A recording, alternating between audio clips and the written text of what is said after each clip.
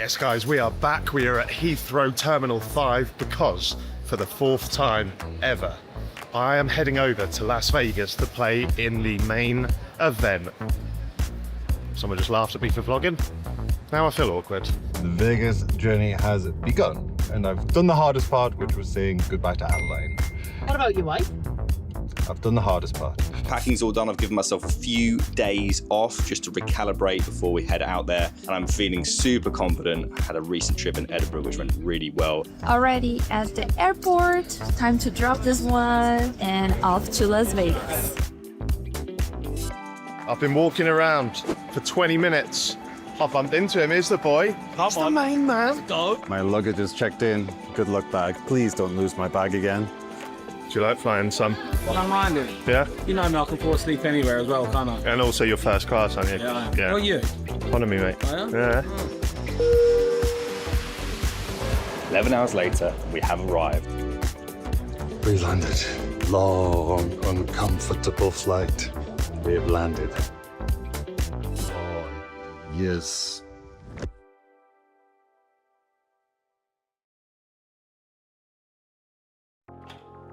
Well, hello. What'd you get up to last night?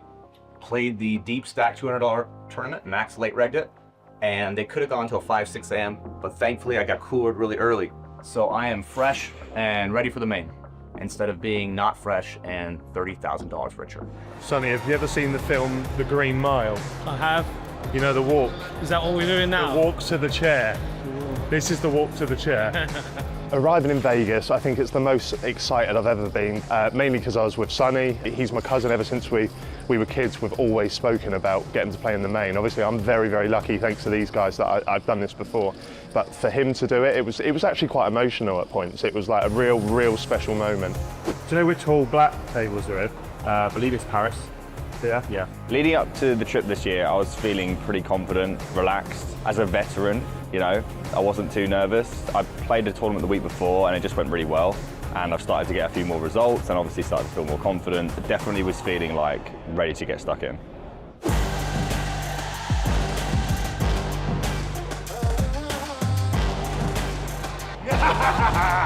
Let's go! Busted a couple of tournaments yesterday. It was a little frustrating, but reset last night, had a nice meal with some good, funny people. Hopefully I can just have a smooth day. Actually, no, fuck that. I want an exciting day. I want the fucking roller coaster. Fuck smooth. Give me the drama. Day one, yeah, I'm excited. I feel like I'm just starting today, which is not true because I'm here already 1 month. It's getting exhausted because running bad and having a bad luck for 1 month is tough. I felt really comfortable before the trip this year. I'd played a little bit live in Barcelona and I was comfortable handling the chips and dealing with the action, remembering the pot size. Just playing live is different than playing online. Just trying to remember it's a poker tournament. I've played thousands, tens of thousands of these. You know, this is what I've trained for. Today's day one.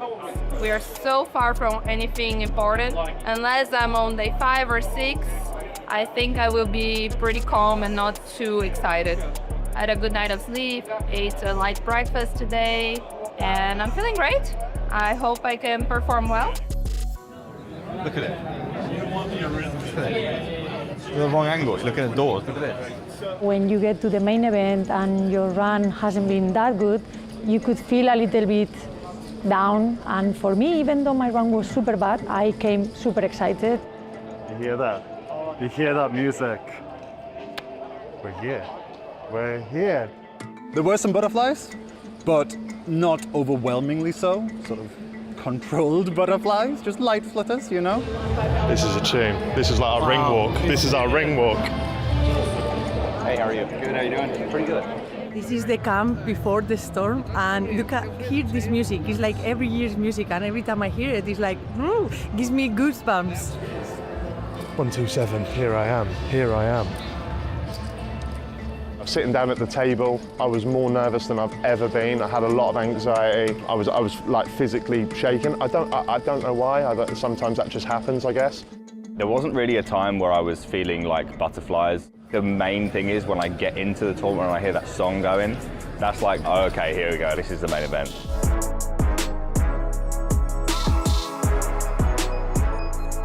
Dealers, please, shuffle up and deal!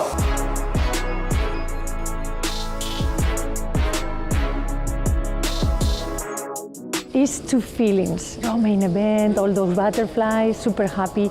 But I sometimes feel a bit anxious because I see a lot of people, makes me feel like I don't have a lot of space. Sometimes it comes all at once in my mind.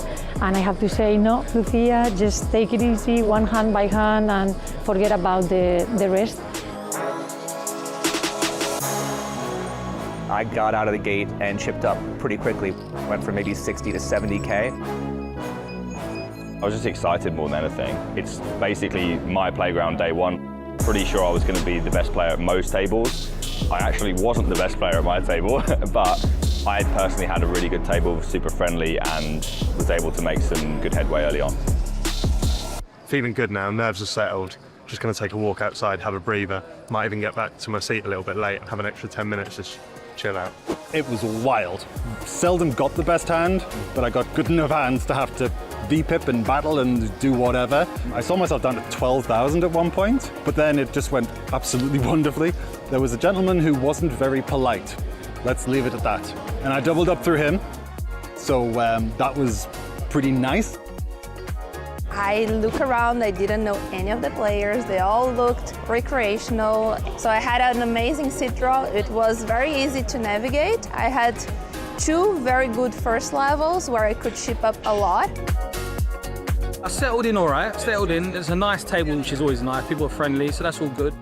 I'm still excited now to be part of it, but yeah, the nerves they're settled, definitely. Day one was a hell of a ride. I've been absolutely hitting everything. Pocket aces, ace king, ace jack, so the poker god's been in my favour. I was down to 17K. The hand that got me down to 17K was a weird one. I open king 10, it goes 5-way. Yay! Woohoo!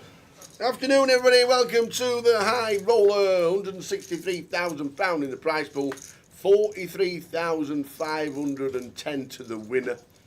There was 115 entries. Good afternoon, everybody. How's that doing? I'm good. I'm really good. Excellent. Early afternoon start for us for the high roller. Going to be a long one anyway. I reckon 1 AM for this. For still a good 10 hours of streaming today here. Absolutely. For the HR. Yeah, 15 getting the money. £3,770 to in cash. A couple of 888ers on the table. We've got both Josh and Vivi at our feature. Awesome. Here we go. Let's do it. Good afternoon, everybody. Afternoon, Lime. How are we doing, Lime? Hope things are good with you. It has. It has been a while.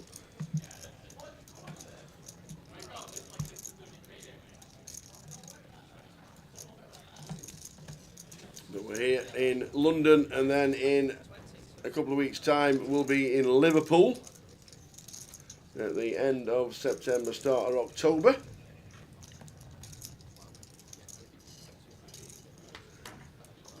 So plenty going on. How is Lime? Hope everything's good, Lime.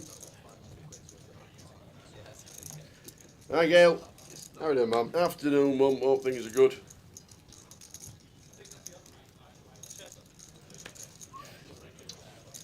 And there's Vivi. Was chip leader overnight. Vivi Saliba. It seems to have maintained it as well. Still 10 starting stacks thereabouts, and already in the action, opening the 4 or 5 of clubs. We know it's a form game, but who won the big shot? Vivi. Yep. On fire already this week. They could have an interesting spot here though, because do expect Husney to just go for value here. Going to be a lot of ace highs in Vivi's range that just want to knuckle back. But Vivi with a 4 and the 5 interaction removal to the 5-3 suited, going to be a tricky river spot. Husney going to have some 7-8s, some 7-5s, some 10-7s, 10-8 in there as well. So collective combinations of bluffs.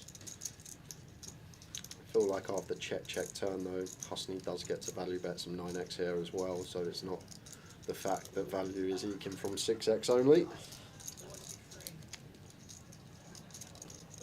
So it goes for 43k, and especially with this size as well, when we go for B40, definitely going to have some value bets worse than 6x in our range as Husney, 9x, the ones that come to mind. So it does become more difficult for Vivi because big blind is going to have a lot of 9x that gets to go for value.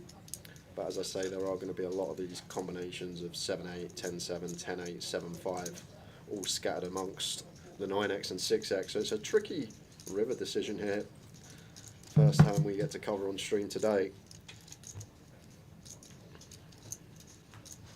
Wants to come to the right decision. Yeah, so it's a real toughie against big blind tower, as I say, just because they have all these combos of straight draws that have bricked out. But then we've also got, when we go B40, 9x potentially going to be in there for this size as well. That's the problem Vivi's got here. It's a real... I think she's randomising here. I think she's told herself, I'm going to call half the time, I'm going to fold half the time, and she'd done a little card switch up. Yep. Does make the call, cannot fault that one against the big blind range. Husney starting well on the stern feature, but Kev Allen chip leader, 975,000. Had 270 yesterday when he bagged up. So a good start for Kevin Allen. 22 left out of 115. Afternoon, everybody. Plenty going on the 888. You can watch it on 888 Poker TV on Twitch, 888 Poker on YouTube, Grosvenor Poker on YouTube, and also Grosvenor Poker on Facebook.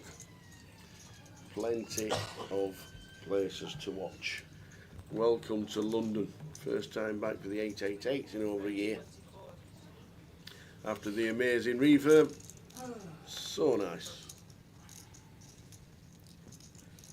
Oh, Kev, what a day for him so far. Gonna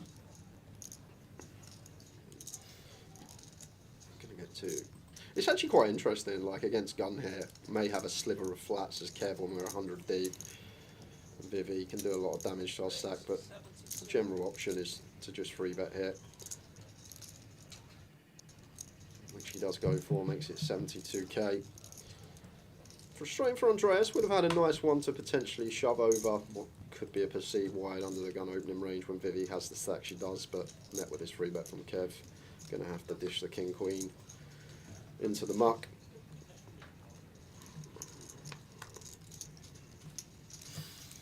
Just been announced we've got a free roll at 6 PM British time, so 5 PM GMT. And then back on Vivi here, and like in general when we open, full ring, ace jack off, ace 10 off, king queen off, these offsuit broadways under the gun. Fine to just let them go when met with free bet, and Vivi on point.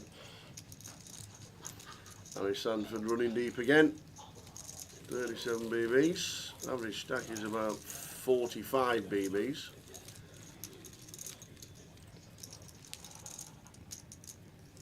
So good day one and all, wherever you're watching from. Wherever you are, good afternoon and welcome to the 888 community and the Poker Live in London.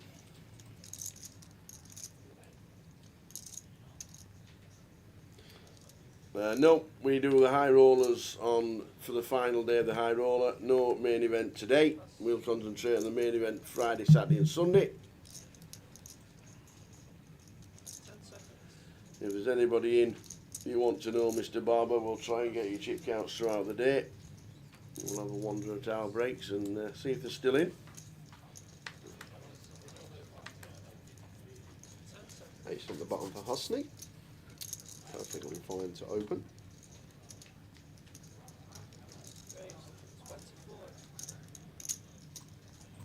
Harry making a late charge up the league. One of these players that haven't got their 20 results and are in the top 20, so if you can string a few deep runs together, really put yourself up there in contention. 10-9 off for Vivi, defence. King, Queen, Deuce. Push off for Vivi.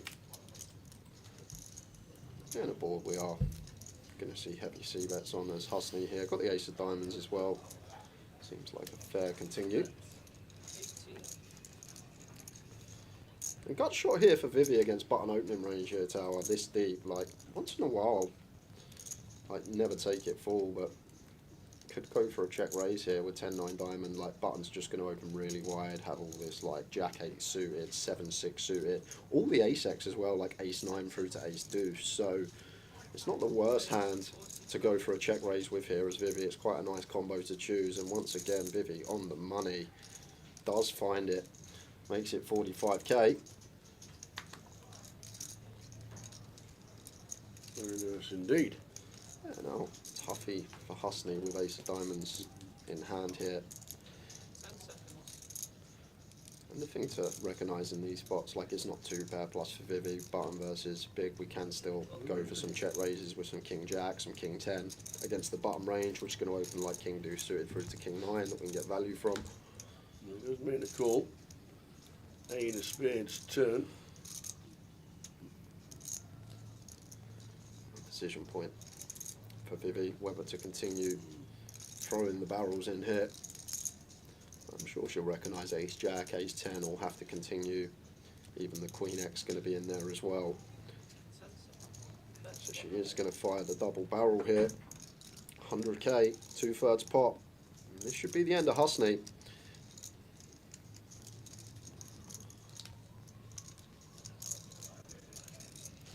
It should be, and it is. So aggressive, the Brazilians, though, aren't they? Really put the pressure on and ask the questions. Very nice combo of choice there, though. Not just a random check raise, using a nice little hand, dummy and gut shot, diamond in hand, potential to bluff diamond rivers. Nicely played from Vivi.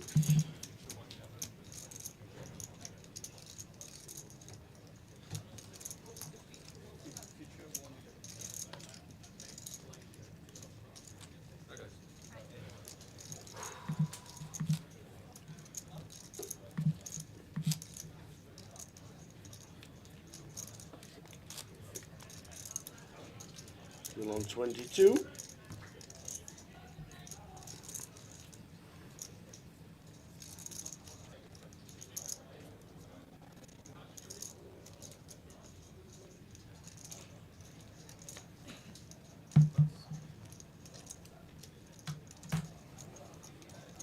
And this with king 8.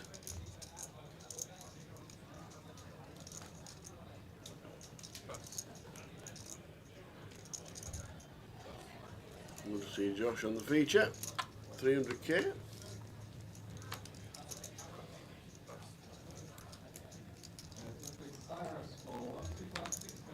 The ace king suited on the button.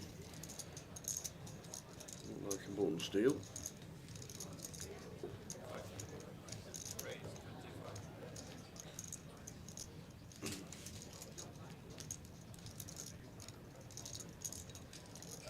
Jack 10 suited here for Vivi. Definitely going to be V-pipping. Both options available at 40.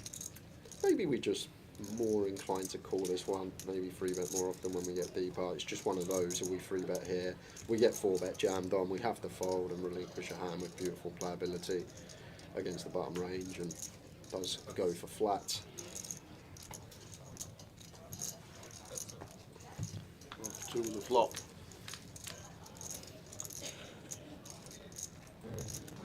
Jack on the flop for Vivi. Jack queen 4, 2 hearts. And against big blind, this would be probably just a bet range. But against small blind, they are going to have a lot of these, like queen 10 suited, queen 9 suited, 10-9 suited. A lot of type of hands that can connect with this board. We've still got the strongest hands as Harry. Just something to take note of against the small blind in particular here. Starts with check call.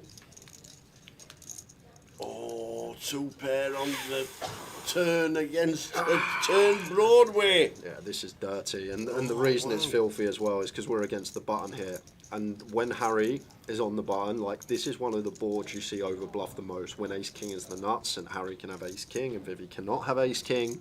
So people just tend to go to town with all their like king X suited, all their ace X, just trying to use that ace-king advantage that they have in range. So Vivi's going to have a real difficult time to get away from this when the river approaches. So no raising here from Vivi, I don't think, when we have 2 pair. Like if Harry's got stuff like king-queen, ace-queen here, they're going to find check some of the time. So once he does start barreling here, even aces and kings are ones that potentially check this turn against small blinds. So like does condense himself, especially with this size, to hands like 2 pair plus. So no raising here for Vivi. We have to just call and take some rivers. Best case scenario for Vivi, there isn't a jack or a 10, is some sort of wet. Oh, Run out. what a river! Whoa, the 10 of hearts. Oh, wow. That is grim for Harry. What a dirty one. The only saving grace might be that it's the 10 of hearts and not the 10 of spades. Backdoor hearts completing here. And Harry going to have a real tricky river spot. If that's the 10 of spades, does he instantly pay? Look at that. Look at that. He's flipped him in the bin. Instantly folds. Look at that. That's just class. Just thinks Vivi's got no bluffs, and if she's got no bluffs, she's not going to do this with King 9 and 8-9 when we still have Ace King. So basically just saying I don't think Vivi's got any bluffs here, and to be honest on that run out, how can she have a bluff? Where's her bluffs coming from? King Jack with a King of Hearts, maybe that is the hand. Other than that, it's really difficult for Vivi to get here with any bluffs that want to lead river, so therefore as Harry, what are we beating? Like what on earth do we beat with Ace King? King 9, 8-9 never lead once the backdoor hearts come in and it boats up, pairs the board, so you'd have to be so creative there as Vivi to find bluffs in that spot. As I say, King Jack, King of Hearts might be the one. Other than that, it's really hard to come by combos of bluffs, so Harry just deducting that in less than 5 seconds, and Ace King hits the mark. Top-notch hand from both.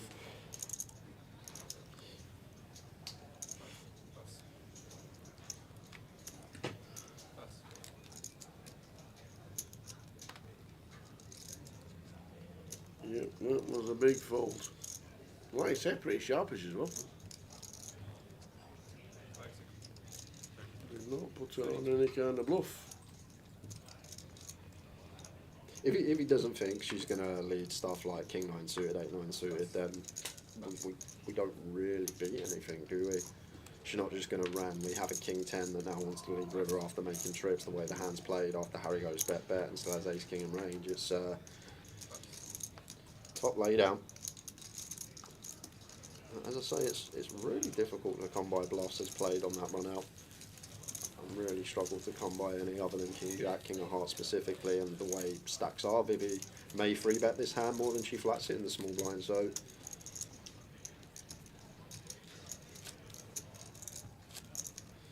Jamie says maybe some worse value though in the block range. It's interesting. Do you think Vivi ever blocks there? King 9 suited, 8-9 suited, King 10 suited? I'm not sure. Do we even get to have like any blocks on that board when Harry's just got all the strongest hands, Ace King all the strongest boats? I'm really not sure. Either way, fascinating hand to kick off the high roller stream. And here's Josh Manley getting involved. From gun, King Queen of Diamonds.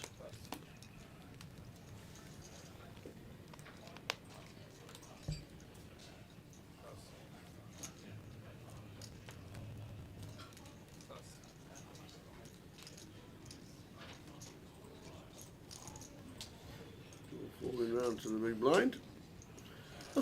Andreas squeezes him like he's playing baccarat. They're trying to get a perfect 9 here. Aaron does let it go, and as he lets that one go, we are going to an outer table for the first time today. We have Reza Mustafa all in risk here. With the Ace 10 running into the Ace King, so Reza leading a 10. Not there at the minute. Still no there. And no 10 on the river either. Mr. Reza departed. Best balls for everybody. Hooks. 888 friends. Unlucky Reza. Off he pops. First elimination today on the feature table.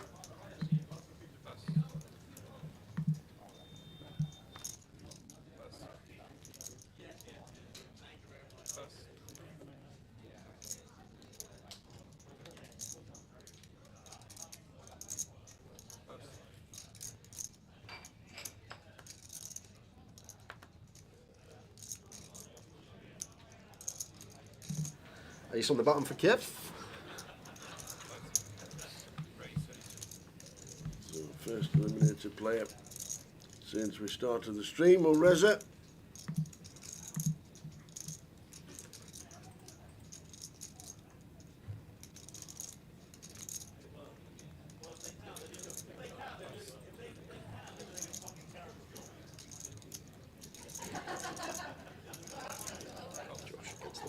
To get involved with 10-7, 4.5 to 1 on his money.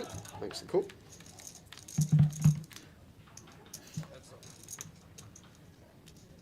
Ten Jack Deuce Rainbow. Second pair for Josh. Kev Allen having a day so far, up to nearly $1 million. Yeah, only had like $250,000 to start the day, so definitely been getting to work as Kev. You're going to see bet the Jack 10 Deuce Rainbow. Josh with middle obliged to continue here against quarter.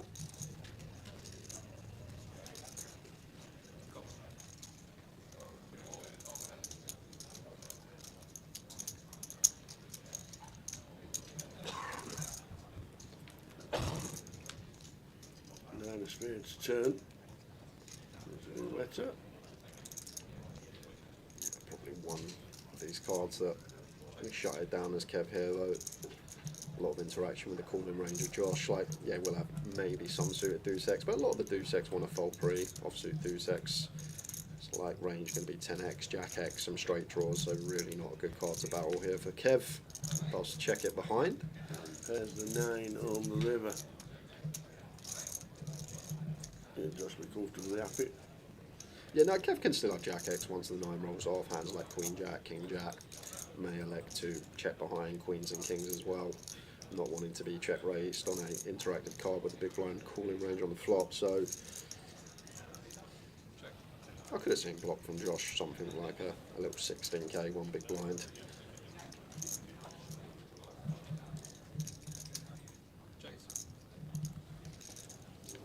There's a check back from Kev. Shows him the ace, but Josh with 2 pair. It's good up to 400k. And good for 25 big blinds into level number 17 of the day.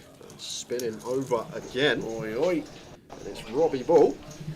The Robbie of the Bull back in the UK playing poker. What's he doing at the Vic? I'm surprised he's not at the Venetian Aria or win. Fading aces and jacks. Good start.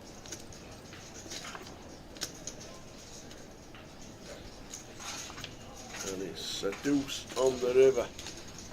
So the 7s. 175, sir. The Robbie gets a nice double. Good to see Robbie Bull back. Maybe because he looks so much like the Venetian, he thought that's what he was. Maybe. To be fair, there's one thing I've learnt about Robbie Bull. He plays poker everywhere other than the WSOP. I learned that this summer. Has he apologised yet? No, he hasn't. He saw me earlier. He said, "You're all right, Jay." I don't think he doesn't bother him. I took the punt putting him in my fantasy team. It's my own fault. There's Harry back in the action, King Queen under the gun, making it 2 bigs.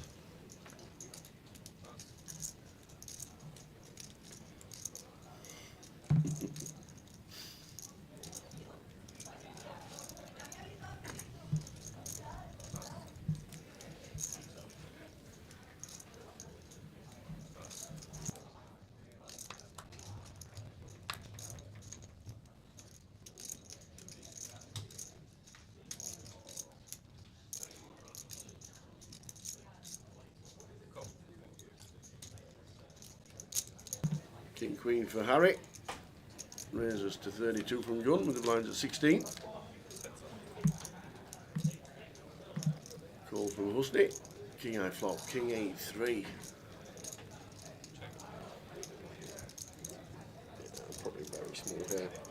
No straight draws present. Yeah, might see continue. 22k seems nice. Quarter pot thereabouts. Going to go for a little sneaky check back. Now how do we get paid? Unless Husney comes out firing. Maybe have a feeling that he can still play for stacks over 2 streets. Seems like a nice hand to just go small free streets though, because going to need to big bet turn, which is difficult on this particular turn card now if we want to play for stacks by river.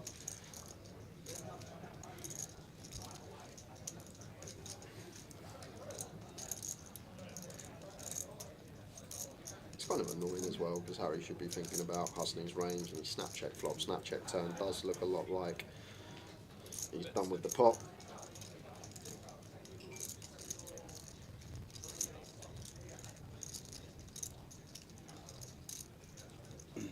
Draws. No, nothing for Husney. Just one of those a miss. And on to the next. And over again.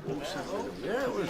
There's Ian Simpson. There he is. Jeffrey Mooney is the player all in, and it's Mr. Ravi Chef. No way. He loves it. And the jacks. 4-5 of clubs going to need help from somewhere. Oh, there's a gutty. Any sixes? No. 3. So Jeffrey Mooney. Unlucky Jeff. Out in 19th. Unlucky Jeff is. I've got a question. Yes. Have you ever seen Ian Simpson wear glasses before? Because I haven't. Did he have glasses on? He definitely had glasses on. Did he? I saw the face covering. Always wears a face mask at the tails. His own health and safety.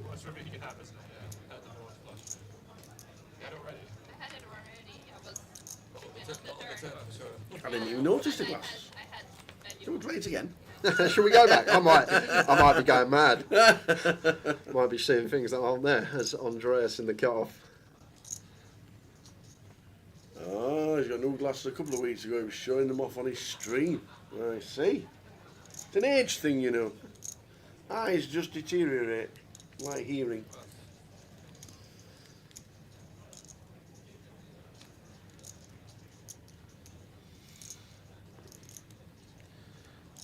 Too wide for Josh to open this on the button. Suited, fair enough, offsuit into the mark.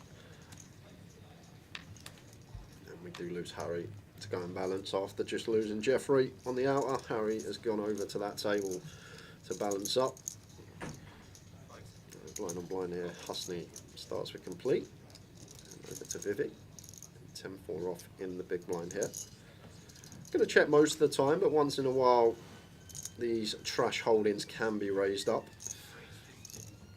Want to be very polarised in this spot. Worst and best hands, and obviously 10-4 falling into worst. Don't want to raise it all the time, but once in a while, never a bad thing to take these trash holdings and bump them up.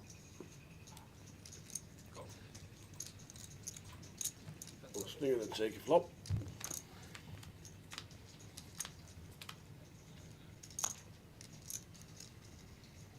A 9-5-9 flop with 2 spades. Just going to check. Pair board 10 high.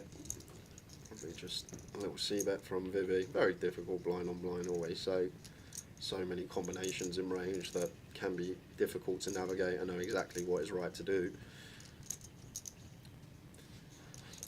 Unless we're met with a huge size here. Husney should be sticking around. Blind on blind confrontation. King 10 high can still be the best of it. We've got 2 overcards. Second nut flush draw through the back door.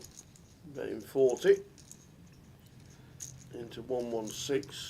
And against third, got a call as Husney takes some turns. Which is the ace of spades, which will keep Husney involved with a nut flush draw.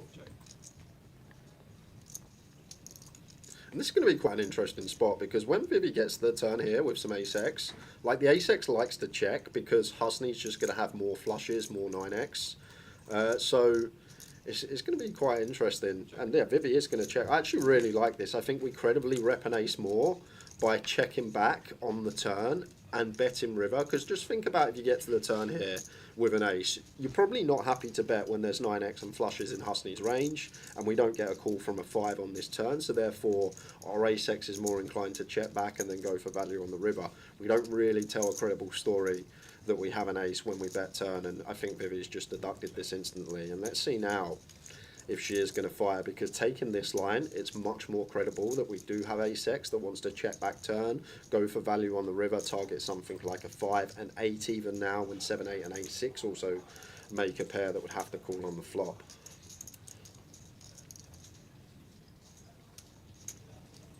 And as I say, always important that you're telling a credible story. Like some people here on the turn see the ace roll off and think, oh, that's a good card for me, I need to bet it, but not actually thinking Husney has flushes, he has 9x, so what would I do with ace-x here? I'd probably check it back. So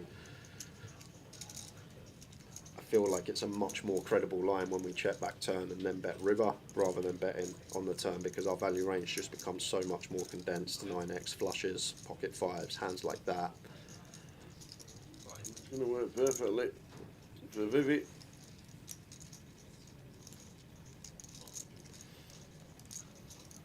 Would be some cool. Yeah, but once again, flip it to Husney's side and what should be going through Husney's head, or like what's Vivi's range going to look like here. And to be fair to you, it's very indicative of an ace-x hand that c-bets flop, checks back turn, and then goes for value. It's going to be a raise, it might be, with the king of spades in hand. Wow. Is going to go for the raise and turn the king high into a bluff here, using that king of spades, and is going to get the 10-eye of Vivi out of there, bluffing with the best of it at Husney, but very nice, using one of the key cards to his advantage. Very nice indeed, Mr. Husney. 22 minutes of this level to go, level 17.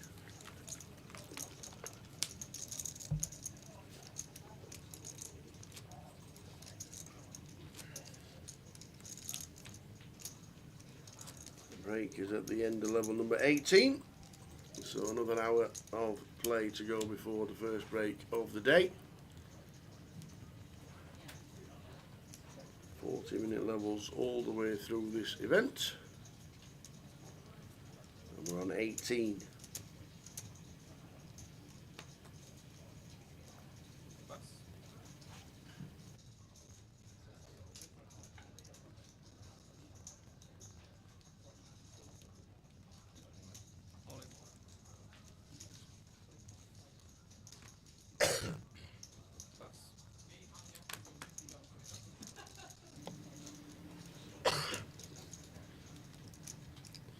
Tens for Andreas, been patient, gets his reward, premium off of 9 bigs from the hijack.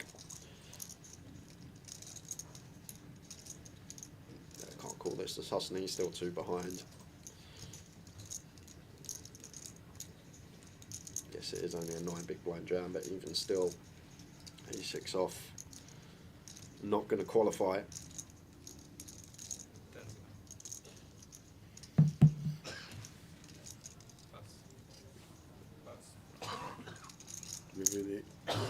Ace-8 out of the way. Phil, no action from Mr. Suki.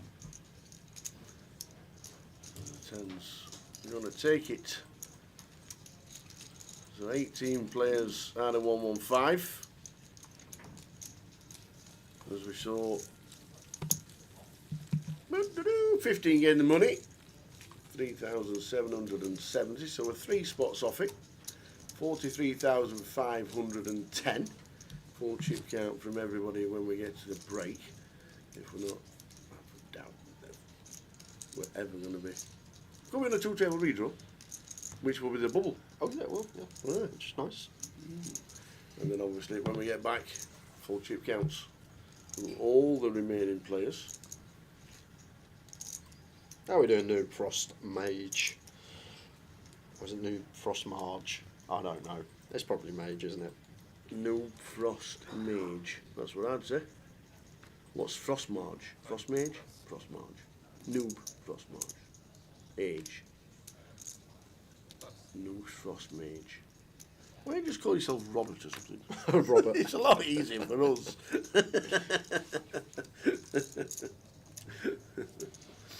It's for Vivi.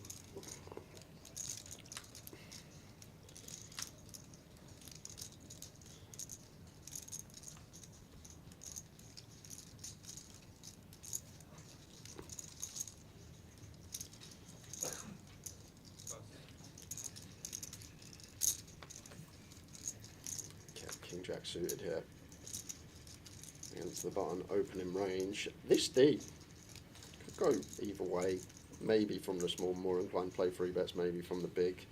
We like to keep hands that we dominate in, like Vivi's going to open Jack 8 off, Jack 9 off, King deuce suited upwards. Just keep all these parts of her range involved. I feel like I'd lean more towards 3-bet from small blind. I lean more towards call from big. Oh dear, I like that. So I'm happy with the Jack 9, the Jack 10, the Queen 9, the Queen 8, and then you're flying a King deuce. King deuce suited. Go open that on the button. Continue from Vivi, and Kev with a gut shot, and the nut high hand has to continue. Once again, like Vivi, button opening range, going to be like even 4-3 suited in there when she has this chip lead. Just enough combos we're ahead of as Kev, and even if we are behind, we still got equity to make the nuts. Like that. Just like that with a 10 of clubs. However, I don't think this is a turn that Vivi is going to be barreling. Once again, just good interaction with the calling range of Kev. What are we trying to get a second street from? We're going to lose a lot of the Queen X. We're definitely going to lose the 9X. So, obviously need to assess what bet's going to achieve here as Vivi. And it's not really a hand that loves getting check raised. Seems like a really nice one of those. Little check back. Just about kill all action. I think Kev, I think you'd be happy to stick in a couple of BBs. Yeah, I think Kev will lead here. Like Vivi shouldn't really have many flushes other than Queen X of clubs that likes to check back. Like if she gets to this turn with like a 7-8 of clubs, 8-6 of clubs, I'm pretty confident she'd barrel. So not too many flushes that Vivi can have as played, in my opinion.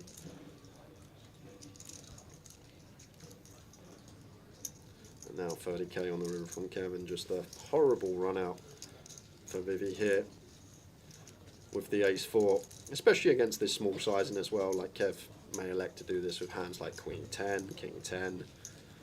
Some of these 2-pair holdings are more than possible. And once again, Vivi with the correct decision. Even against that tiny size, not paying it off, getting near 7-1. Indeed. Hey, Towers 09, change your name. What about with Tower 009? Oh, it's always been Towers 09, hasn't it? 009. Towers, how we doing? Hope things are well. The payouts are on there. I don't know if we got the price ticket. Oh, yes, we have. There we go. 1,500 buying for this. 115 entries. £43,510 up top. 18 players left. 15 getting the money.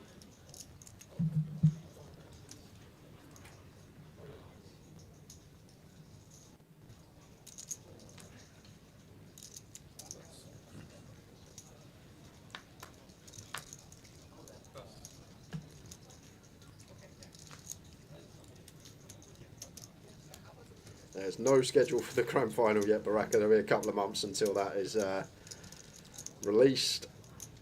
Yeah, well, hopefully, by the time we get to Blackpool, we should have the grand final. We're hoping to get Edinburgh and Blackpool scheduled during this event for the next events. We've got the schedule for Liverpool, which is our next live stream, which is the 888 event in Liverpool. We'll show you that straight after this hand, because we've got that through.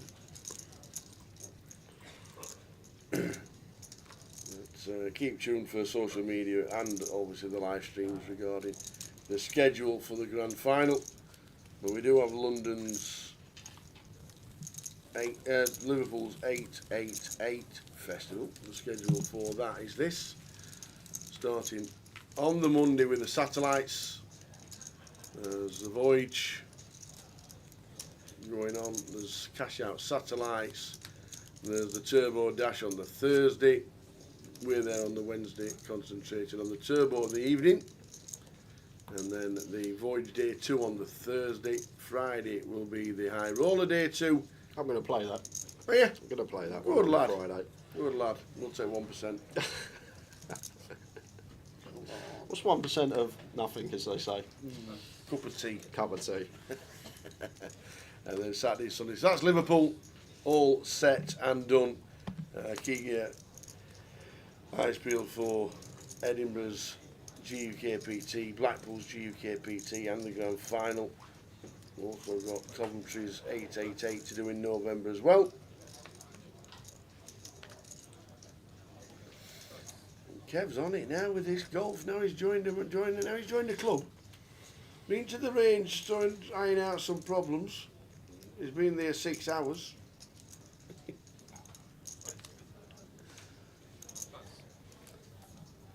How much is 42 British pounds of money? It's probably about 54k American USD. Yeah, about 54,000. About right, actually. 42,000 pounds. The old exchange No, rates. nearly 57k. 57. What's that? 135.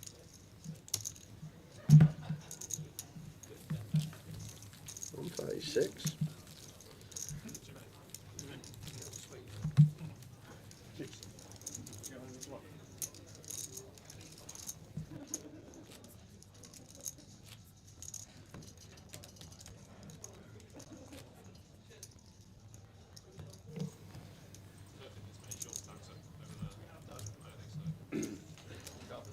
Yeah, $56,000.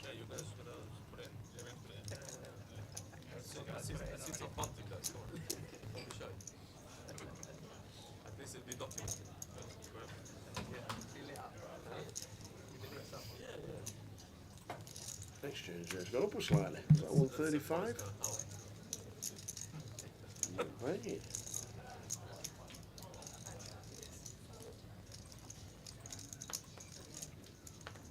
I remember going to Florida.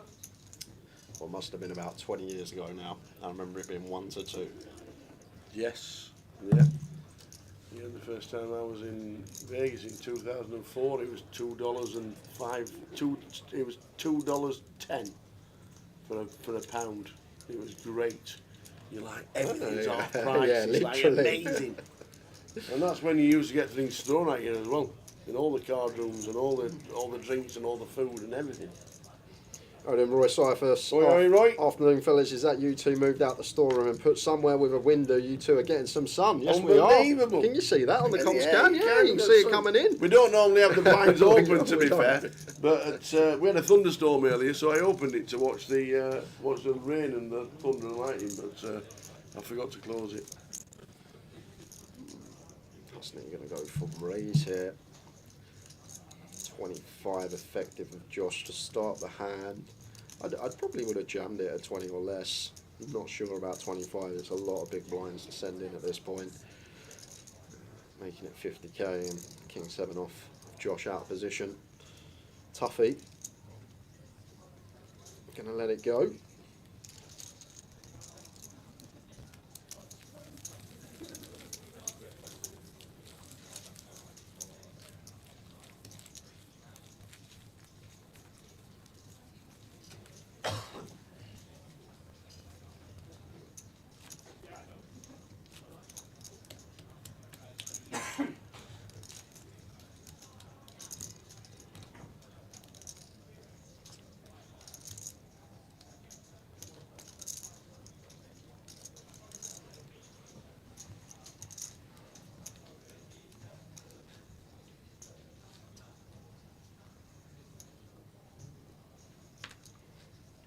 Suki's just been dealt out the last hour. Don't think I've seen him get like top 50% hand.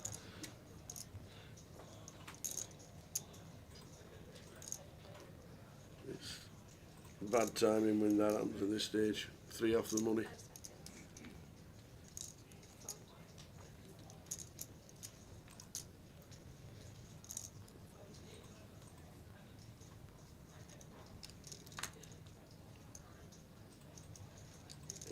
For Husney in the small blind.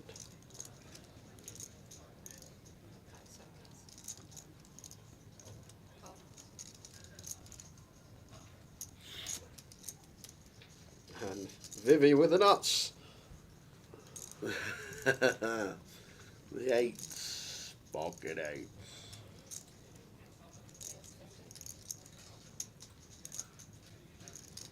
This is back-to-back blind on blind. The following orbit, Vivi did bump it up. It's also good for the dynamic as well. Just hands that Husney's on the cusp with of completing or folding. Like he's more inclined to start folding these now once Vivi keeps bumping it up in position. It's good to just sometimes create that dynamic, get ourselves a few more walks in the future.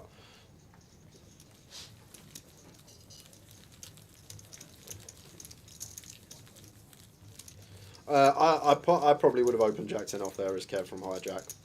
May have not opened it because it was into Vivi's big blind and only a few bigs separating these two, and it is the one player that can do a lot of damage to our stack and leave us crippled.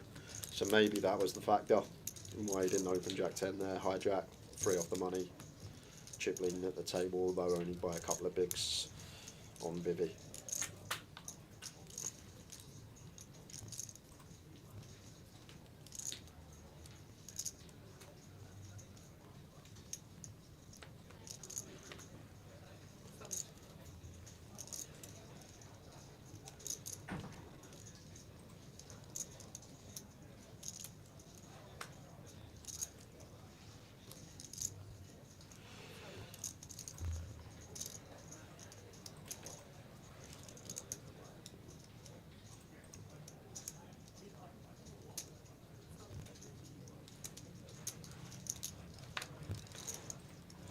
Let's do the king 3 on the button. The suited.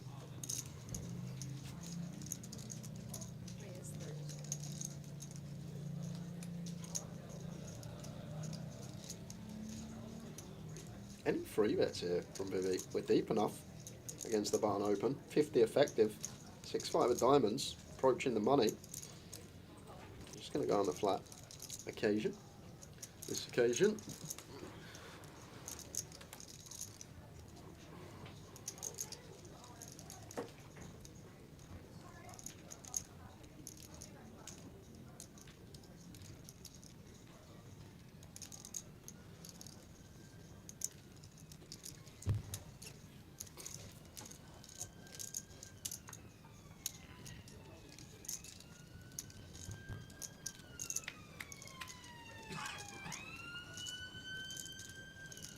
There's 10 eights, all hearts. Not good for both. Yeah, just probably see red done. Bet small. Could even go for like 20% here. Little 20k, something like that from Husney. We're going to see bet. Do we expect to see a very small size? It's quite a nice board as well. The fact that the Matt Vivi shouldn't have too much offsuit stuff with the ace on board. Like the king, queen, king, jack, queen, jack, they're probably more inclined to 3-bet against the button open this close to the money.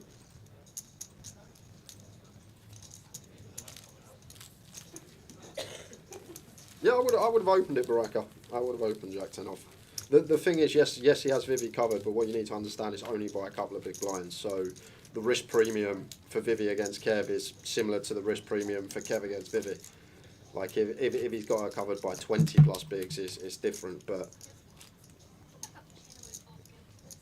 their risk against each other is similar, although obviously Kev can't bust and be left with a couple of big blinds if they play for it all. But it's not a situation where Vivi's risk against Kev is heavily outweighed for Kev against Vivi.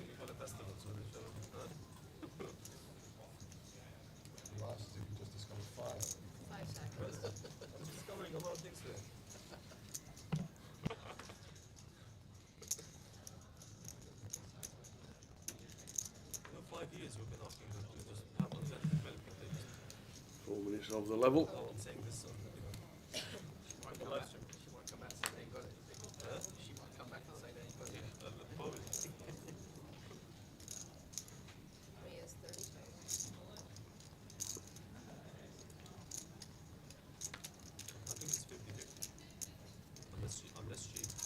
Best hand of the day for Suki. Queen deuce of spades. He's been getting dealt some napkins. He's not going to do anything with this, just taking a bit of time.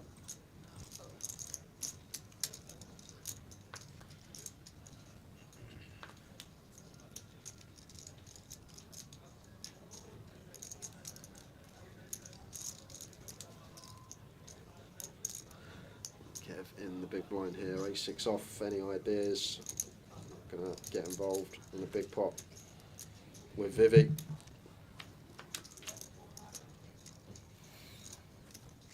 And a Jack 4-5 flop. Back door, and a go short to the wheel. I'll say the keyest factor at this point is our risk against players when we're free off the money. When we're middling stack, we're not wanting to get involved with them. When people have got similar stacks to us, same unless we're top end. I think that's probably the key factor at this stage of the tournament. Yes, he has position, but it's not as key as potentially losing a monster pot and then being favourite to be out next probability-wise.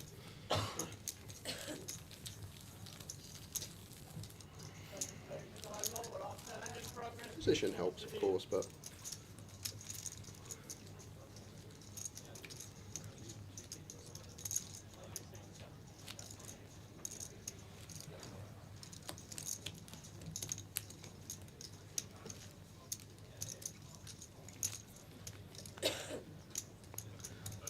looks like a UFO is recording Coventry in the background there on that screen. How weird is that?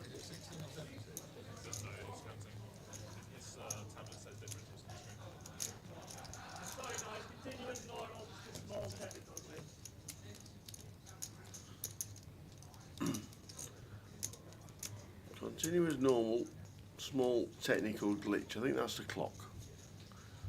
Oh, yeah. Jules come across, says, carry on as normal, please. Ace Queen under the gun for Josh. Just shy of 25.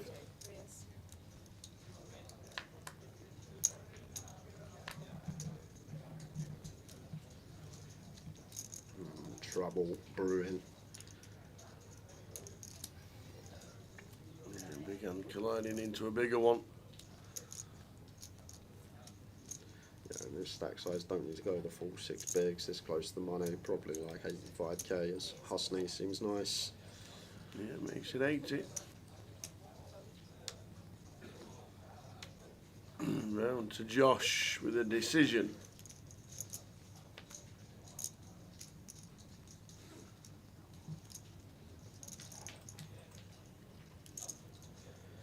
It's really tough in a 6 max setting because, like, in your mind, we're free off the money. Bigger stacks than us are going to be attacking us, and we're pretty high up as Josh in our under the gun opening range. Like, we're going to open ace 10, ace jack, some suited ace x, king queen, king jack. So we are fairly high up in the form of ace queen here, but 3 spots off the money are toughy. I think this can be player dependent, these type of spots. If we've been playing with our opponent, he's been on our direct left all day, and we haven't really seen him get out of line or 3-bet light. Maybe there's some hero folding going on free off the money. If he is someone that has been attacking us and 3-betting us a lot, then I'd probably go with 4-bet jam. So only Josh has this information. Let's see what he's going to do with it. He is going to let it go. Top notch lay down. Nice one, Josh. 22 bigs decided to lay it down. Impossible to put a number on it, Baraka. I have no idea the percentage that would open that hand. I would open it, as I say.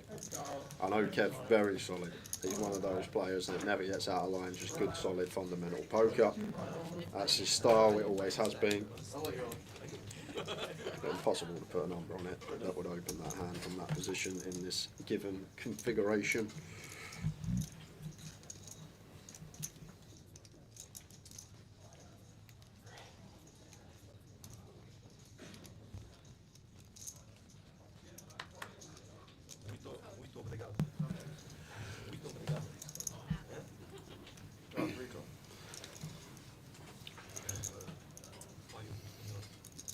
Mr. Silky Jack Queen.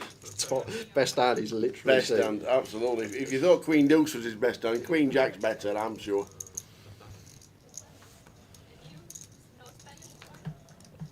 It's grim. Like in general here, we're deeper as Kev. I'd flat this one just because we dominate so much. The one's open and cut off. But when Suki's got 15, I feel like we want a 3-bet call against the cut off opening range and just go for like a 4 big blind 3-bet to call off here. Kev is going to take the call approach, which, like in general, ace jack suited against cut off opens deeper. We do like to call a lot. in position, dominate the opening range, but maybe when we get to 15 effective, it's quite a nice one to just make 4.5 BBs to call off the jam.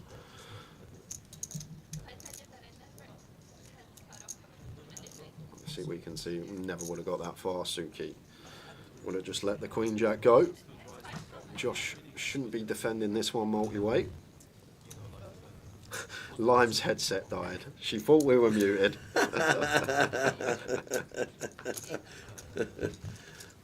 Can't hear our dulcet tones, and it's and the poor old headset's gone.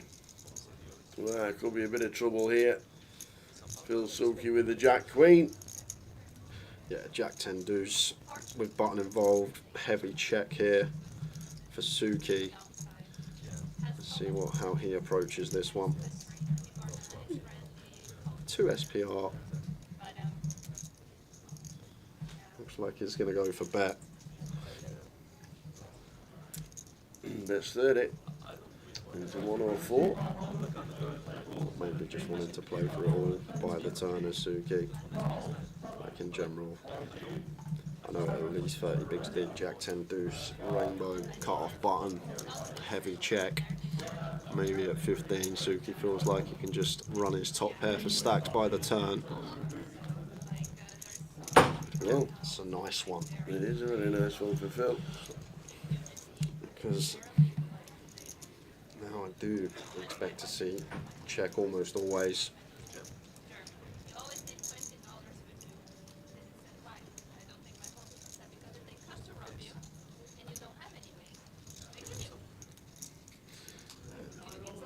Expect Kev to follow suit with the ace jack here. Not really too much, if anything, to protect from. Rainbow board. And the brick 6 of hearts.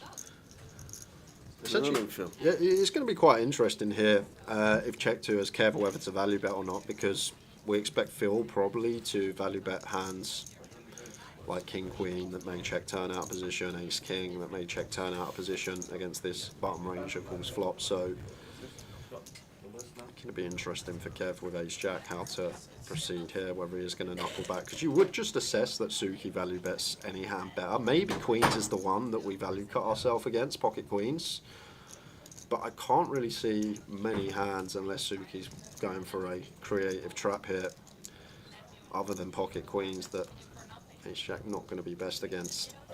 So are we going to see some thin value here from Kev, or is he happy to take showdown? He's happy to take the showdown. Happy to take the showdown as we go off to the outer table. And we have short stack Mitch Johnson with King 10 needing to hit, and he misses, fades everything. Mitch Johnson, short stack in the middle. Out he goes, down to 17.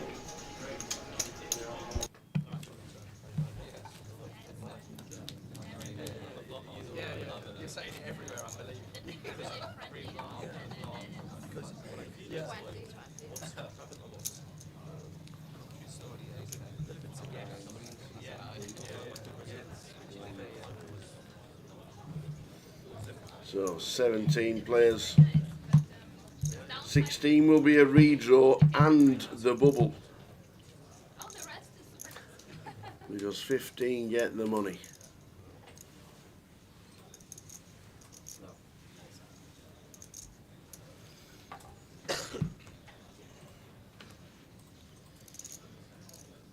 Kev, Ace Queen in the cuff. It's great when you get a hand approaching the money as one of the big stacks, because you don't really get much credit for a holding.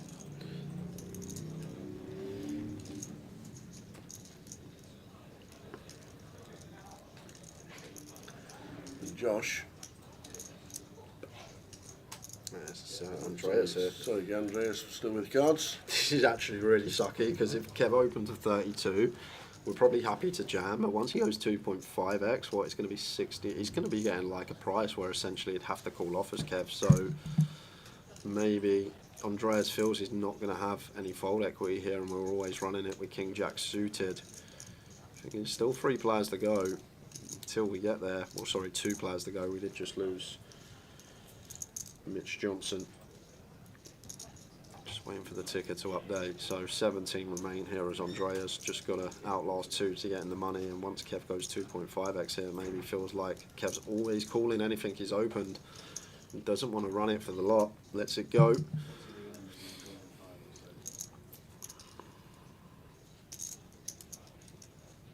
So back round to Josh.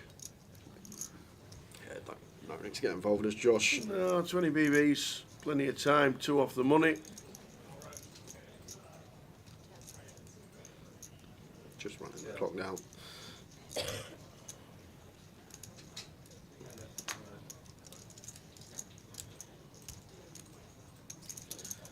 Raise and take for Kev. Nice. So still on 17, 2 off the money. Ticket will change. Blinds are 10,000, 20,000 now. So blinds will be up. Change the blinds on the ticker.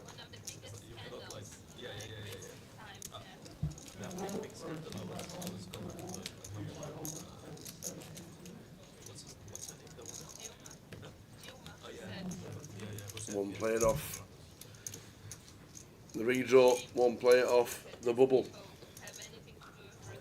Afternoon, welcome 1985.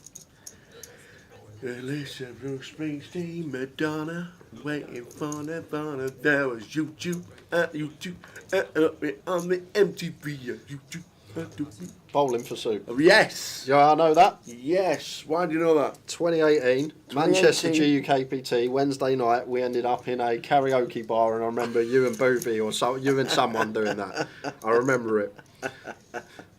And I'll never forget. Some karaoke bar. Suki up to here. Oh, it's not Suki. I was going to say, what is he up to? But apologies. It's Kev that's opened, and it's Andreas that has shoved here with the ace queen suited. So, is this going to be the redraw and the bubble? And as we mentioned last hand, any hand that Kev's opened, he's going to have to call off with the price he's getting when Andreas jams. And maybe the reason Andreas didn't go with the King Jack suited, and it's worked out a treat, because now 75% of the time he's going to have near 20 bigs, 2 off the money. Jack 8 flop, Jack 8 3. Couple of sweats, backdoor hearts, 9 directly. 10 still working. 9s and 10s directly. Same scenario, 9s and 10s to fade to stay in the game. Yes, he says. And back to near with the lines now at 20k. Back to 15.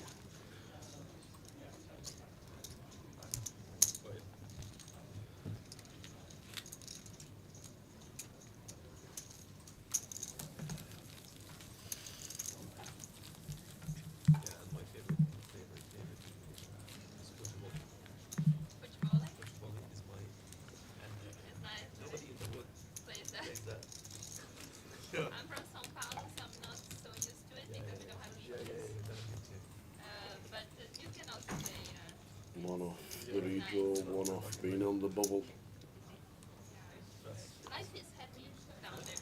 Life is happy down for us, you know, like it's nice. Hola, Mr. SC4, how are you? Hope things are well, wherever you may be.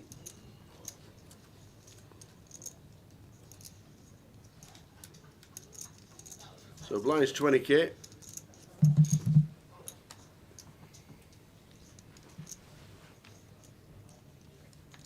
And Andreas says all of it again for 15. Yeah, and the problem with this is Andreas, like when someone does this massive jam, 2 off the money here, like Vivi's not calling ace 10. No. Like she wouldn't even call ace jack. Ace queen might even fold this spot, to be fair, because they're looking to flip or see the same hand. So once again, when making your plays. Always ask that question, what does this achieve? As Andreas, yeah, we pick up blinds and ante, but the great thing, except we open there and Vivi's got ace-jack, she's just going to ship that with Suki stacking the small blind in our stack, and then we potentially get another double. Whereas by taking this approach, we just always pick up the blinds, and then you obviously got that small probability we run into aces, run into kings. Like, much better to just make it too big, get an ace-jack, an ace-queen to reshove, a king-queen to reshove from one of the big stacks, get a free bet from one of the big stacks so we get to 4-bet jam over. A lot of good things can happen making it too big. A bit of a hefty jam for 19. Let's get the blinds and antes.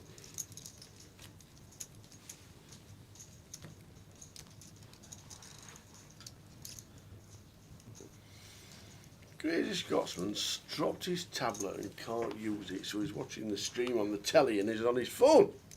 Fancy dropping your tablet? Chish. Get a decent one these days for about 150. It's £100 to change the screen. Yeah. As you would know. Yep.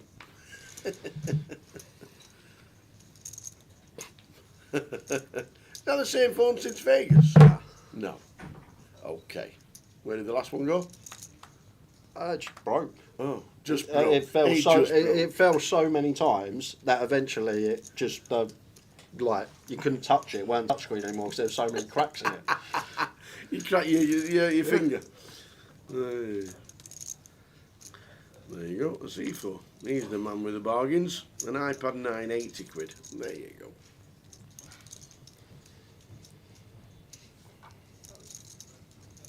Yeah, it's always bad when you do it as well. You feel.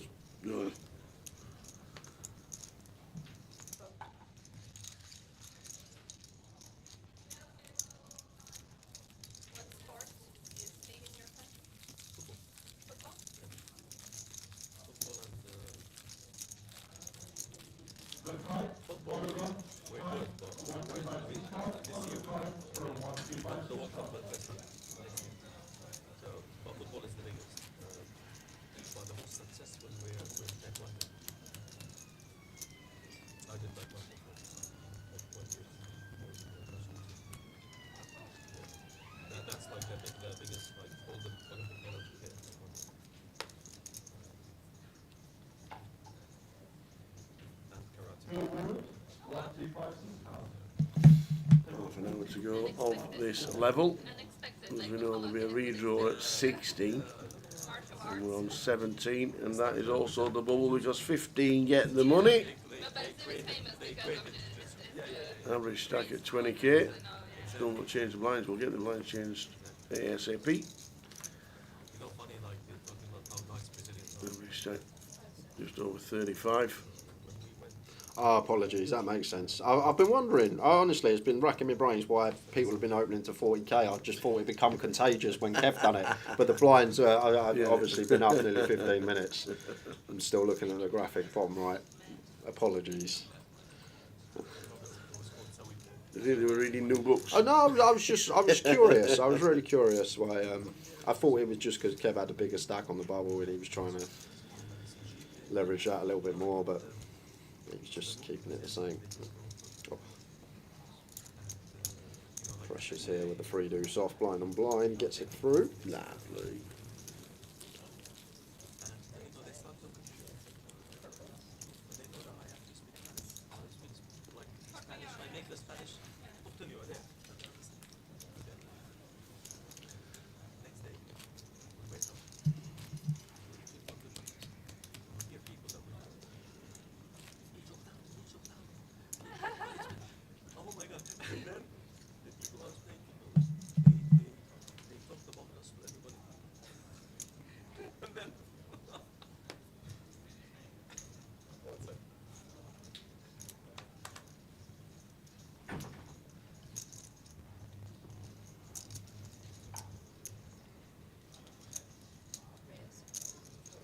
Welcome.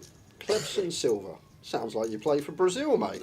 Clemson. It sounds like Brazil. Yeah. 007. Sounds like a Brazilian winger. Hey, 007. That was 009. Ooh, 008. Suki here. 4s, got to let these go because once again, just not going to be getting folds from Vivi when she's putting 40% of the effective stack. That post bubble, I think we'd always take this as Phil. Going to use a bank, but it's one of these that we actually prefer to have 10 bigs rather than 8 because we've got fold equity and Vivi isn't calling off anything that she's opened here.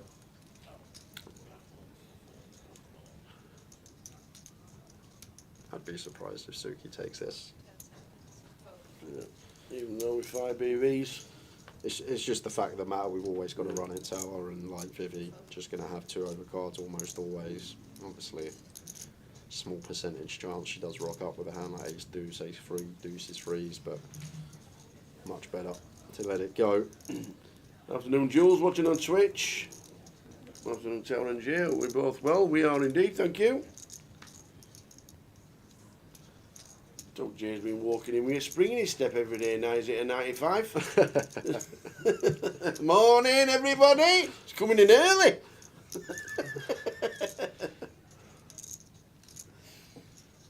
I brought my putter and a few balls, and I've got a pint glass in my bedroom at the hotel. Do you see Bryson DeChambeau's latest giveaway? The ping pong ball. Yeah, the ping pong ball one, yeah. Yeah. Somebody won it, he eventually did it. Do you know what? I watched, he does one, tries to break a course record, his latest video. Oh, right, and yeah. it's so refreshing to watch because there's a couple of holes, like he fins one out of the bunker, goes like, it's refreshing to watch and see that it even happens to the pros some of the time. But the thing is, the funniest thing about his video is he's walking off the course trying to break the course record. I didn't. I think he scored -6, and he's like, one of the worst rounds I've had in ages. Oh. Yeah. And you think you're -6. No putter off the tee, Tom. Something's happened with my irons. He's a changed man, Tom. Honestly. He's changed man. He's hitting his irons properly.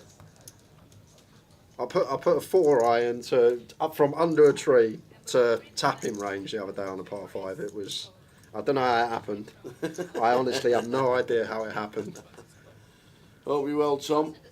How's the course looking up at North Berwick? But I'm enjoying it a lot. Can't wait to play again. Oh, and we got Suki here. Ace 10 first in. 6 bigs. Enough fold equity. Husley doesn't have to call off any 2. However, Andreas here will have to call off ace jack. And Suki gonna be in a spot above her here. Andreas just gonna go for ISO, I guess. Or he might go for call 2 off the money, and then if Josh goes all in, Husling goes all in, he can get away from it rather than ISO. So maybe calls the play here from Andreas. Assessing whether to call or whether to ISO. Looks like going to go for the latter. So the 5 BBs are Phil Suki in the middle. Unless we see a 10, this is going to be the one that will take us to the 2-table redraw and the bubble.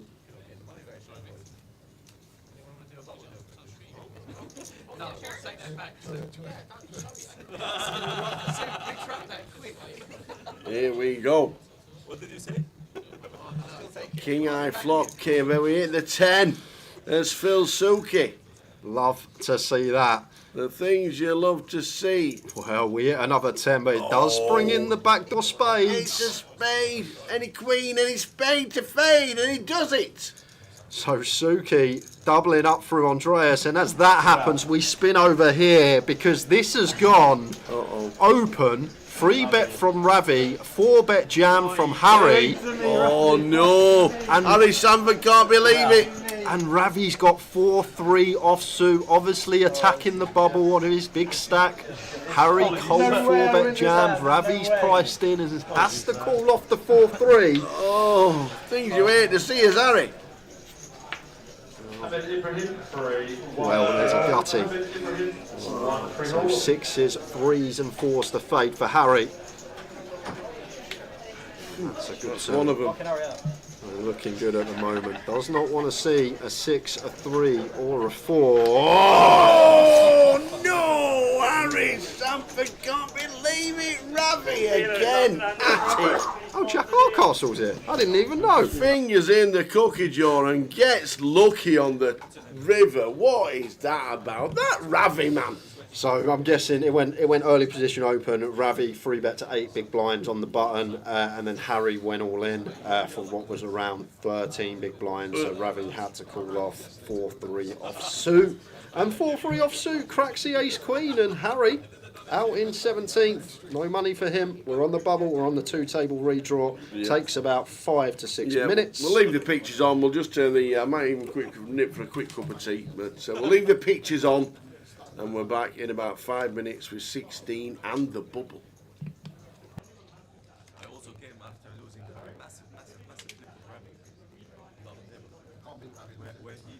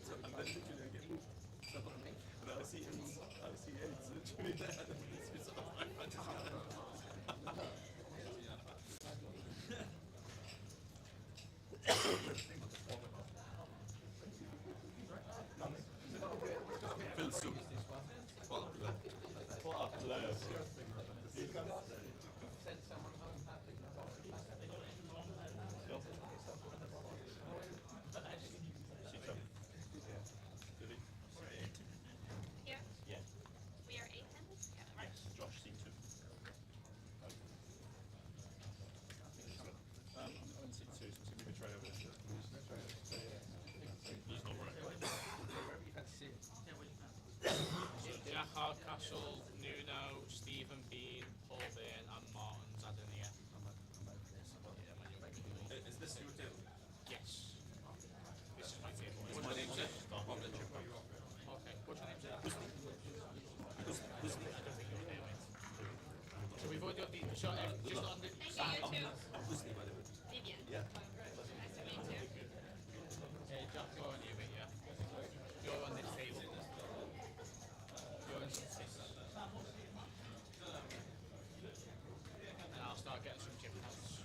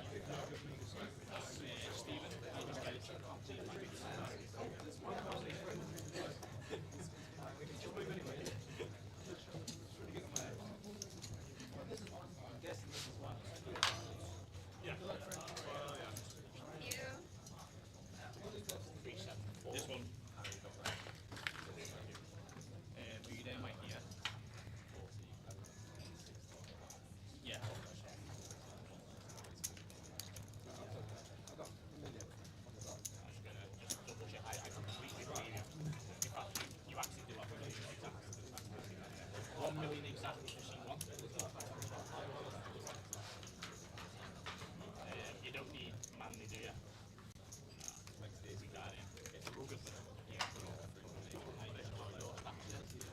Yeah, exactly. Yeah.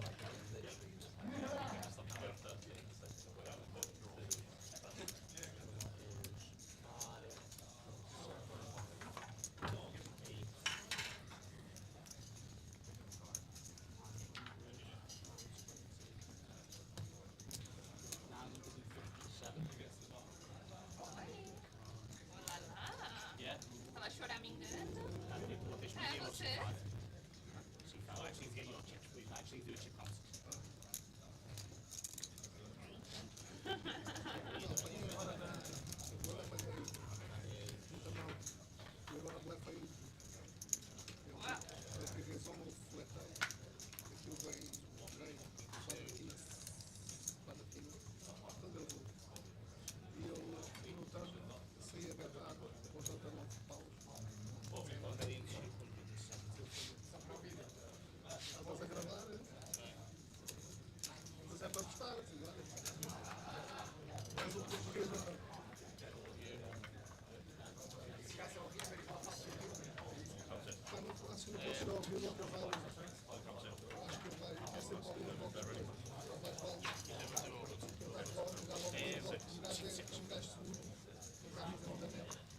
So do you want me to use that box or that box? Would you like to use this one? Yeah, yeah. C5, please, and then Jack use it. Yeah. Right, we're all good here if you're good to go. Yeah, all good, side. All good. Attention players in hard roller. 16 of you remain, 15 are paid. We got extra hand to hand play. If you have more than please do not tip your hand until it's neutral by a member of the floor team. Very, very best of luck. Dealers, please deal one hand.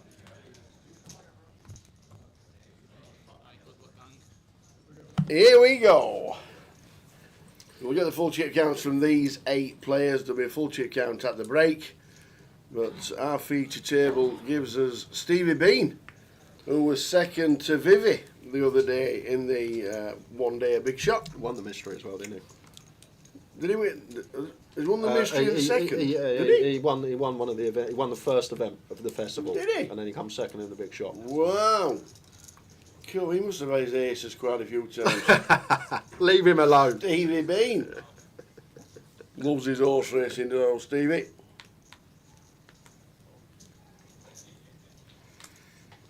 Blinds 10, 20, 22 minutes left of this session. And then a break. Afternoon, the Bov and Susan just joined us on Facebook. 16 left, we are on the bubble.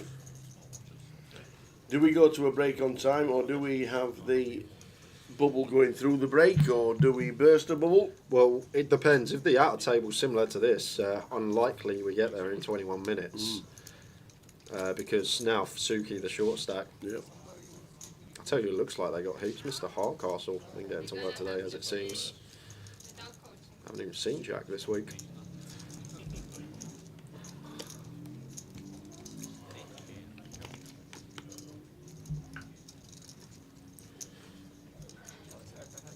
So, 2 table redraw done. Quick run through of our table. Martin Zadanaya in 1, Josh Manley in 2, Paul Byrne in 3, Stephen Bean in 4, Nuno Duarte in 5, Jack Hardcastle in 6, Phil Suki in 7, and Vivi in the 8th seat. 1 more to go, and we are in the money. Is the tube strike still on? Yes, it is today, Monday to Thursday. Hopefully it resolved very soon, because it was chaos yesterday. And Jack, who works for Grosvenor, walked in from St Pancras Station today. Walked it. An hour. An hour wander. Walked it. It was chaos.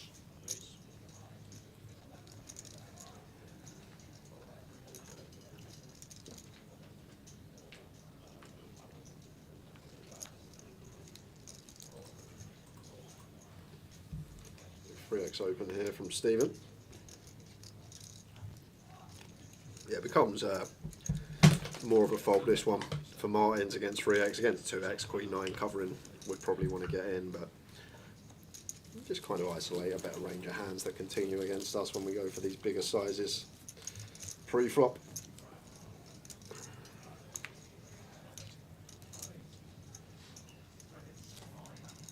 On the bubble, 15 get the money. £3,770 as the min cash.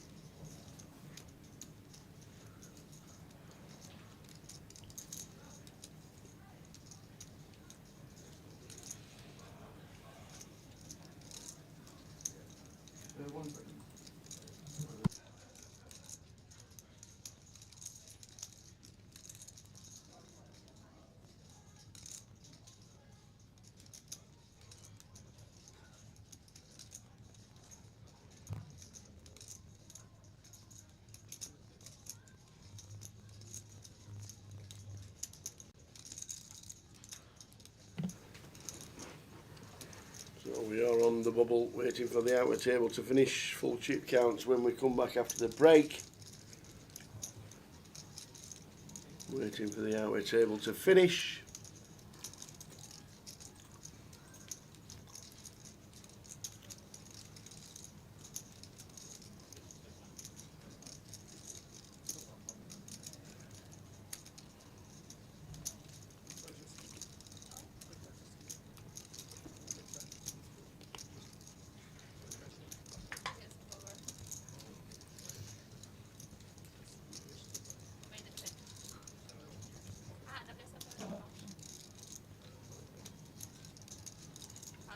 Should we show him while we wait, Tal, what's going on? What are we showing?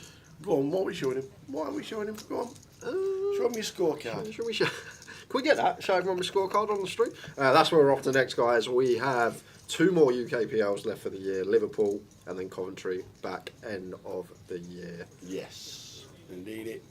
Liverpool's schedule looks like this. I can show you that schedule for Liverpool. This is what's happening when we get to the Albert Dock in Liverpool in a couple of weeks' time.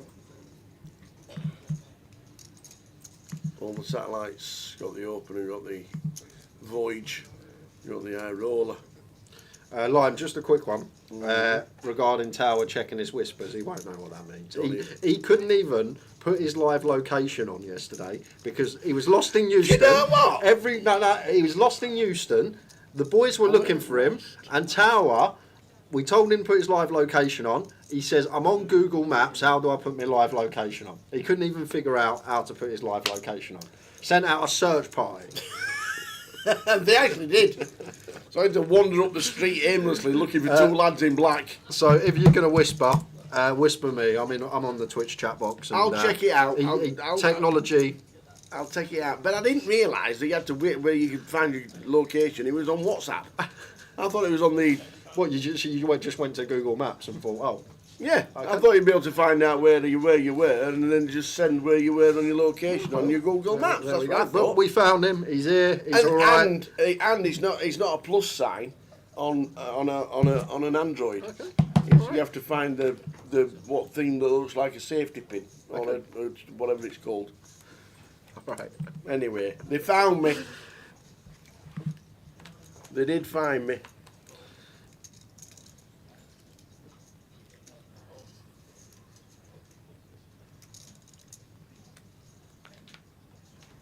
And I found me whispers. Get in there. Thanks, Lime. Thanks for the update.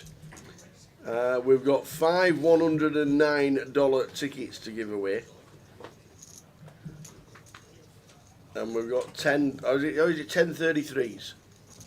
We've got 10 $33 tickets to give away. So what we're going to do is we'll go to a keyword very, very soon. We'll do it next session because this is probably going to run into the next break, and then we'll come back after the break. We'll get a few keywords out. Yeah.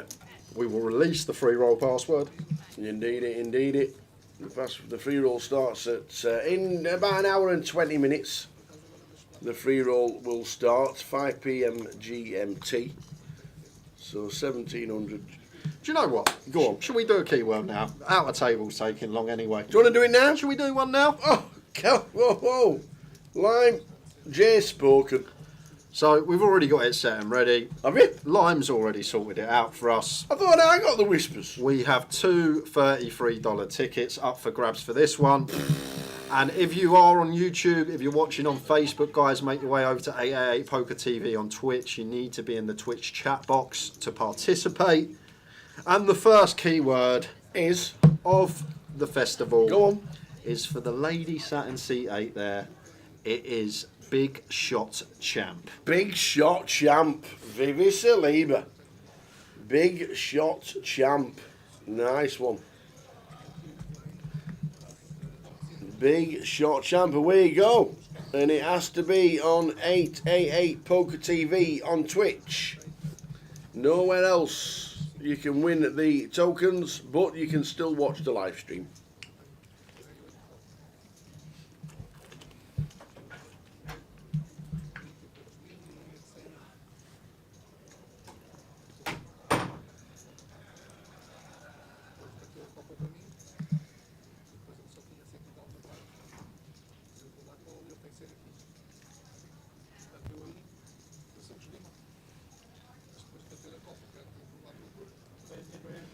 Big Shot Champ. So it's all happening on the outer tables with no action. If there's to any show action, you. we will head over. We will. Probably Ravi 3-betting 4-3.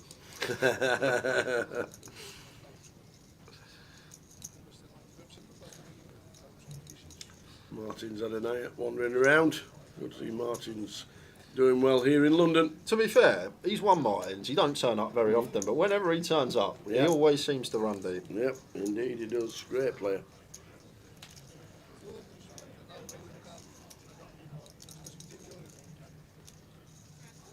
How are we doing, Patrick? Tuning in from YouTube. Big Shot Champ for the first keyword for 2 of the $33 tickets. We've got 10 to give away.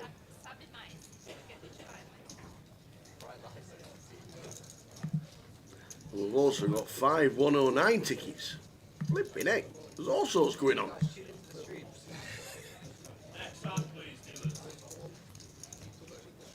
One more minute for Big Shot Champ. Very well, Patrick. Says, how has Vivi been playing? She has been playing very well. Won the big shot, which is why the keyword is Big Shot Champ.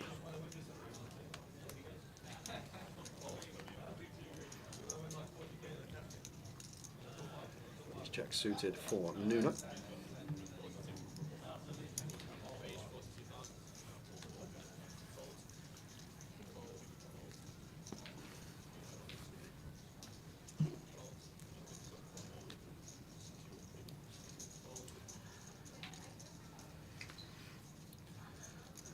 Just getting raise and takes on our feature. All the action seems to be occurring. So here we go with the countdown. It is on its way. That is Martin's in seat number 1. The countdown is on. Big Shot Champ, last chance on 888poker TV on Twitch. Here we go.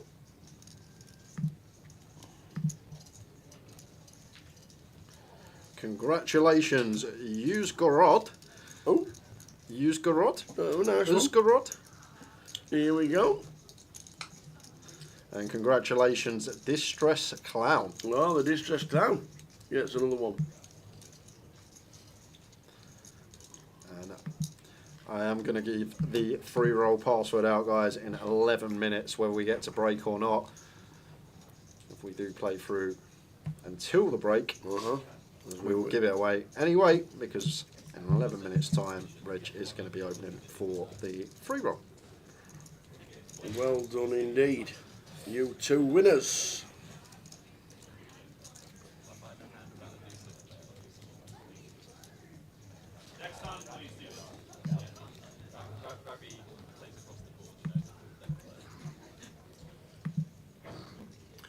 Hopefully we just had the same issue, Susan. And we do seem to be okay now. It might have just been a little internet outage for about a second. I got it as well. Yeah. Just a quick. YouTube is back as well. So we're all good. Fingers crossed. If it's gone off, give it a refresh.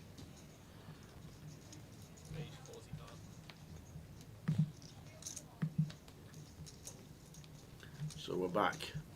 Whew!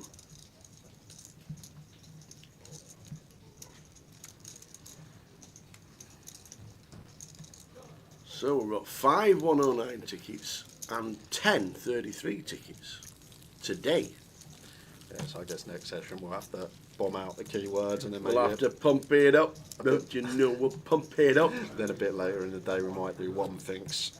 But we've got such a good field left in and playing for a decent amount of money. Don't want to take too much away from the feature table. So may stick to keywords as the day goes on. Yep. Next, and please, dealers.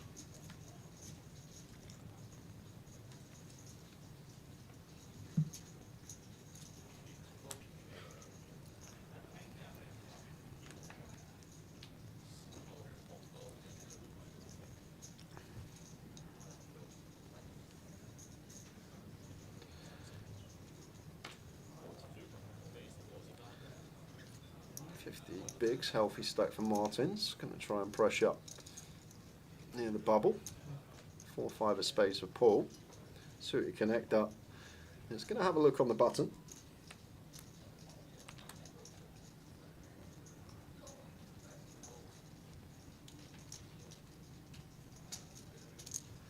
And Nuno with the Jack 10 of clubs here, getting involved.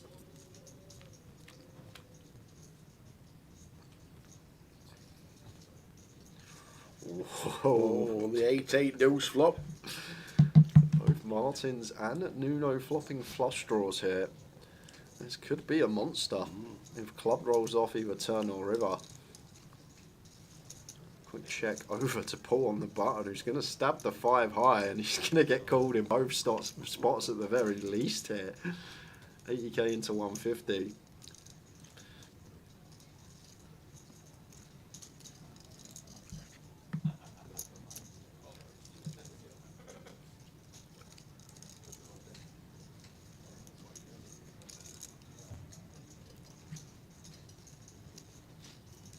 Have we seen Paul Worsley? No, we haven't seen Paul since Goliath. That was Martins, obviously not folding, maybe assessing the situation. Is there any check raises here that we get to play? Shouldn't be too much 8x of Paul on the bottom, but then when he's this deep and he's feeling 4-5 of spades, I guess he is going to have hands like 7-8 suited, 8-9 suited, 10-8 suited in there as well. But Martins putting the pressure on, makes it 2:30 to go. That will be the end of Paul. Like, Paul is going to have a lot of hands here that sort of pocket pairs, 4s, 5s, 6s, 3s, 7s, that not going to be able to continue facing this check raise that we can fold out as Martins. Obviously do need to be aware of this core of Nuno in the big line that can still plausibly have some 8x of his own.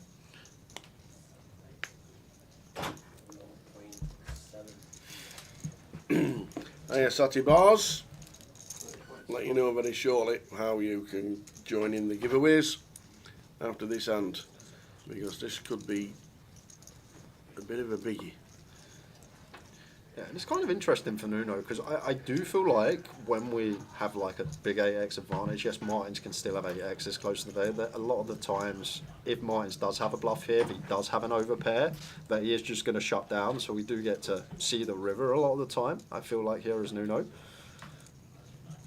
But it's not a situation where Martins only has 8x for value. He may take this approach freeway with some pocket pairs, just flushing out equity. Husney getting a really nice price here. 3.5 to 1 on the call, 2 overcards, flush draw.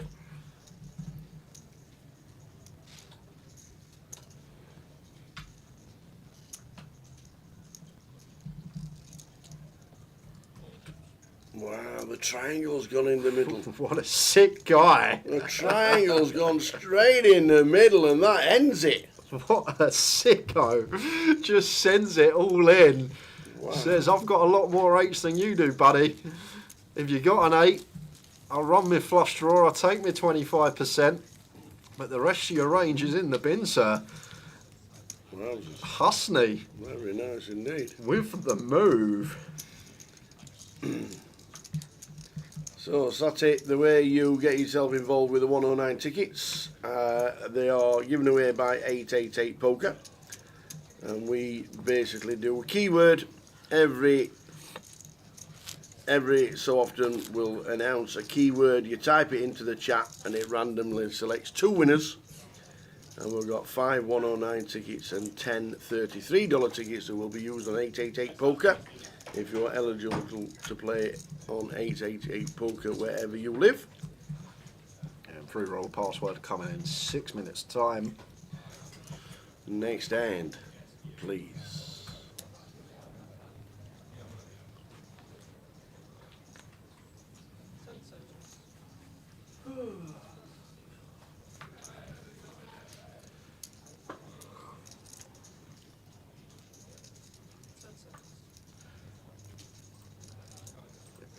Open ace-9 off here as Martins.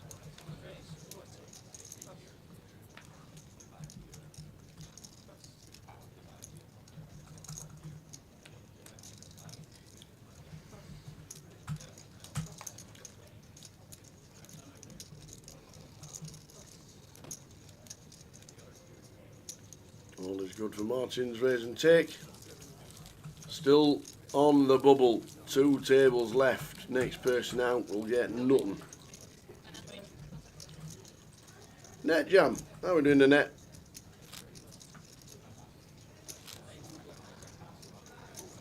The Josh stood up.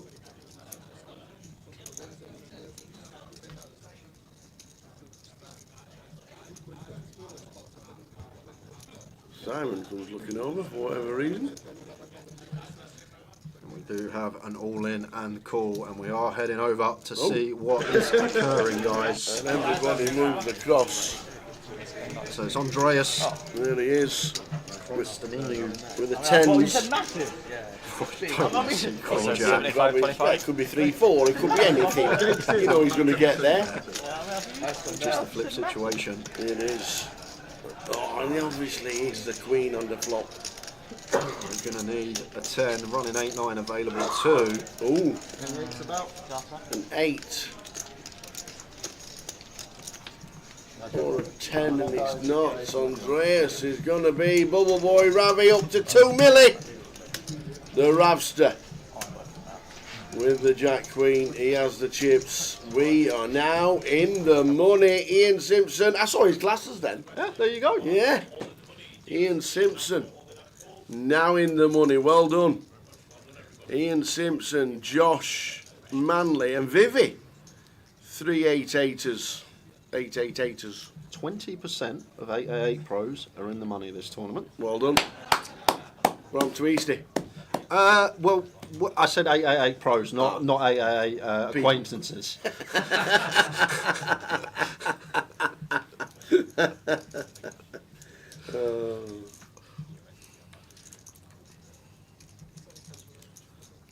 So well done to the 3. Plus the rest. Stevie Bean's on a tear this week. Good news for us, we will get a break in 3 minutes. Won't play through as bubble now has gone. And I'll give the free roll password out just before we head out on Yes. break. Yes, get your typing in.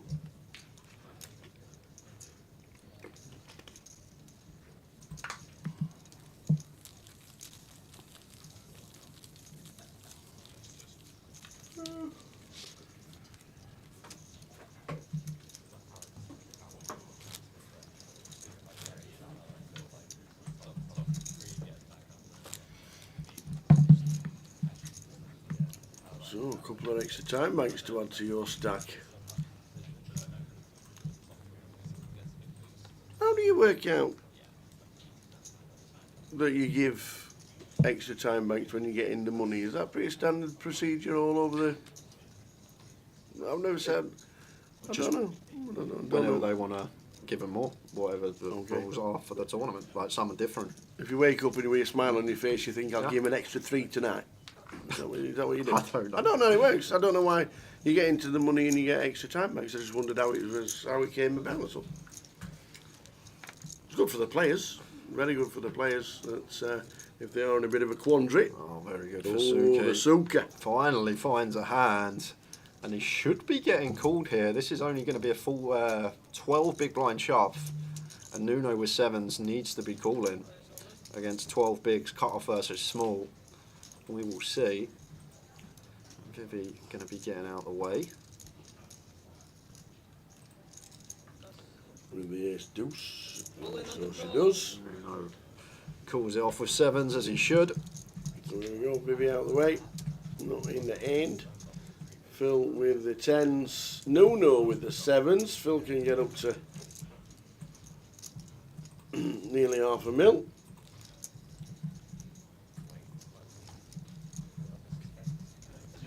So there we go. That's a good flop. Yeah, no runners available, so going to need a 7. Hearts are covered, which is good. We have 1 7 in the deck, and it's a 3 of spades. Phil Suki does it again. And on that note, as we've only got one more hand before break. Yes, go on then. The high roller password for this evening, guys, is 888LON HR. So 888 LON HR for 888 London High Roller, just shortened. Lime will put it in the chat boxes for you as well, so you can actually see it Good spelled luck out. when you get yourself into the 888. We've got plenty to give away as well when we come back after the break. Yes, we do. Loads. Loads and loads. 888 Lon HR. LONHR. London High Roller. Last hand of the session. 15-minute break on its way.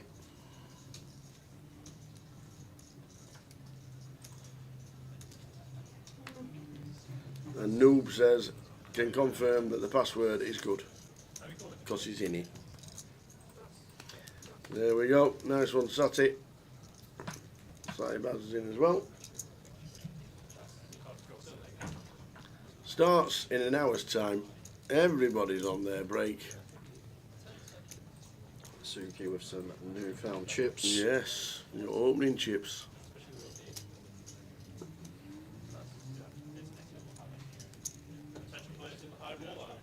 Six of diamonds for Martins. Should be defending. Break time.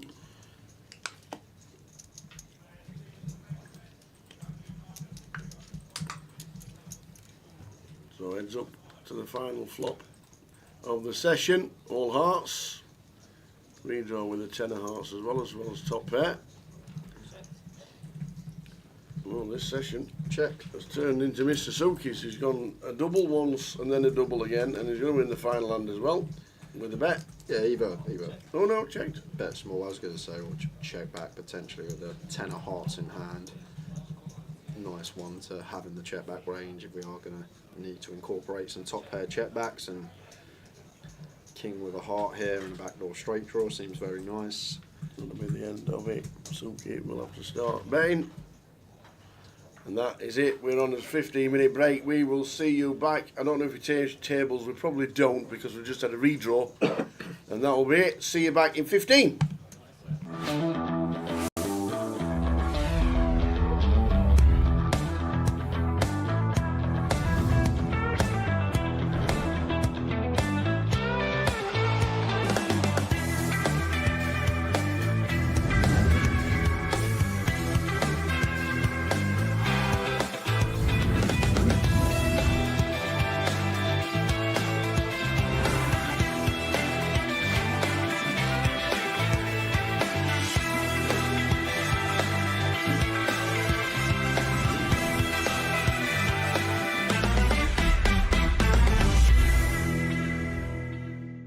I'm feeling positive. We're going to double up. When you speak to me next, I would have doubled up. I promise you. Or I'll be in the pool. Come back, bro. Day 2. I feel good. I'm just waiting for Aaron so we can have a little pep talk. How you doing, fella? Pretty good. You ready? Yeah, I'm super ready. All right. How about you? Feeling good. Yeah? Yeah, so for day 2, I was feeling like really confident, like even more confident than I was on day 1. Just take the spot that's good. Chip up when you can. If you run a bluff, you think it's a good spot, good, great, do it. Do what you think is right and live with it. Like, I'm cool with it. Feeling good, man. Just being here is fucking brilliant because I was down to 12k. So every pot I've got is an opportunity to do something. So really excited. Also realistic. Most poker tournaments end in heartbreak, but we'll do what we do.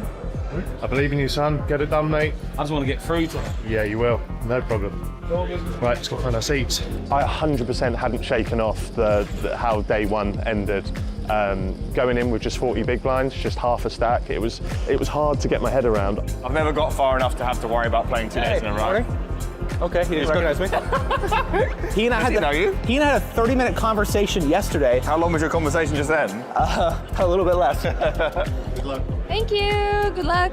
It's a long tournament. Everything can happen. We'll just try to play good poker and not to have too high expectations. Yeah, if I make day 5, you guys gonna see me excited. Okay. Would you like a cuddle? Yeah. Yeah. No, that's one less. Oh, Ian. Oh, hey, buddy. Ian, man. I don't want to give you a cuddle. Give me a cuddle, fucker. How you doing? Good. You feel good? Yeah, I'm ready to go. You look like a beautifully shaven ball bag. Oh, wonderful. Look at you. Wow. Fuck. Oh, I know. Day 1, people have the goal of not busting. Their goal is not actually to win the tournament, it's just to survive to day 2. Now, that fear is gone and people battle a little bit harder. They're willing to bluff all in a little bit more, and it makes the game, I think, more fun, but also it's more dangerous. It's exciting. Going into day 2 is always nice. Last year I didn't make it. I'm feeling less nervous than the day 1. I don't know why. Today I found it very easy. That's the one. This feels very similar to last year, you know. I started last year, day 2, on less chips, weirdly. I wish this bag was a lot heavier, but we'll do what we've got to do. It's hard not to feel deflated because I had such a stack all the way through day 1, and I sort of just dusted it off in the last hour. It looks like I'm short because I don't have a lot of chips. It didn't take me much. But I have 45 blinds, so I'm not even thinking to double up or anything. It's plenty of chips, so I'm just gonna play hand by hand and do my best every hand. So we're just heading into the Thunderdome now. It really makes you feel like you're in the main, and the lights are much less harsh in here, which is nice. This one? Yeah. That was lucky. First person I asked.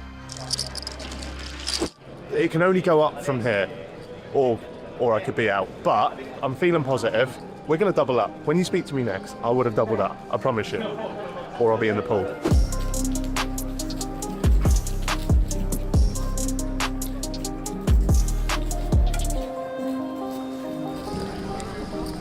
All right, talk about it. Guys, I'm out. Third hand today, ace-queen suited. I've 3x'd it. It's gone round to the other short stack. He's gone over the top, put 12k in. I'm like, I feel like I have to shove here. It's half my stack gone if not. So I shove. He tanks for ages. Calls, obviously. Shows jacks. I have ace-queen suit, ace-queen of spades. 1 spade on the flop, spade on the turn. So I need any ace, any queen, any spade. With he takes the lot, and I'm out. Third hand of the day. I thought this is the moment. I have to do it. If I fold this now, I'm going to be spending the rest of the day waiting for a moment like that. If I find myself in a spot, which I should play, I should shove it, get it in, I'm going to do that. And I played 3 hands today. Okay, I guess I'm going to go for a run, try and blow off some steam. But I'm just going to be thinking of my cousin Sonny all day now, and hopefully we'll be back next year, and hopefully I'll do you proud then. But yeah, I can't lie, I'm gutted. Ace-queen suited, third hand of the day. Mindset starting day 2, pretty similar to my mindset going into day 1, and it was just sort of battling. I came day 2 with 45 blinds, even though it was half of a starting stack. And I didn't even have that feeling that I need to double up, No. It's 45 blinds, it's a lot of chips and 2-hour level. This is the tournament that doesn't matter what happens to you, you can always make the comeback. There are a few recreationals that, you know, if you start with recreationals, it doesn't really matter how many chips they've got. They are getting torn to shreds in this tournament because there's so many hours to play and there's so many opportunities to make mistakes. So you need to get yourself involved in spots with them as much as possible before they have to take their leave, unfortunately. So I had a good start of day, didn't play many hands. I could go from 104 to 136, which was pretty good, was still way above average. First break of day 2, so 2 hours into the day. Just cruising along, about 165K-ish, I think, at the break, which is actually my all-time high. Pretty cool. So embarrassed. Yeah, it's me. I'm so embarrassed by it. I made it into a shirt.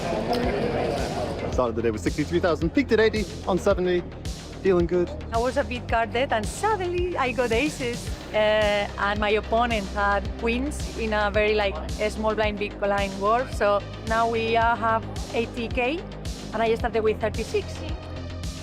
I fluctuated between 50 and 80K a fair bit, and then disaster struck. GG main event 2025. Pretty disgusting hand to leave me down to 28 big blinds. And then after that, it was a limp and a 3.5x from a reg. I jammed my last 28 big blinds with 10 jack of clubs, and ace-queen wins despite me flopping a whole bunch of outs.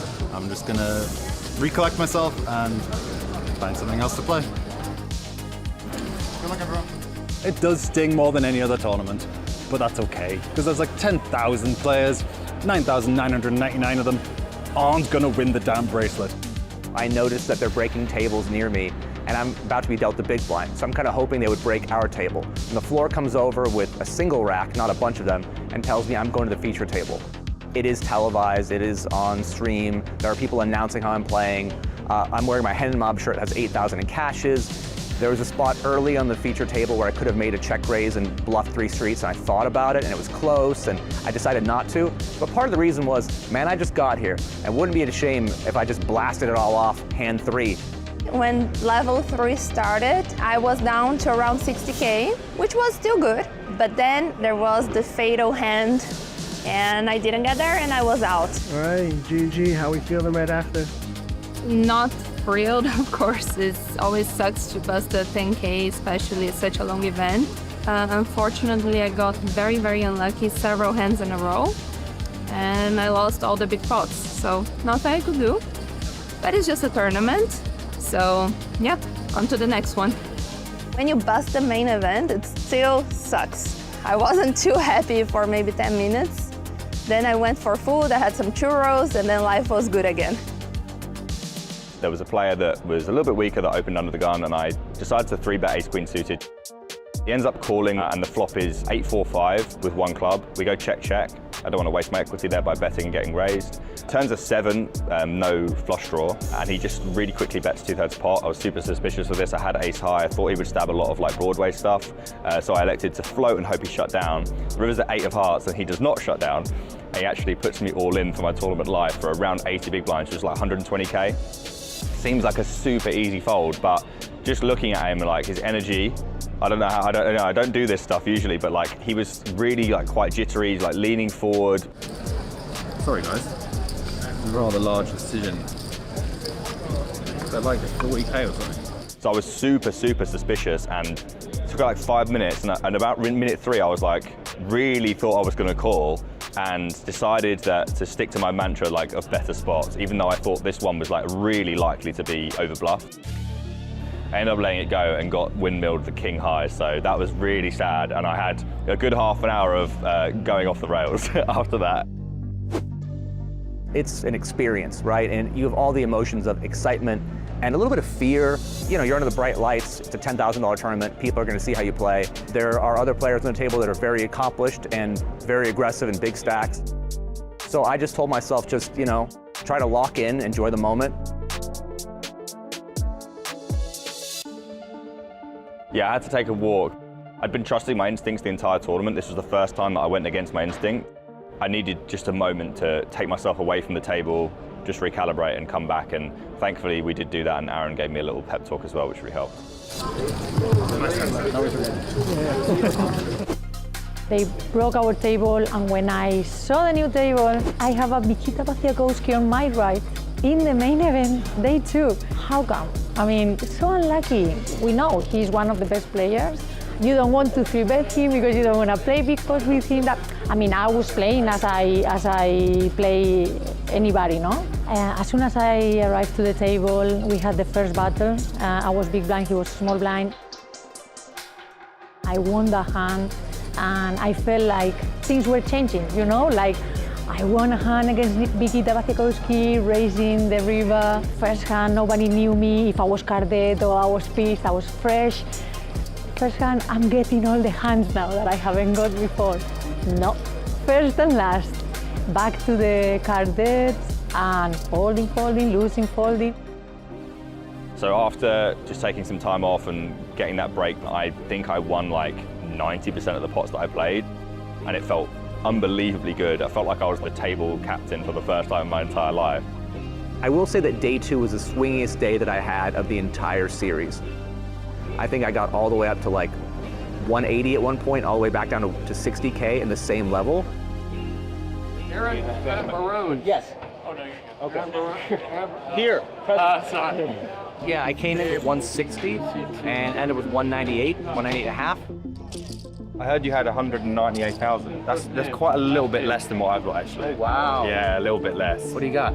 283,500. Wow. Managed to run up a really healthy stack of 283K, which is my best ever bag any day in the main event. Yeah, I got a motivational speech, and then I won every fucking hand. Oh, that'll help. Every hand. Wow. Every hand. It was unbelievable. I can't believe it. I can't believe it because it was one of the toughest days, I think. If I get busted, it's fine, but some hands to play. I just came to play, not to fold every single hand. End of the day on pretty much my peak. Felt good going to day 3. I think in the previous years, I'd have got carried away with that stack.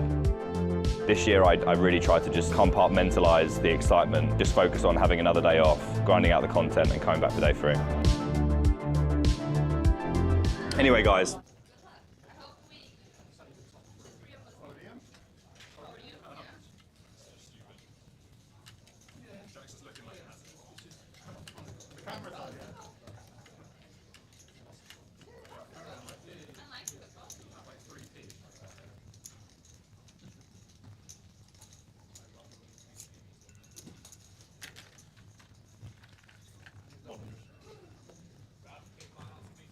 Cheers, buddy.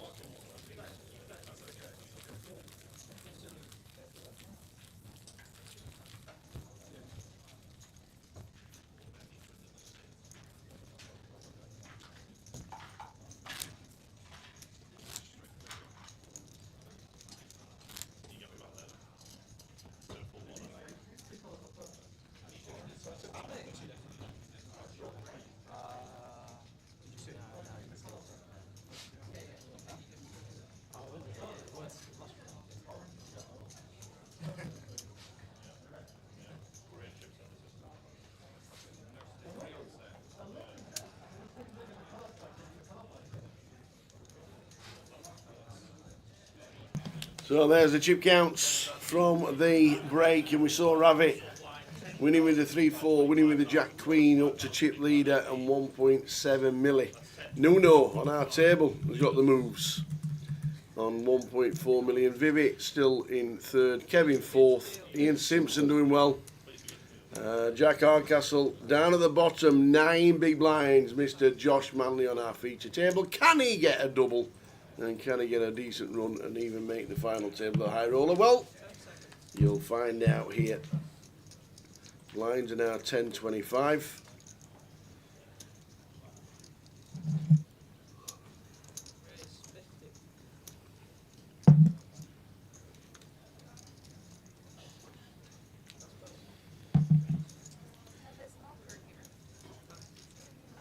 How are we doing? Chameleon, 41k.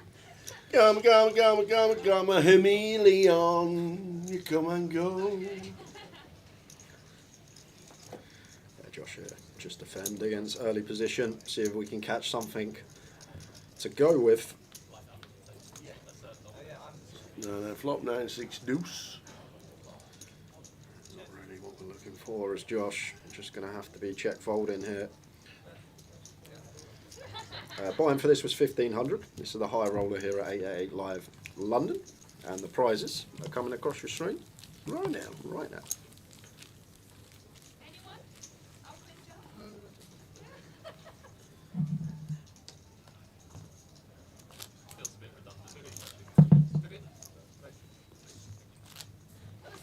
We're given 15 entries. We're on 15 as it says top right.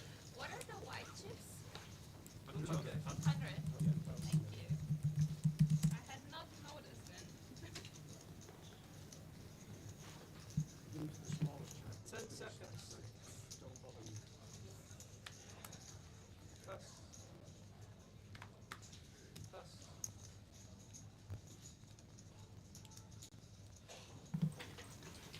First look at Mr. Hardcastle today. Hello, Jack. Been knitting it up, folding away. First hand, he's had the opportunity to get involved with Queen 9 suited from +2 here. And King 10 of diamonds for Vivi in the cut-off. Jack starts the hand at around 25 bigs, 24 to be precise. Looks like Vivi going to find a fruity free bet with the King 10. Making it 1-2-5 to go.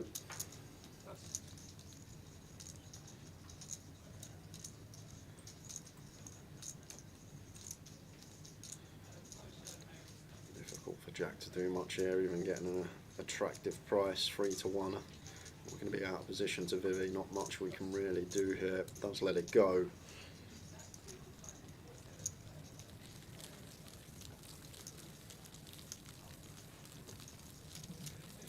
She's on some form, is the girl. Indeedy, indeedy. On the big shot, flying in the high roller.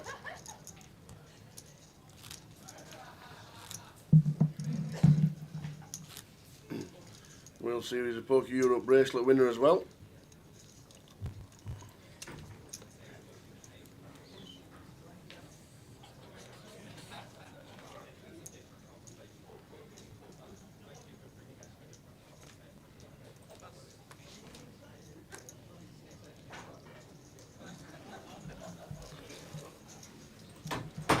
Indeed on fire.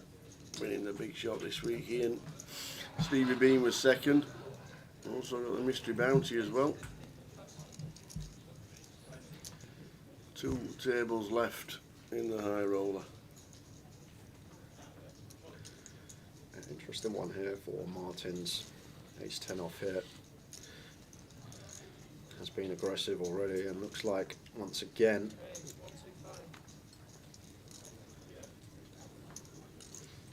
going to get after it here. And Josh with the king queen suited. This is really annoying. We might have run it, but with this action occurring in front of us now, even off of what have we got, 6 big blinds, 6.5 BBs. You just see, oh, Josh is going to run it.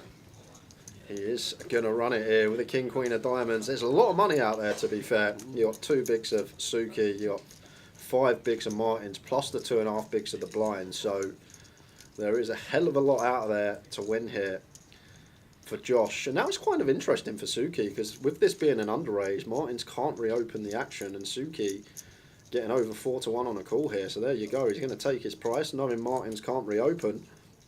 And Josh Manley, if he can find what he's looking for, would triple up plus more.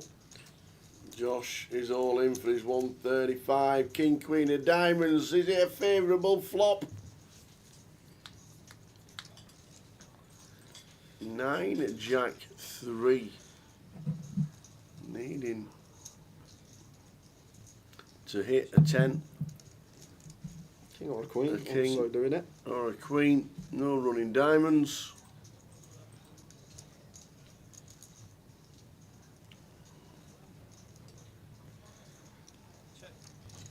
No need to bet for these two. Is that a 10? It's a 10 or a 9. It's 4 across. Is that a 10? It's a 10! It is a 10! It's only painted! Lock it up! Oh, baby!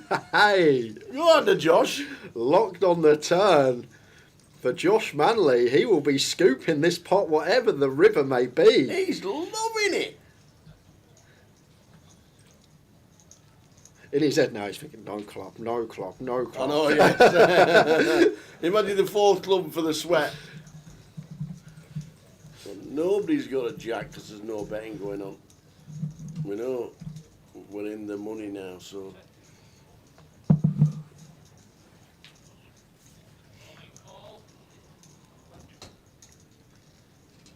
Now on to Martin's. Shillelagh checks, and look at this for Josh. I've got the King Queen. Boom. Send me them chips. He's still be going wild on the rail. Well done, Josh. Up to 20 bigs. We're all going to spin over to the outer table. One of our guys, Ian Simpson, is all in. Blind on blind. This is a huge flip, guys. 1.5 milli chip pot. And Ian needs an ace, king or queen. And it's not at the minute, and it's not at the end. And they're going to check the stacks.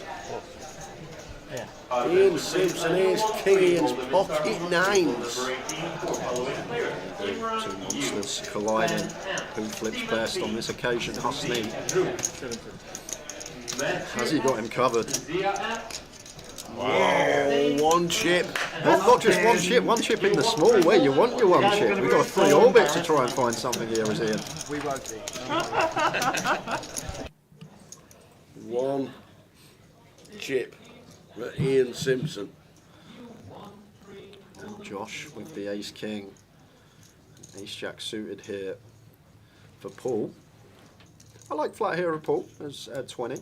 If we were like at 15, I'd probably 3-bet call this one, but the problem with free bet this hand? Are we free betting to call as Paul, or are we free betting to fold? And if we are free betting to fold, it's going to play much better as a flat, keeping Josh's dominated ace-x, his king-jack, his queen-jack. We have position. Like if we were slightly shallower, I can get behind free bet call as Paul, but I'm intrigued to see if that's what he has planned.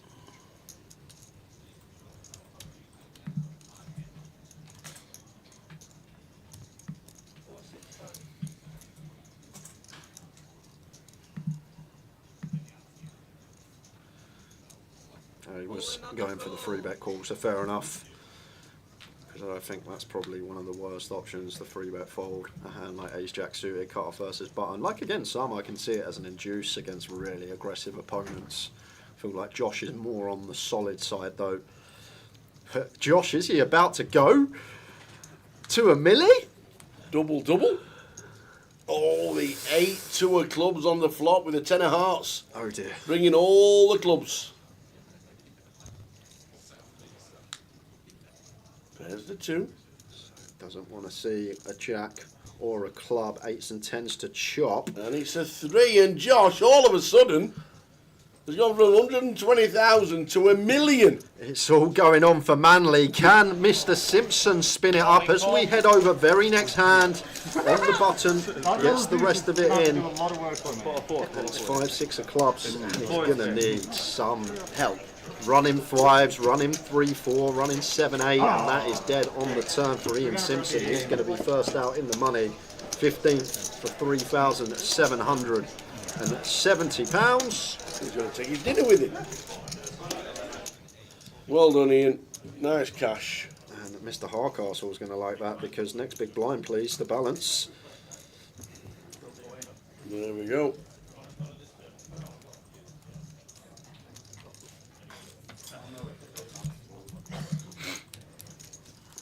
So we're on 14.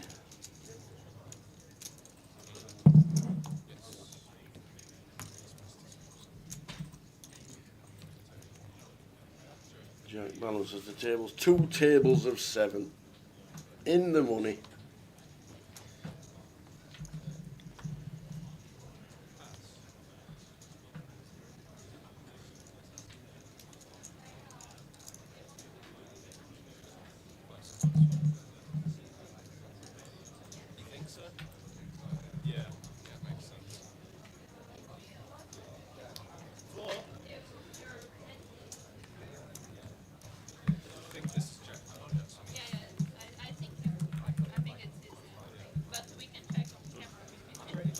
What's happening?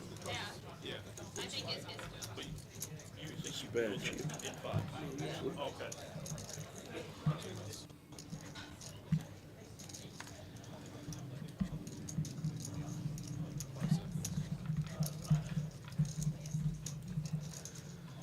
Josh's biggest live cash actually coming in the UKPL in Portsmouth earlier this year, finished 4th for 5.5k.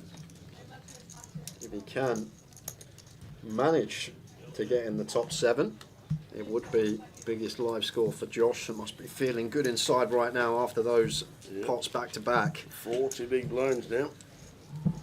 40.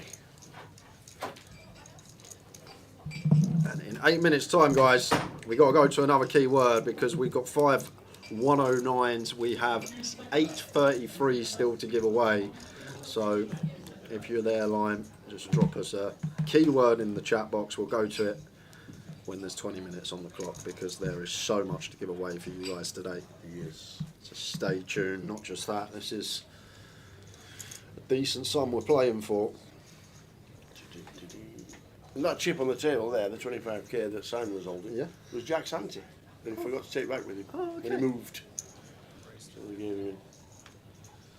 I don't know if Josh sat it in, or he got himself just a direct bang. Not too sure, but he's in the money. Final 14.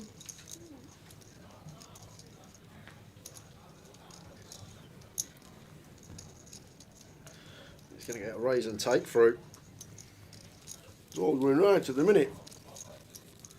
Second in chips on the table, all of a sudden.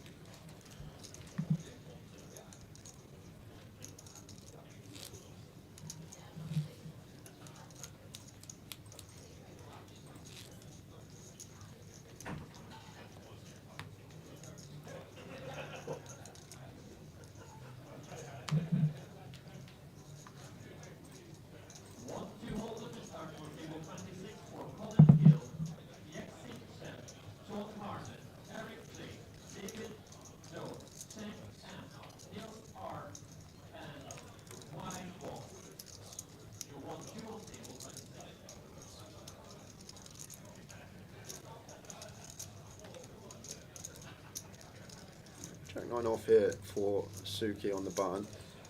I like fold at this stage into 2 covering stacks. 10 suited for Vivi, blind on blind here.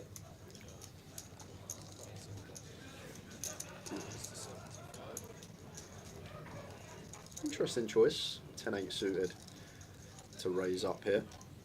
I feel like general nice one to complete, and we can complete call comfortably. It's just very annoying if Martins does find the jam and not able to call off this one for 21. Yeah, I'm going to get some action from the 9 high. Off to the flop. 2 diamonds, 10-7-3. Top pair and action. Indeed, Tower.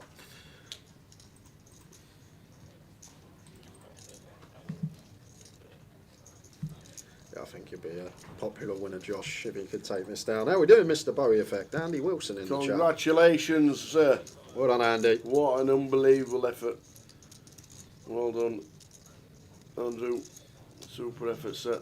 Imagine binking $750,000 and not being your biggest score. It must be. Well done, Mr. Bowie Effect. Yeah. Getting it done as always. Super effort, Andy. Fantastic stuff. Well done indeed. Better 75 from Vivi with top pair. Mine's calls with a flush draw.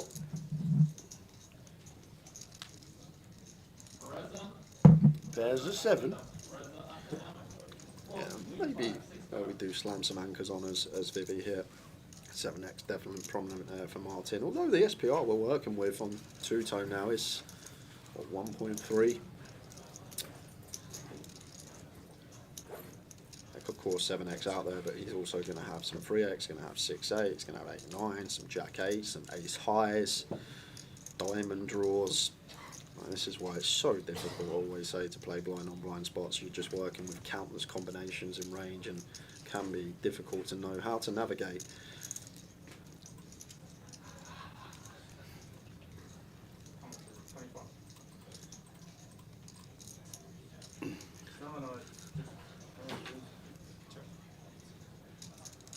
Vivi checks. No, Martins with just 9 high. Does he feel the need to start bluffing this candidate or take a freebie and see the river? Freebie is taken.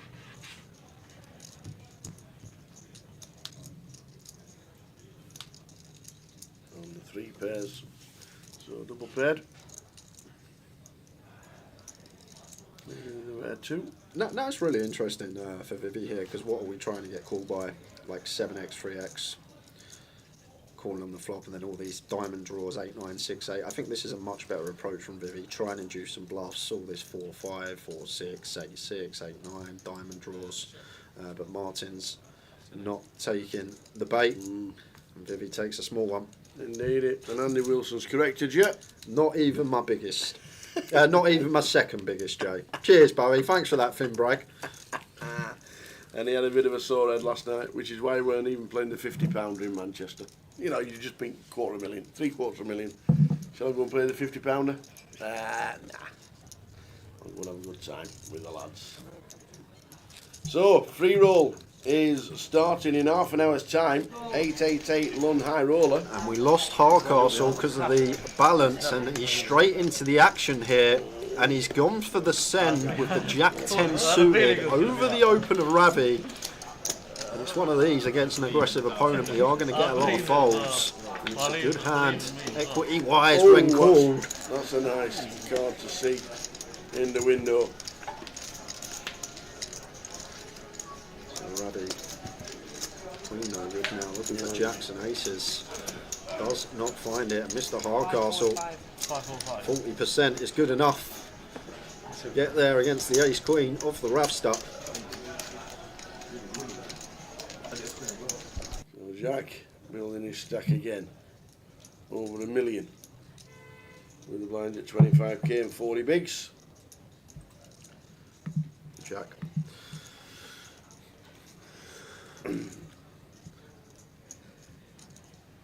The free roll will be in the lobby. Starts in 30 minutes time. Password is 888LONHR.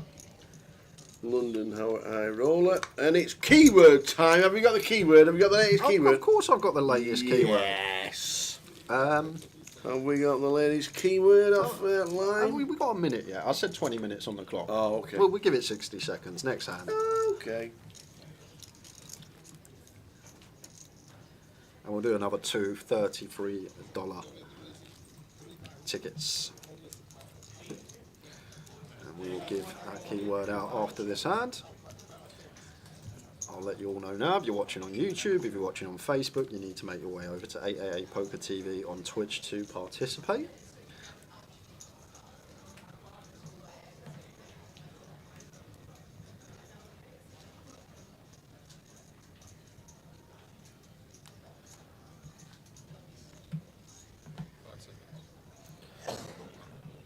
Good luck when you play.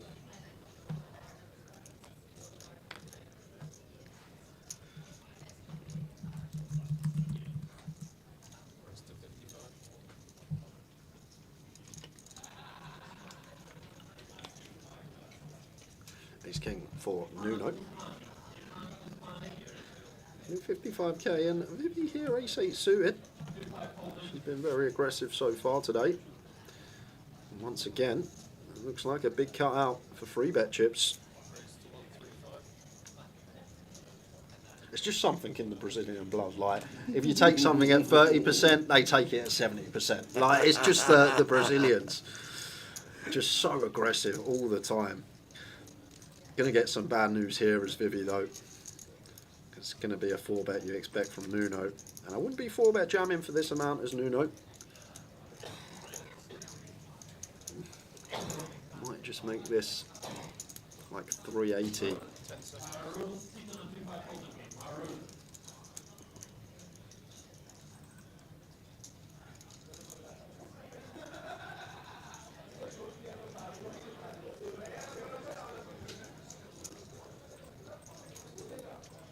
Time bank used. Thinking about what to raise it to.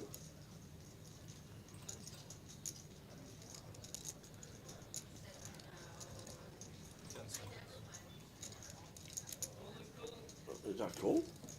Oh, just going to go Just for going call. to call with the ace king.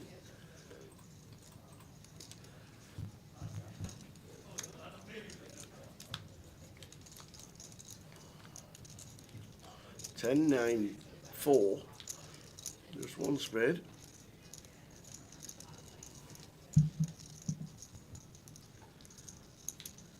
He's chopping out chips. Oh, he's already checked over to Vivi. Apologies, it's on Vivi right now. He's just electing whether to c-bet here or not with the ace-8 of spades on the 10-9-4. Not going to be working. Well, I say not going to be working. Is Nuno just going to let ace king go to 1-bet here with the ace of clubs? Highly doubt it.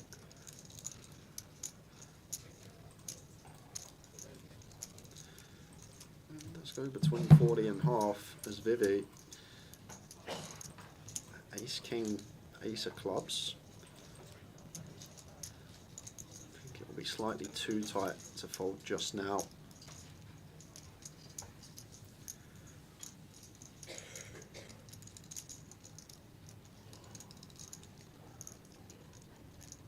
Weird line with the ace king if we do fold.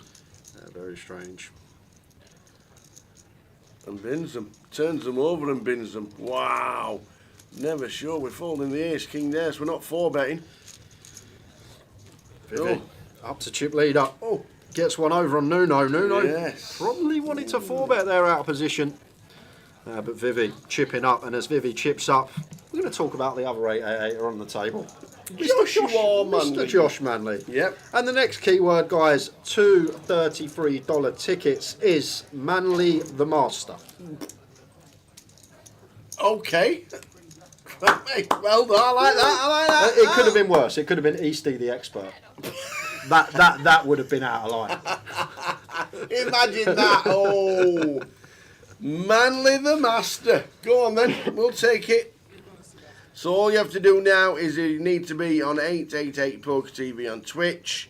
You type it in, Manly the master. It's not fastest finger first. It's just a random draw in about 3 or 4 minutes time to see who wins the two $33 tickets.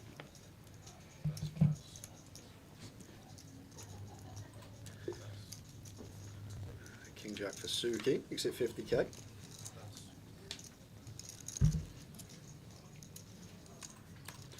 And this should be a jam for Mr. Bean. No, it does not matter if it's capitals or not capitals. No matter.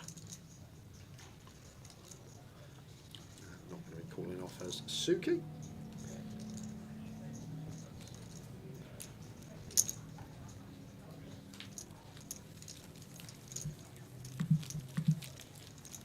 All I would say is there's no gaps in it.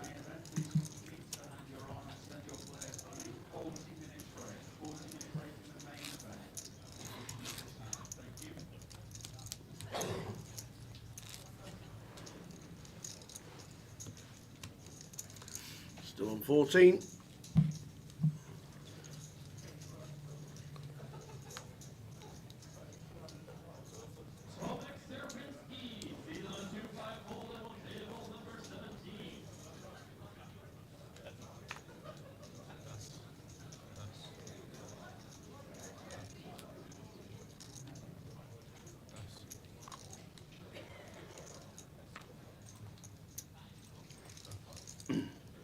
Day one here has pulled in a nice 78 runners in the main event.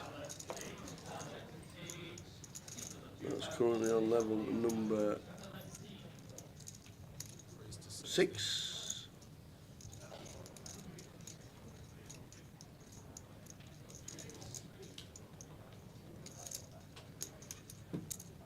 That's going along nicely. Can't get $250,000 guarantee on that one.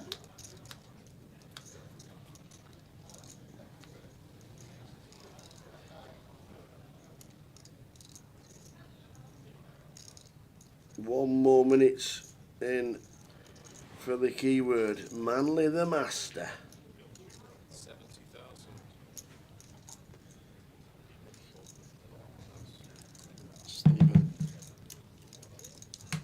See, that's the king high ball with a 10. That's the job.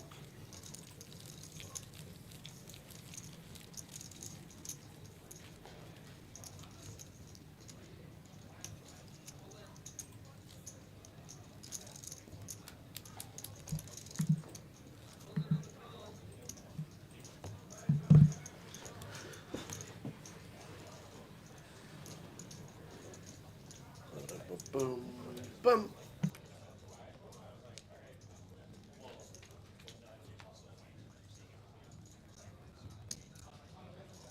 Raise to 50.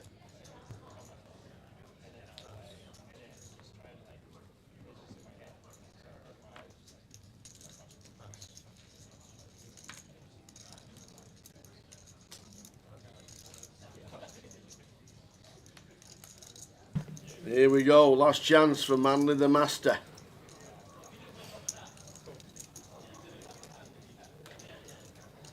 The countdown clock is on.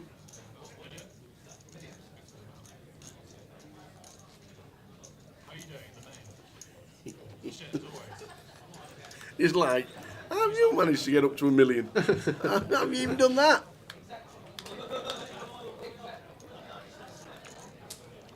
East is playing the main event. Congratulations to Gummel, 554. Like it.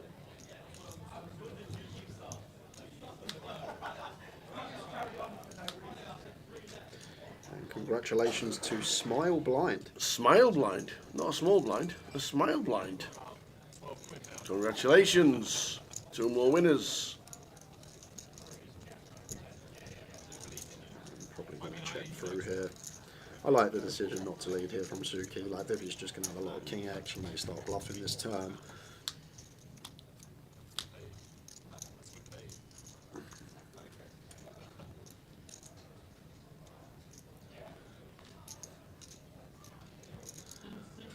Nuno goes for a bet with the pocket eights here. Interesting. Like, once again, what does this achieve? What are we trying to fold out, especially for this size? And what are we trying to get called by worse? I can't think of a worse hand that calls us. Maybe we fold out 9s and 10s. Always just ask yourself that question before putting chips in the pot. What does this achieve? What is my bet doing here? Am I getting called by worse? Am I folding out better?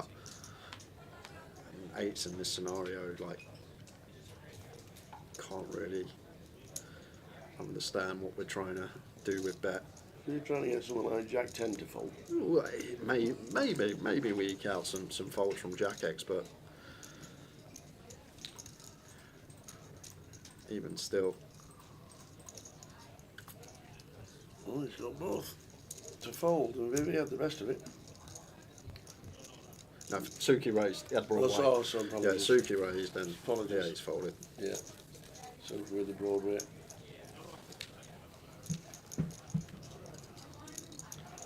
So the free roll in 20 minutes time, 888 Lon HR, as in London High Roller, LONHR. It's in the chat.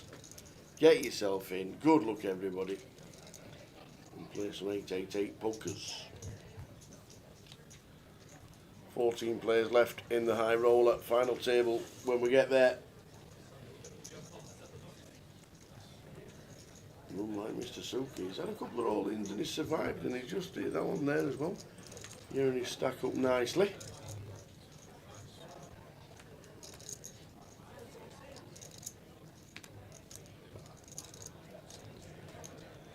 Queen Jack for Nuno on the button. Should be an open.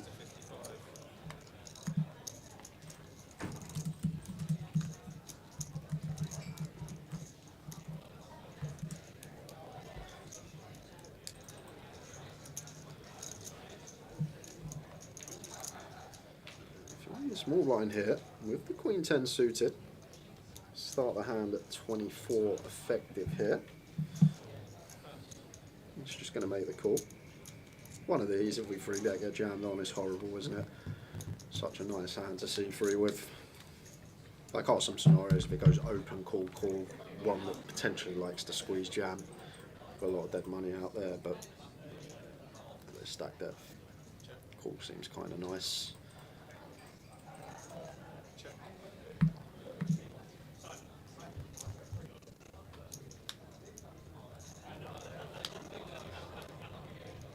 Ace of spades on the turn. Any more aces about?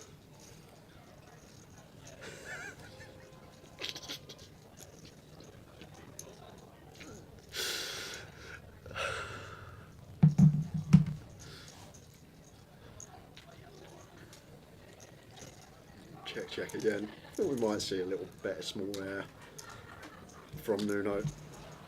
King on the river, and this will end up in a chop.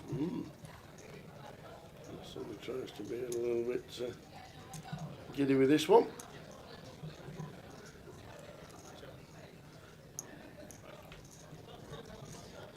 Joe decides to check it with a queen. Yeah, me too. We'll chop it up.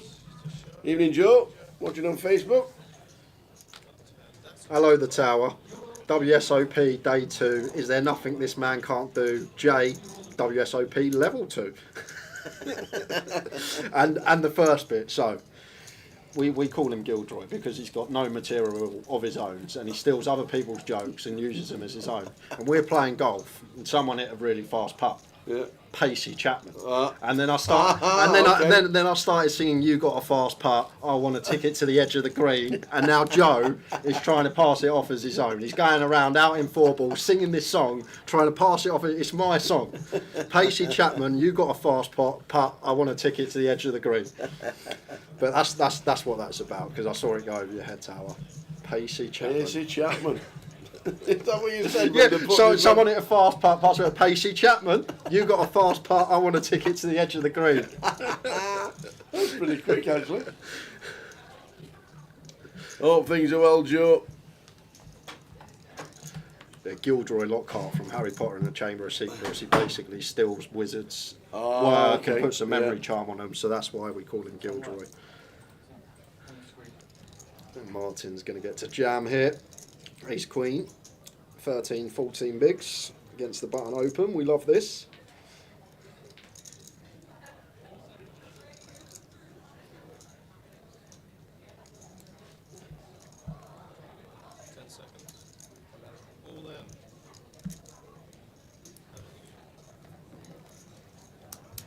Quick fold from Suki.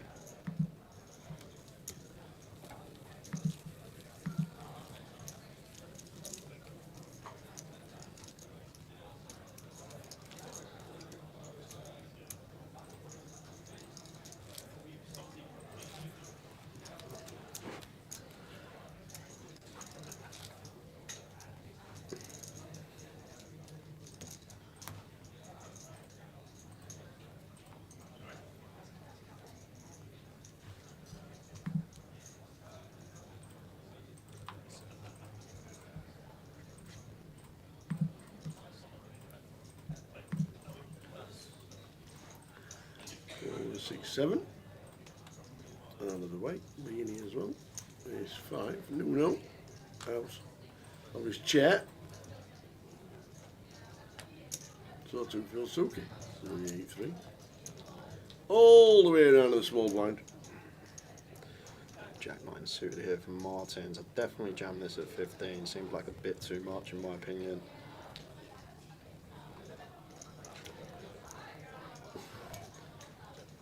I'm gonna go for complete. Josh checking his option.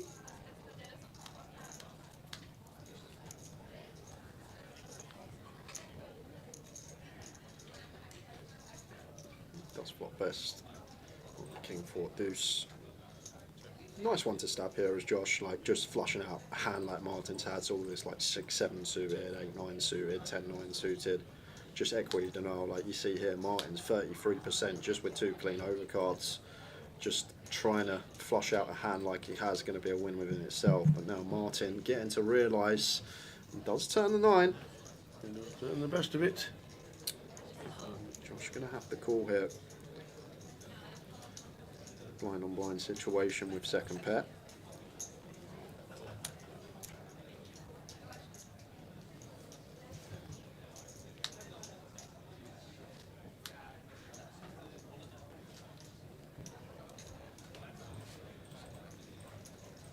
River's a 2 of spades. Martin's with a check mark. Interesting for Martin's. Chopping with all other 9x now that isn't ace 9. Targeting a 4 specifically, but I may assume that a lot of the 4x is going to bet flop. I may make that assumption. He's going to go for value here with the Jack 9. I guess ace highs are ones that we potentially target as well. Some ace high heroes from Josh.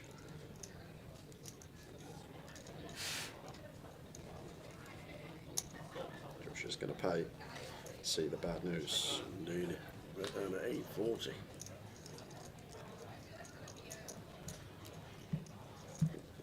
We're still doing okay. Now a table action, and it is Mr. Robbie Ball. Robbie! Sends the ace-5 suited over the button open, and Neil just wakes up with the blade, but suddenly the ace-5 of spades has got a lot of outs. A 5, a spade. The river. Here's an 8, a brick of an 8. Robbie Bull. Well played, Robbie. Good to see you back in Britain's card rooms. Been travelling the world for the last 12 months or so, but well done, Robbie. Finishing in 14th.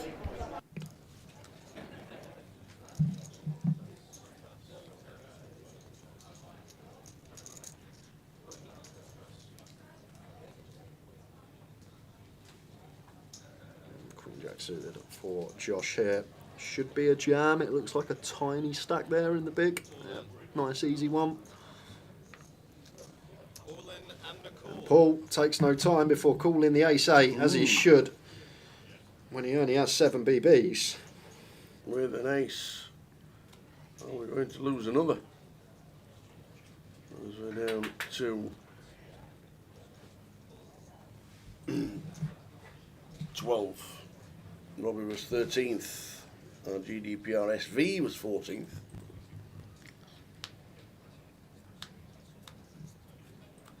So we're down to 12. And a jack on the flop for Josh. Everything falling into place for Josh Manley. Just doesn't want to see an ace. Or a 7 or a queen. As we get a nice turn card for Paul. Paul Byrne out. Josh stays in front. Paul Byrne out in 12th for £3,850. Well played, Paul. We're down to 11.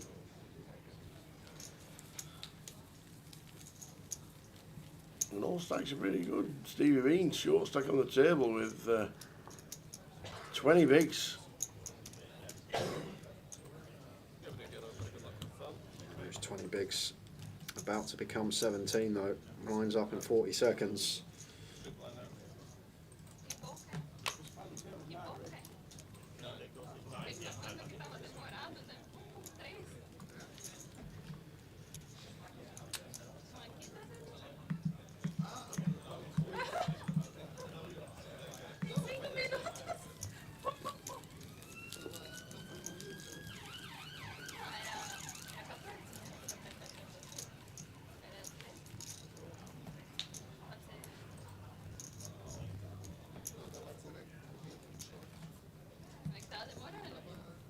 So down to 11. We'll be able to ticker shortly. 11 players.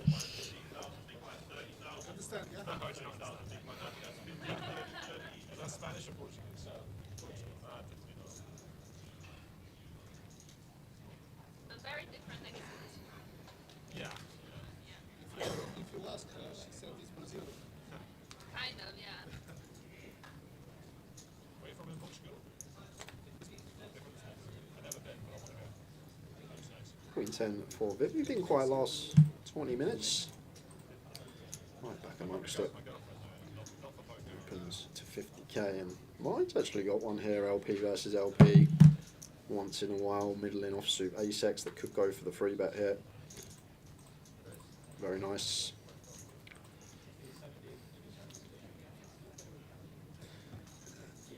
Nice size as well. Only need to go 5 bigs at this stage at that stack depth.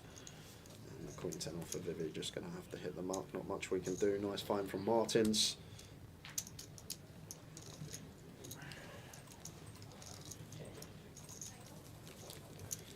As we move into the 30k level.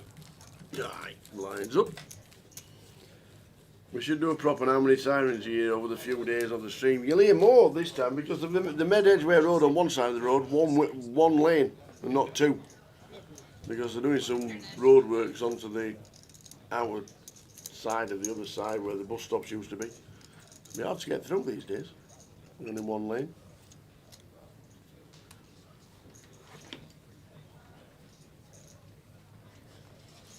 I bet it's absolutely mental out there with the tube strikes going on as well, and the rain. And the road works. And the road works. Yes. Love to be a cab driver. Not. You wouldn't.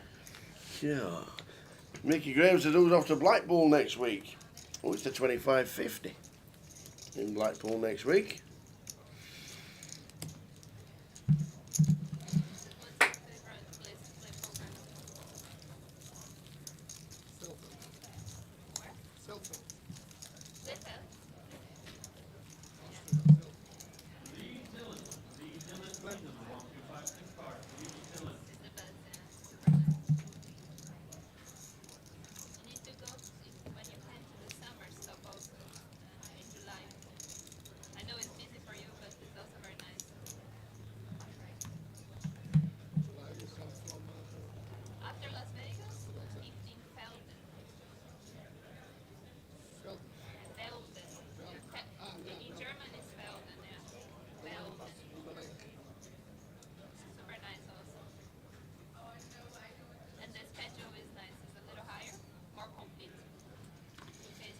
So we're on 11.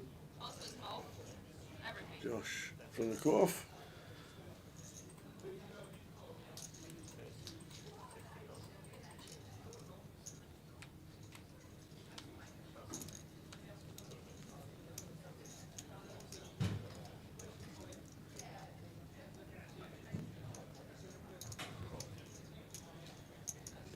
eights for Nuno in the small blind. Makes the call. And this is going to be interesting because not going to be able to fold this, I don't think, as Nuno. Late position open, flat in the small blind. We're pretty high up with eights. Suki just going to be jamming here for 23. No free bet, not all in. Josh will fold, but Suki should have some sevens, some sixes, some fives. Pairs we dominate, maybe some bluffs, some ace-5 suited.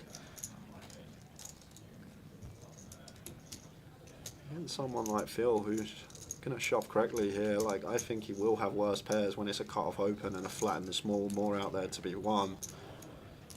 Maybe Nuno feels like it's too much of his stack, but I personally call eights here. And he does make the call. He makes the call with the eights. You were spot on. Phil Suki with ace king. We're on 11 and we're going to be on 10. So does the ace king smash it? 4, 6, 6 flop. Nuno with the eights.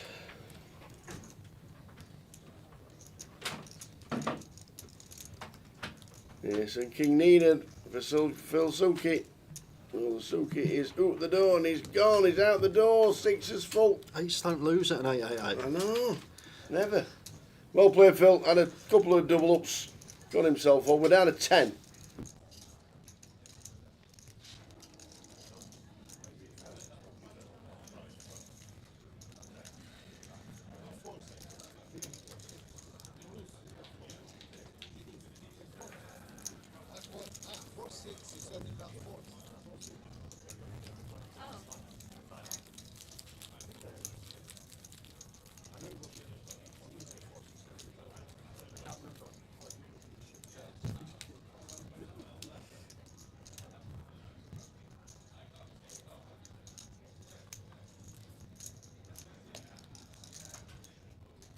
So we are on 10.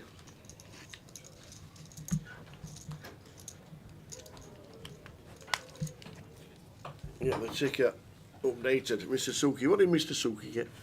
Mr. Suki got £4,020. £4,020. We're on the final table bubble.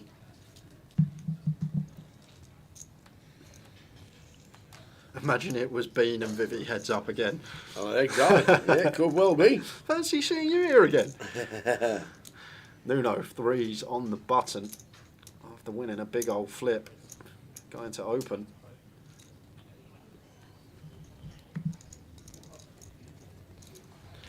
Vivi should defend at 10-9.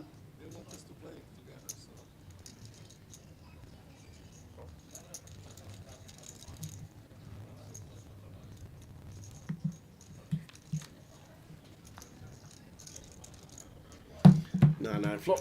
9, 2, 4. Vivi out flopping the threes. Quick check back. So probably going to just start leading now as Vivi.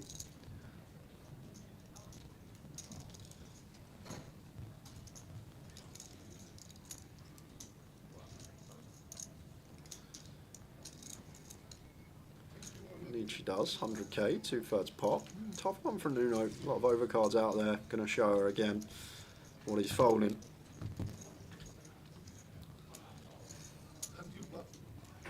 So we're on 10.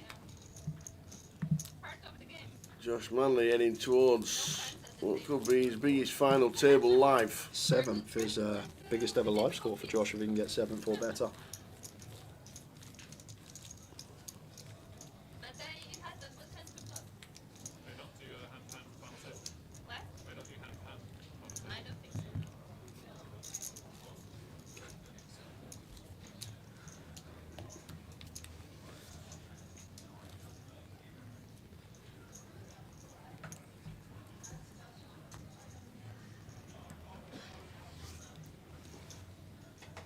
No hand for hand for the final table. Josh, it must have been a while since his last FT, especially on the stream. No hand for hand for the final table. If one table plays a lot quicker than the other, the floor will be in touch, but it very rarely happens.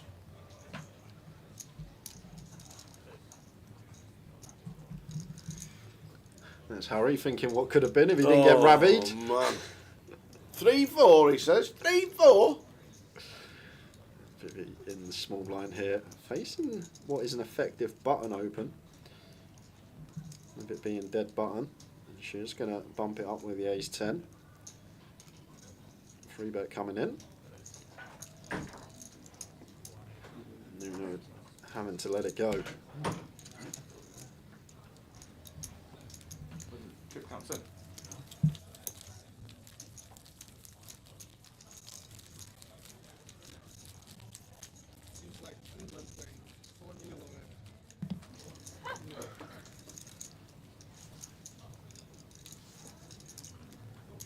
So the final 10.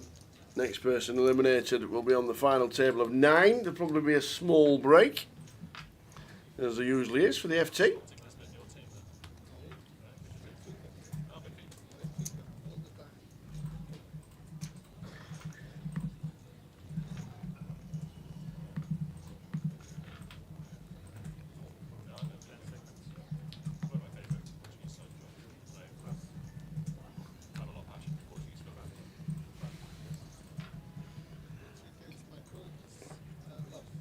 King 6 off here for Martins. You got a headset on still? It's going to go on the ascent, don't mind it. One of these hands we don't mind if Josh jams on us, just an easy fold. Not the best playability. Josh going to call the King 9 in position.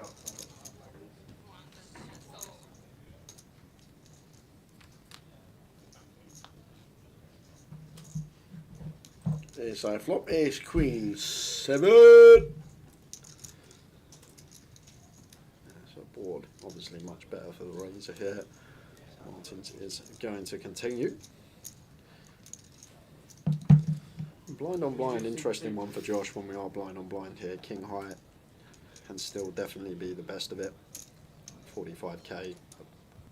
Not going to continue against the small sizes. Josh can be drawing very thin against ace-X.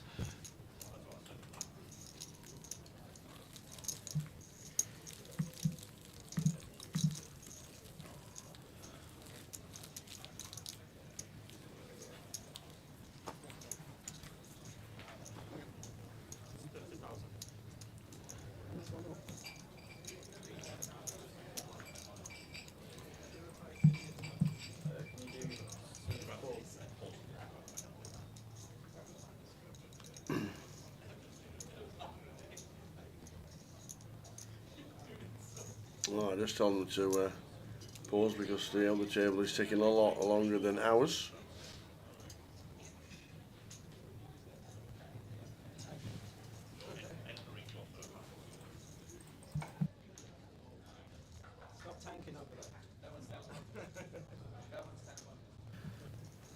So what they've done is they don't have an official hand for hand for the final 10, but if one table takes a lot longer than the others, they do ask one table to stop, which is really good of the floor. Because we're on 10.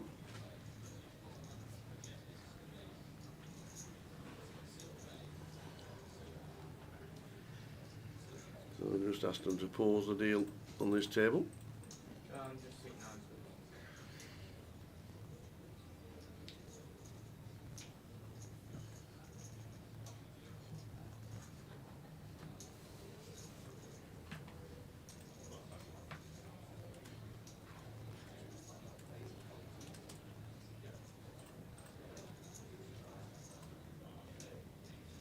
Checking out what's happening on the outer table. If Ravi wins, this is surely the UK's Player of the Year. No, not at all. We can show you the NPL. Thomas Clack is big favourite to win Player of the Year on the NPL. 30 points just under for getting this, so would shoot Ravi up to 306, and he's still got 4 results in the bag to add on. But even if Ravi won this, Tom Clack's still clear favourite. Massive favourite to win it. There's Thomas Clack. He will be Player of the Year by the time the end of the year happens. What is the last event? The Behemoth. And that's a big one as well. Yeah, it There's is. a lot of runners, so £300. What is it? $250,000 guarantee for a 300 buy. runners, a lot of points up for grabs for anyone that can run deep in that one. Indeed. So a couple of hands played on the outer table to balance things back up, making sure the feature's not playing more hands.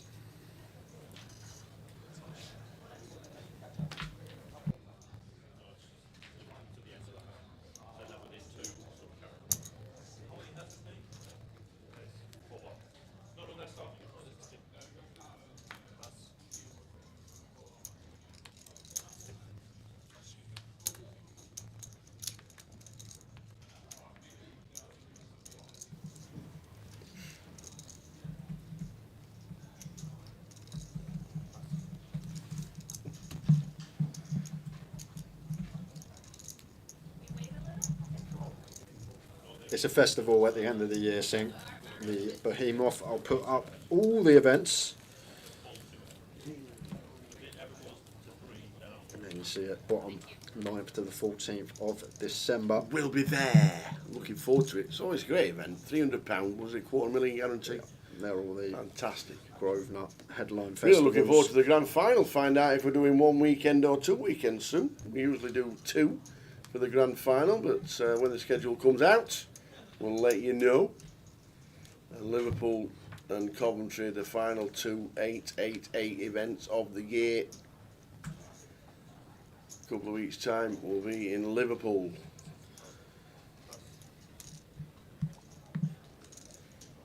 Free roll started. Good luck if you're playing it. And we're doing the next keyword. Should we say 1/4 past? 1/2 past. 1/2 past. Okay. If we get to the FT before then, we'll do one as soon as we come back for the FT. Okay. Sounds good to me.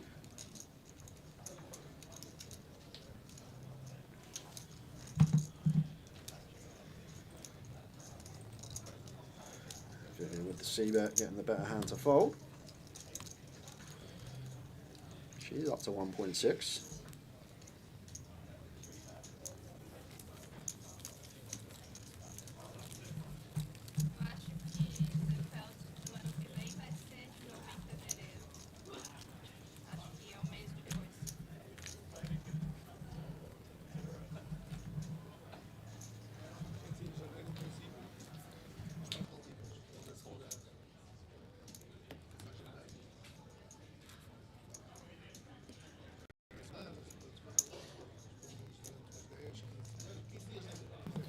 Singh says, might come down to the Vic for the grand final. Haven't been since before the renovation. How's it looking, boys? Fabulous. Beautiful. The new loft is unbelievable. It's like Wimbledon. It's got one of those retracting roofs. Has it really? Yeah, it's got one of those Has it? roofs that goes when it's raining all across, so everyone's love dry. it. Yeah? And then when the sun's out, roofs open.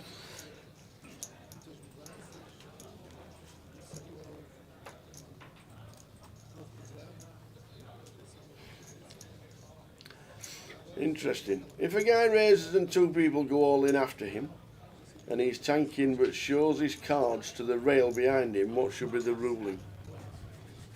The hand is dead, apparently. Is it? Rail behind it. Yeah. But 2 hands have got... They can't do anything. There's 2 all-ins. There's nothing... There's no other action. Did it? What about if you've got like one of the older boys that picks their cards up and holds them like that? Because then naturally people behind are going to see his cards anyway, right? Because I've seen older boys pick their cards up and hold them in front of their face like that. Someone behind them can see that. I mean, his hand's dead. Did they look behind? If there's 2 all-ins, they can't do anything else. Nothing. They can't do anything else. I could go like that with my cards. That's what I'd say. I wouldn't say they were live. I would say they were still live. Someone moved all in. It was on day 3, and he looked down at 18 and turned to play on. I've got 18. You've got a call. I would think that if I don't know. Obviously, every operator's totally different, and you need to know the local rules. But if there's 2 all in and there's no pending action apart from your own, would you kill his hand? Obviously, in Goliath they did. And they took 7 minutes to make the decision, which means they didn't kill the action. Obviously, if it takes 7 minutes to make the decision, then the floor's not said his hand's dead, obviously. I don't know, interesting one. Interesting one. I just feel like it's tough because I know not at this buy-in, but like Yeah. at your local buy-in, people do hold their cards up Yeah. like that. Yeah. People that ain't been playing the game long, and then if someone behind them sees their cards, does that mean it's dead just because they're not If the feeling 2 them right? players that would have still got the cards and they'd still got chips so they could have action, yes, I would make their hand dead.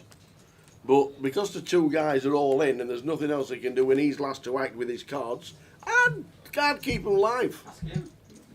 I'd keep him live. I would, but obviously if it's your local 20-pounder or it's a GKPT or it's a World Series, obviously things are different. There's an all-in. There's a call. No. There's a race. Yeah. Then there's an all-in and an all-in. Yeah. And then it's back to you and your last to act. Your last to act. You show your cards to your rail. Is your hand dead? If you pull them up in front of your face and people looking behind you at your cards like your friends.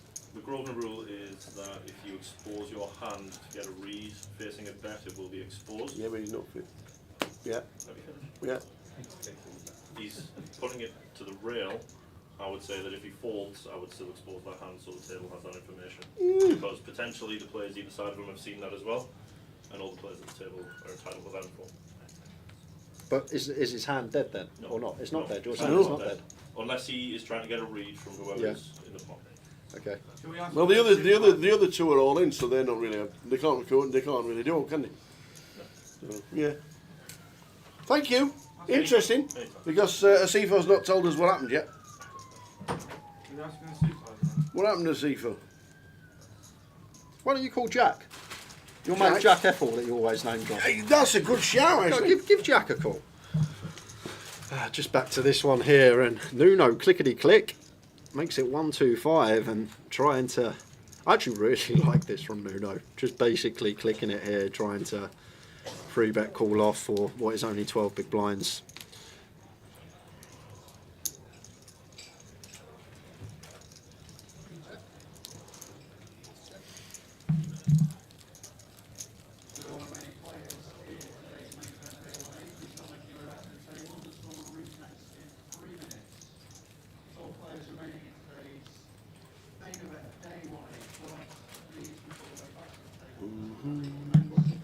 Interesting.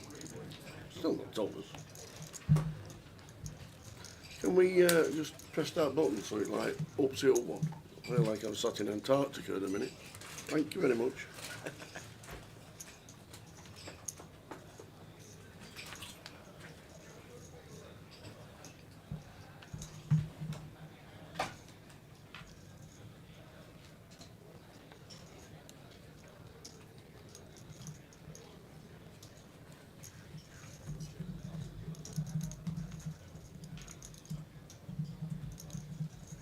Suited here for Josh.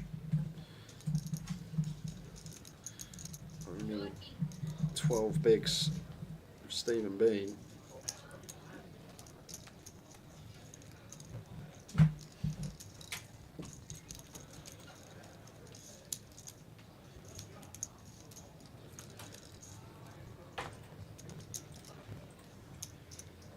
Jack high flop, Jack 8-4.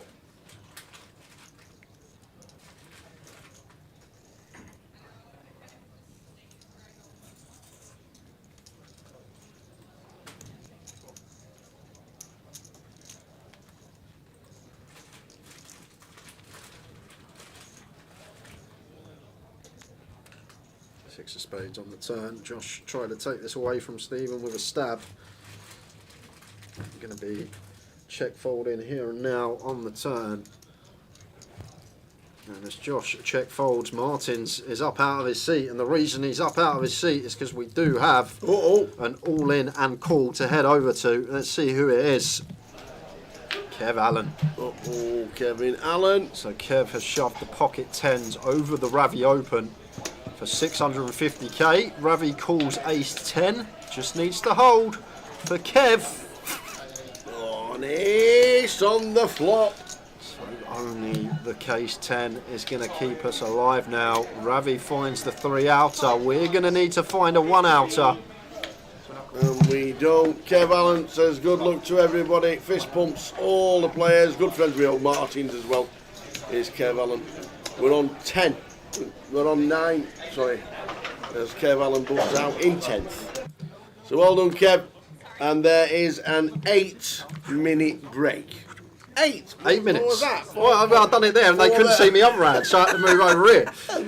There we go. 8 minutes, guys. So we are going to be back at 25 past 6. We'll run you through full chip counts, full player names, and what we're playing for in 8 minutes' time. 8 minutes. Come back.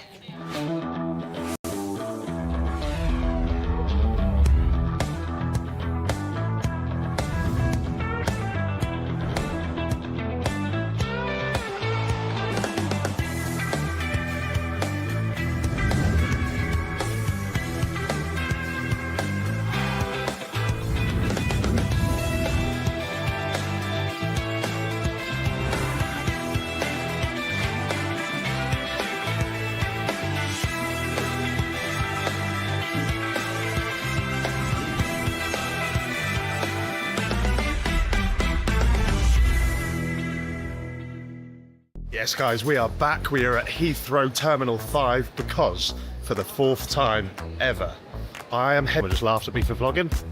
Now I feel awkward. The Vegas journey has begun, and I've done the hardest part, which was saying goodbye to Adeline. What about your wife? I've done the hardest part. Packing's all done. I've given myself a few days off just to recalibrate before we head out there. And I'm feeling super confident. I had a recent trip in Edinburgh, which went really well. Already at the airport, time to drop this one and off to Las Vegas. I've been walking around for 20 minutes. I bumped into him. Here's the boy. It's the main man. Go. My luggage is checked in. Good luck bag. Please don't lose my bag again. Do you like flying, son? Well, I'm minded. Yeah? You know me, I can fall asleep anywhere as well, can't I? And also you're first class, aren't you? Yeah, I am. What are you? One of me, mate. I am? Yeah. 11 hours later, we have arrived. We landed. Long, uncomfortable flight. We have landed. Oh, yes.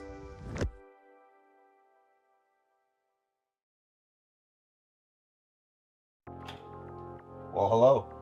What'd you get up to last night? Played the deep stack $200 tournament, max late regged it, and they could have gone till 5, 6 a.m., but thankfully I got coolered really early. So I am fresh and ready for the main, instead of being not fresh and $30,000 richer. Sonny, have you ever seen the film The Green Mile? I have. You know the walk? Is that what we're doing now? The walk to the chair. This is the walk to the chair. Arriving in Vegas, I think it's the most excited I've ever been, mainly because I was with Sonny. He's my cousin ever since we were kids. We've always spoken about getting to play in the main. Obviously, I'm very, very lucky, thanks to these guys, that I've done this before. But for him to do it, it was actually quite emotional at points. It was like a real special moment. Do you know which all black tables are in? I believe it's Paris. Yeah? Yeah. Leading up to the trip this year, I was feeling pretty confident, relaxed. As a veteran, you know, I wasn't too nervous. I played a tournament the week before and it just went really well. And I've started to get a few more results and obviously started to feel more confident. But definitely was feeling like ready to get stuck in.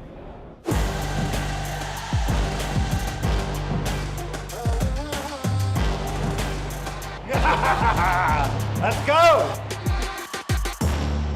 Busted a couple of tournaments yesterday. It was a little frustrating, but reset last night, had a nice meal with some good funny people. Hopefully I can just have a smooth day. Actually, no, fuck that. I want an exciting day. I want the fucking roller coaster. Fuck smooth. Give me the drama.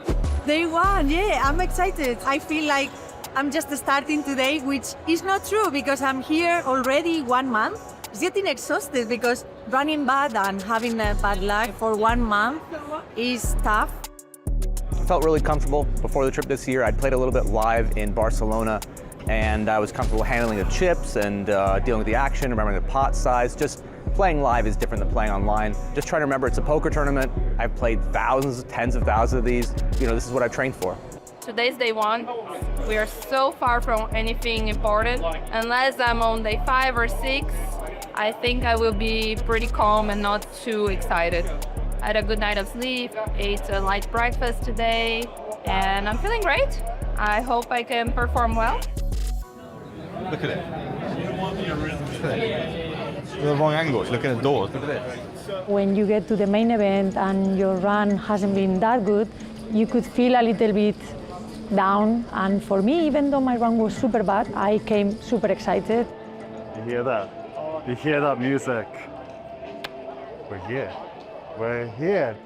There were some butterflies, but not overwhelmingly so. Sort of controlled butterflies, just light flutters, you know?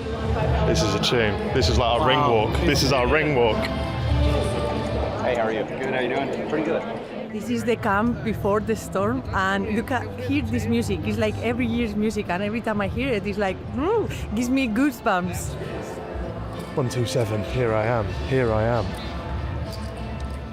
Sitting down at the table, I was more nervous than I've ever been. I had a lot of anxiety. I was like physically shaken. I don't know why. Sometimes that just happens, I guess.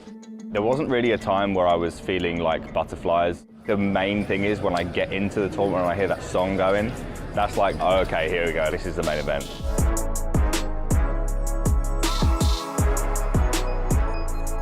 Dealers, please, shuffle up and deal!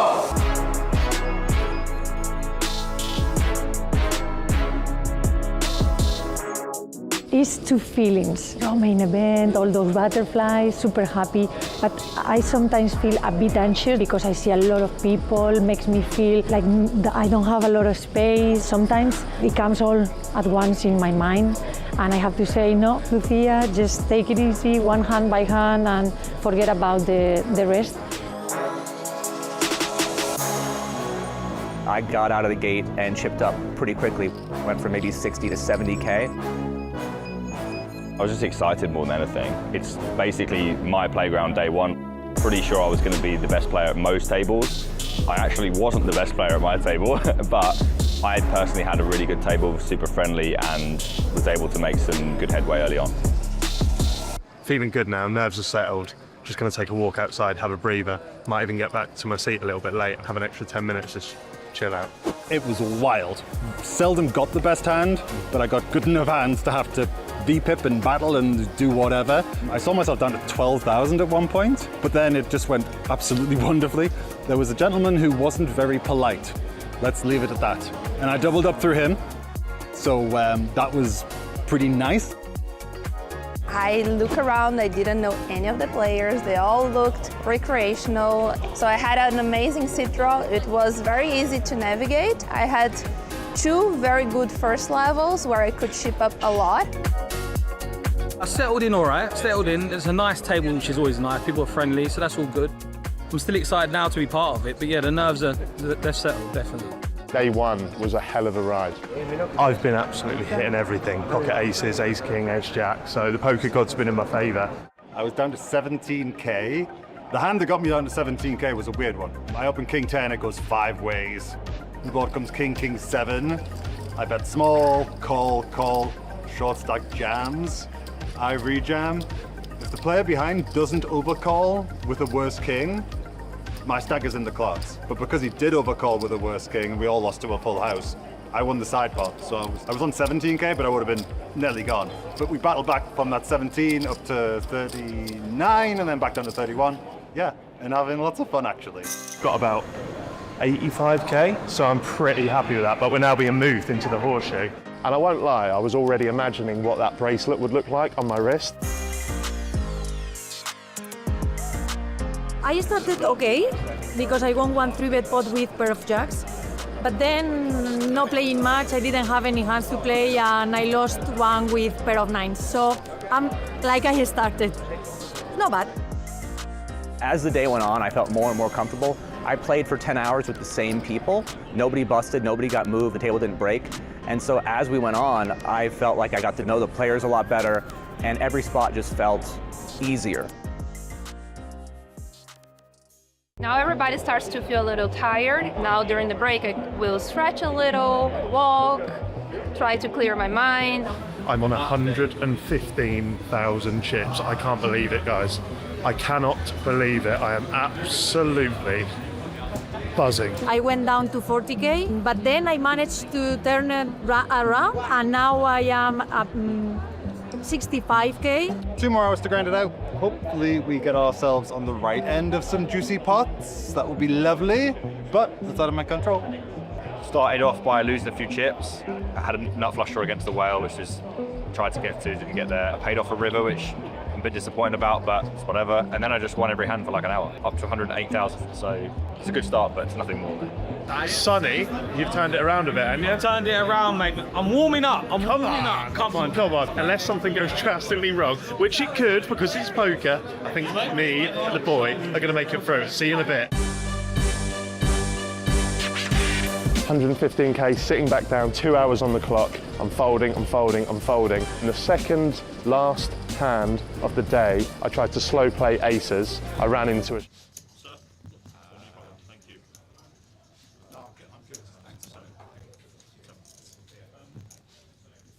There's a couple things to note before we continue. You will all receive 2 further time bank cards. This will be the entirety of your time bank cards for this event.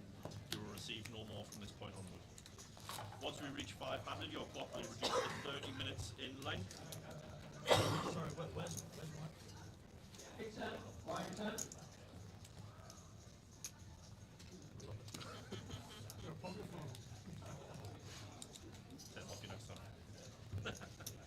Your button has been drawn in. You've seen number 7, guys. We're going to continue at 15,000, 30,000, 30,000. Wish you all the very, very best of luck. Please continue.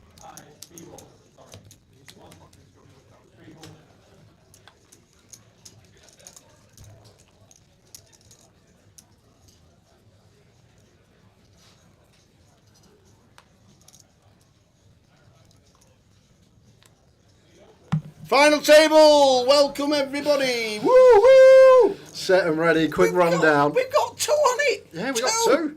Vivi and Josh, come on!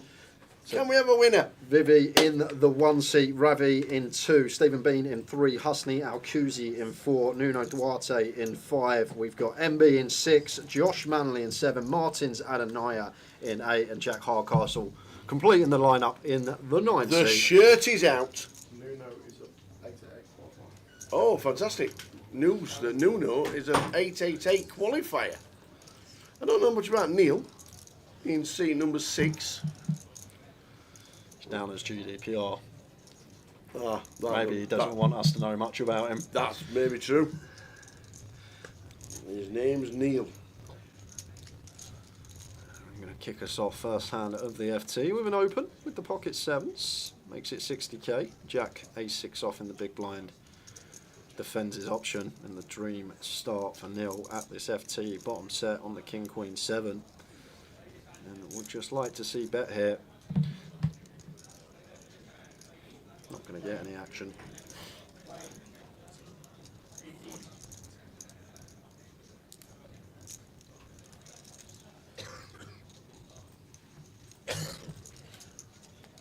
That's what we're playing for. 4,590 for 9th, all the way up to 43,150. First place.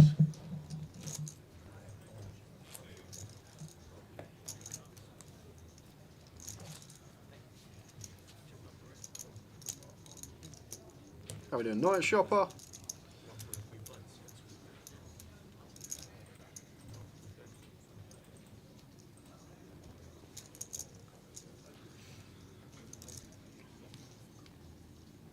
First time I've actually got to see the Raffster in action. He's been on the outer throughout the day. King Queen here from gun. Will be opens.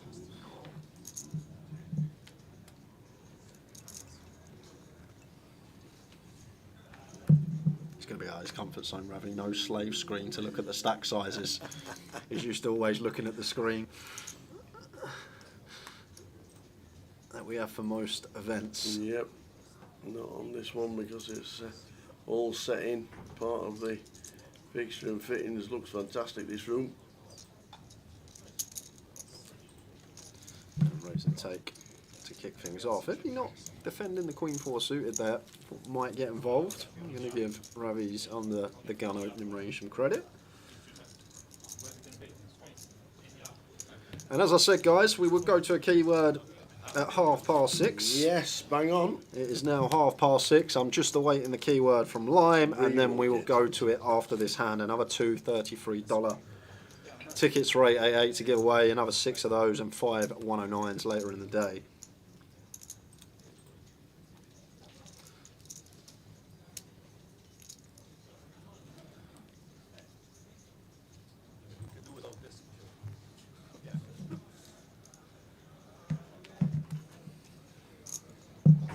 Looks down at 13 bigs, Steve. Out of the way he goes. He's suited for Husney.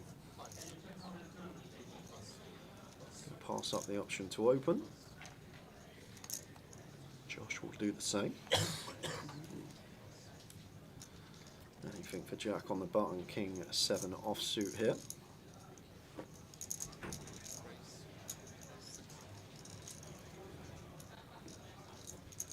Makes it 60k, pocket 3s for Vivi in the small blind against the button open. Could just see call. I don't think we're ever yet to play free bet. Maybe one NFT. They have some ideas of marking, but I feel like at this depth we're fine to just call. C3. King 3 off for Ravi here in the big blind. Lets it go. Not going to defend it multi-way. Wayne Yuan says it's 5:30 AM there. That's got to be Sydney, Australia. Ace 9-9 rainbow here. King high for Jack. Could sit very small size paired board. Ace high might go for one big.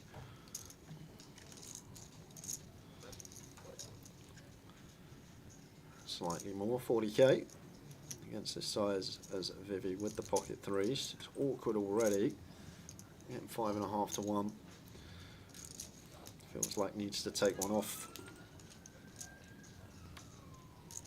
10 of clubs on the turn.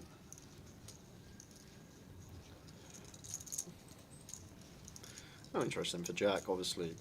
Vivi calling in the small blind here. We'll have some suited ace-x. We'll still have some maybe like Jack 9 suited for 9x. But it's also going to have some pocket pairs and King high that will call against this size. Hands like King Queen, King Jack suited with the backdoor flush draw. 2 of hearts turn. So Vivi with the check mark here with pocket 3s. Just hoping that Jack's going to check this one behind and we're not faced with a decision.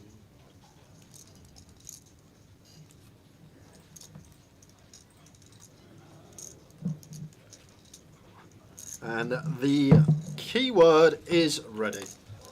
And the third keyword of the day, this is for two $33 tickets, is Josh Vivi Hype. Hey! 2 on the FT. Josh Vivi Hype. Like it. Good luck, good luck, good luck, good luck, good luck, good luck.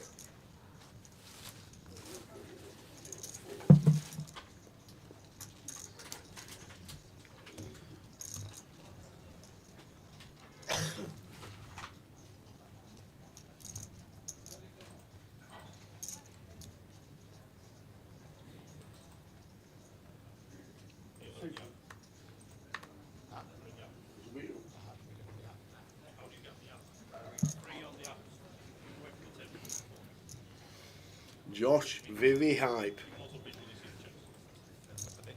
Do you have a chance?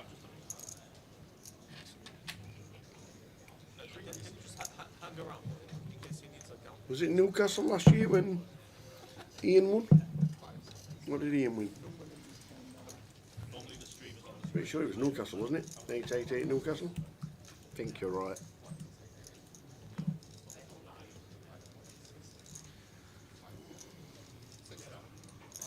King suited for Martins in the hijack. It's going to open. Newcastle spot on tower first in the main event for 35k. King 7 of spades here for Jack in the cut-off. Looks like it's going to find free bet here. Mountains loves to see this. Just going to get to 4-bet send when it's back round to us. How are we doing, JG Poker? Oi, oi, JG. We're all good, thank you. How are you? That's Portsmouth.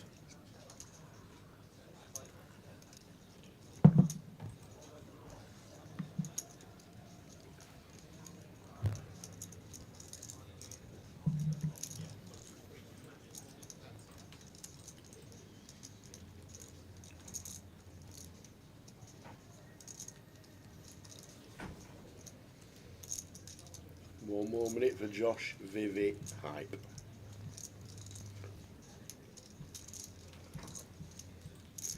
Martin's with the ace king. What does he 4-bet to? Just All of jam. it? Yeah, just jam. All of it? Haven't really got the wheel room at No. 20. Looks like he believes we have against Mr. Hardcastle. Although it looks like 300k tower, so basically 45% of our stack.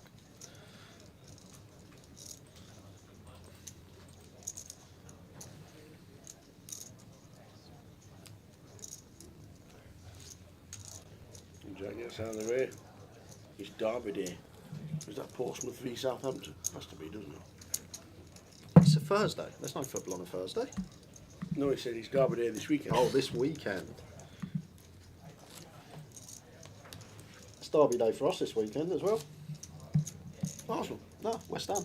That's The not fake derby. derby. It's their derby though, Tower. You got to Derby. let the West You Ham can't just fans dart all of London. You got to let the West Ham fans have their derby, all right? You have to, otherwise they get upset. It's their derby, so it's a derby. What is the closest to West Ham? I don't even know where West Ham is. I know it's near East Ham. Stratford, ain't it? They used to, that's where the stadium They is. used to play in East Ham, didn't they? I know the stadium's Stratford, but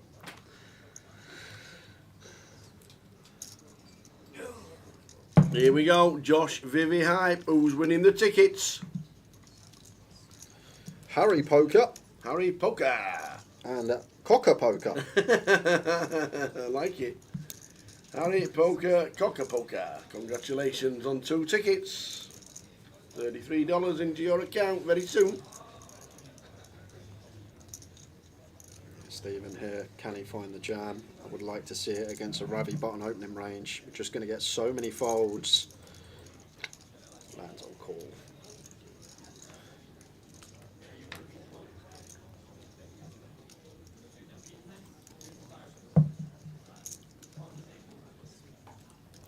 It's a really nice spot to shove here as Stephen as the outright short stack. It's just a Ravi button opening range. It's probably going to be like 60% here of hands that he opens.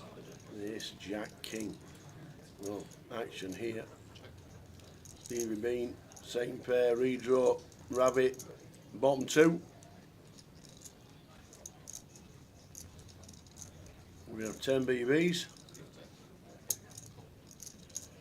Oh, rabbit didn't like that snap call. Loves that turn though. And now it's 2-tone, less than pot. Probably just jam here as Ravi. Ace-X out there to get called by. We can have some flush draws both ways for bluffs. He's going to go for the milker. He's going to go for it over 3 streets here. Stevie Bean. And to be fair to Ravi, he gets this turn call from the King-Queen.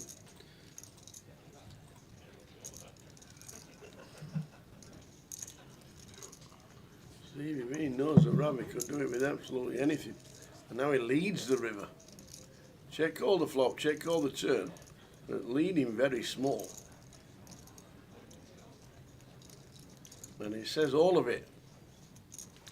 And Stevie Bean, is he leaving himself 3 big blinds, or is he calling off the rest and realising that Ravi sometimes has the hands? And he got out flopped. We just took the reshove pre-though tower, we just pick it up. Playing flat off this stack size against a very wide button range with this hand. It's a much better avenue to take pre-flop, I believe. Now we get here, got ourselves in a world of tangles. Not sure what the river lead's about.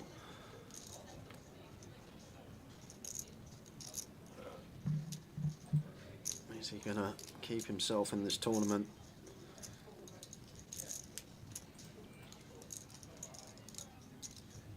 Yes, he is. Interesting one. Yeah.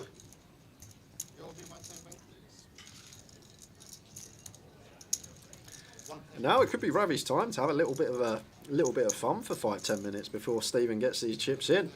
Sat there with 3 bigs. Next smallest stack has 27. May just see a Ravi rampage for 5-10 until Stephen gets that stack in. Good thing for Stephen though now, he is on the button. He's got a nice 7 hands to wait before you'll have to put it in under the gun if he doesn't pick up anything he wants to go with.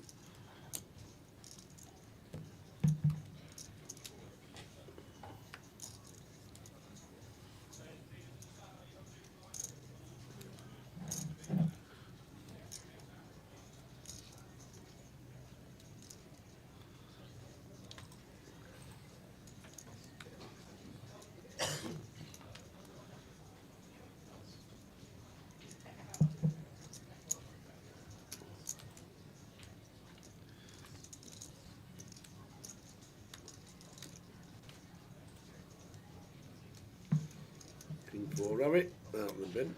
I'm surprised. Yeah. I'm really surprised with Stephen on 3 that a king in the cut-off isn't qualifying for Ravi to open there.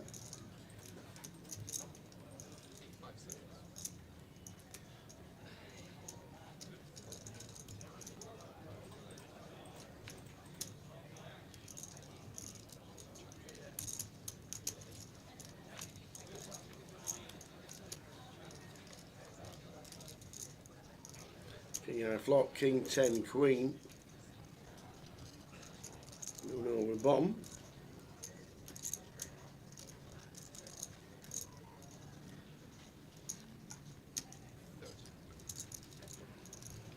Gonna have to call once, blind on blind.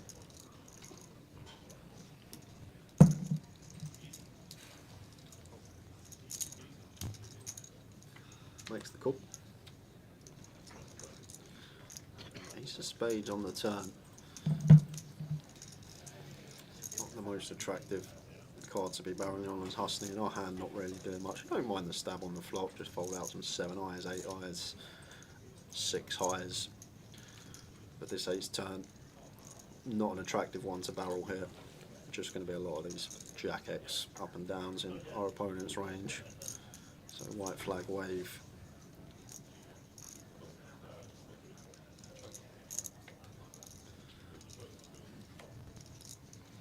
Oh, 9 of hearts on the river. Now we're here with 5 high as Husney.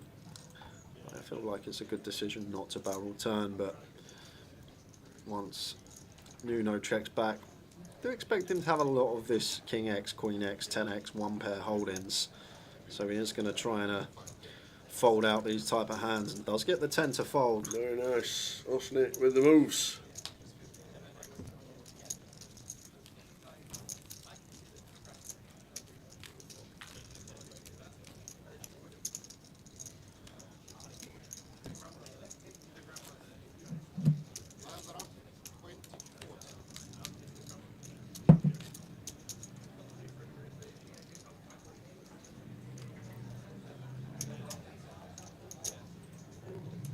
So blinds up, 20,000, 40,000.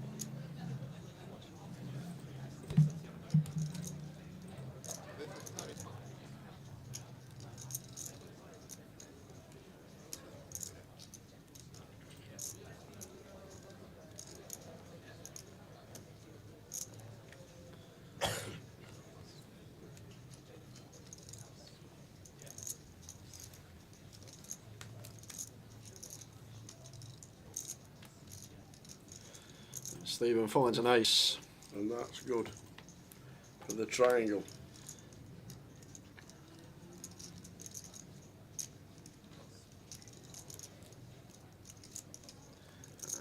Nuno King Jack does make the call. 7 deuce here for Neil. Spanners in the big blind. Maybe thinking in his head, can we call here? Husney has to play honest. We then get to check it down and eliminate a player and try and ladder.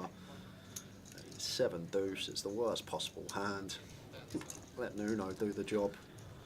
Which he probably will do. So there we go. Steve Bean is all in with ace-8 in front. Can he get the double up to get himself back into it? Needs a bit of help after the hand against the Ravi.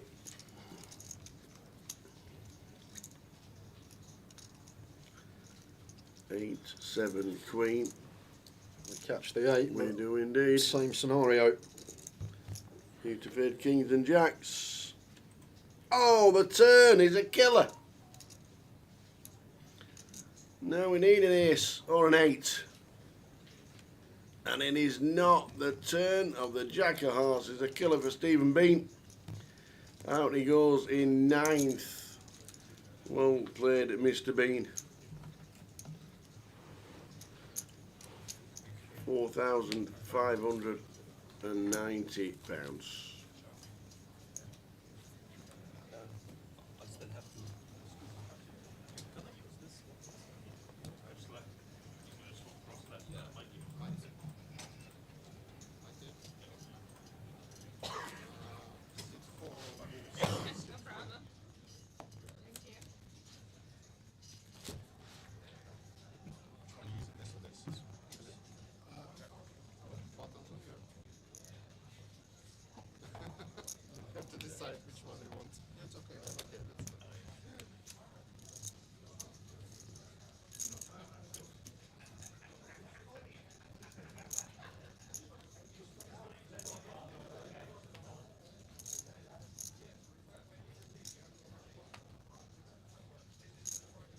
Stevie Bean out in 9th. Well played, sir. £4,509.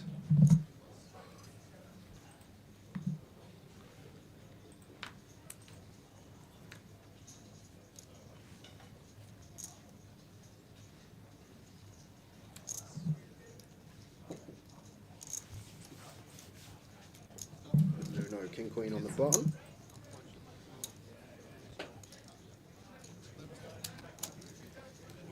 Okay. Anything for Josh in the big blind? Doesn't look like it.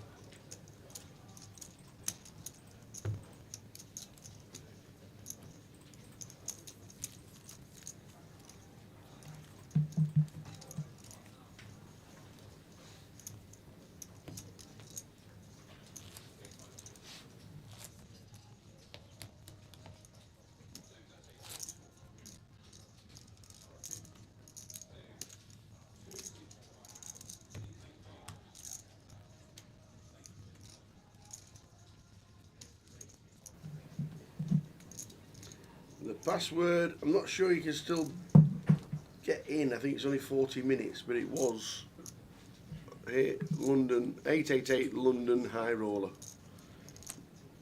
I think it's now finished.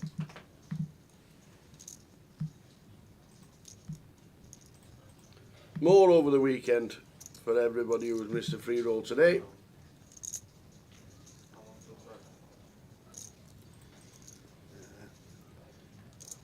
Vivi with 8s here, looking like she's going to call. I actually really like folding this spot at a final table, gun versus +1, 9 max here. I always speak about the spot that I always remember, and looked at something probably like a year ago now, but final table, 2 big stacks going, 2 similar big stacks, and under the gun opens and 9s from +1 is mixed call fold, so just shows you sometimes how tight you need to be against the gun opens from similar or bigger stack sizes at a final table. However, we're going to get Josh here with the jacks, and it's really grim here for Josh. He says, I'm all of it. But he is going to find the 4-bet send, and that's going to be ace queen into the muck for Jack here, and Vivi going to have to let the 8s go, but think she has played immaculately today, but I'm not sure about this 3-bet here at a final table ICM present.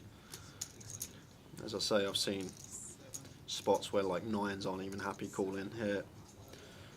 Gone versus +1 against stacks that are similar or cover.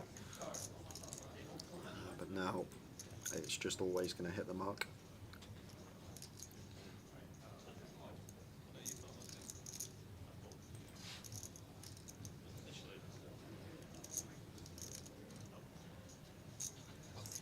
And the 8s do hit the mark. Josh over a milli.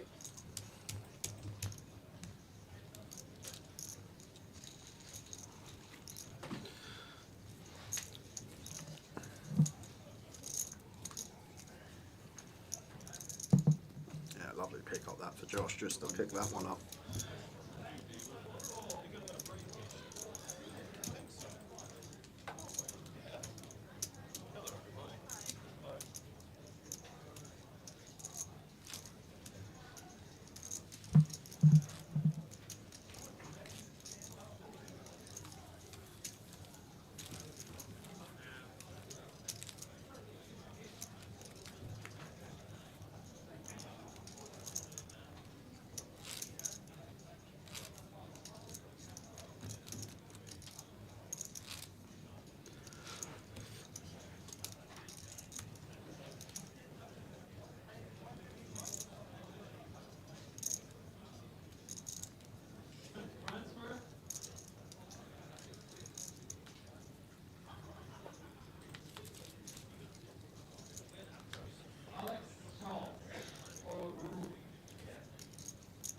Going with a king deuce.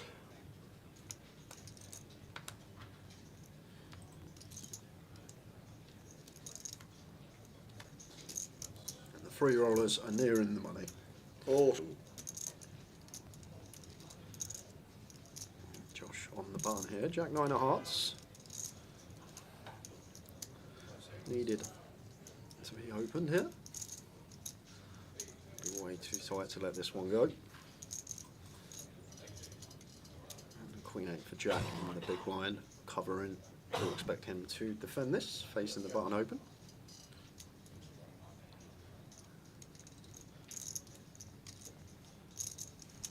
Defended us.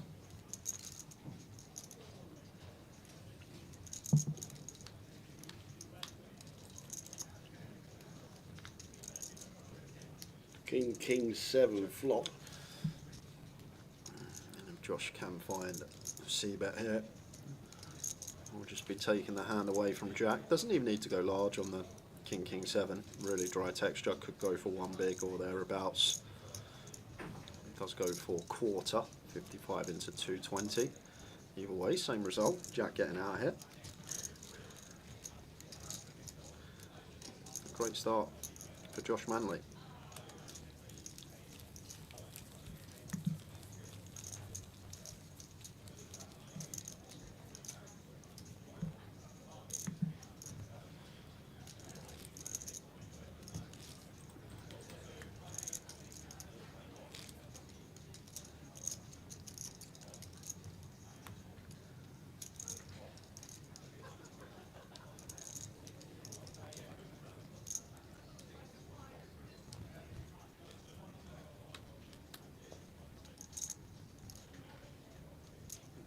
A7 suited for Ravi. Be opening this one as chip leader. Nuno has taken a couple though, he's closely behind him.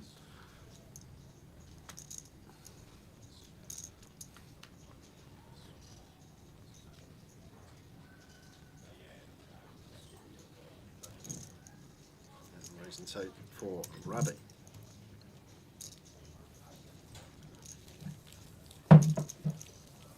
We're on 8 out of 115.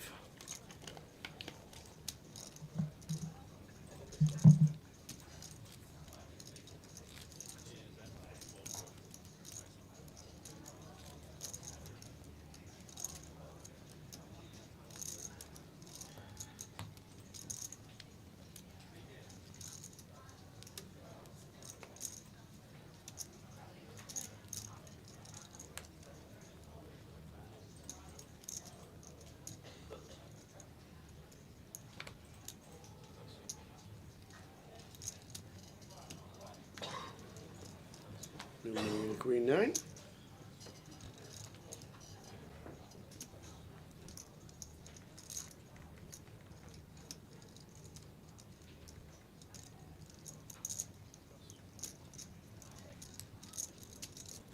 What a hand for Jack to find on the button, especially last one got to showdown and he showed King 7 off. Had to show it down as last aggressor, so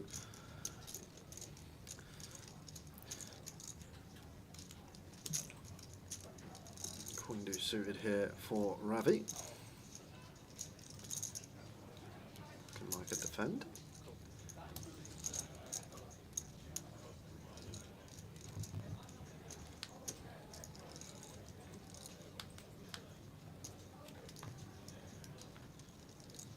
Oh, and bother for Ravi. Top pair. Reaching that top pair. Queen 10-7 here. You scale up a little as Jack.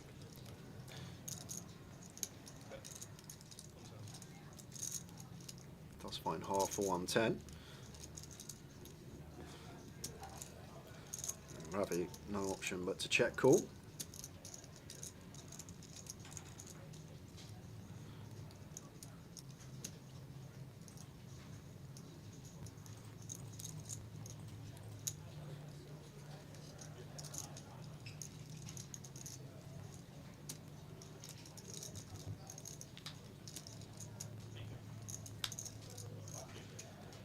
Spades on the river. So we'll have some interaction with Ravi's calling range on the flop. Jack 9 does get there. He's still going to have hands like 7-8s, 10-8, Queen 8, all going to be in there that want to defend versus the button range. But he's also going to have a lot of hands that have to call another street. Queen X, Jack 10, 10-9, 7x of clubs, 8x of clubs. A lot more out there that we are ahead of as Jack that is obliged to call another street.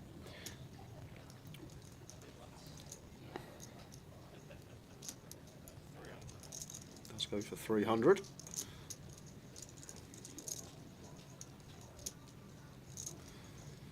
And against Jack here with top pair. Nice side card to have as well, like unblocking all this King Jack, Ace Jack type stuff that Jack potentially will barrel here. Can't see Ravi folding just yet, but he's going to have a real tough decision on a brick river tower. It's going to be a real toughie for Mr. Chef if this is a brick. Which is the... Oh my! It is a brick. It's a duck on the river. It's no brick. And the bread's going to be going to Ravi. That is no brick. He's going to crack kings with Queen Deuce. Oh my word, the most inconspicuous one. It looks like a dream river for Jack Hardcastle. If it comes a queen, Ravi doesn't get it. But of course it's the deuce of diamonds, not even the clubs completing. And Jack gonna be going after Queen X here for sure to get paid from. All of it. Look at that. All the chips are going across and this is going to be a snap call. And they says it, I've hit it. Kings. To see the bad news, the Queen Deuce. Oh, that is ill. Jack Hardcastle with the kings. Oh, Jay. What can we do there? There's not much we can do as Jack. As I said, Ravi was going to have a tough decision when it comes to brick, but not that brick. not the biggest brick of them all from Jack's perspective, the offsuit deuce. Hey, that is a rough pot for Hardcastle to take, and Ravi just in contention now to take this one down.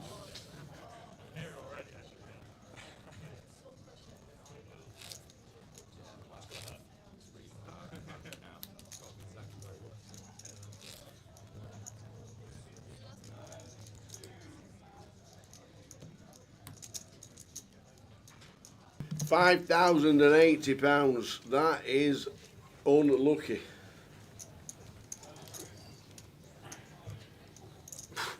Just the offsuit deuce.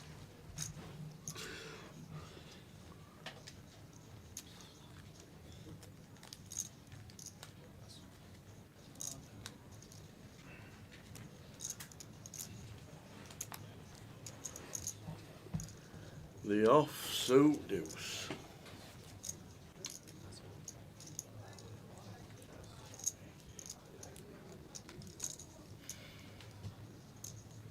Oof. 23 minutes of this session to go, then a 15-minute break.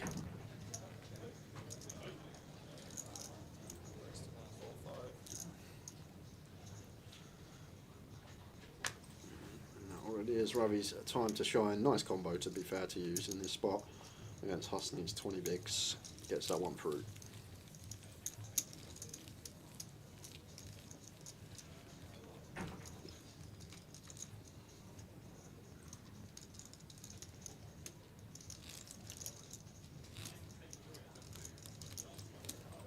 Yeah, Jack went bet, bet, bet. Wasn't check, check, flop. It's bet, bet, bet. Betty, Betty, Betty. Buying for this 1500. Yep. For the high roller. This is what we're playing for at the bottom.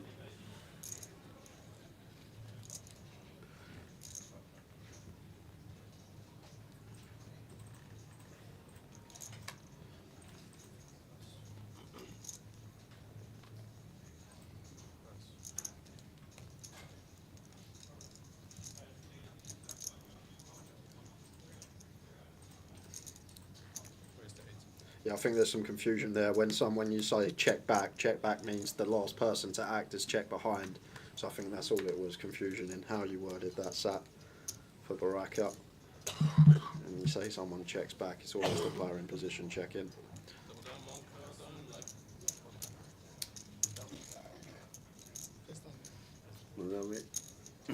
Huge ship lead at 100 bigs nearly.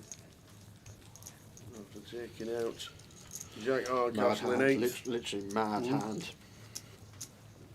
I would love to see what Ravi does on like offsuit 3, offsuit 4, offsuit 5, like the real bricks. The deuce was the fake brick because of Ravi's hand.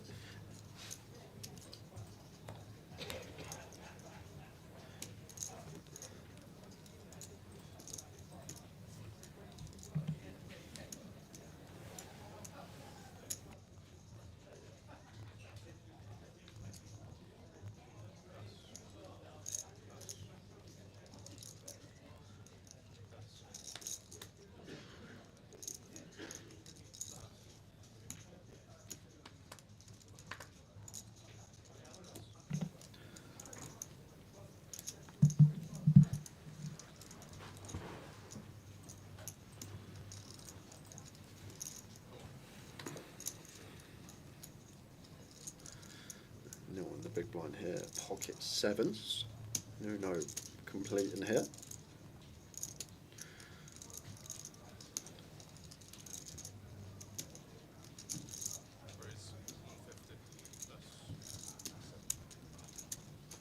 Just going to bump it up and Jack deuce out of the way.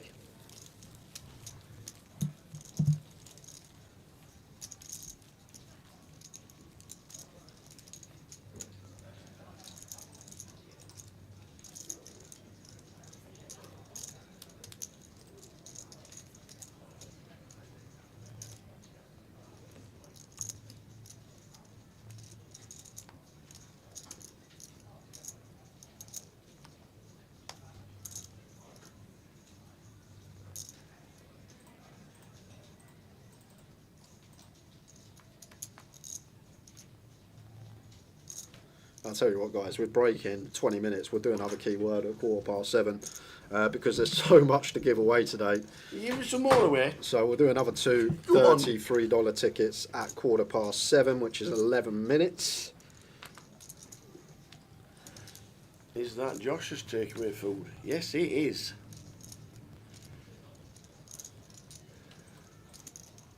This is his biggest score now, isn't it? Yeah, I believe so. 7th? Very similar. No, it needs to get at least, I think, needs to get past 7th. Hold on, I did check earlier. 5.5k is his biggest score. Oh yeah, 5.9 locked up. So new high score for Josh Manley. And we've got an interesting one here. Nuno with the free bet to 230. We are only at 30 bigs here. Nice one for Vivi. Does let it go. It's awkward with deeper.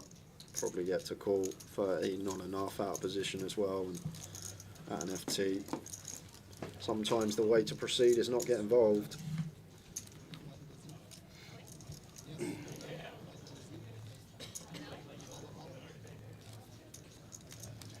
Seven left. Is Easty playing the main today, I take it? Yes, he is. He is indeed. Hey, Russo, double.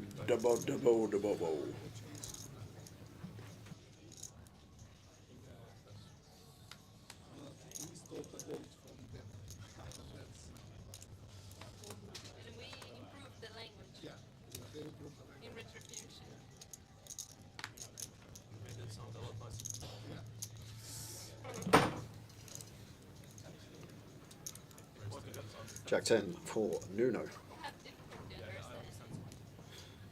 King Queen suited here for nil. Both options available.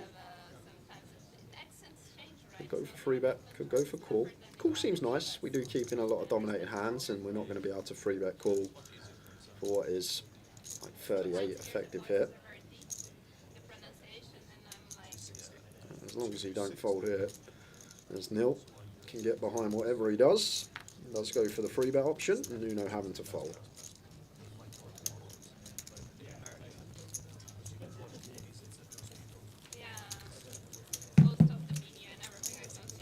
Russo, Daboba, hope things are well. I'm getting the ticker up there on Saturday as well. We're having Towers treble ticker. We're 0-2 so far this season. And on Sunday, if it don't come in, which is likely, we'll be 0-3, and we'll have the ticker up on Sunday, and we'll keep it up there until the football season finishes. Just so everyone can get an idea. Got a crack of this one. Absolute belter. Oh dear. Absolute belter this week. I actually don't think he can lose.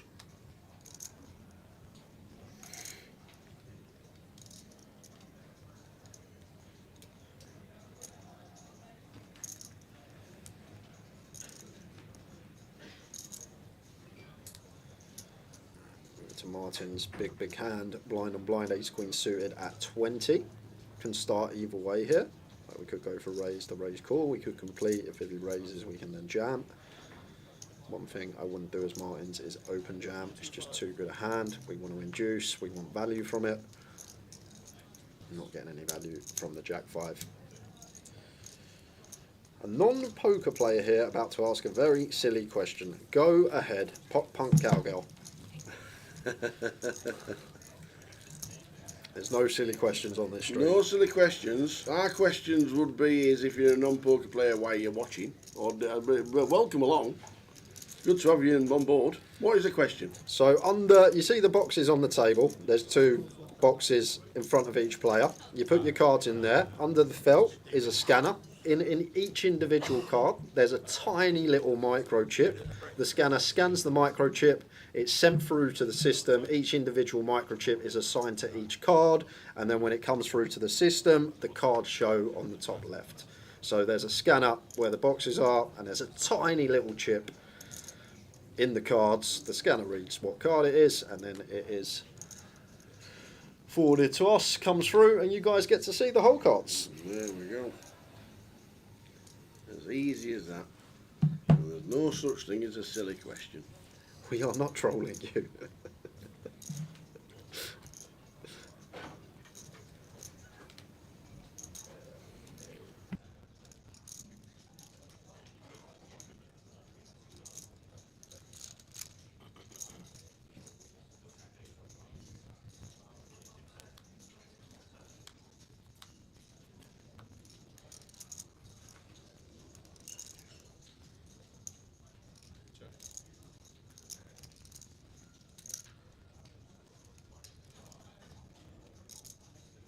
.30-minute delay for the 888s. 30-minute delays. Right, we're going to start with bet here.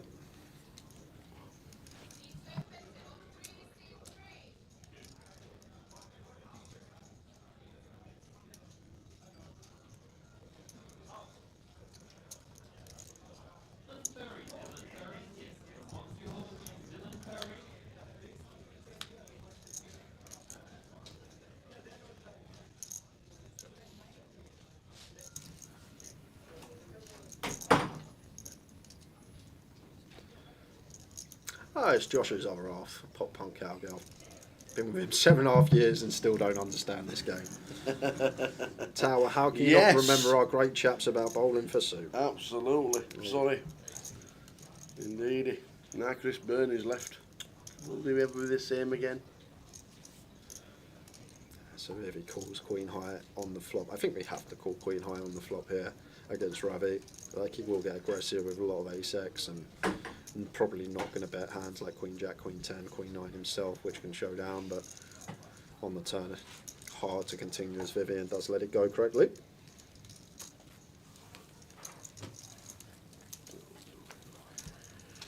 Heading towards the break.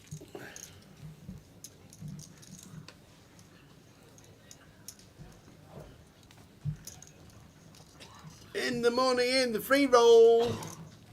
Excellent. Are we going to see them in December? They're over in December, although I actually didn't know. I do have a bit of free time in December. Fake so fan, yes, fake maybe. fan. Calling it out here right now, fake fan. I've not seen the schedule. I might even look on the website when we're on a break in a few minutes' time.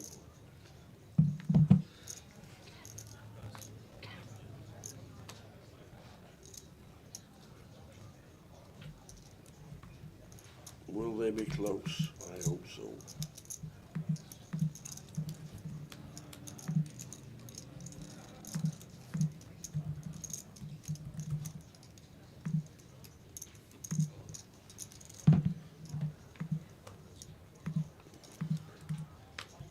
Wheatus, Punk Rock Factory and Bowling for Soup.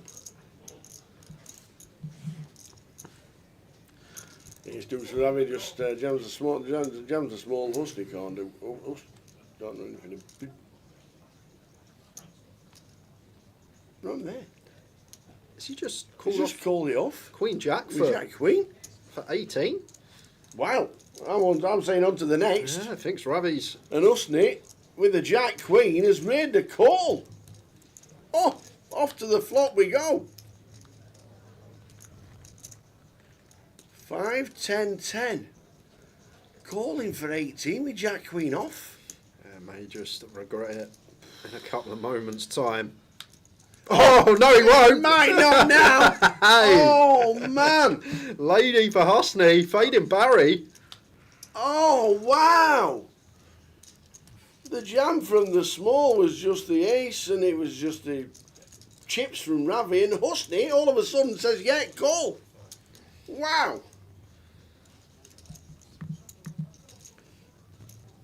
Jeez. Who's the best player left? Or is that a silly question? It's very hard in poker to answer that question. However, if you want to know about live earnings, Martin's Adenaya is the biggest earner, 2.3 million in live earnings for Martins. Great player, been around for years. Biggest live cash actually coming when he won the LHPO in Hollywood. Yes, he went over to after Vegas, didn't he? 512,000 he won that for. I think he was at the WPT, then went straight to Florida. I do remember.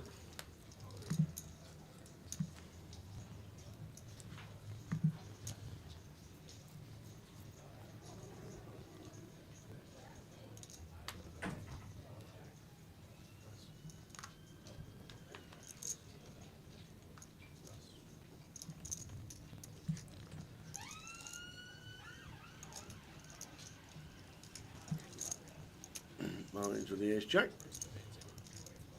Final 9 minutes of this session.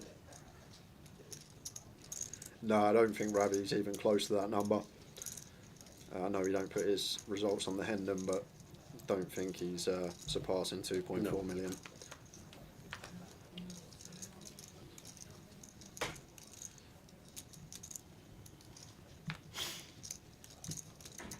The jam's fine from Ravi as massive chip leader, shoving ace deuce for 20, blind on blind. Yeah, he's got ace.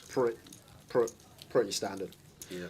However, the Queen Jack call was an interesting one. For 20 BBs, blind on blind late. I guess he thinks Ravi's just overdoing it. There are the chips. Heading towards the first break of the final table. We're on 7.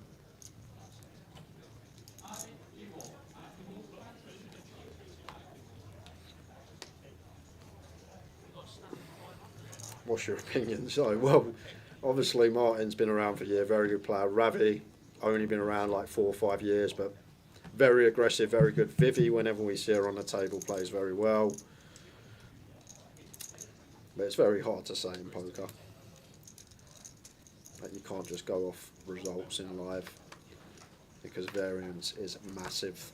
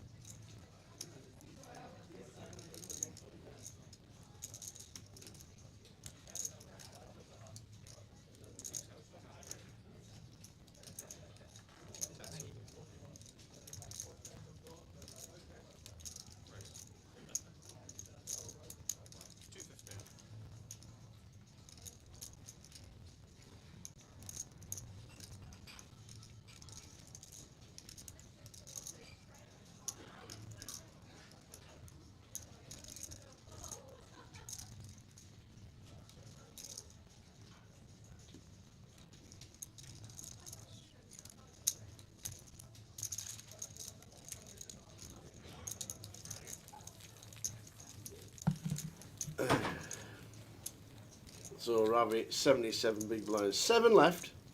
Martin's 25 big, so we're all doing well.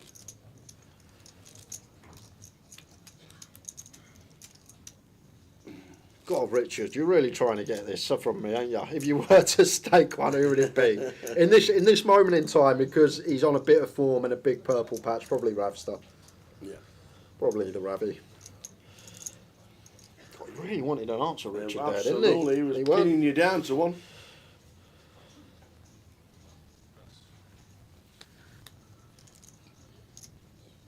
He was definitely wanting an answer. And he got one.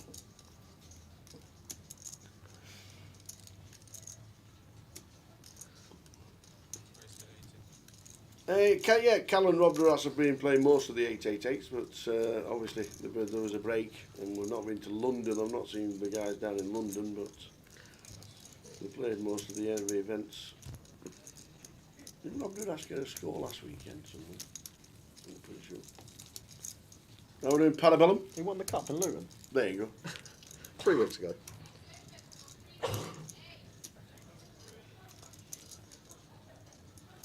How are we doing, Parabellum? Well, things are well.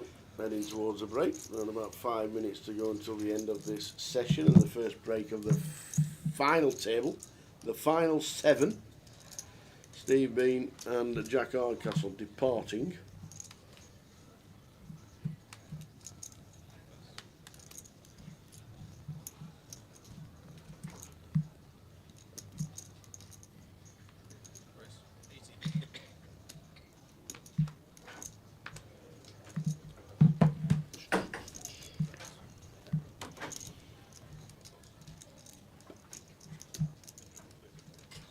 Multi-day PLOs don't seem to work. There's never enough runners for it.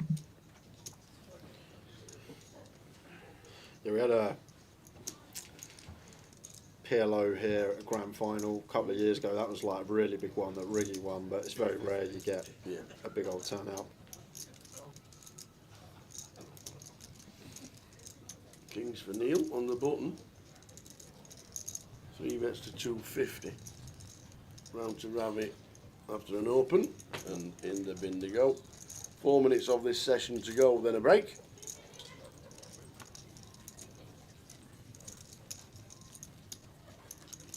Steady start, losing 2. Stephen Bean first out, and then that sick hand between Ravi and Jack Hardcastle. Like the worst thing about that hand is it has to be a deuce. It can't be a queen. Jack doesn't jam on a queen. It can't be the deuce of clubs. Doesn't jam on the flush completer. So it needs to be one of the offsuit deuce for Ravi. Pretty brutal one for Jack to take. He'll probably be jumping in the main, having a few stars. Big news as well. Okay. At this moment in time, He's distilling. Tell you what, this could be an 888 week to remember.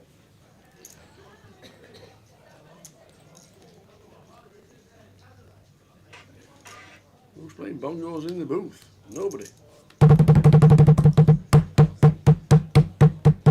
Nobody, Morris. Absolutely nobody, Morris. Where are you? In Tenerife, Morris? It must be that time of year.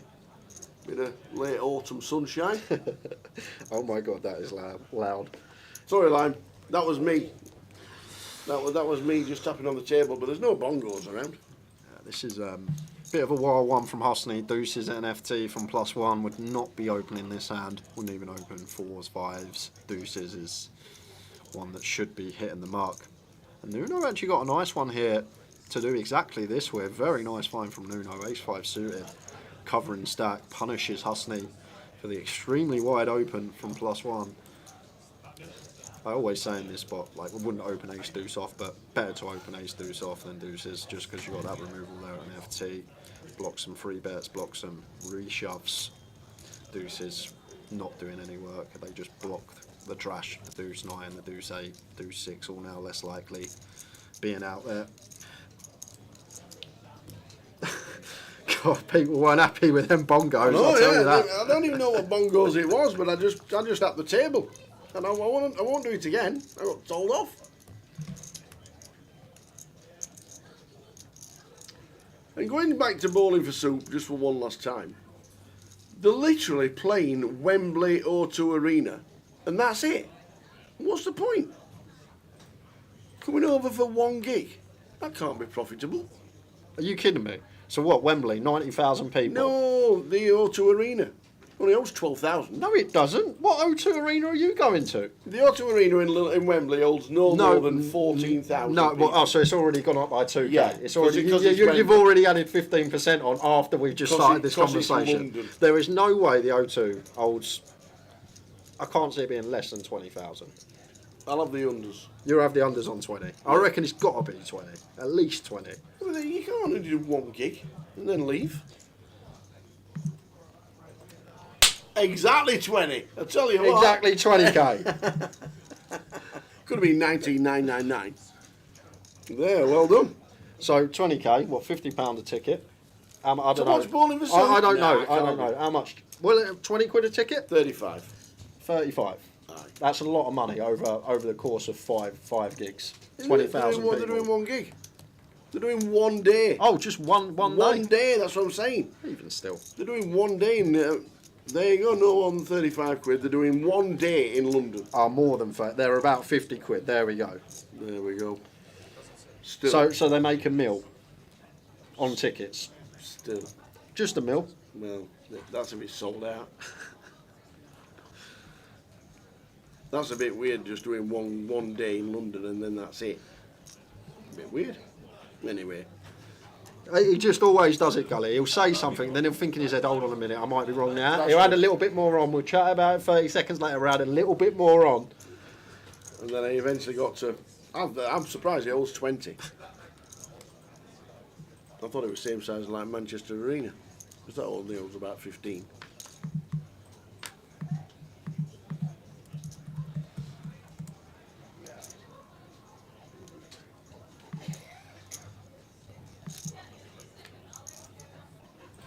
There you go, the Wembley O2 is 12,000. I've just googled Wembley O2. On AI Overview on Google, it says 20,000 people.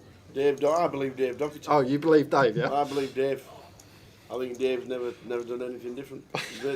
Dave never says anything wrong. Dave said it's 12,000. I'm correct. Cheers, Dave. Dave goes, no way, that's the OVO. Sorry. What's the OVO? Oh my days. That backfired, Tom. That backfired, and we are on a break. Into the break. We'll be back at just before 20 to 8.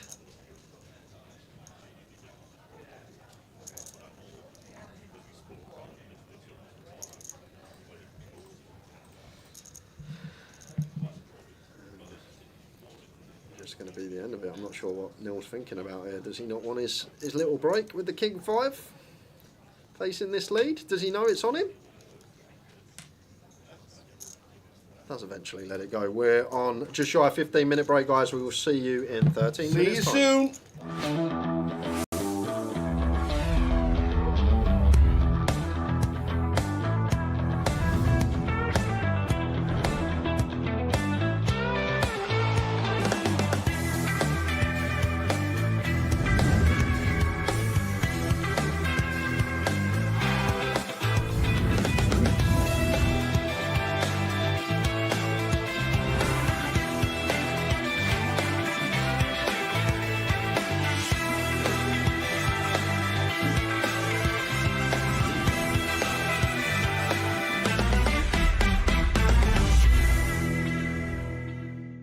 I'm feeling positive.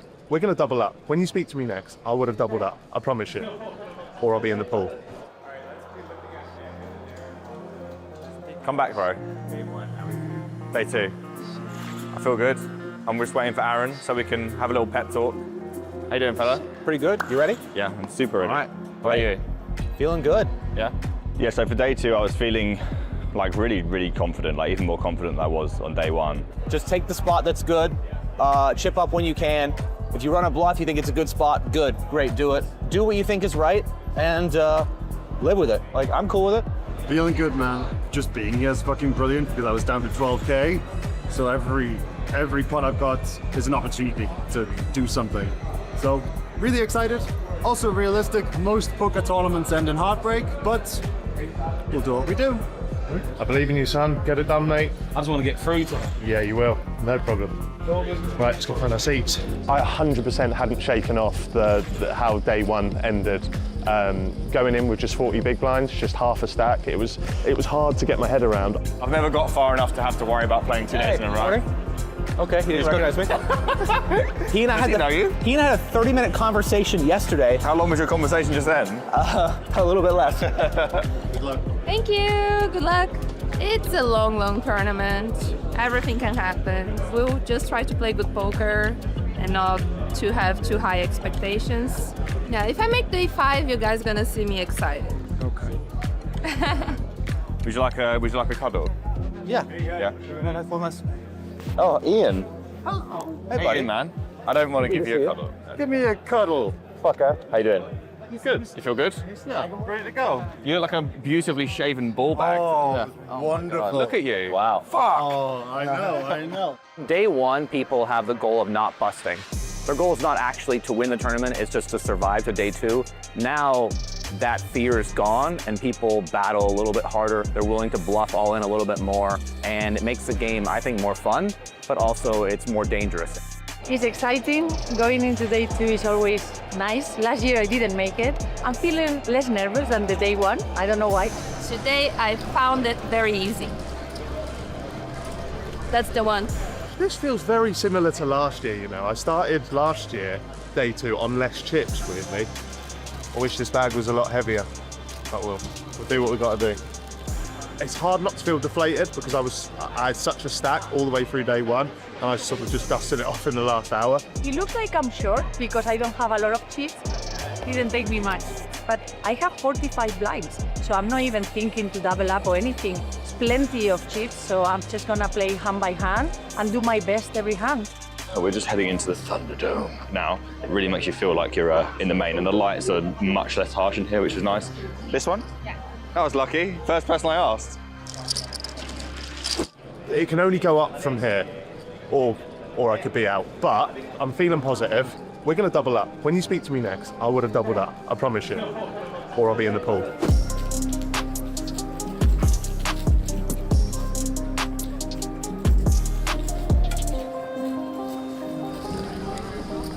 All right, talk about it. Guys, I'm out. Third hand today, ace-queen suited. I've 3x'd it. It's gone round to the other short stack. He's gone over the top, put 12k in. I'm like, I feel like I have to shove here. It's half my stack gone if not. So I shove. He tanks for ages. Calls, obviously. Shows jacks. I have ace-queen of spades. 1 spade on the flop, spade on the turn. So I need any ace, any queen, any spade. With he takes the lot, and I'm out. Third hand of the day. I thought this is the moment, I have to do it. If I fold this now, I'm going to be spending the rest of the day waiting for a moment like that. If I find myself in a spot, which I should play, I should shove it, get it in, I'm going to do that. And I played 3 hands today. Okay, I guess I'm gonna go for a run, try and blow off some steam, but I'm just gonna be thinking of my cousin Sonny all day now, and hopefully we'll be back next year, and hopefully I'll do you proud then. But yeah, I can't lie, I'm gutted. Ace Queen suited, 3rd hand of the day. Mindset starting day 2, pretty similar to my mindset going into day 1, and it was just sort of battling. I came day 2 with 45 blinds, even though it was half of a starting stack. And I didn't even have that feeling that I need to double up, I need to... No. It's 45 blinds, it's a lot of chips and 2-hour level. This is the tournament that doesn't matter what happens to you, you can always make the comeback. There are a few recreationals that, you know, if you start with recreationals, it doesn't really matter how many chips they've got. They are getting torn to shreds in this tournament because there's so many hours to play and there's so many opportunities to make mistakes. So you need to get yourself involved in spots with them as much as possible before they have to take their leave, unfortunately. So I had a good start of day, didn't play many hands.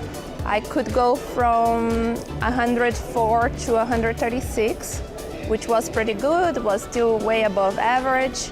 First break of day 2, so 2 hours into the day. Just cruising along, about 165K-ish, I think, at the break, which is actually my all-time high. Pretty cool. So embarrassed. Yeah, it's me.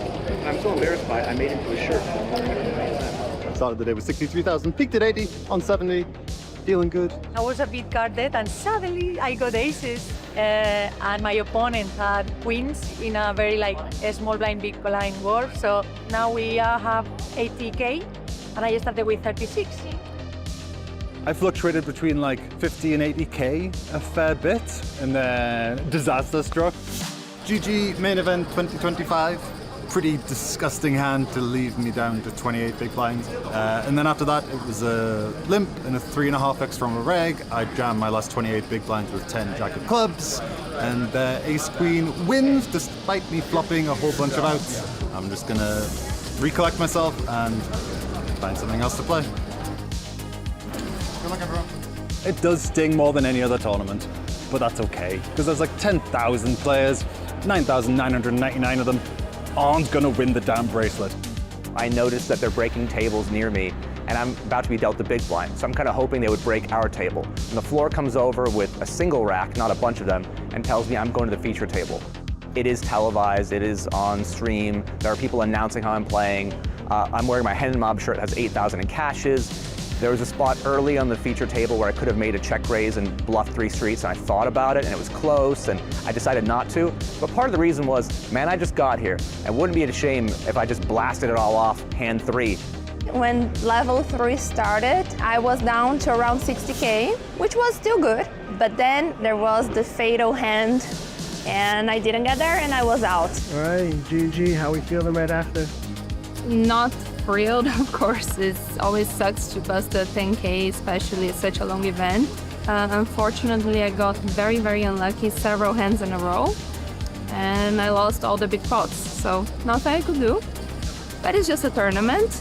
So yeah, on to the next one.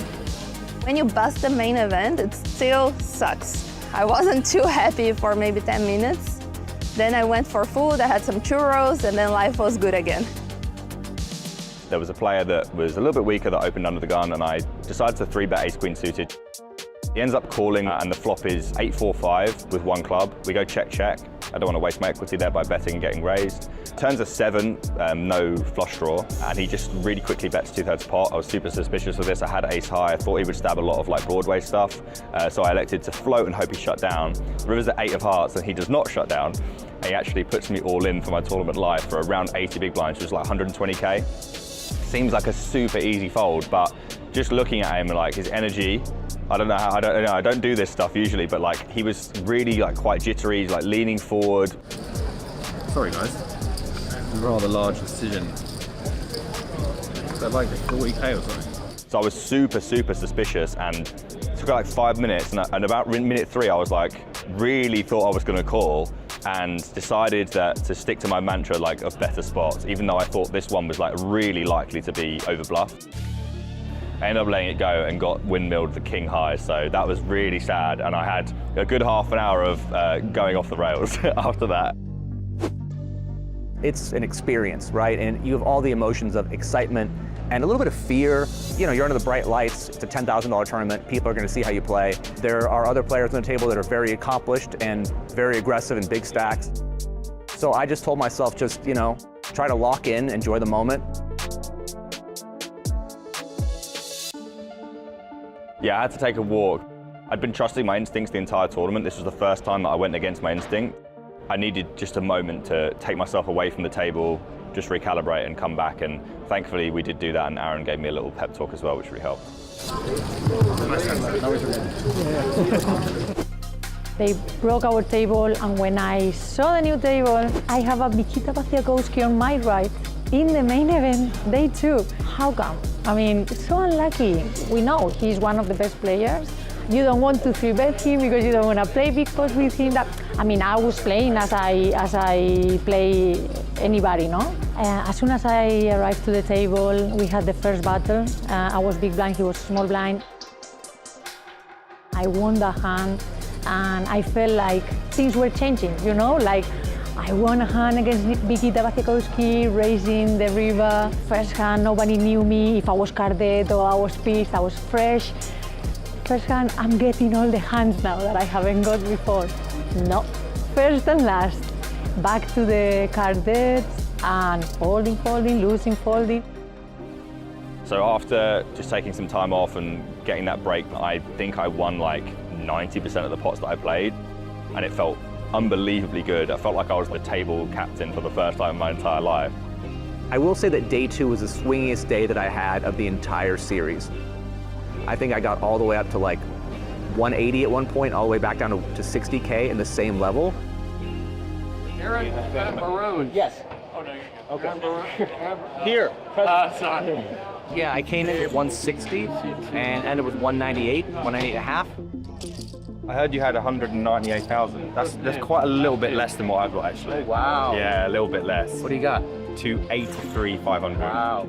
Managed to run up a really, really healthy stack of 283K, which is my best ever bag at any day in the main event. Yeah, I got a motivational speech, and then I won every fucking hand. Oh, that'll help. Every hand. Wow. Every hand. It was unbelievable. I can't believe it.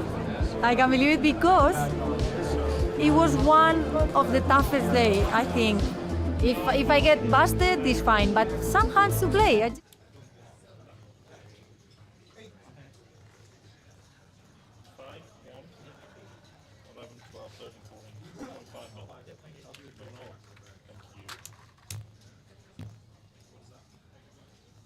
Could you please confirm your chips?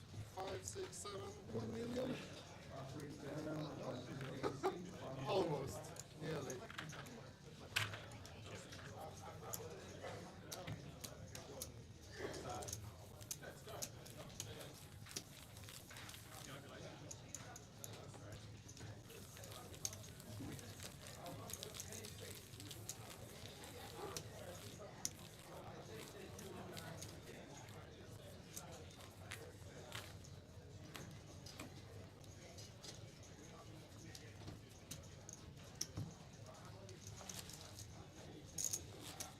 Ladies and gentlemen, we are resuming at 25,000, 50,000 and a 50,000 big blind man.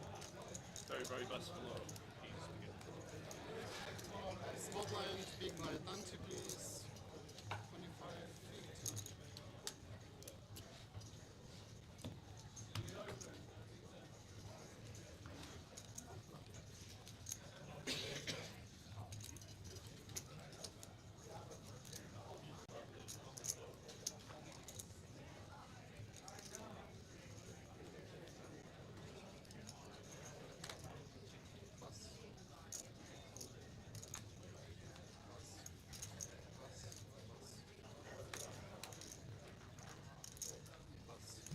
We are back.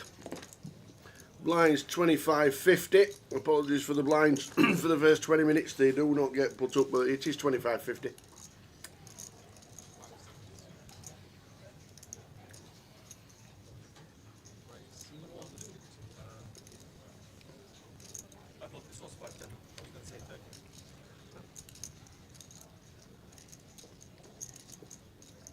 So blinds 25-50. 7 players left. Ravi chip leader.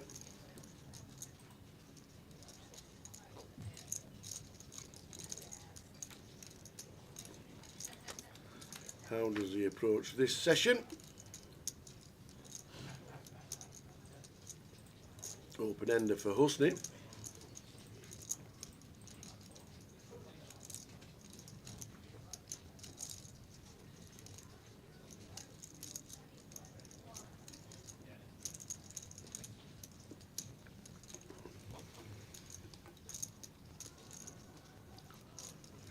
Who bets 100? No. With none of it, should be in the bin. Jay just enjoying his chicken and mash.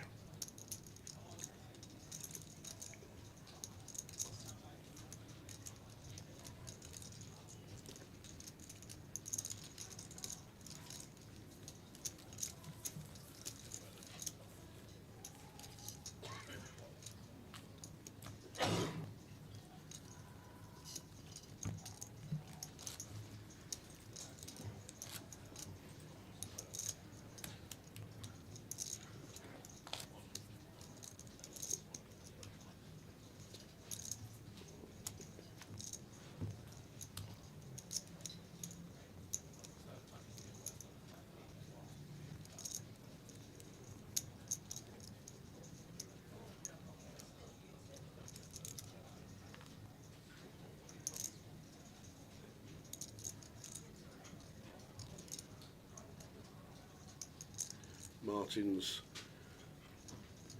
with 18 BBs, now the blinds are 50k.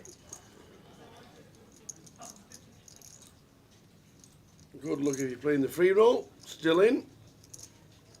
Sat bar says down to the last 99, good luck.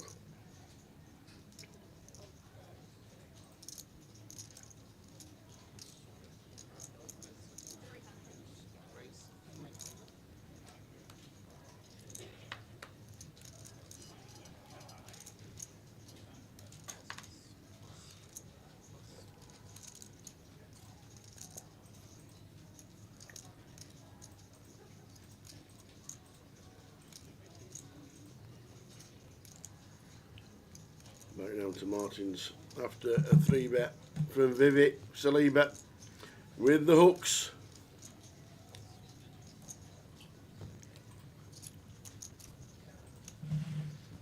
And the eggs go down to the way, Vivi on 30 BBs. Martin's on 20. Josh Manley 26.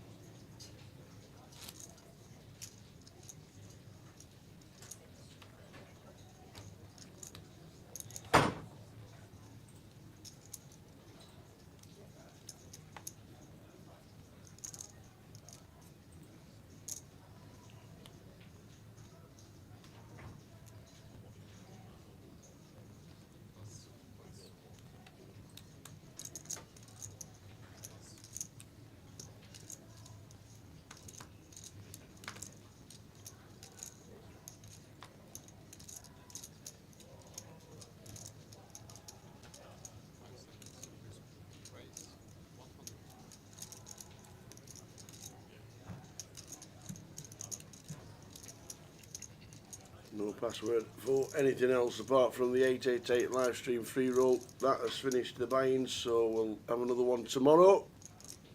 Still going on. Good luck if you're still in it.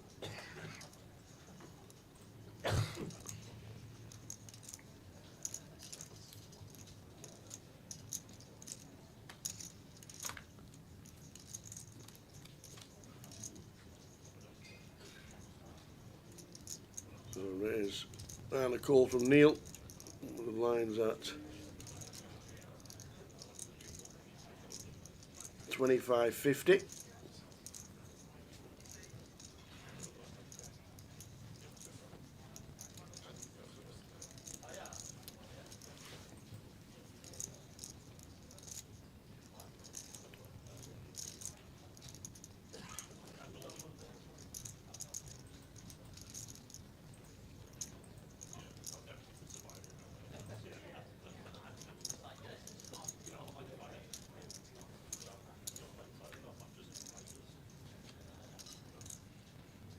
There's the 8 on the, sorry, the 8 of spades on the turn. Neil hitting the turn after flopping flush draw, which is why he checked called. Husney with the 3s.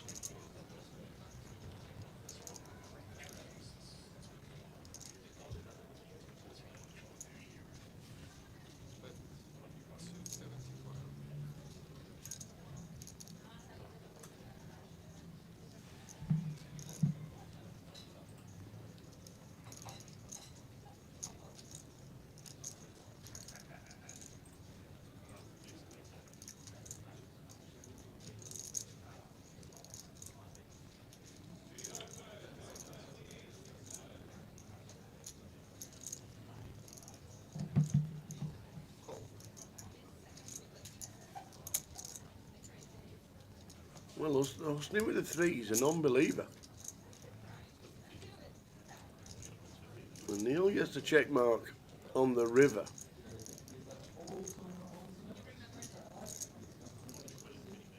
Husney being the aggressor. Vets after a check from Neil. Neil check called on the turn. And done the same again. Now Husney.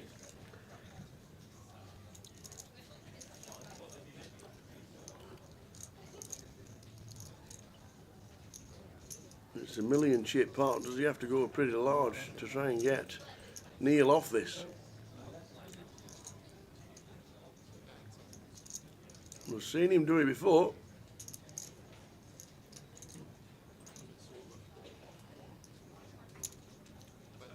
Oh, 475, just under half.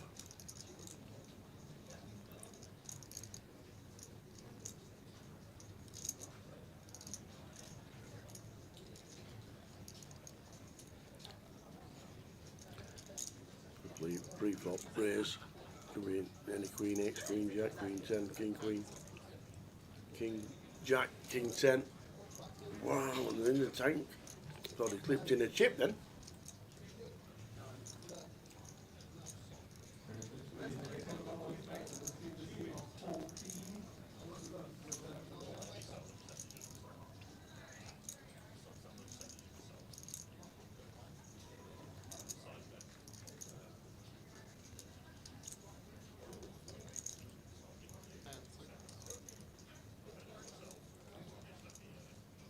Another bank used.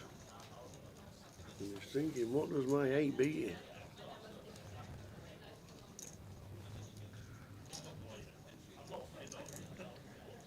It beats 7s, it beats 4s, it beats 3s.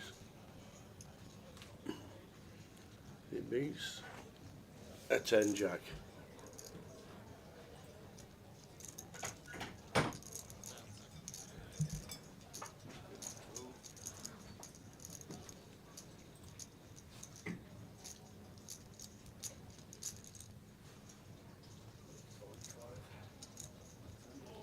Proper in the tank with the 8.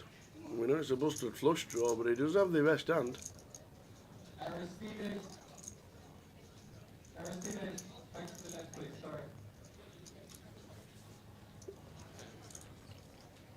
he put him on a busted flush draw? He's made a fantastic call. Absolutely fantastic call from Neil. Whoa, and Husney can't believe it. What a call. What a call from Neil. Put him on a busted something. Wowzers. Big call from Neil. Builds him stack. Up the second in chips. How was the chicken? Unbelievable. Wow. Yeah, really good. What? Unbelievable. Yeah, really I'll nice. tell you what, you've not said that for a while. Yeah, but it's good because remember I was on lamb shank here for about 2 years and they took it off the menu. I'm going to be on that until they take it off the menu now. So there we go. What did I miss? I walk in the room, we're a fantastic call.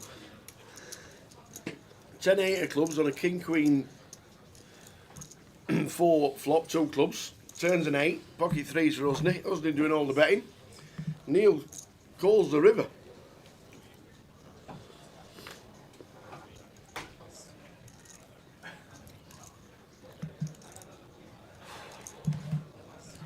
So I'll get you. Fantastic, unbelievable. Really I good. like it. Really, really good. I like as well how now the new restaurant is segregated off It's from, lovely, the, isn't from it? the poker room. Like, you used to be there before and you'd hear the game that's next to the restaurant. They've got their own music in there. Really, really good job they've done with the restaurant here. Very nice. And obviously you're liking the chef. Very good. Very nice indeed. Might even get another one when we finish. I hope he does an amazing job there, Patrick, with Ange at Forest. Ange? Who's Ange? Postecoglou. He's gone Forest. Has he? Yeah, you know that. Forest of what? You know. Have you not been watching Sky Sports News the last few days? Oh, Nuno Esperanto was there. He got the boot. Why? I don't know, because he took him out of. You got him into Europe. Yeah, I know. Took him out They of. were favourites to go down. I know. Took him out of a relegation battle. Got him in Europe, and see you later, mate. So basically, everything you do in Europe just gets you the sack. Tottenham manager wins it, sacked. Nottingham Forest into Europe, sacked. What's that about?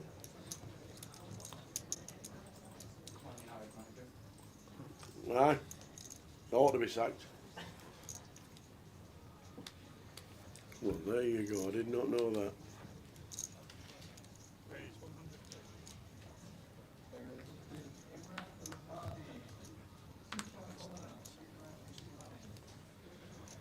Sevens for Ravi.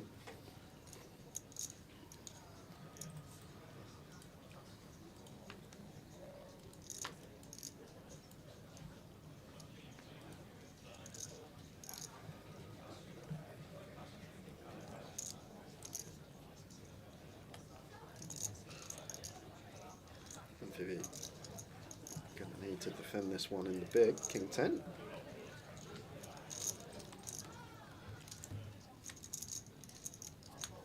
Yeah, the blinds have not gone up. Blinds are 25.50.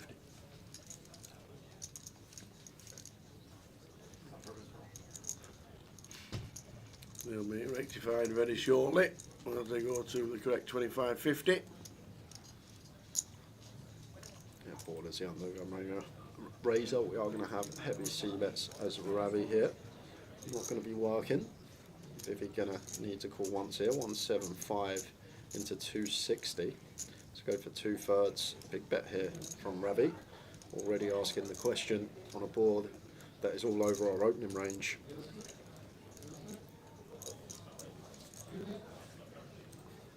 If I was Vivi and had like 10-8, 10-7, I would just fold, but with the king in hand and the gut shot, I feel like even against big bet, could call once, but he's going to let it go. Ravi getting the better hand out of there.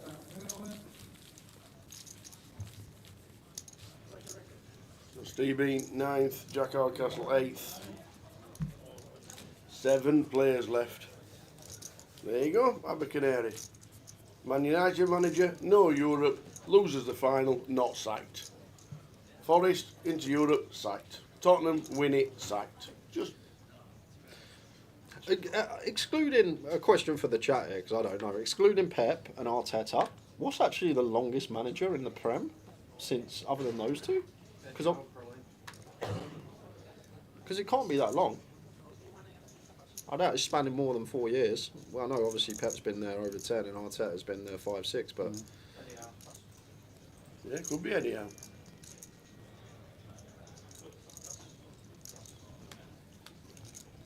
Yeah. What's that, 3 years anyhow? yeah, that just shows you, don't it? Like, as a Premier League manager lifespan, probably average about 2 years. Wow. Probably less with all the teams that get them in and out. They don't do Daddy O'Grady anymore, do they? 17 years in charge. Only longer. But it's great for the managers though, because it's win-win for them. They do a bad job. You get another job. They get sacked. No, they get sacked before their contract. They get this huge payout, And they get another job for being rubbish. It's win-win for the managers. Do a bad job, get sacked. Here's your millions. Have a good time. It probably would have been, before obviously this season, would have been that Brentford manager, that Thomas Frank fella. He was in the job for years, wasn't he? I'm on it, Lime. I'm still thinking about my food. after this hand, guys, No way. we are going to give away 2 109 tickets. No way. 2 109s? If we don't tell anybody the keyword, we could have them. Should we just do it? I think we should. Yeah. I think we should. Me, you, Lime, that's Yeah, got a good chance. We'll go thirds, Lime, yeah? 2 109 tickets on the way. Get ready, chat. Get ready.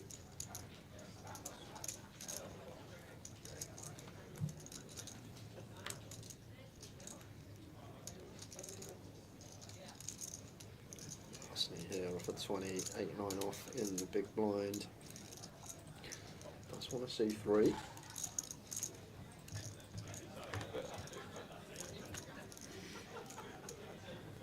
King high flop, King Jack 9. Things are going good, they're going well. Hero calls correctly for a massive pot. Now just flops the stones.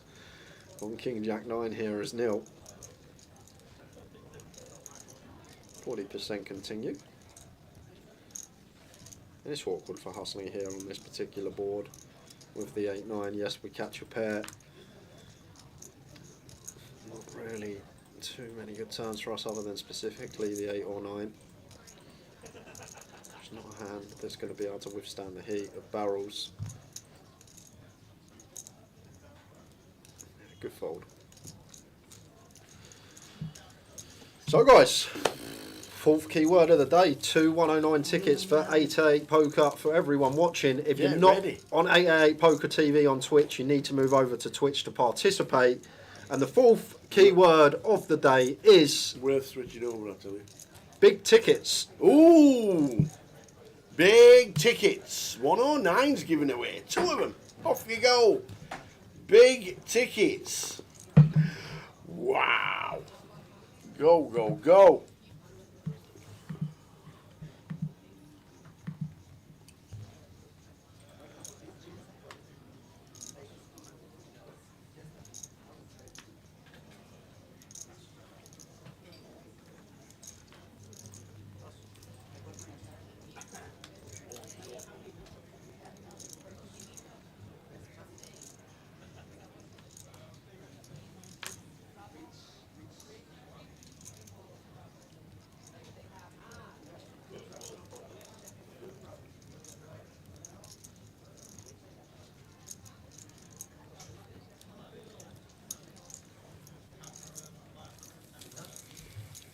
Big tickets, 109 tickets. 2 of them. Get yourself involved. Can I type it? You know, come on. Type it in. See if I win it. Big tickets. We're in. We're in. Me, you, BK and Mikey, we're in. Imagine it comes up. Restream, you win.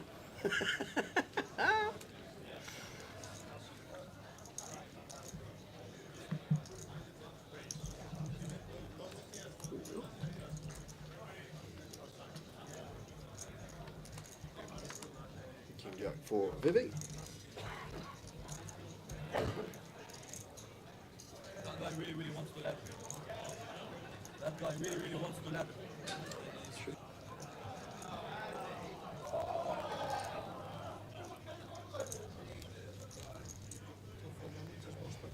Stephen Bean, 9th. Jack Arcas, 8th.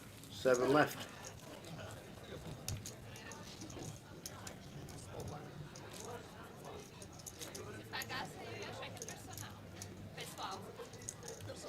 One minute left for the 109 chances. Good luck if your name's in.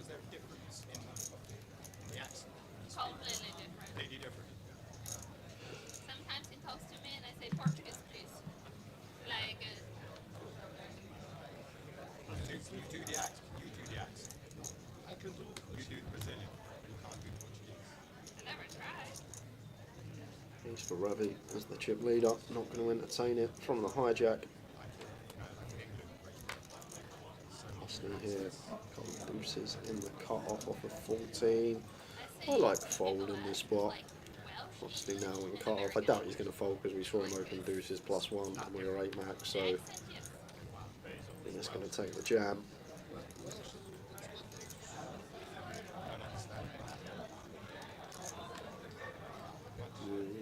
-5 says, can I have a count, please? I think they're going to see Neil call this off. It's one of these situations that I always say we just don't dominate any of Husney's range. He's not going to shove king 5. If he has ace 4 through ace deuce, these end up in a chop unless someone hits their kicker anyway. So it's one, yes, we're ahead of some hands, king queen, queen jack suited, this type of stuff, but we're only marginally ahead in terms of equity, and then when we are up against the pairs and the better ace-x, you're going to need to find a 3-outer. Only good for 30% equity.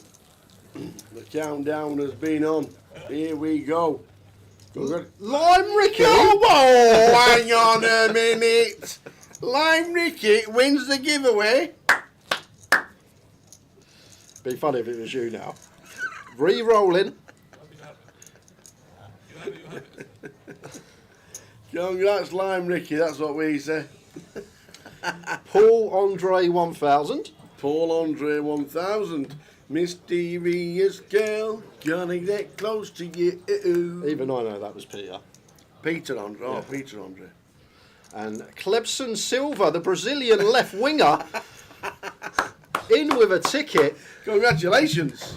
We've still got another 3 109s to give away, guys, and I believe we have 4 33s. So plenty more coming up. Long way to go yet for this final table.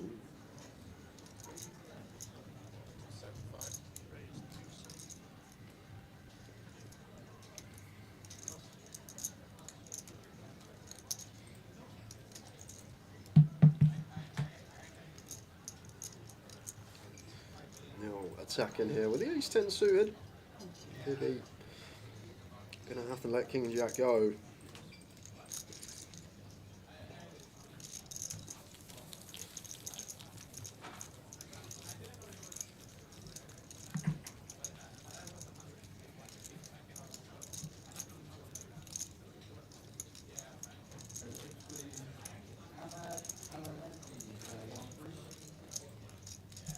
Congratulations to the 2 big winners, 2 109 tickets.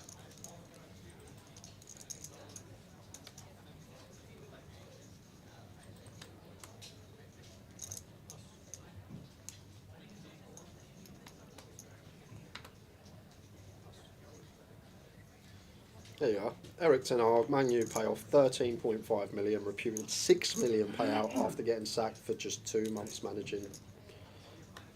Bonkers. Wow. You're only two games, weren't you, at Bayern Munich? And then they got Bayern Leverkusen or whatever it was. Wowzers. Couple of 10s for Neil. Go for another 3 bet here. Does seem very big here.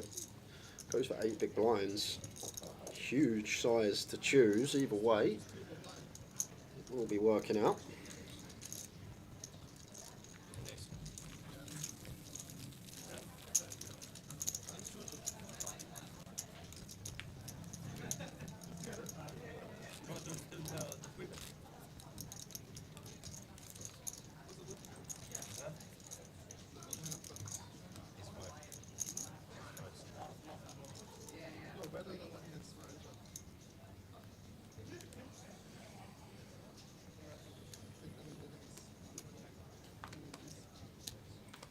Neil really got some momentum off that call tower. It's amazing what confidence does sometimes at the poker table.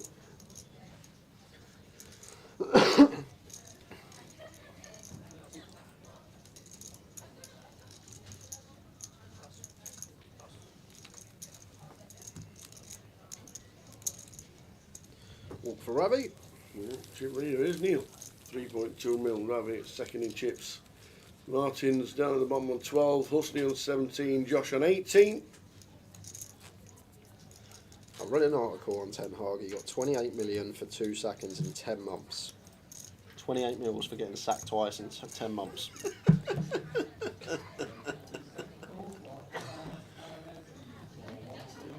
Why would you want to put yourself through the pain of doing it again then? What, 14 mil, Tal? Oh, you go and manage a couple of games? Yeah, but I'm sure that 28 million is enough to live on for the rest of your days. Buy a little 2-bed semi in Bolton, and you'll be fine. Go and play your £50 on a Friday night. You'll be alright, you're set for life, man. Oh, Neil, I said confidence can do amazing things, but 9-6 suited from +1. This is going on a bit of an adventure here. And Martins hasn't been involved too much as of yet, this FT, but does look like he has a decision here and giving his opponent a good old stare down. Maybe thinking about the jam with the King Queen, not going to take it.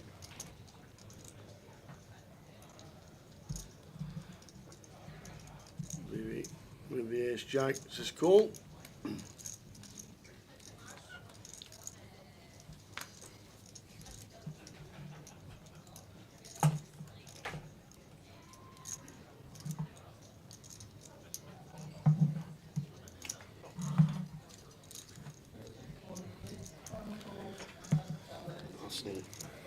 Also going to defend, does flop the best of it on the Queen high board.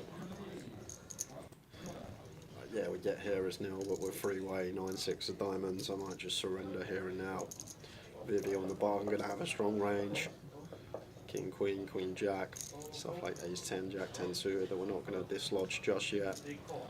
I think once we go freeway here as nil, we just want to be done with the pot. Just going to continue with the momentum. Things are going well. Just north of half, sent into the middle.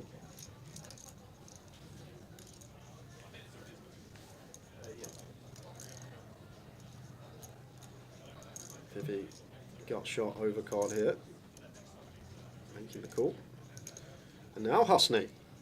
Now then with the Queen 8. Is it time? Top pair. To run it. We got 13 bigs in our stack. There's so much out there already.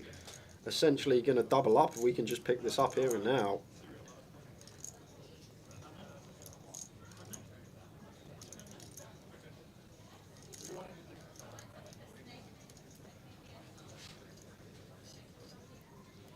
Still probably wouldn't jam as Husney once it goes bet call. Like both players can plausibly have Queen X which isn't folding. Can we have a fold? That's where it goes, bet call here on this board. And there you go. Let's it go. I don't mind it. The more I think about this spot, we've got Neil continuing into 2, we've got Vivi flat in the button. I can understand why we're letting that one go there. That's Husney. Yep, and Jack of Spades on the turn.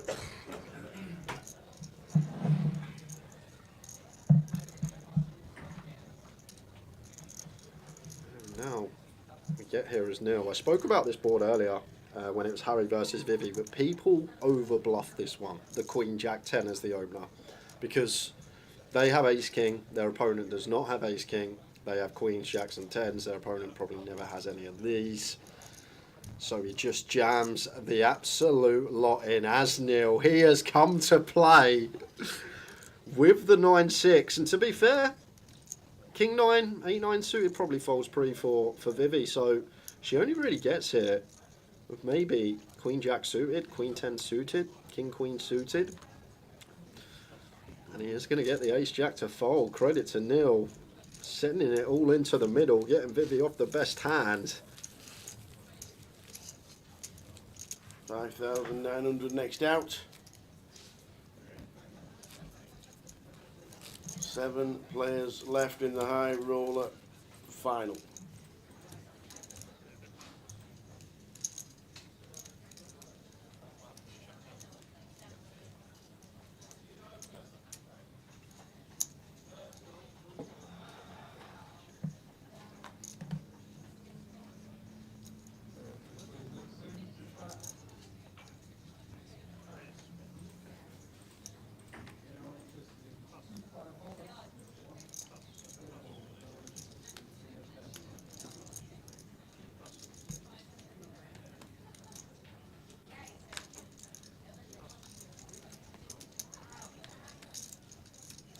Suited for Neil. From the table's perspective now, it looks like Neil's just gone through the gears and he's really trying to take down as many pots as he can. Queen high flop this time, Queen 7 deuce rainbow. clear C bet. On the queen high board. He's going to check it back. Instant. 10 of spades for Neil.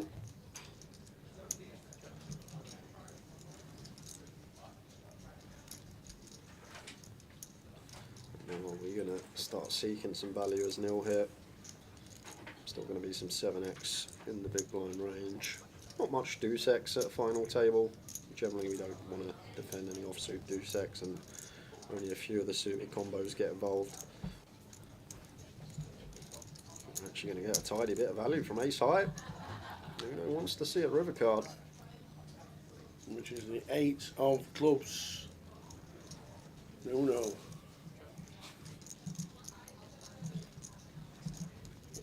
Can we just tap this back in? Yes, we can. Still on 7. Final table of the high roller. Tomorrow's action looking like this. Friday, day 1B of the main event and the turbo at 8. It's all about the main event tomorrow. Good numbers in that today as well. For day 1A, they're usually very quiet, the day 1As, because people like to play day 1B, but currently 96 total entries. Fabulous. Saturday, day 2 and the Dragon, and then side events on the Sunday to finish off the festival. Back in the Vic.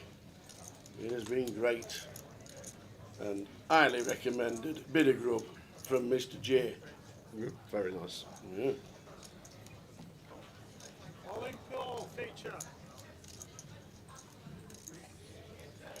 Well, action still on Ravi, but we can see the cards are on their back because Husney's jammed the button. With ace 6. Neil has called with kings. It's all falling into place for Neil. Amazing.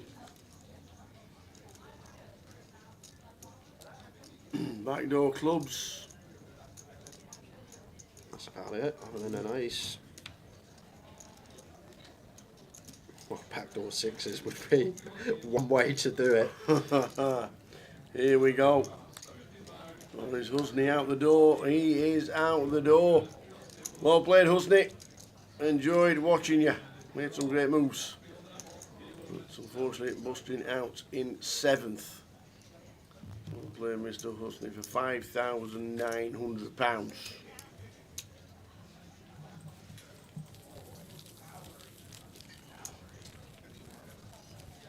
Husney, Alcazar, 5,900 down to 6.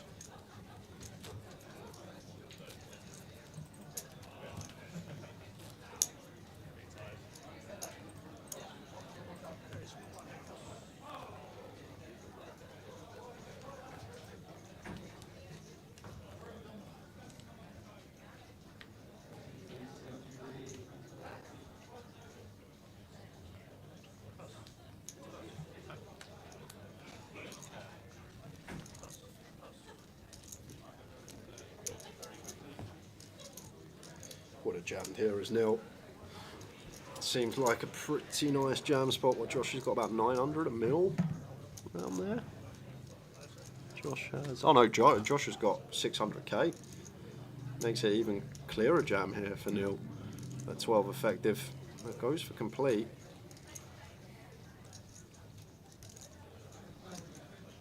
So 800k, 16 bigs for Josh. And now this is the problem. As Neil, like if we jam here, Josh doesn't call deuces. But now we've given Josh the opportunity to jam on us, and we can't call Jack 8 suited. Just a little bit too much, he says. Slams in with the Jack 8. That should be a jam tap from Josh. Would have been out the door. The chip leader for 12. Jack 8 suited, fist pump all in against a 16 big blind stack here in the big.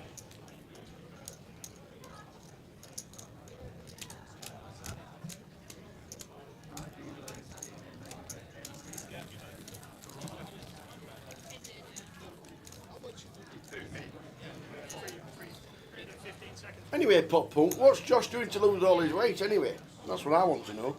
She's saying they got a cat now. That'll help you lose weight. Chasing the cat around. Very disciplined. Him up to him. Get him doing the back garden. Running up and down with the lawnmower. I'll tell you what, Pop Punk, I wish my cat was like that. Complete opposite. Your cat wants to kill you every time you see it. Honestly, it does. It appears. It's actually crazy. The main human. Literally, the main human. I love it. Oh dear. Open from Nuno, ace deuce. Martins defends the king eight of spades.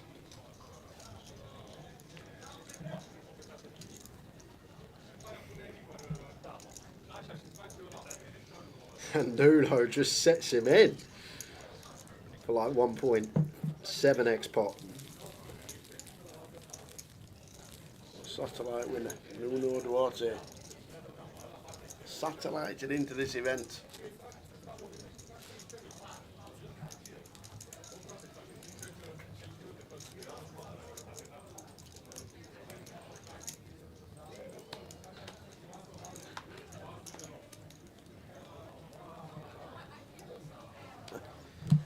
He's definitely not the favourite human.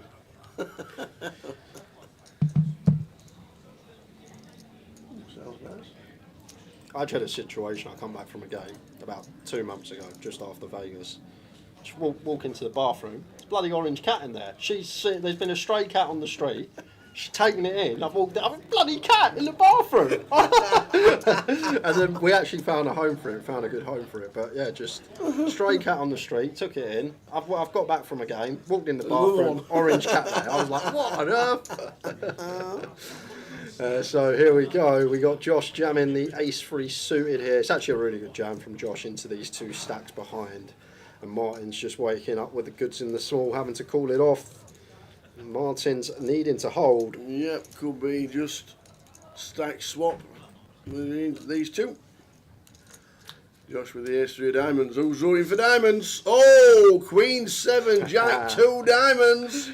So diamonds and threes are working for Josh. Martin's needing to fade.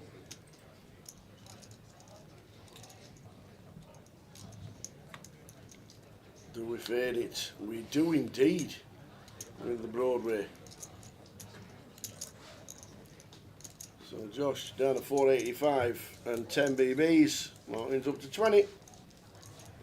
Not much Josh can do. That's poker. Make the right play. Just run into it behind. Yep.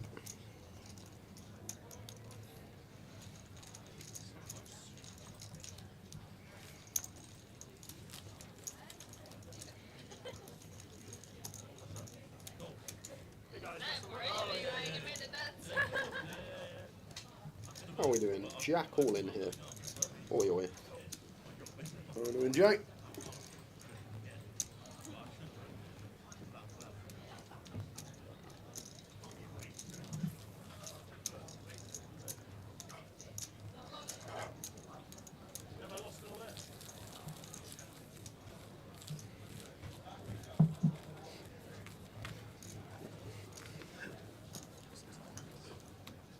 Ian is proof that luck exists. Vivi Saliba, 2022. He'd still be in now if he started on the feature today, Ian. He loves the feature table. He does. He's had some good sessions on a feature table. We will go to another keyword at R8. We've still got loads to give away. I'm just going to ask Lime. I still think this is going to go past midnight, this one, so yes. We got plenty of time. Obviously it's poker, anything can change. Hands can collide.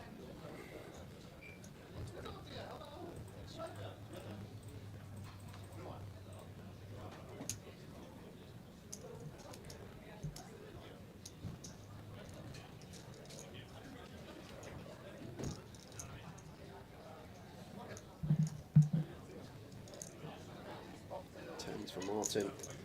Martin's on the button. I'm going to go for the free bet call. Neil just getting way out of line. 8-4 from the hijack. Yes, we are chip leader, but we can't just open any two. Still need to be selective. Yeah, we can open wider, but 8-4 is just taking the absolute.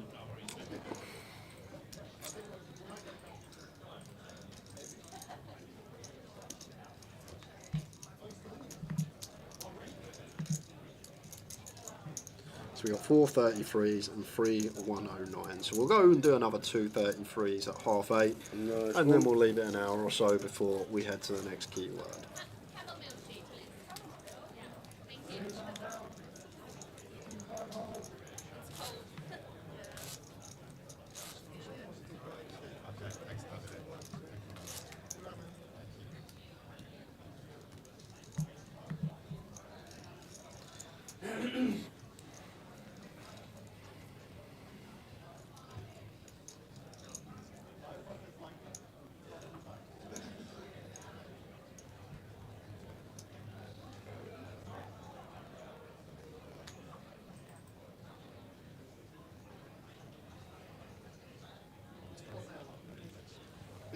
Lines of 30-60.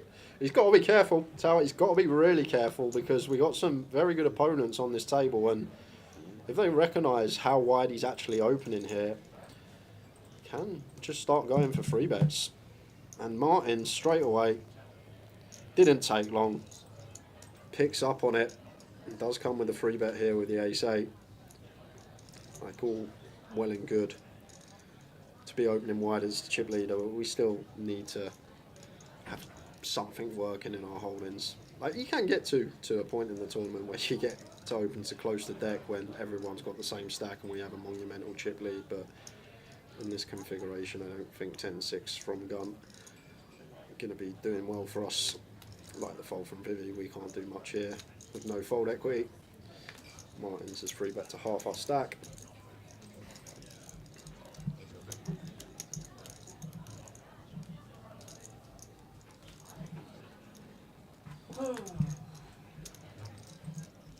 In the bin they go. Yeah, very nice from Martins. That's just a sign of someone who's aware of the surroundings, what's been occurring, and she's like, hold on a minute, this guy can't just have an opening hand every single hand. I've got an ace, remove some of the 4-bet jams. Let's bump this up. Very nice. 43,150 we're playing for. 7,370 next out. Whoever that may be.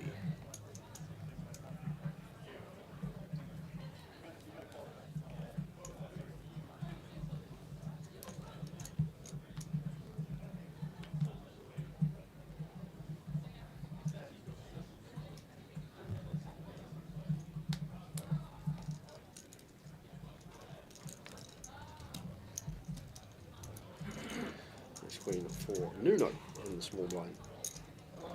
I like this. I was just about to say I'll probably just complete this one how Neil's been playing as Nuno. And then go, and to be fair, Neil's actually got a tiny little hole in here in the form of the Queen Jack suited.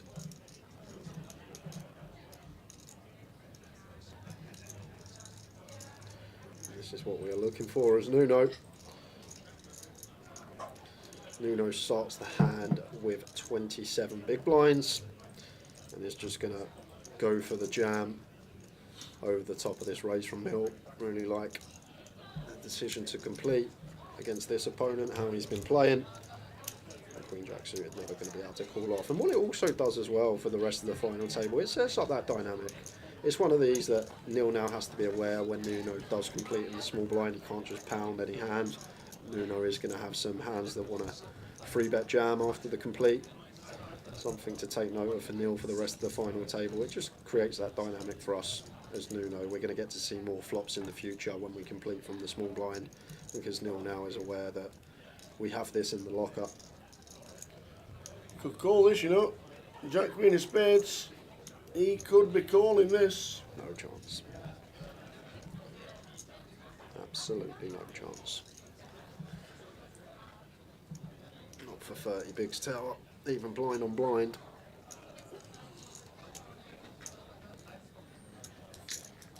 I think he thinks Jack Queen looks pretty and you could be just trying to nick the lads. Yeah, but nick it with what? Even he's nicking it with ace deuce or something, we're still behind. Yeah, we're going to have like 48%, but we're going to find better spots here. No, totally agree. I'm preserving my 70 bigs.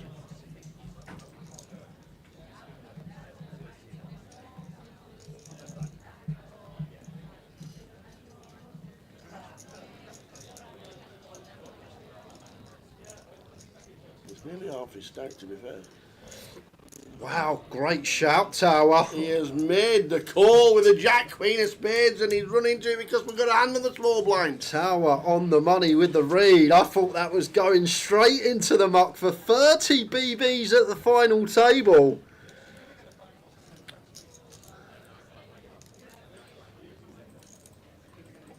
And the other thing, Nuno's not got out of line. He's been so solid. He has not got out of line. He hasn't done anything mad to make us think that he's getting out of line. It's interesting call. No. Up to 3.5 million, Neil down to 2.5.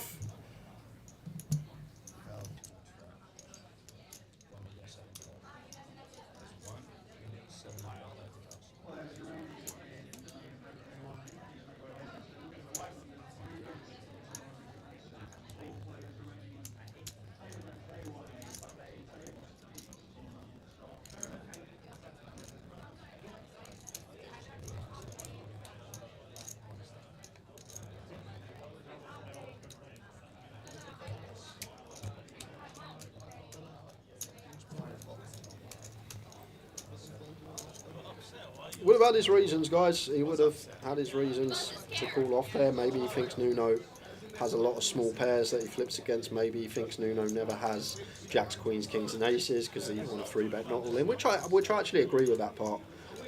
Like it's very rare we're ever going to be up against jacks, queens, kings or aces there because these want to 3-bet not all in and then call the 4-bet jam. So maybe that's what went through his head, Tower. That there's no aces, kings, queens and jacks. Yeah, there's ace, queen. Yeah, there's ace, jack. Maybe feeling like there's only actually a couple of hands that take this line that dominate us. Could be the idea.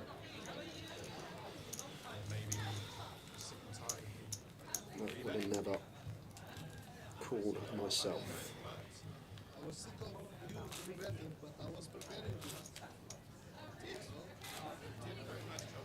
There's the favourite for the MPL having a chat.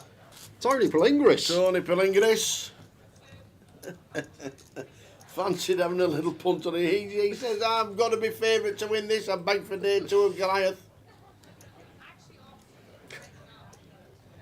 He loves his poker, does old Tony.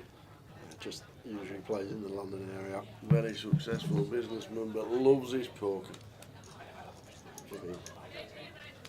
He'll win.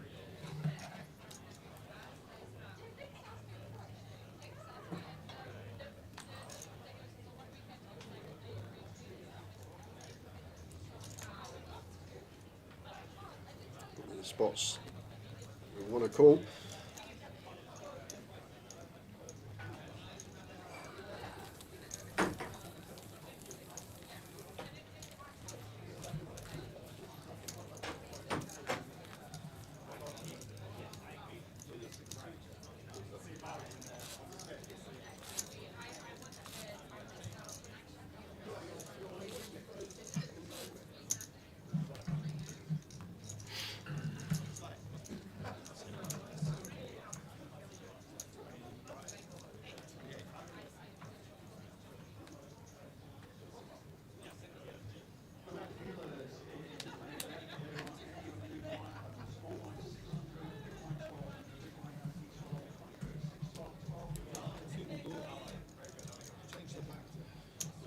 Suited here for nil.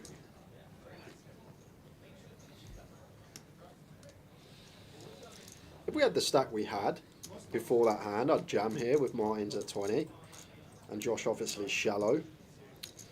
Maybe not going to take that after taking a big old hit. I do expect him to VP it. I still wouldn't mind jam. I'm not sure of Martin's exact stack size. We'll see when it's on him, but I could see it being a thing. Queen Jack suited on the button. Josh very shallow. Martin's around 20, I believe. just going to take the open option. Jack Queen of Hearts this time. Jack Queen of Spades once, Jack Queen of Hearts now. Does the same click. Okay, mine's got 23. Maybe a little bit too much for open jam there for Neil. He does get the raise and take through, same result.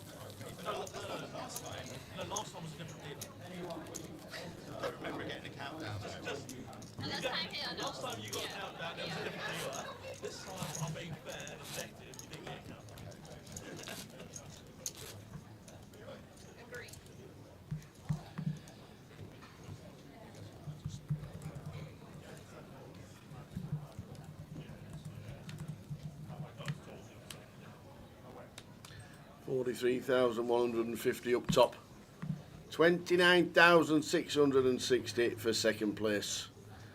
6 players left. Blinds are 60,000. Plenty of play in this great final to watch. 888 back in London.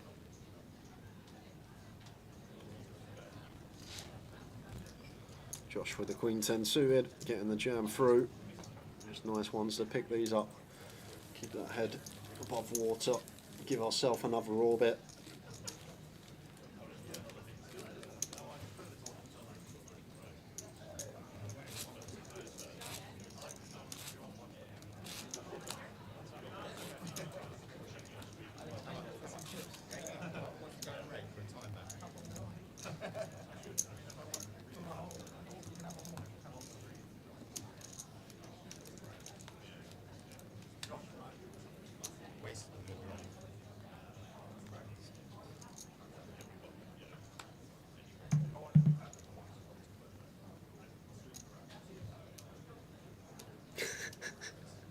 He just shook his head, Neil. He literally had live tells about it. He was like, Queen Jack again. He was like, what? Right, I'll suit this time. Well, he's going to have to raise fold because Josh, ace 10 suited, doesn't take it off of 8.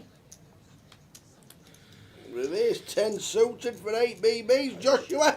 I feel like that's too good to be folding. Against Neil as well, Tower, who's been absolutely mad the last hour or so. He's been opening 10-6, 9-6, 8-4, like ace 10 spades. Such a prime jam spot there for Josh. Yes, Vivi's got a similar stack to us. Only 2 big blinds separating us, but even so, against this man. Or maybe Josh thought he's just seen him call off 30 with Queen Jack. I don't want to run it with ace 10, but we're just going to be getting it in good a lot of the time. Even the missus says, that even shocked me and I don't know how to play.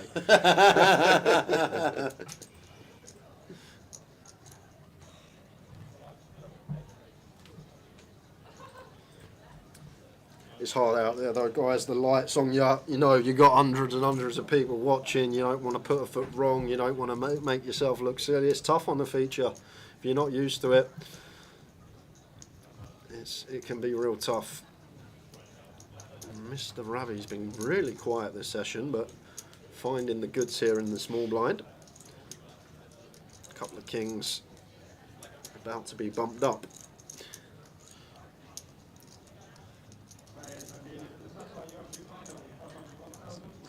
Yes, Asifo. Neil did call off the Queen Jack. He did.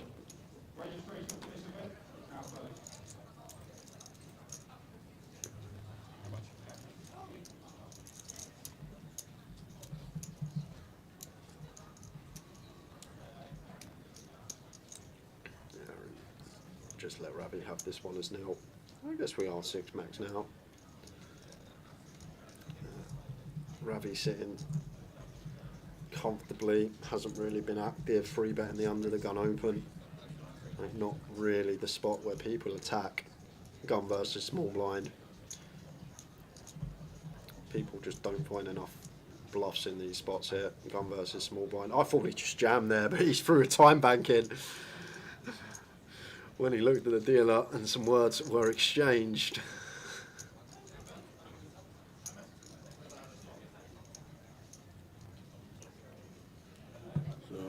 ace jack this time. He's had a jack in his hand the last 4 hands. 5 hands.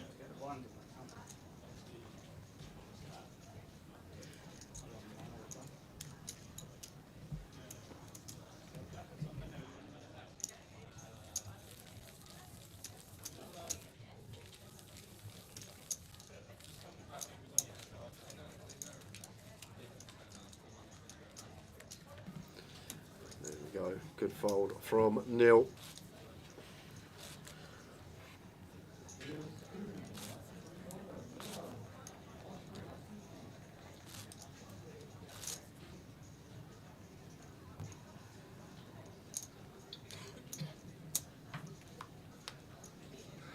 Who's the lady tower with the curly hair and the glasses with the 888 patch on? Because I saw a lot of her in Vegas. I remember seeing the face. I'm pretty sure it was in Vegas. She just walked past. I'm sure someone in the chat will know. Because it's not lived there. Vivi's there. No, it's not Gemma, the photographer. It's not Gemma. No, I've seen her. I think she's a player because I recall seeing her walking around Vegas. I'm sure one of the 888 guys will know in the chat. There's Nuno blind on blind here. Ace King makes it 155. Might have gone a little bit larger here, out of position.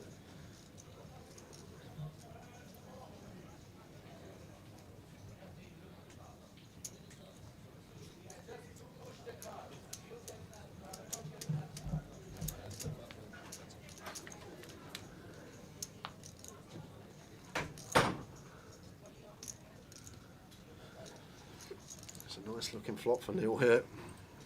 Jack 8-4 rainbow.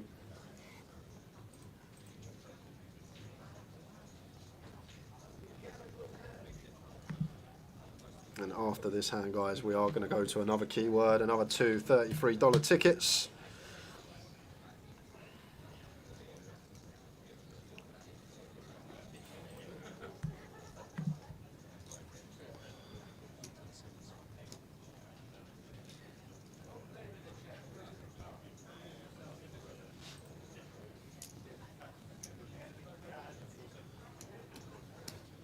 Blind on blind.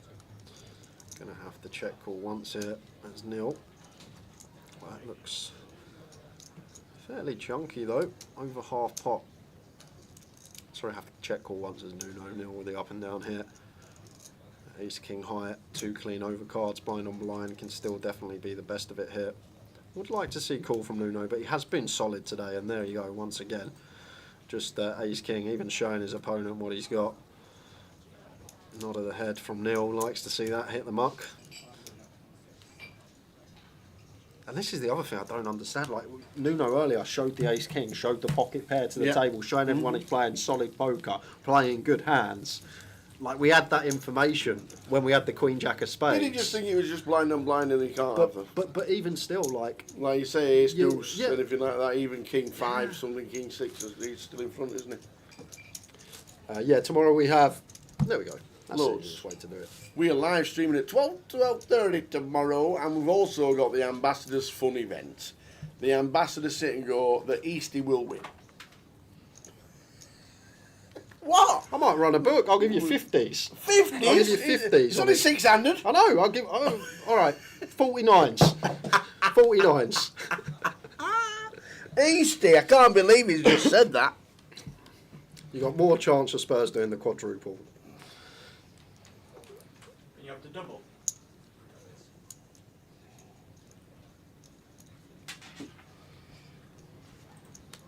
Nuno on the button with the ace 8 and Neil, big old hand. Jackson, the small blind, out of position here, so may put a little bit of added juice on this. Around 420 seems nice. 425.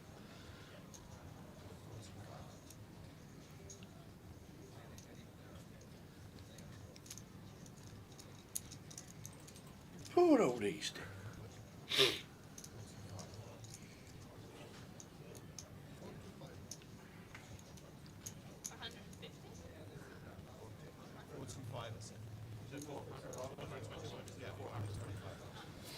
And Nuno won't be doing anything here. Nice size and choice from Neil. feel like this is the sweet spot of the stack depth, button versus small. As I said, Nuno's just been playing solid all day. I doubt he's even going to entertain this. Lets it go. And we are going to the keyword, guys. Two $33 tickets. Come on then, give us another word. To give away. What are we giving away this time? Two $33 Like tickets. it. And then we have two 33s left and three 109s left for the remainder of the day. But Plenty to give away. the next keyword is the Vic. That's where we are. We're in the Vic. Easy as that. The Vic. THEVIC. The Vic. The Vic. Good luck.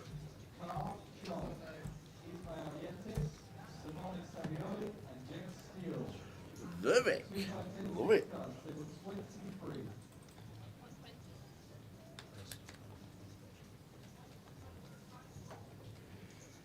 And if you are guessing on YouTube or writing the Vic on YouTube, you need to come over to 888poker TV on Twitch. As we see Vivi open aces here under the gun off of 10. It's quite an interesting one, these spots. 6 max, gun, effective, low jack. Like, what is Vivi's two big blind range here? Like, if she's got ace king, she just shoves. If she's got 10s, jack, she just shoves. Like, a lot of her range just open jams in a 6 max setting. Martin's hand's still too good to do anything but defend, but should be in the back of Martin's mind here. Super polar open from Vivi off of 10. Gonna have her stills and then her best hands, aces, kings, queens, maybe ace king suited scattered amongst that, just to not create too big a raise fold gap. But either way, likely to be end of hand.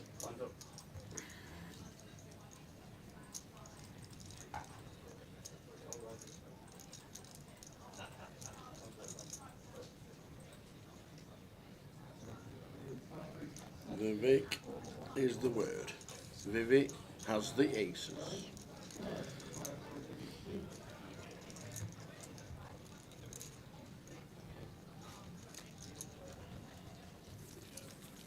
Things starting to show up at the bottom. Josh now at 6. Really was hoping he'd take that reshove of ace 10. It's tough, as I say, when you're sat there. But we've got a bit of a maniac, if you like, opening. We've got ace 10 suited. And then again, you don't know if Josh is getting relayed any information. Obviously, we're on delay. Your friends and family can message you things, but you're not sitting there watching the stream yourself. Maybe you're unaware of how erratic Neil was playing at one point. Harry, you're not wrong. Josh will need. No, I don't want to do it now. I don't want to find ace queen of spades or like that. Don't find ace 10 now. Don't find ace 10 now. No, because Neil is just getting the distribution. Jack, queen, jack, queen, jack, queen. Then a jack. Then ace king. Pocket jacks as well he had, didn't he? In the bin they go. Josh can't do anything with ace 4.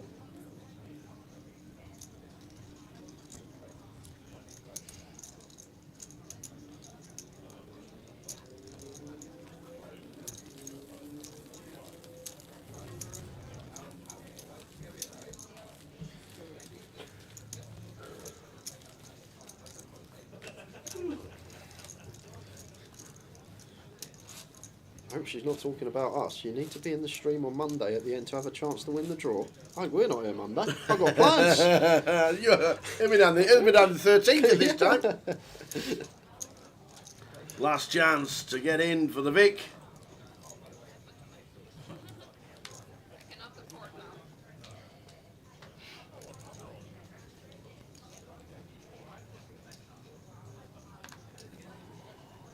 Everybody's chugging in two £33 tickets to give away. Dollars.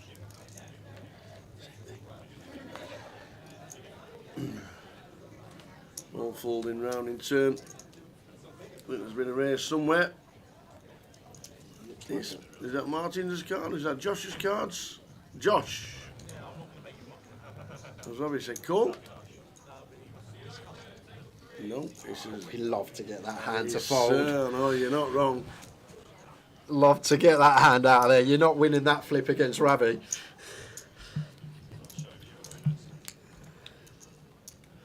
The two winners.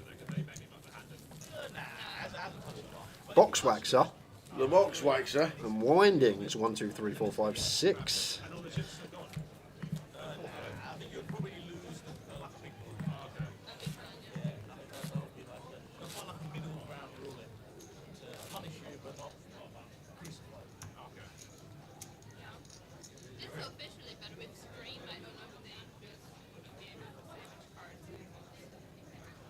That will be the last keyword for a while, guys. Probably be next session when we get a few more out there. Well done, windings. How we doing, Richie?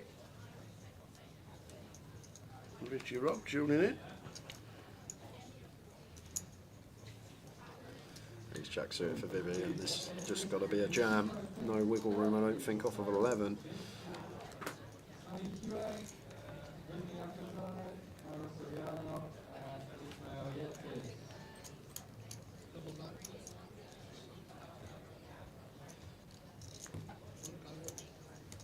Starting stack 100k rack.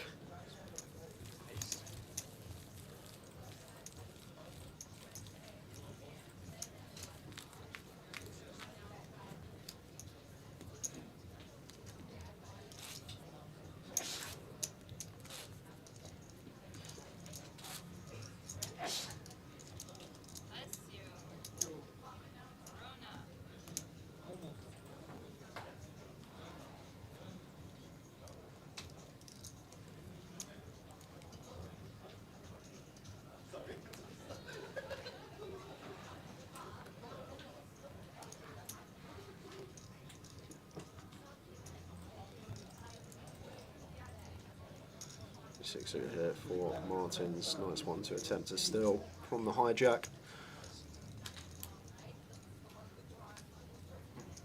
Quick fold from Vivi. Ravi does the same, round to the blinds.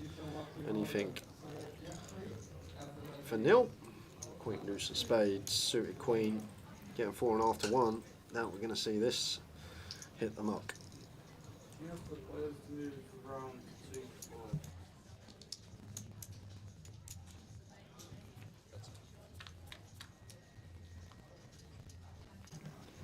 10-9 flop, 10-5 deuce.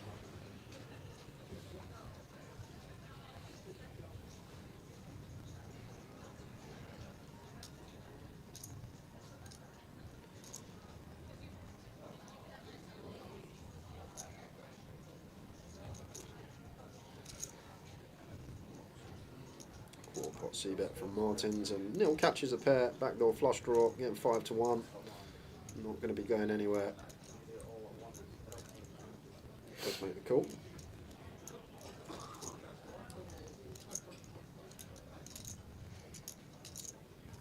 Off to the turn. 6 of spades on the turn, flush draw for Neil. Martin's now picking up a pair. Yeah, probably a pair that checks back here as Martins. Once again, what does our bet achieve? We probably lose 5x unless it's stuff like 5-4, 5-3 suited. So only really getting continues from high equity hands like maybe a deuce x of spades like Neil has, or a 7-8 of spades, and then the 10x as well. So wouldn't be betting this spot as Martins. Does check it behind.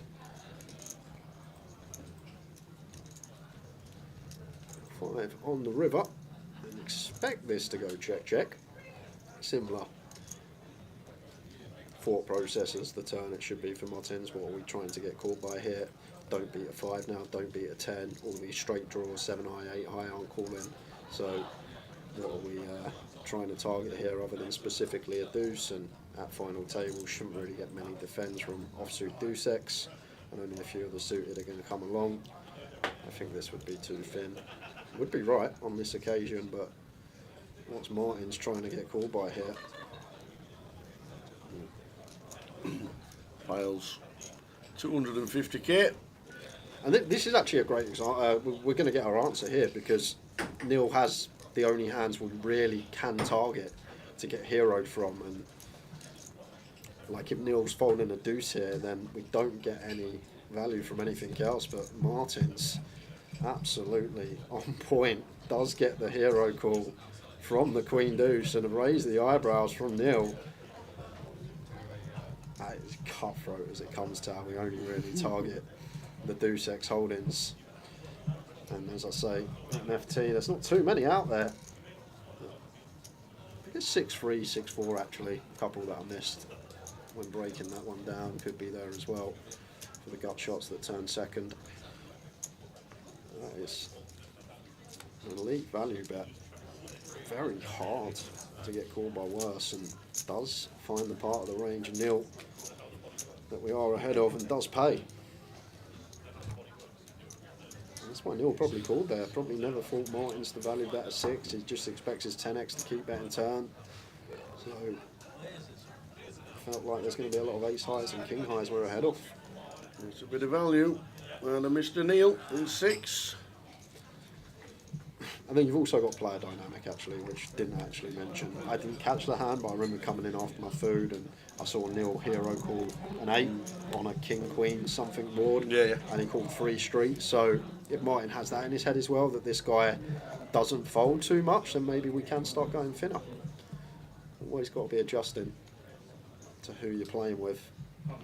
Can't just play the same way against every single opponent, which makes this game so interesting.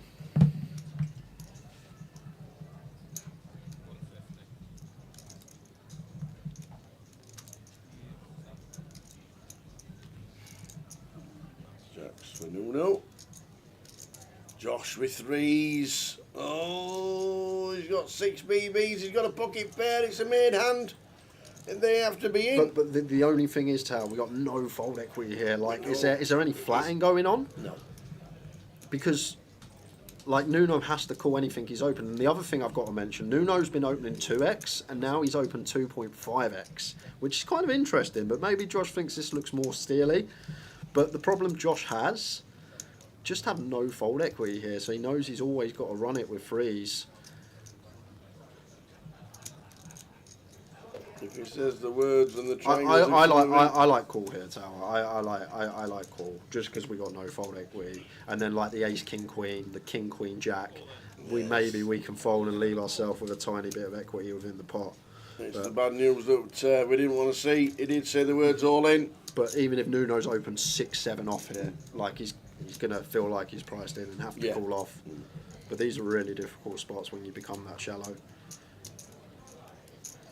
Here we go.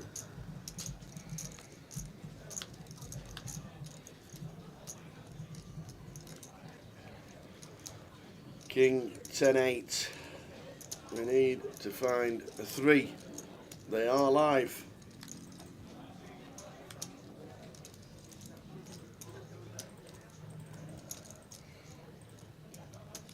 We need to find a 3. And it's next door.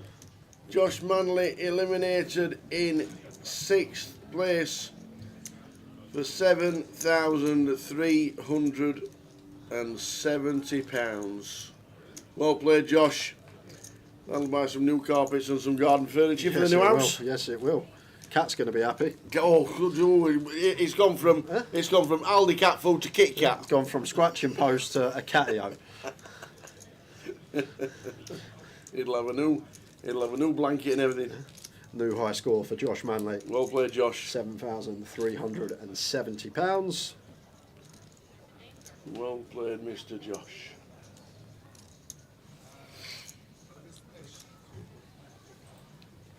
We're down to 5.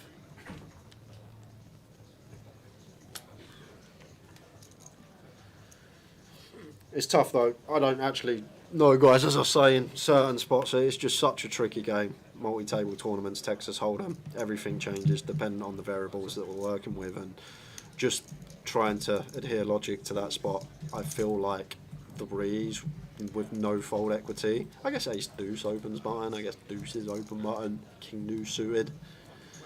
But is it one of those that likes to just call, see a flop, and then like we can maybe fold some ace king queens, king queen jacks, king jack 10s, these type of boards, leave ourselves a small smidge of equity within the prize pool. That's why it's such a tough game we play. don't know how these guys do it that travel around and just play tournaments for a living. So much variance in them. There's so much you need to learn for any given spot.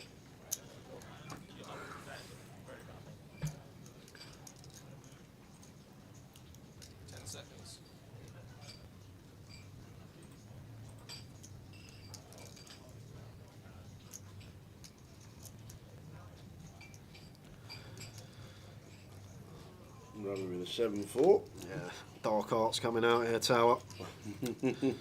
Wanting the big blind to go up on Vivi, so he's probably just going to sit here and tank until the blinds go up. He's got enough time banks to use, so a little bit of the dark arts in the game we play. But knows Vivi's the short stack. I think he's trying to time it so the blinds will go up on her. I think that's what's going on here. Do expect the time bank to go in from Ravi. There you go. So Vivi knows. She's smiling away. She knows what's happening.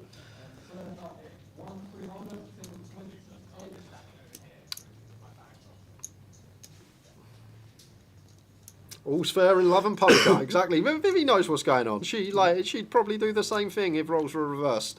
It's these little edges that people like to gain.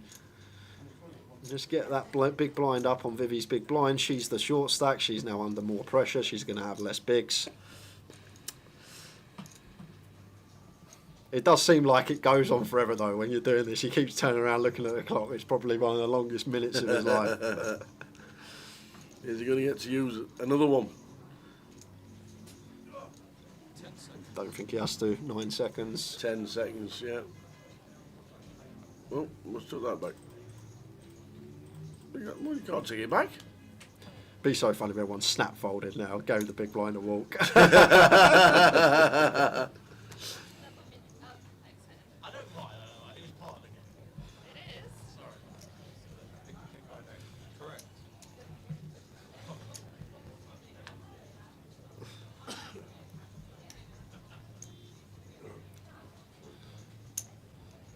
I had it years ago. I kind of like when it first started coming in. I think like the first Irish Open after lockdown, and like the tanking was going on, and people were saying like I had a few chips in the main event bubble, and I remember I had Dom Nish on the table. A few others were just taking the proverbial with the tanking on the bubble, and they go, "I hope you." I think it was Dom that said it. He goes, "Well, you would be doing the same thing. If not, you play bad or something like that." He was like, "If you're not doing the same thing, you bad player." I'm like, "Okay, all right, thanks for that."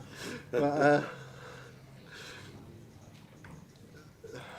everyone just looks to gain a little bit more.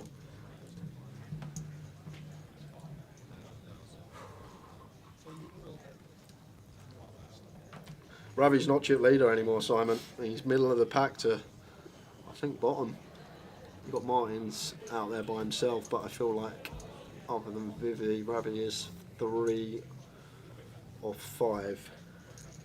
We'll see the chip stacks at the end of this hand. See the chip stacks of the two players that's in the hand. And there is the flush for Neil. Martins with top pair.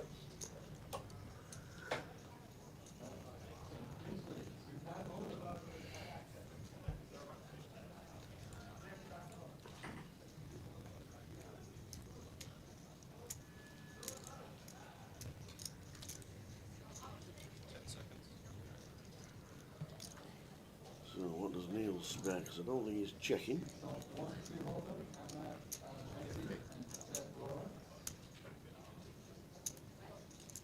He's on 2.5.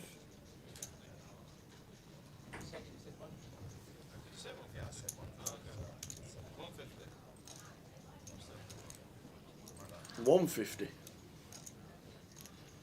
was the bet.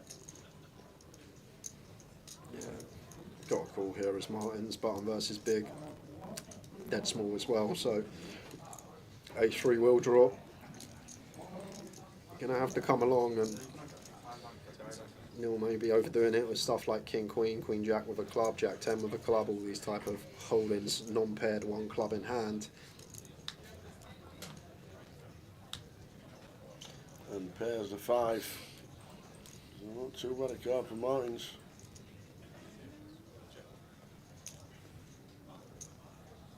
Does an ounce check? big does Neil go on the river? Does he make it 2? He's gone 100, 150. Or does he go near half pot? It's interesting what does Martin's range look like here. I definitely can have some ace-X, but you've got to remember this was actually a limp on the button from Neil pre-flop. And it does jam the lot. All of it. He says triangle, please. Martin's had an eye. Let me just figure this out. 2.4, that's 670 in the pot, 680 in the pot. So it's essentially here 2x pot jam, 1.9x pot jam. And there's Martin's tough spot against this player. Because, like, essentially, blind on blind here. I know it's not, it's a dead small, but a limp button. We've checked in the big. Maybe Neil not thinking we're going to have too much ace-X of our own. But really grim one for Martins, because when Neil jams for this size, it's not like a situation he's going to have ace-king, he's going to have ace-queen. He's basically saying that he's got a 5 or better here. Maybe even a 5 doesn't go for this extortionate size. So I think as Martin's against this size, which is going to be repping flushes plus, do we want a club in our hand? But he has called it off. And the 9-3 of clubs is good. Martins with the ace-3 is out the door. He went with his read, got it wrong on this occasion. But Neil back to chip leader. Well played, Martins, but unfortunately busting out for £9,920. We're down to 4. Yeah, just a non-believer. As I say, I think it's good to have a club there when Neil goes that size, just because his value range probably starts at flushes plus at just shy of 2x pot. So I guess it's good to have a club, like an ace with a club there, I think would be a nice catch. Ace-3, no club. Thought that Neil was overdoing it perhaps. It's the main event tomorrow. We did the mini main yesterday. High roller today. Main event Friday, Saturday, Sunday. That is where we are at. Big blind only.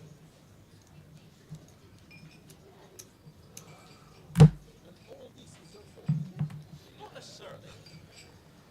Neil's fault. Neil's fault. What? He goes, this is all my fault. I said, it's Neil's fault. Neil's the one who had a flush, not me. Yeah.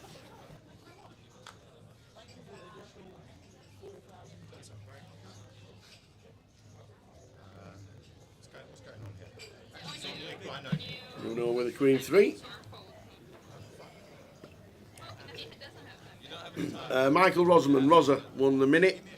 Billy Irving was second. Good final table, actually. 4 hour final table. It was a very good FT. The payouts coming across the bottom of your stream.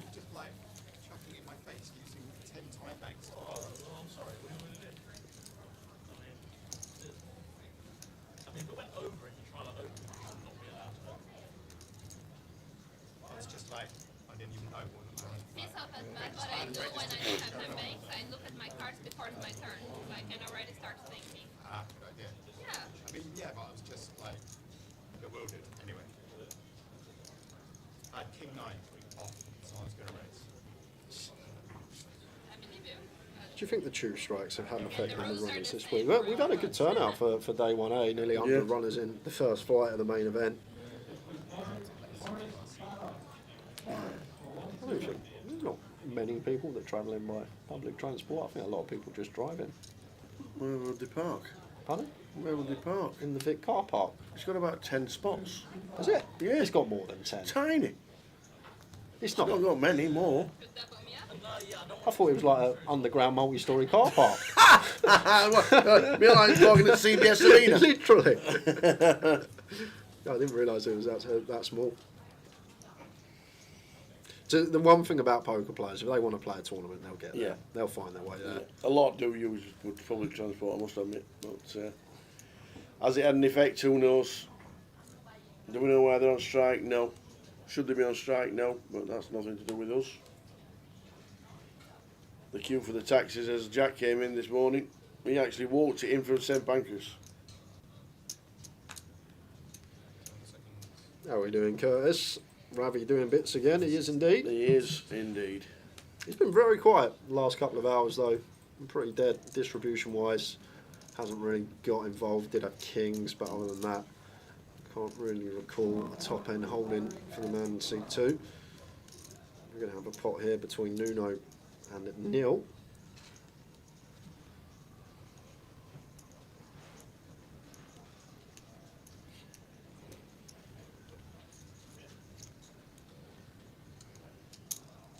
Nuno just going for the call here with the ace queen of spades. These two, first and second in chips. Maybe Nuno wanting to play a bloated pot out of position. Queen eye flop for Nuno.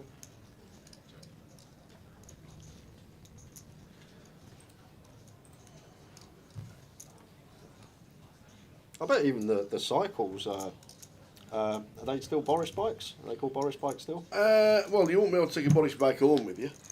But so what? You mean straight out of Houston or straight like out? the cycles that are on like the road and you Oh, just yeah, the put green one. ones. Yeah, You I just bet buy it or something. I bet they've been busy this week. I bet they should be. Their sales are up. The only problem is it's poured down rain for the last 2 days. So I won't be like to ride a bike on that lot. Let me tell you. It's a bit like That's golfing. another thing, that is It's true. a bit like golfing. If it's raining on the first tee, I ain't going out. Yeah, this is an interesting line from Nuno, deciding to lead the turn on the flush completer. Maybe not wanting the full heart to roll off. He's going to get the check mark here. Now we got the betting lead. Try and target some worse Queen X.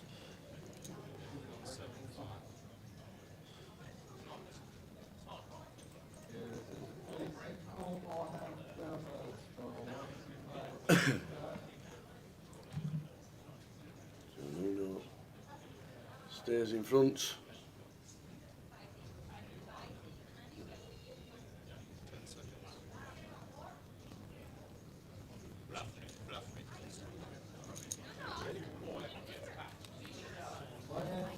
Four players left.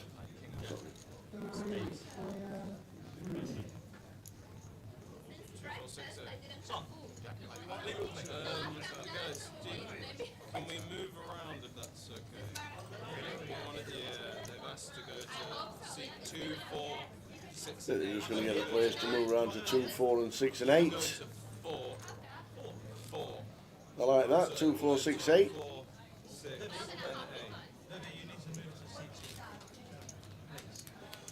How's Neil going to do this? Here we is go. He going One to do at it a in time. one motion, or is he going to go? Oh, Sam's going to give him help. Nah, definitely one at a time. Sam can't do all them.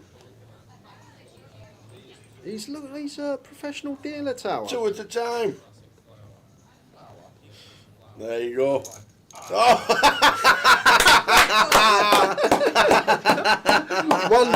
One job he had. One single job. This man's meant to be one of the best dealers on the circuit. Sounds like shrug of the shoulders. Yeah, just stack them. Gives you something like, to do. what are you doing? Gives you something to do. Sorry about that, he says.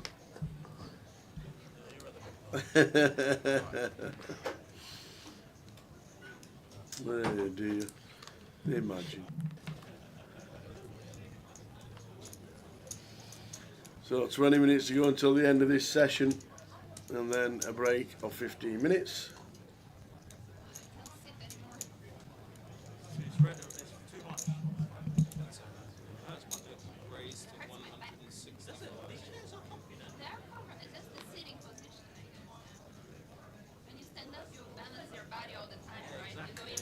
Suited for Nuno. Bit of a small size.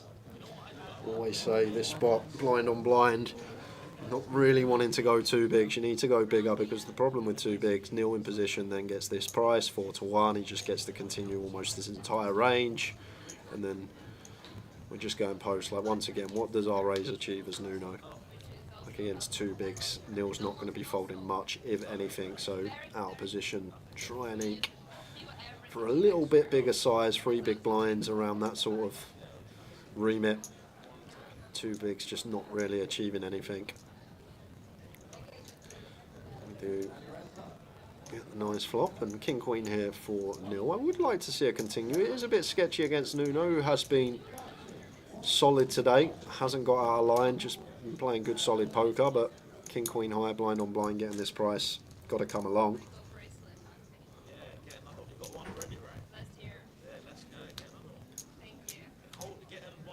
Green on the turn.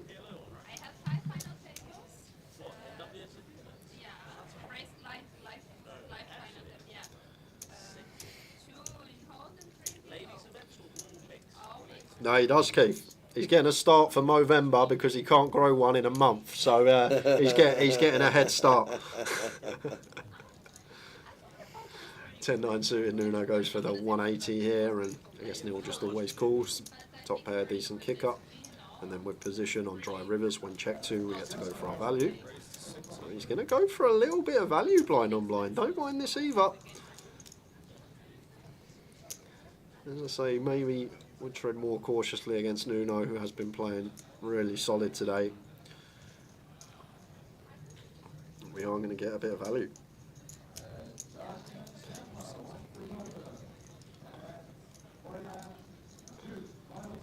$1.8 million in the middle here. 420 in a call. After a raise, so he made the call for 420 more. No, just under 3 million.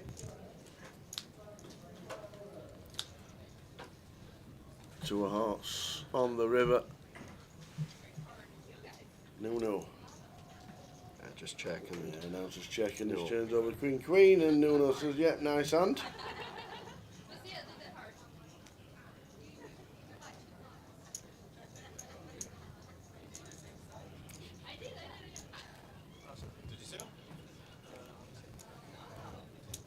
Martin's last out for 9,920. Vivian 12 bigs, Ravi 32. Heading towards the break.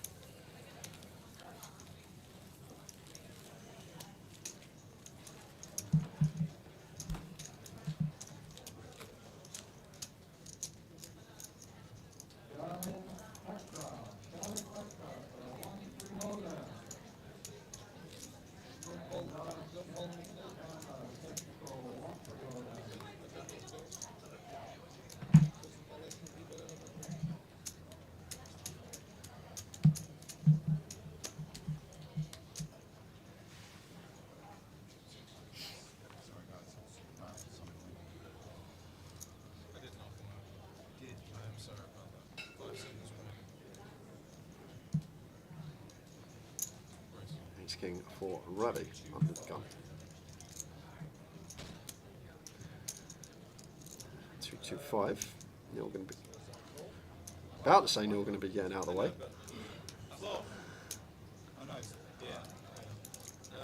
I think he's just tried to make up the small blind, okay. make up the blinds. Yeah, that will stay in. And But it's Ravi that's raised, and he thought he just made it up. So surely that stays in, doesn't it? Yeah, it stays in, and it's up to the player to pay attention to what's going on. Yep. It's down to you. Doesn't matter if you thought that everyone had folded. If you looked up, you would have seen that Ravi had opened. It's as simple as that. You got to pay attention. That's it. It's down to you.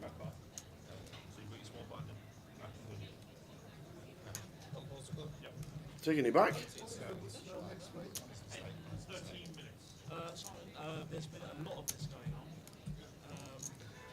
I thought if you made a mistake, it was your mistake. You've had many warnings.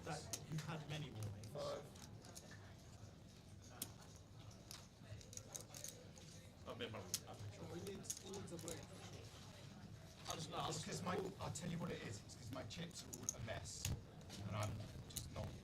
That's not my fault. On that. That's actually not my fault. I understand that. Yeah, stays in surely, says Kevin. I agree with that one.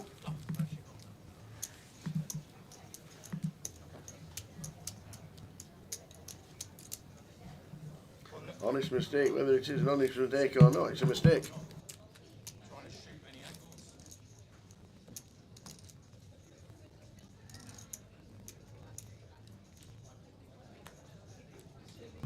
Anyway, on to the next.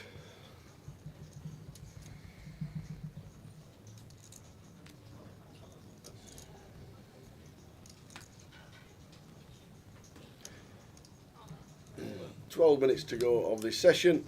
Vivi all in for 10 and wins.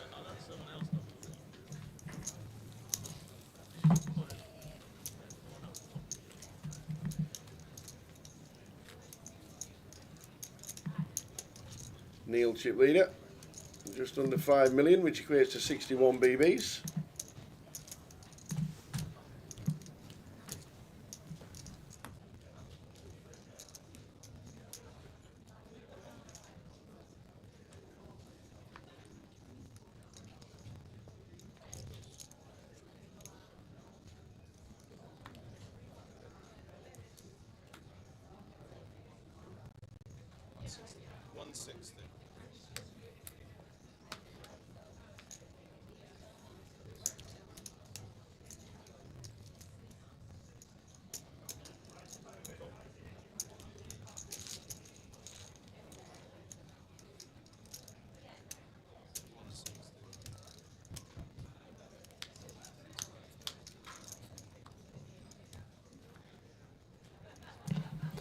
Ace 4-8.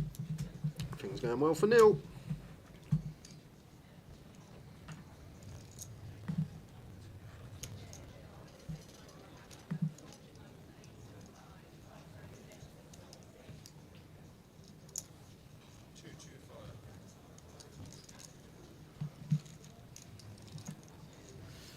$65 bigs, 10 minutes to go till the end of the session.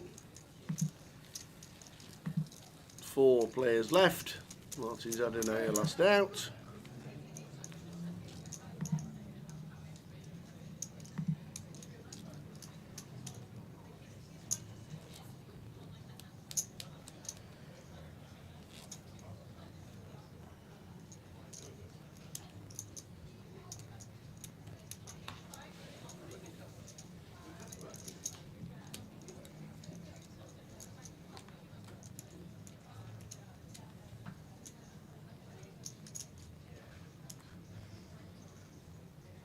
There's 6 Vivi.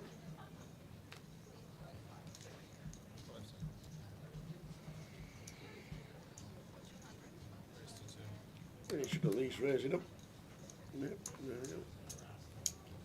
That's 200.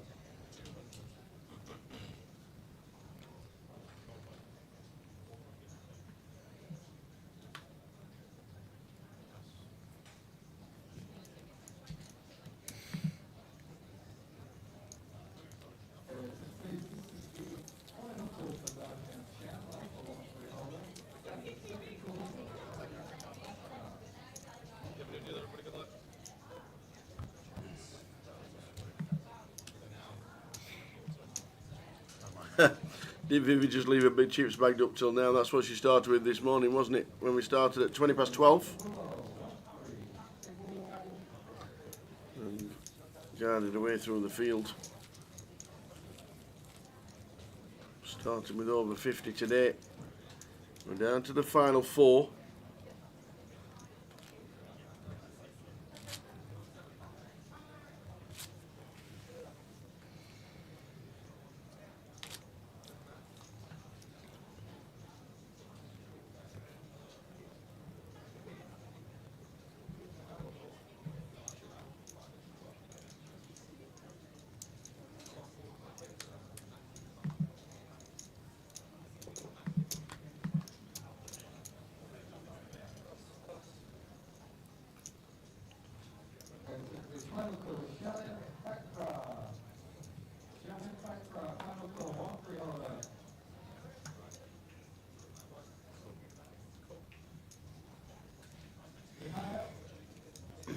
Neil just calls out the small. Yeah, nice one to jam here. There's Vivi, the ace deuce. Just over 12. I wouldn't jam every ace. It's good to have like some suited middle in wheel aces in the check back range. Even at 12, still we have coverage on ace high boards, but ace deuce off against this complete. Nice one to just send it into the middle. Nice pick up from Vivi.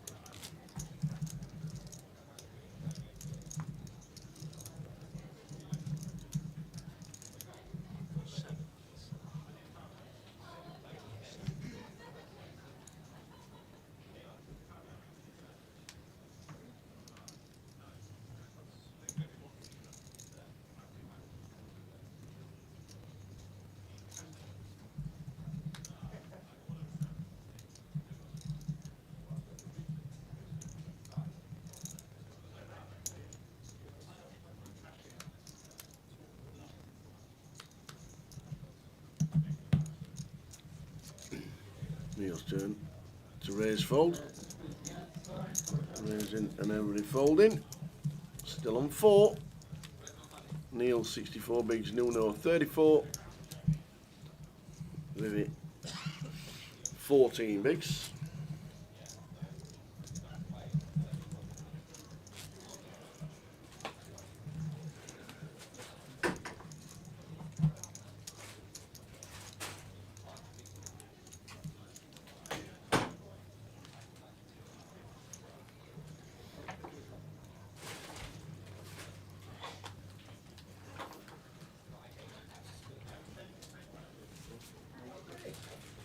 Jack 10 for Vivi on the button here.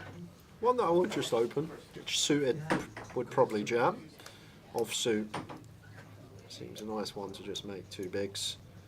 Oh, and Ravi fires the blade in the small. Couple of ladies.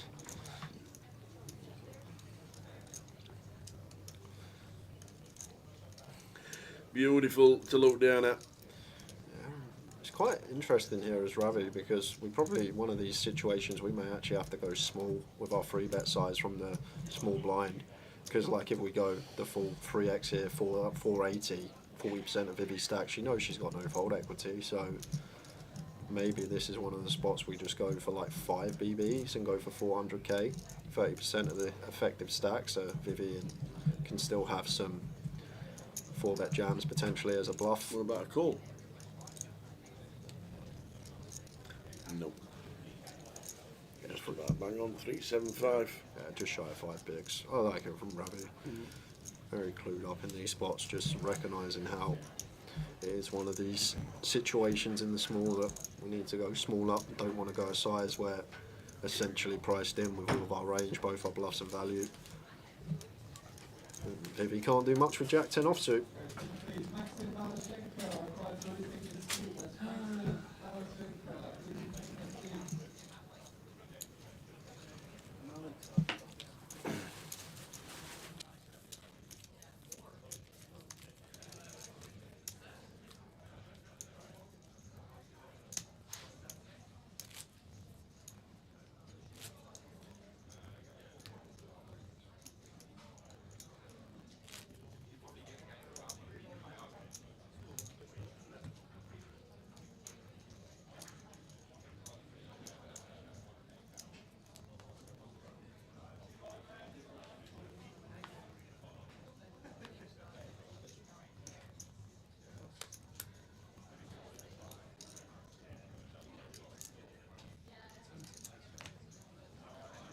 Three minutes to go until the end of the sesh.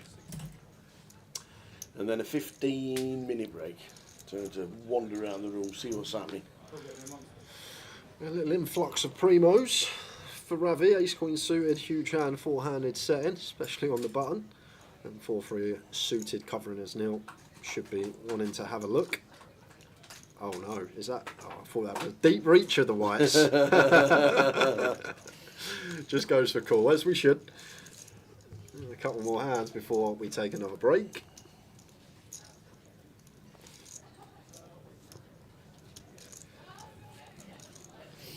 Complete whiff here for nil. King high board.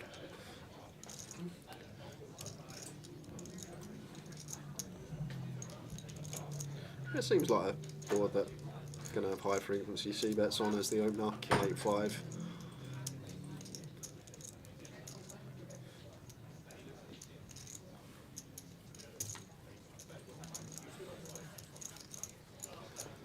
C-bet does the job for Ravi. Could be the last hand of the session. Could be. Does Ravi ever tell, says Nicodemus?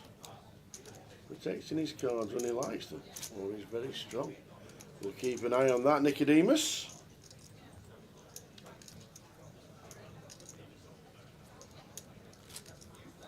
We'll watch every hand that he has a monster with, maybe that's the thing.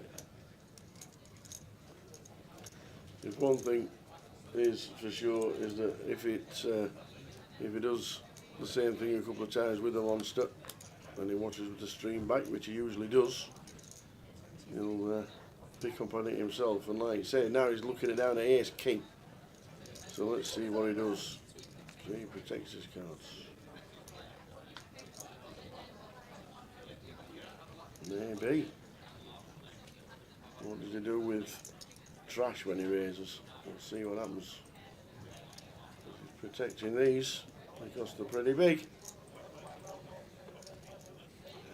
Vivi here in the big blind. Slightly larger opening size here from Ravi, just making that adjustment when you've got these 10 big blind or less stacks in the big sometimes. We do add a tiny bit of juice on, 2.5x around there, and that just knocks out a few extra combos that can potentially make the call and play some stop and goes. When we are shallower, we do actually get to defend wider, just because working with less SPR when we get to the flop. Easy decisions, we make a pair, we can go for it, we flop a decent bit of equity, we can go with it. And he's free off, discipline lay down against the bigger opening size. One more hand. Him. Yes. Get him back for last level. She should have waited and waited and waited. That's what she should have done. Give him a taste of his own medicine. A little bit of a misstep there from Vivi, because she even mentioned it as well. I know what you're doing, she says, and he just said it's part of the game. She missed a click. She missed it there. She could have used the time. Mike's probably got 48 left. I would say so, yeah. Could have got him back. And now the big blind's going to be going up. To be fair, not in the best seat for it, C2, with the clock behind you. You've got to turn around. If you sat there as Neil, you can see the clock all the time. So break time, 15 minutes. Go and wet the whistle. Vivi says have it. All in. All in and a snap. Fold, see you at 15.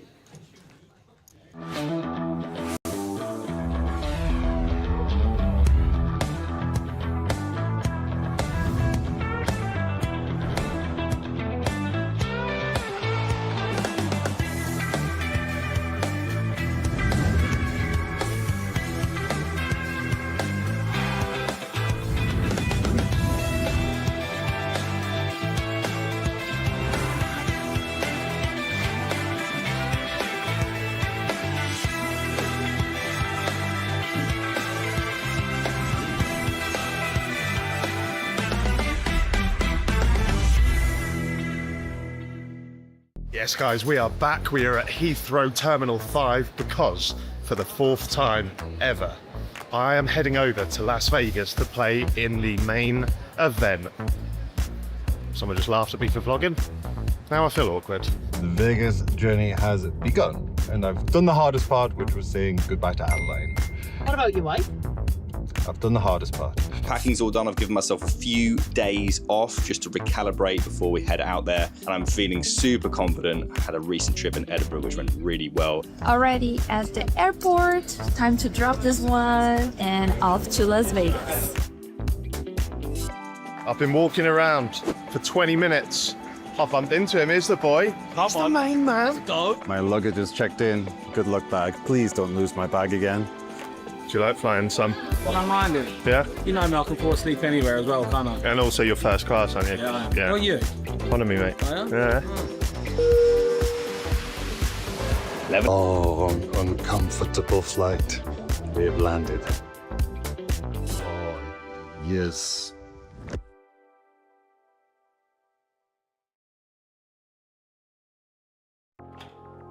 Well, hello. What'd you get up to last night? Played the deep stack $200 tournament, max late regged it, and they could have gone till 5, 6 a.m., but thankfully I got coolered really early. So I am fresh and ready for the main, instead of being not fresh and $30,000 richer. Sonny, have you ever seen the film The Green Mile? I have. You know the walk?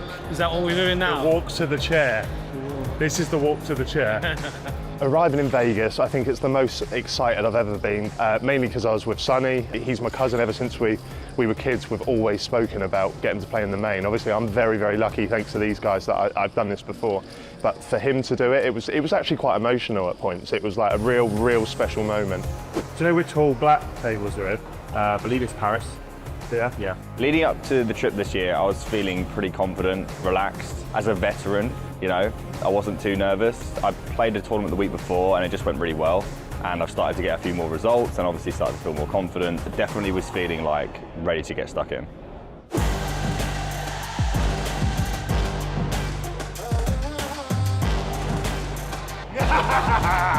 Let's go! Busted a couple of tournaments yesterday. It was a little frustrating, but reset last night, had a nice meal with some good funny people. Hopefully I can just have a smooth day. Actually, no, fuck that. I want an exciting day. I want the fucking roller coaster. Fuck smooth. Give me the drama.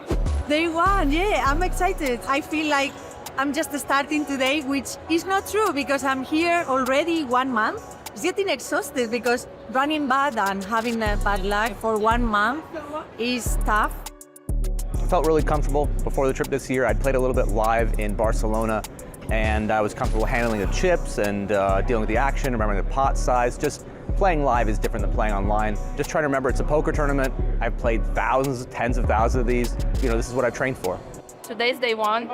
We are so far from anything important. Unless I'm on day 5 or 6, I think I will be pretty calm and not too excited. I had a good night of sleep, ate a light breakfast today, and I'm feeling great. I hope I can perform well. Look at it. The wrong angle. You're looking at doors. Look at this. When you get to the main event and your run hasn't been that good, you could feel a little bit down. And for me, even though my run was super bad, I came super excited. You hear that? You hear that music? We're here. We're here.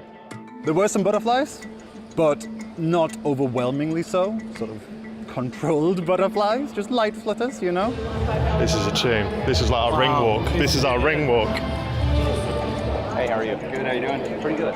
This is the camp before the storm, and you can hear this music. It's like every year's music, and every time I hear it, it's like, gives me goosebumps. 127, here I am, here I am. Sitting down at the table, I was more nervous than I've ever been. I had a lot of anxiety. I was like physically shaken. I don't know why. Sometimes that just happens, I guess. There wasn't really a time where I was feeling like butterflies. The main thing is when I get into the tournament and I hear that song going, that's like, oh, okay, here we go, this is the main event.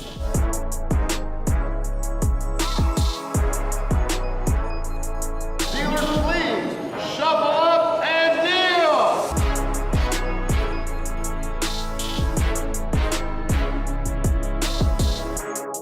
It's two feelings. Your main event, all those butterflies, super happy.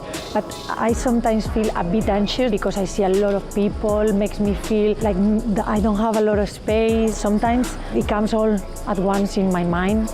And I have to say, no, Lucia, just take it easy, one hand by hand, and forget about the rest. I got out of the gate and chipped up pretty quickly. Went from maybe 60 to 70K. I was just excited more than anything. It's basically my playground day one. Pretty sure I was going to be the best player at most tables. I actually wasn't the best player at my table, but I personally had a really good table, super friendly, and was able to make some good headway early on. Feeling good now, nerves are settled. Just going to take a walk outside, have a breather. Might even get back to my seat a little bit late, have an extra 10 minutes, just chill out. It was wild. Seldom got the best hand, but I got good enough hands to have to V-pip and battle and do whatever. I saw myself down to 12,000 at one point, but then it just went absolutely wonderfully. There was a gentleman who wasn't very polite. Let's leave it at that. And I doubled up through him, so that was pretty nice.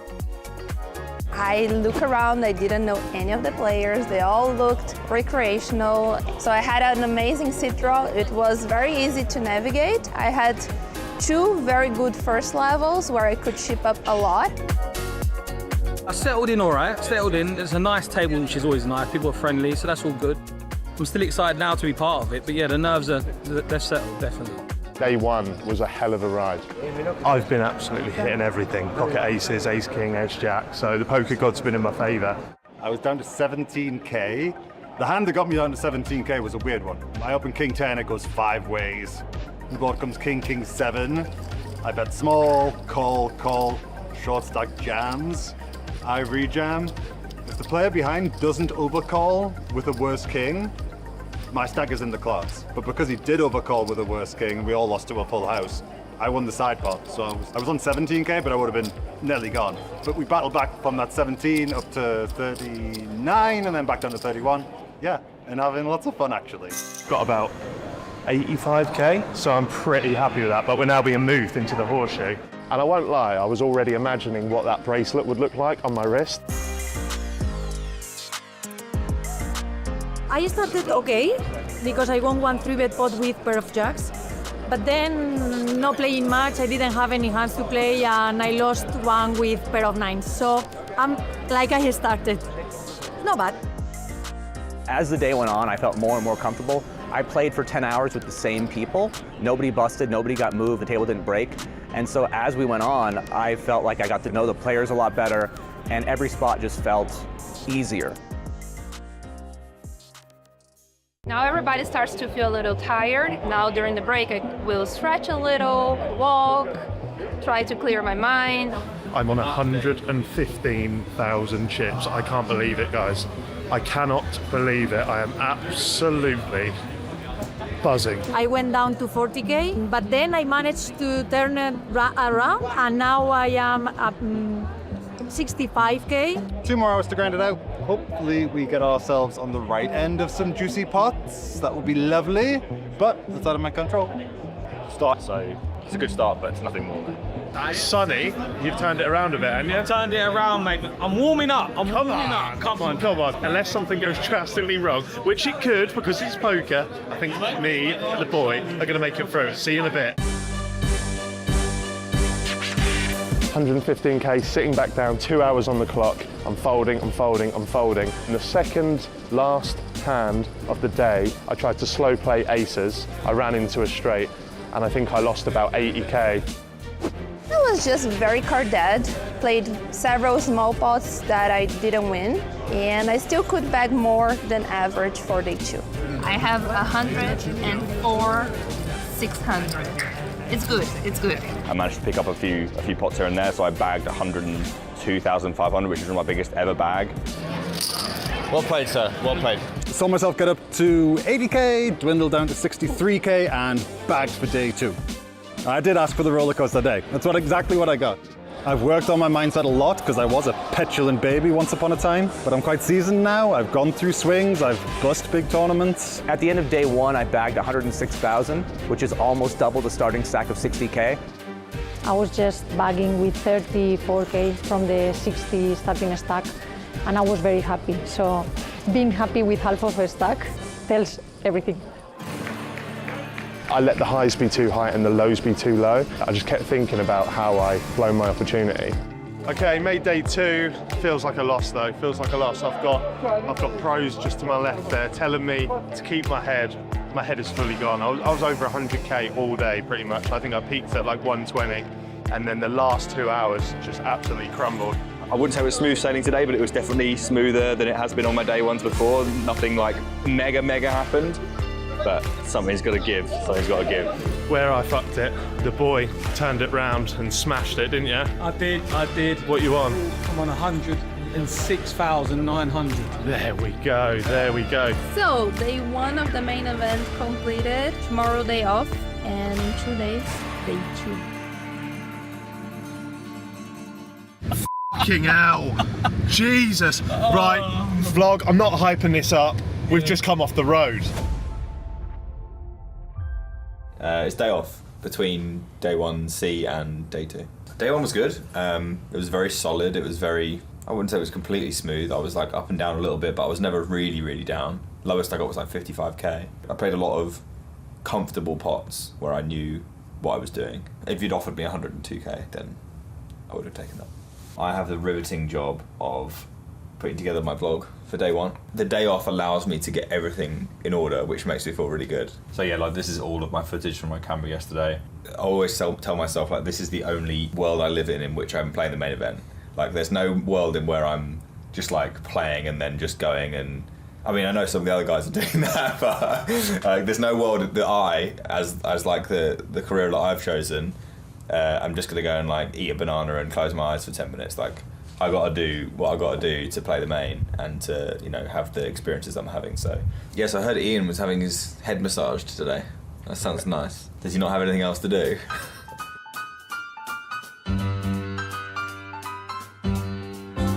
My day off was absolutely lovely. In the past, I've kind of not really planned anything on my day off. I kind of just bummed around and done whatever. And I was like, you know what? I was overdue, like a shave and stuff. So I went to the barbers at the Palms Casino. Highly recommend. And I got 90 minutes of pure pampering.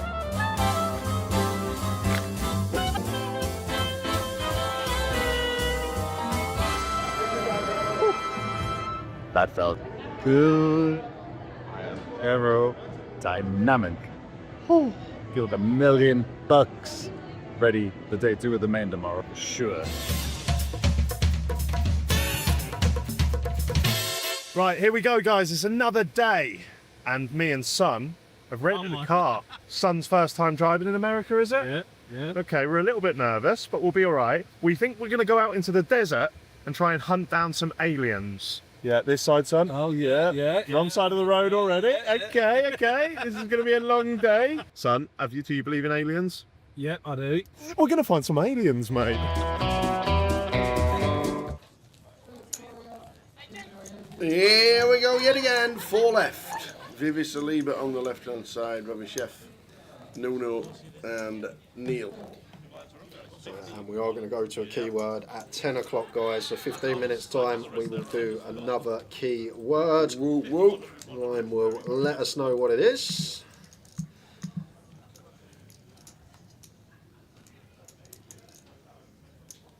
Here we go. Will this be the final session? With the blinds now at 100k? Or do we get up to like the 200k?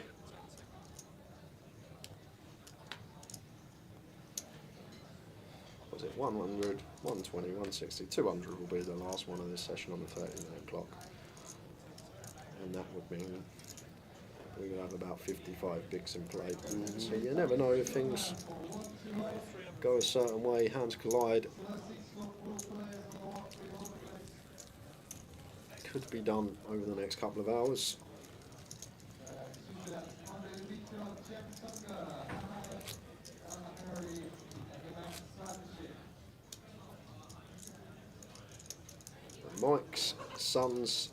Mike's dad says, come on Nuno, bring the trophy to PT. PT? What's PT? Come on Nuno, and bring Portugal maybe?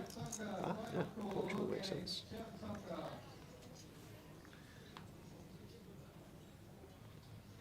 Portugal. Yeah, I agree with Vivi there. Suited, we'd have to jam. Off suit, just let it go. Cut off / gun. Four-handed. How are we doing, Riz? Evening, gents. See you both in Liverpool. I will be there. Awesome. Look forward to seeing you in Liverpool, Mr. Riz.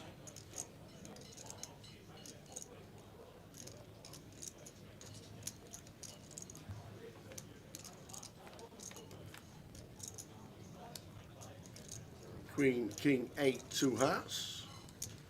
Bottom for Nuno. I don't mind stab here. There's nil with 6 high and a heart in hand. Having Nuno covered. It's going to take a free turn.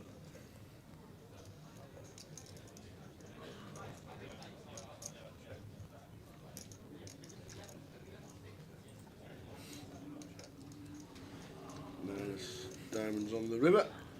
Any bluffs here from Neil, or is he going to check back 6 high? No, he says I check, and I'm playing 6 high.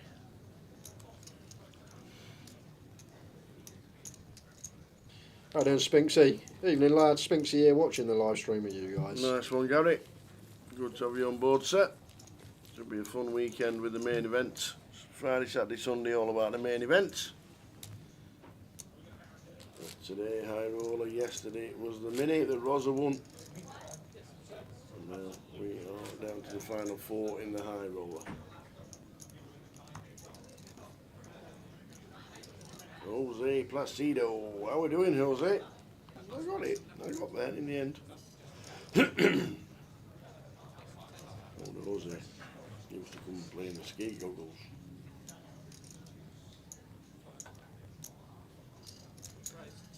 In Lisbon. Very nice. Bet it's warm. Bet that's warm. I've never actually been to Portugal. It's one of the... I've been to Algarve. One of the few in Europe. I made a mistake of saying grass yesterday, so thank you to the woman in the shop. I don't like it. Wrong language. Like insulting. Oh, is it? Should be obrigado. None of that. Oh dear.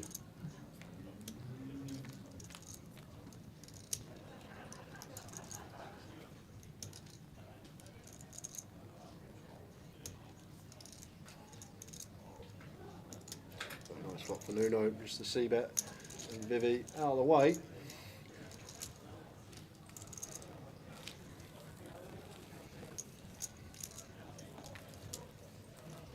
You missed a biggie. Missing Goliath this year. You missed a biggie. 12,900 runners plus.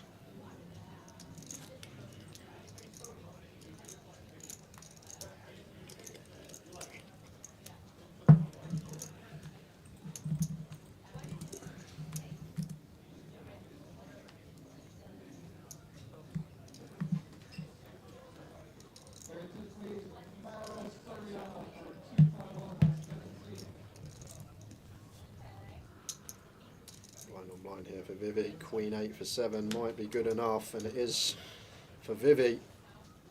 What's Ravi working with? King 6 offsuit. I feel like may let this go. It's a pretty close one. Like, we call King 9 here as Ravi. King 6 off. King 6 suited probably gets in. Does seem pretty close. I feel like just misses the cut. Even at just shy of 8, blind on blind. Really gross one for Ravi to look down at.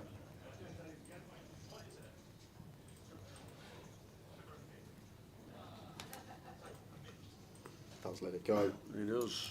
Close.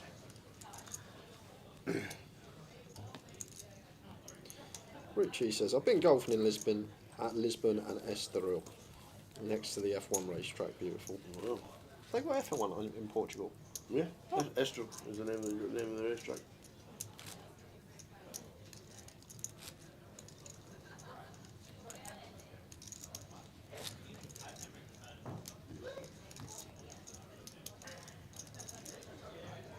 I've been to Madeira, which is the island where Ronaldo was born. And they make a great sponge out there as well, don't they? Cake. Yeah, Madeira cake. And wine. Fortified wine. Lovely. It's like that joke, man walks into a bakery, every cake £1. He goes, have one of them £1, have one of them £1. £3 for that one, sir. Why is that? That's Madeira cake. Oh, dear me.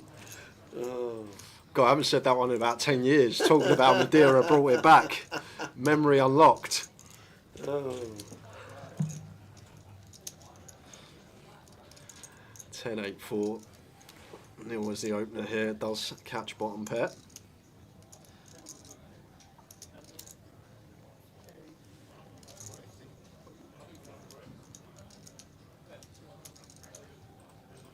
King Jack heart here. As long as it's not a huge size, I would like to see Nuno continue. 250 into 550. It's like 45%. Against this is tough. He'll be met by like third or less. Could see Nuno coming along, but he is still going to stick around with the King Jack heart. He's been very solid today, but going to take one off with the King high here. Does turn and up and down. Any triples here for Nil? 4 in hand, blocking like the trap, the pocket 4s. We got a queen in hand, blocking Queen Jack. We can target some 10x, some 8x, some like 9x, stuff like 9-6, Queen 9. Doesn't seem like the worst candidate to be running it with. Either way, just getting there on the end. It was already there, to be fair, in the form of a pair of 4s, but it does improve to the Queen high straight.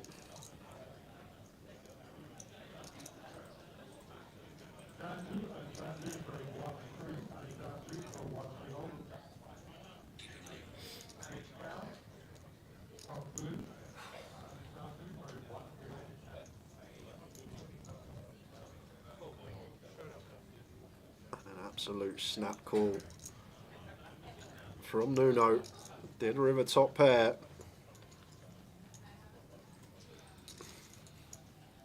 And it's tough when we improve to a jack as Nuno. Off the check turn.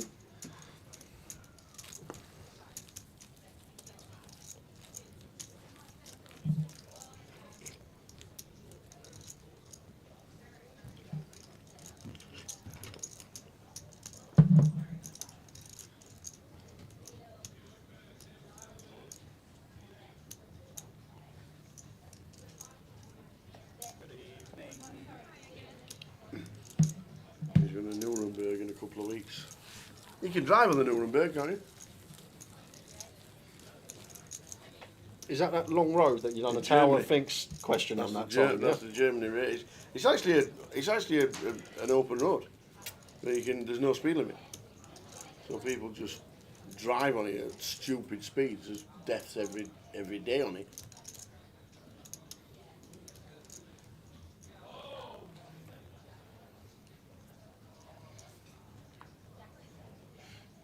You can take your normal car. I think you have to book a spot. I don't know if you have to book a spot. I can just drive on it. Somebody tells me that you have to just like book a spot. But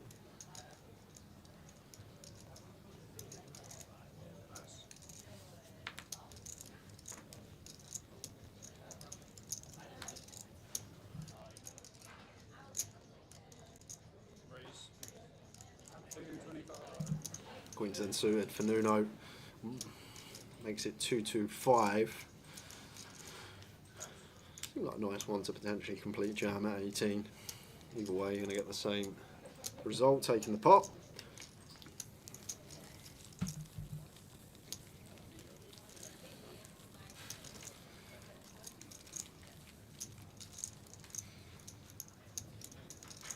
never been Rosvedov. Not in the World Series of big events. But never been. But you've been. I've never been Rosvedov. No.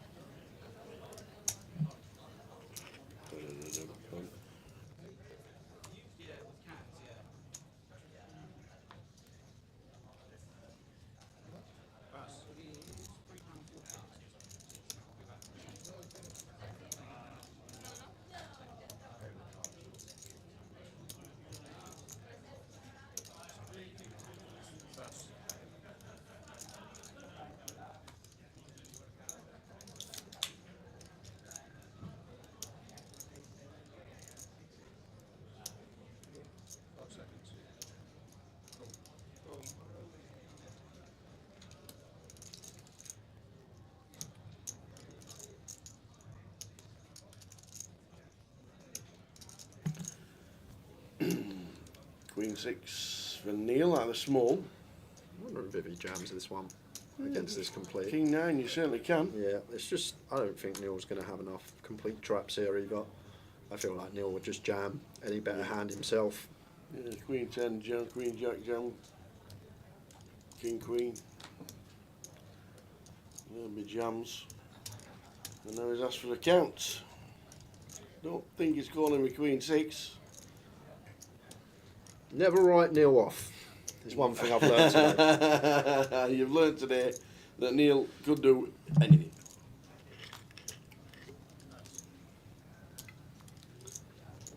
Vivi just staying alive. Yes. Without putting her tournament life at risk. Keeps getting them through. On showdown, that's what we like.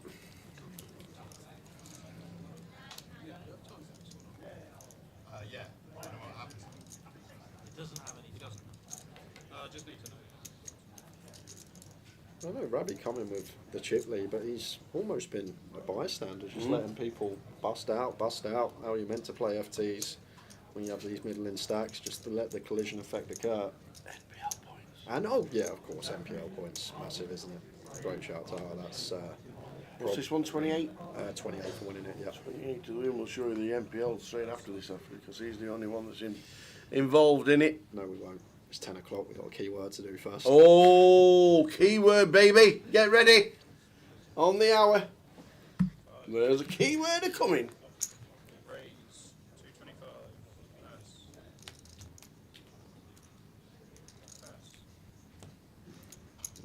raise and take. And just like that, it's not 10 o'clock, we'll do it early. Could have shown you the league, then it'd have been 10 o'clock. So we are going to have another. What we got? We got 3 33s and 2 109s. I think we'll save the 109s for when we get You're heads the up. one that gets the whispers. I missed my chance. So we will do 2 $33 tokens, and the next keyword, guys, is Final Four. Final Four for 2 $33 tokens. Final Four is the next key word. Final Four. With the number 4, not. Yes, with a number. Write it back in again. Whoever's wrote in 4 with a word. It's the final number 4. Final 4. That's why you wait until Lime types it in and then you follow suit. But no, there's always somebody jumping the gun. It's not the fastest finger first, you know. Did Ravi just fold King Jack of clubs? What? In the small blind? Wow. That's really strange. Open, it wasn't even like a big open 2.25x, but King Jack of clubs just hits the mark as Ravi. Did he see maybe Nuno behind? We didn't catch it because of the camera angle on Ravi, but was Nuno maybe already had these white chips in his hand like he was going to free bet and Ravi saw that? I don't know. That seems tight. In a 4-handed setting. I'm not necessarily saying need to jam it for 27, even though it may be a thing. I would expect that hand to VPip for sure.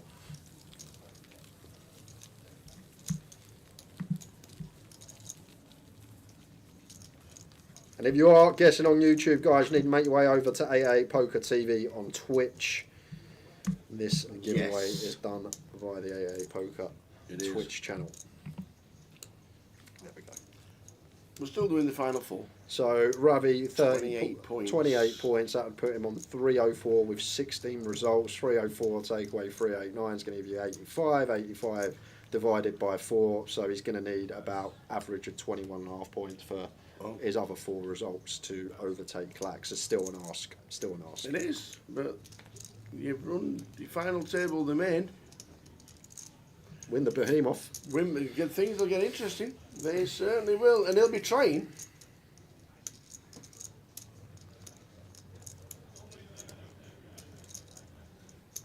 I missed that one, Dave. I actually missed that one. Is it preying on his mind that he could actually win the NPL? That's all it can be. Because he should be opening King Jack suited, 4-handed. Well, he's in the small blind, but I would have expected him to VPip it, whether it be a flat, whether it be a jam, free bet not all in. Probably wouldn't have gone free bet not all in out of position off 27, but I would have most certainly expect VPip from Ravi there. Just has to be the NPL tower, it's all it can be. Obviously, 40k package. Evening, Sandra. Welcome along on Facebook. Good evening.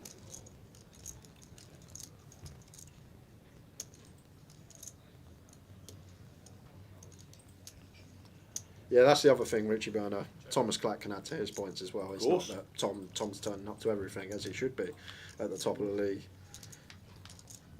But I think this side of Ravi that we're seeing today is definitely to do with MPL in the back of his head. He will know, he will have done the maths, recognises if he can string together a few good scores, he's still within touching distance of Thomas. Last chance for the giveaway.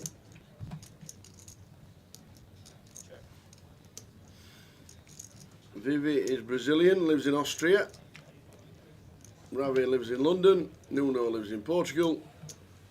And Neil is a local to this casino. And then we've got a lovely river as we look up.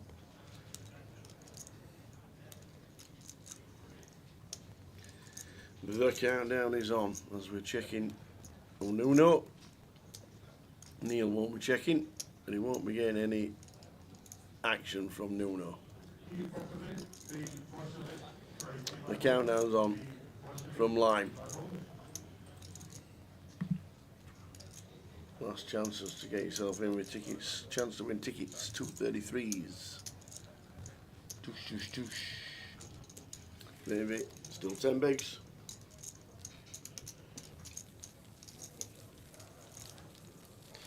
Congratulations, Russo de Boba. Oi, oi. $33 head into your 888 account. So Russo Placido, well done. Love it. And congratulations to 22 Zorro. Zorro.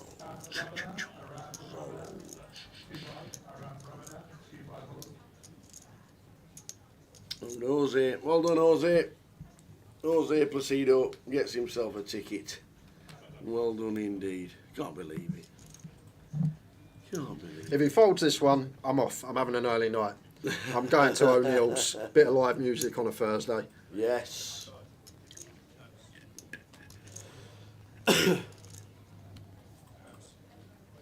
Oh no. Russo de Boba. So oh no. So Jose Placido cannot get a ticket because he's in Portugal. Gully loves it. Oi, oi, ticket available. Ticket available, here we go. Redraw. Congratulations to Axel Guy 888. Axel Guy. I am the Axel Guy.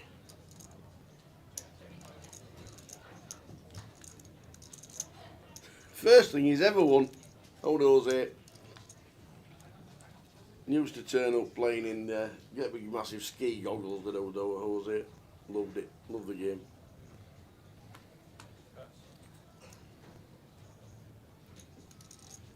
Always used to think when Lark used to do that, the huge ski goggles, put his hood up. Like, you could get someone not who looks a million miles different, but similar. They could wear the ski goggles, put their hood up, say they're Phil Lark, and just jump in the tournament for it. Well, you said he was no good. No, I'm just saying, like, when people are covered up that much, like, you don't know someone's identity, they could go for a break, let their mate jump in with the ski goggles hood up, and play the rest of the tournament for him. Interviewed Phil Lark once. Well, twice. Oh, here we go. Down in Bristol in 2008. Bristol? What was Lark doing in Bristol? At the GBQBT poker tournament before he was a Grosvenor Casino. Okay. In the harbour side.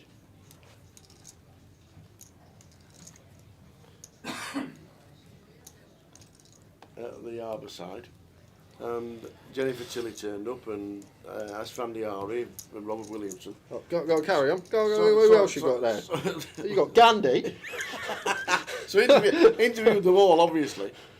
And started talking about this hand, and then all of a sudden he went on to quantum physics and the universe and the stars that we don't see. And I'm like, okay, just let him ramble. And off he rambled for about 6-7 minutes. And I'm like, thanks, Phil. Speak to you again soon. He says, yeah, no worries. And off he went. And it was just like really weird. So Neil opening the ace-10 suited here. And Nuno going to get to jam for 18. Well, I hope he jams. And now Neil with a toughie in a four-handed setting. I feel like, theory-wise, ace-10 suited probably calls here. But it's Nuno who has been the most solid at this final table. He hasn't got out of line once. I've not seen one light reshove. I've not seen one light 3-bet. Maybe a C-bet and then done with a hand. No light double barrels light. And I always feel like you need to think about the opponent you're up against. Like Nuno, I doubt he's going to take an ace-deuce, an ace-9, something that we dominate, a king-10 suited, something along these lines. And that's, I feel like, a key element here for Neil. This is the guy that has just been free betting his good hands, shoving his good hands. When he's been betting more than one street, he's had it. But Neil feels like ace-10 suited too good. And as I say, I feel like theory-wise, it probably does call ace-10 suited. But maybe against Nuno, we need to be calling a few pips tighter. I'm not sure. Make sure we know whose chips is where. Just them two little stacks there, look very close together.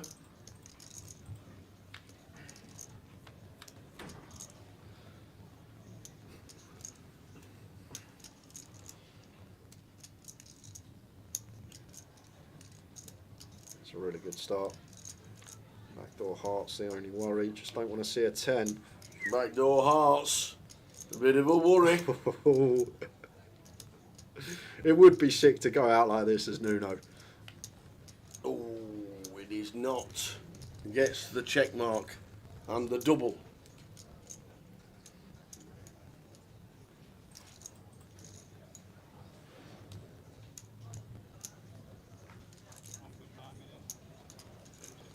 Let's go, Nuno. Let's go.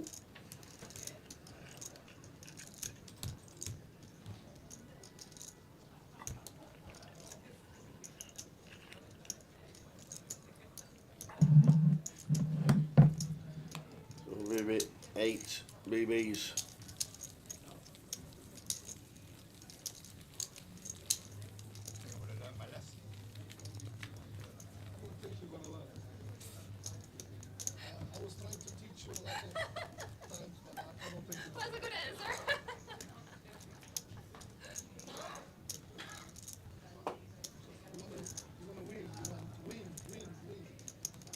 Let's go, Dad. Everybody is rooting for you, says Bruno Duarte. Bruno. Well, that's nice. Glad you're watching Dad play. Qualified on 888 poker. Come to London to play the game. And in the final 4. Maybe been patient. A couple of walking sticks under the gun to send into the middle. And it's going to be working.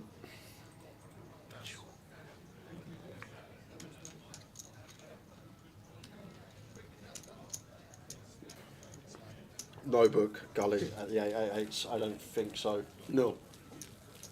Weren't sure about 88 Live. I know definitely none at UKPLs. No, just the GUKPTs on that score.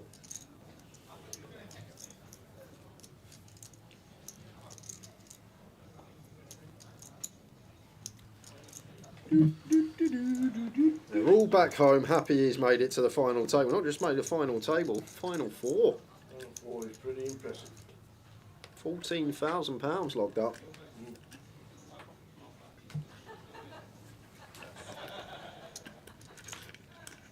Make sure you put your wish list all together before you go to bed, because we've got at least £14,000, which equates to about 18,000 euros. Yeah, about that. 1.2-ish, ain't it? Is it 1.2-ish? I have no idea. 1.16 or something.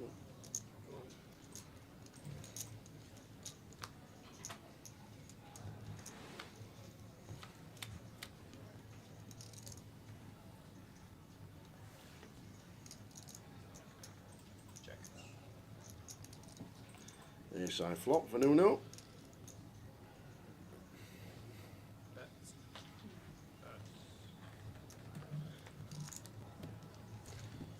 Let's just set Vivian, shows the ace.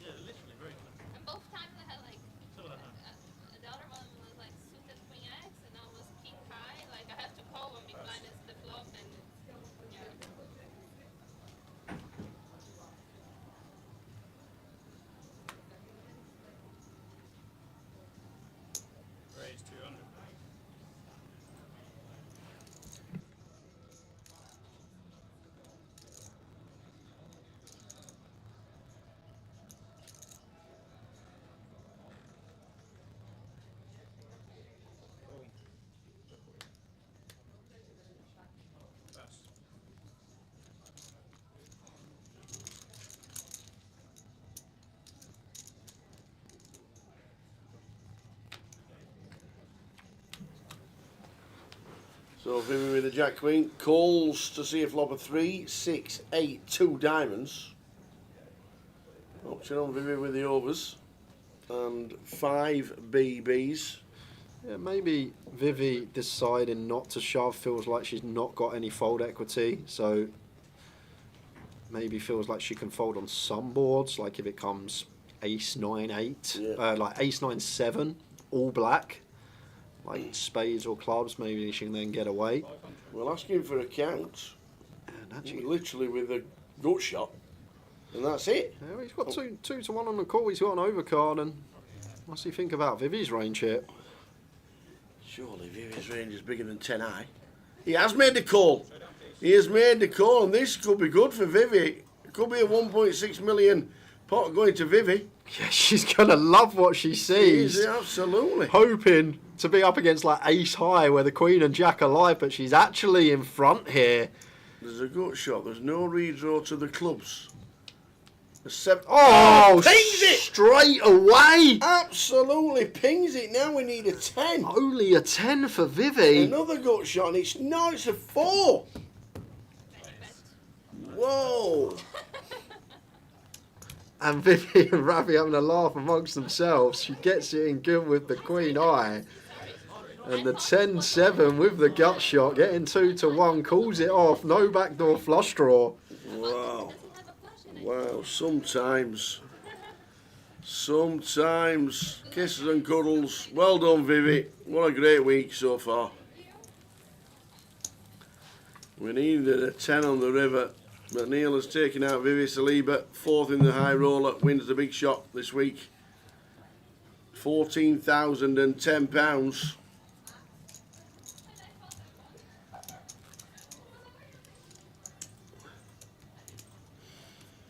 Now locked up 20,320. The Nuno family go wild. There's more being added to the list. There you go.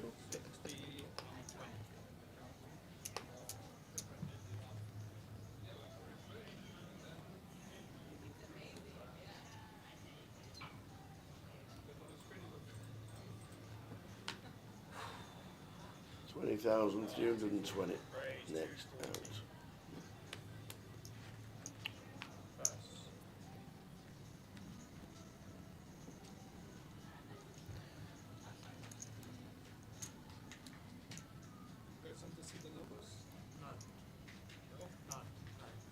Pre-flop action was button open, Vivi called small blind, big blind folded, and then Vivi open shove the flop. Yeah. Open shove with the overs for 5, just over 5 BBs. Well, now the blinds are 61.20. 5 BBs. And called with 10-7.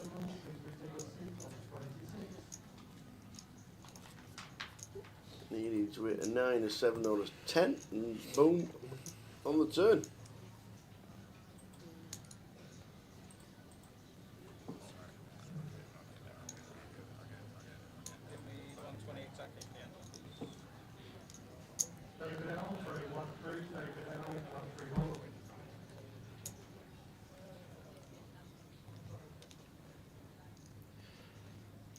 No, so she's right. She's right how she's played it.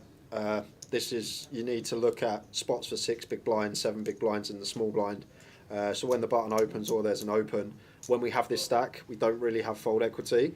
So we can call, and there are still a few boards that we get to fold. And when the big blind actually squeezes and the opener folds, we then actually have a direct price to call off. Like I've seen 6, 7 big blind spots in the small where suited kings call here, hands like 7, 6 suited, 7, 8 suited, like around this sort of area. Like if you look at 6 to 7 big blind spots in the small blind, you will see there's actually more calling going on than you think.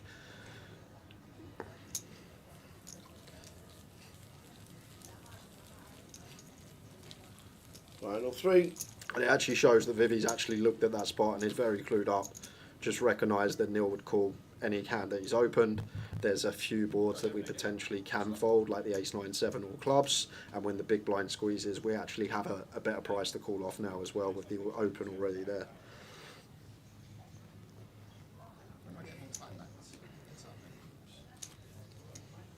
Because I remember seeing like a range of some suited kings, stuff like 6-7 suited, 7-8 suited. It's like Queen Jack, not going to be far behind that.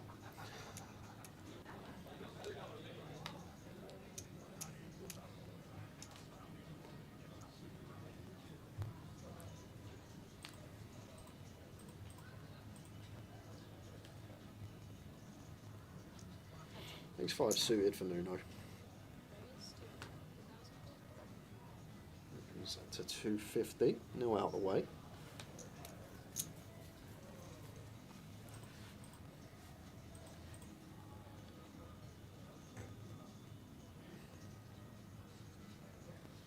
Ravi gonna let it go too.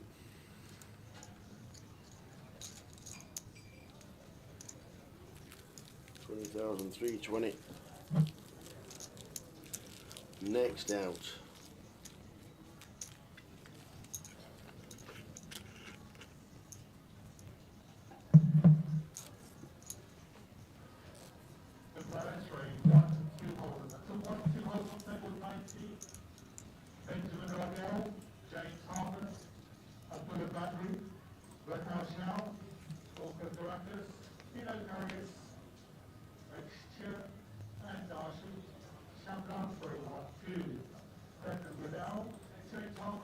No deals, Mr. Imran. No deals.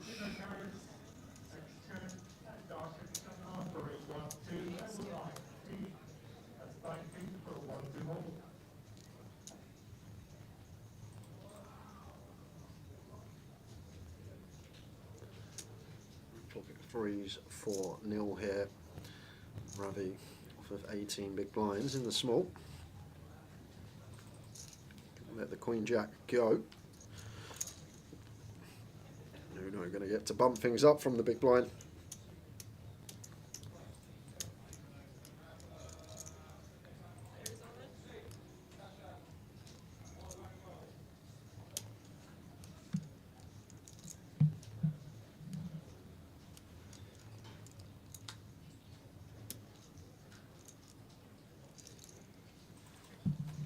Pocket threes for Neil. Yeah, massive jam here as Neil would have preferred to see a free bet not all in, try and induce some stuff, but either way this is getting through.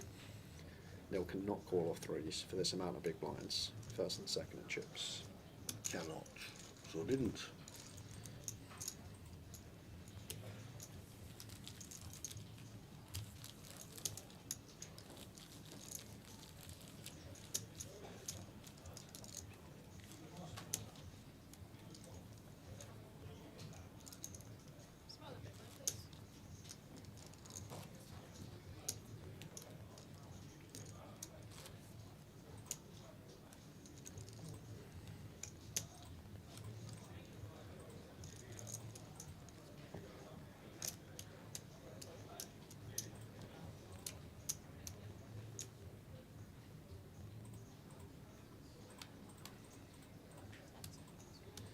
Ace-9 for Ravi on the button.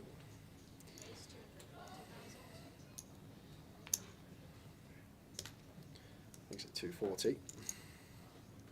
Ace-6 suited for Nuno here, three-handed setting. Suited ace in the small.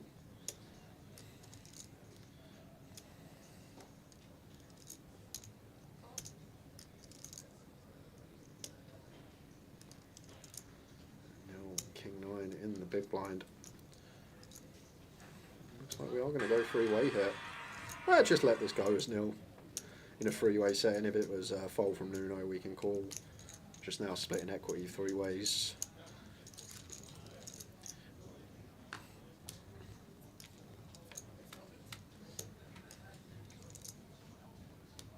Queen 9 flop, Queen 6-5, 2 diamonds.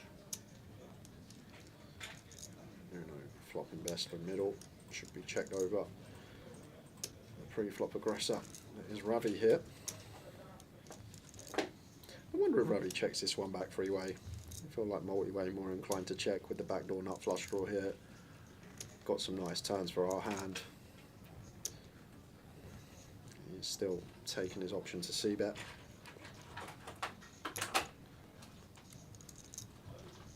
Goes for half in a multi-way situation, 400k. Chunky one. Nuno in middle. Decent kick up to go alongside it. He's not going to be folding. Backdoor clubs working too.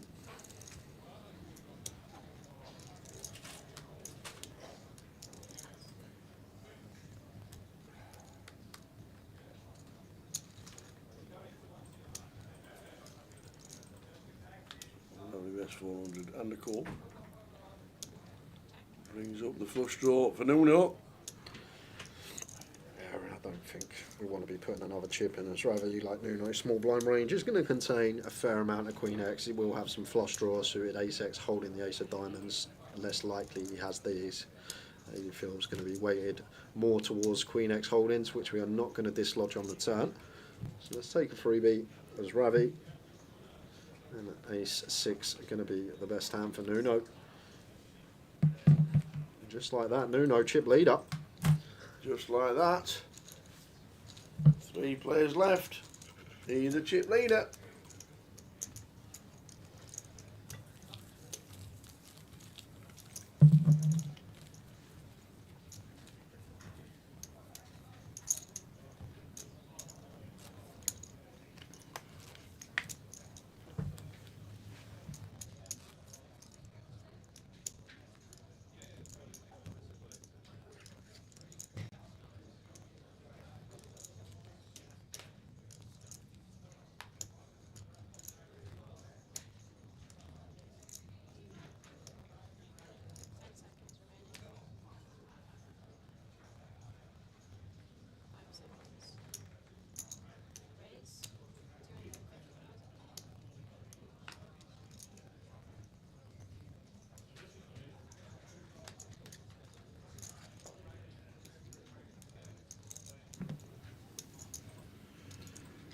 Hey, bada. Nuno. Give me an N. There we go, Ravi. Here we go again. Finds Ace 8, sends it in, and he's been patient, but it might just be the end of the road here for Ravi. Gonna need to find an ace. On a King 7-5 flop, that is not good. 6 is a sweaty one. Oh, or an 8. Ace or an 8. Slow down a little, slow down. Oh, Barry! How does he do it? Barry for Ravi comes from behind. Of course he does. How does he do it? What's that, 6 times today? Ace 10 versus 10's a Kevy and Ace on the flop. 4-3 versus Ace Queen of Harry. He made a straight on the river all in pre. Hit the deuce with Queen Deuce against the Kings of Jack Hardcastle. And now drills off the Barry on the river. Who can stop this man? Who can stop him? Wow. When you play good and you run well, it's tough.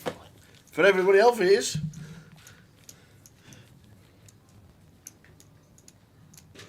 Neil's just shaking his head thinking, how do you do it, man? How?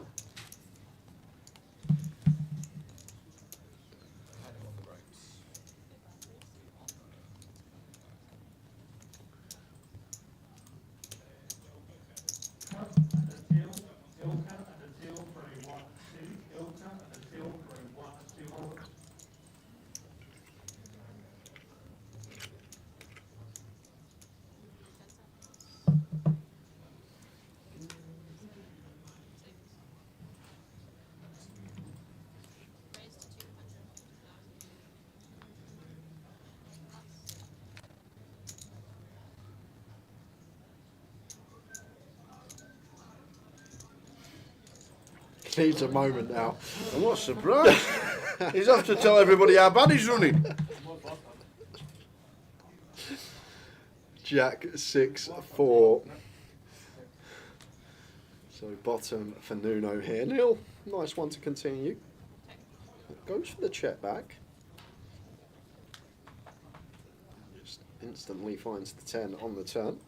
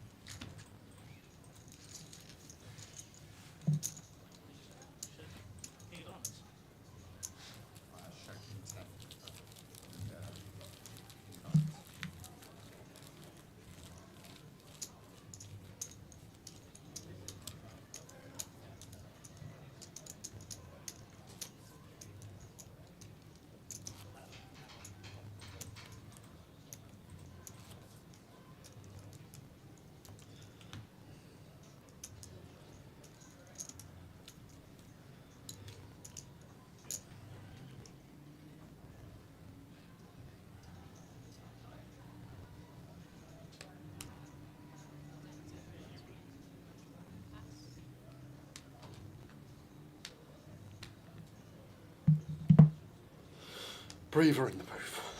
King 8 for Nuno.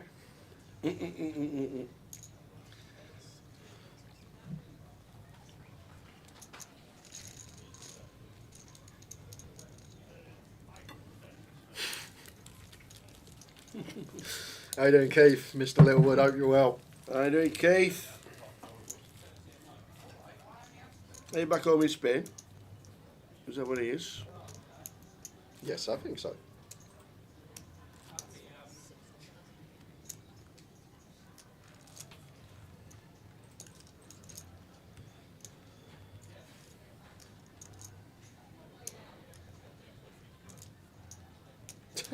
Kekerix with an idea. Call me what you want, crazy, silly, stupid. I think major tournaments should have chips reset when it gets heads up. Chip reset? Could you imagine that free-handed, your massive chip leader? You could just go out. You could disappear. You could just go and have a meal, wait for the other person to bust.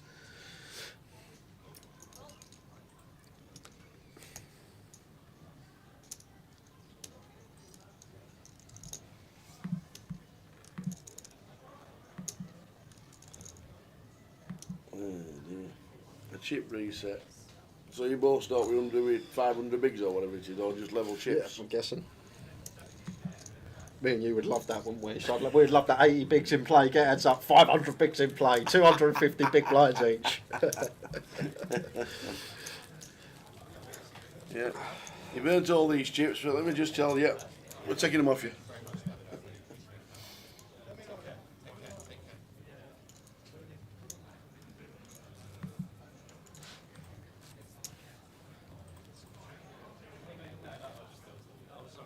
He is in Spain, and we'll see you in Blackpool. For anybody that wants to know the Blackpool schedule, by the way, and the Edinburgh schedule, it is on the Grosvenor Casino website.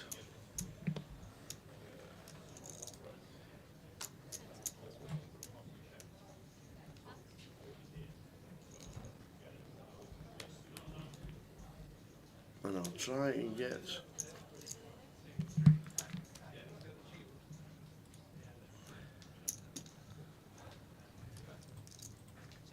If you go to the poker side of it,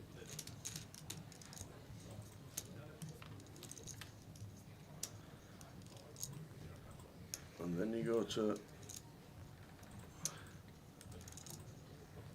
all the way down to GUKPT on the right hand side, click on event details, and there are the schedules. Let me just stick that in for anybody that was asking earlier. Somebody was asking. There we go. That is the link for the GUKPT up in Edinburgh. We're up in Edinburgh on Wednesday the 15th of October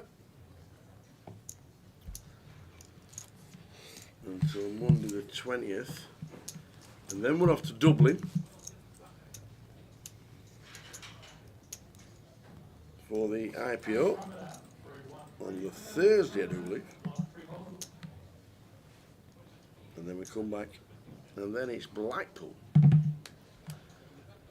And just be aware that the Blackpool schedule starts on Saturday the 1st of November.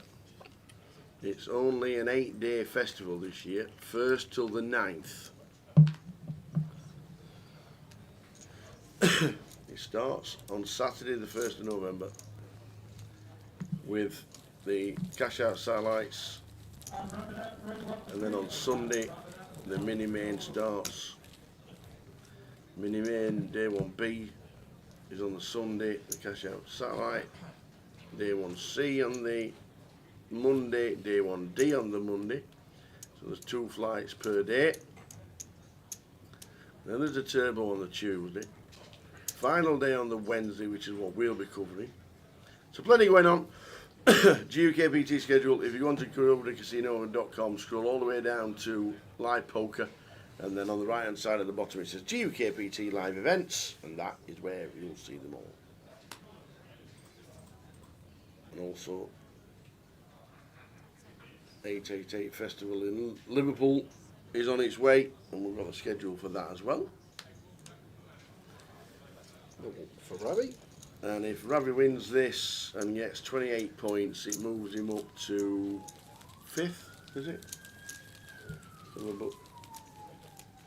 Yep, let's have a look. That button.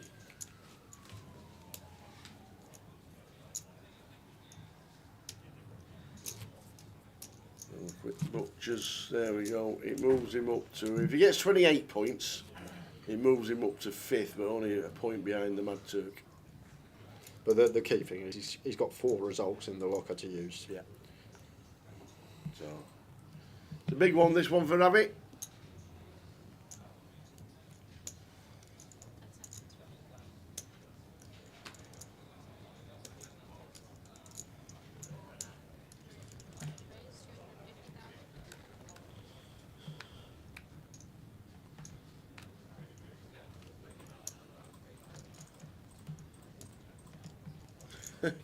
Kekerix.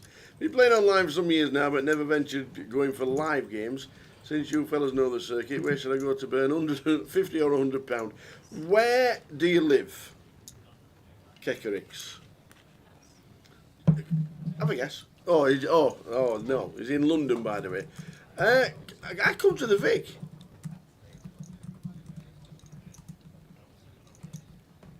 The Vic just have. The Vic or Luton. Luton's pretty good. If you don't mind venturing up the M1, 10 junctions. The Vic run weekly tournaments when we're not here. The Vic will have tournaments on a regular basis after when we go. So like next week, on the Monday they've got an £100 turbo. On the Tuesday they've got a £200 bounty. On the Wednesday they've got an £100 double chance. On Thursday they've got an £100 deep stack. So if you've got the Poker Live app, the Grosvenor Poker Live app, check all the details for the Vic. If not, you need it, because it shows you every single tournament in every single casino that runs poker events for Grosvenor Poker. So the Vic have daily comps, £100 deep stack on a Thursday, £150 on a Sunday. It's called the Grosvenor Poker Live app. Cornish says the Vic Thursday deep stack, great structure. There you go. If you've got if you're not a member of a Grosvenor casino, you'll need photo ID on your first visit.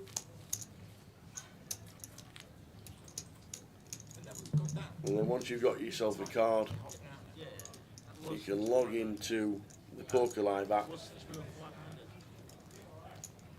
and then it'll show you every single game that there is.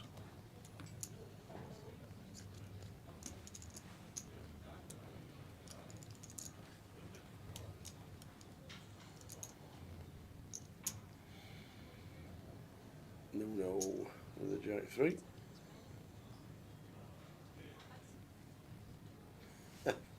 Yeah, but make sure you got the app, Kekerix. And if you're not a member of Grosvenor Casino, come and play. But you will need photo ID on your first visit. Jack 3 off for Ravi. He's going to raise it up. One of these offsuit high-lows. He's going to check it. Thought he might attack with this one. Obviously he can't attack all the time, but 18 queen flop, 2 diamonds. Big old flop for Neil here. Combo draw.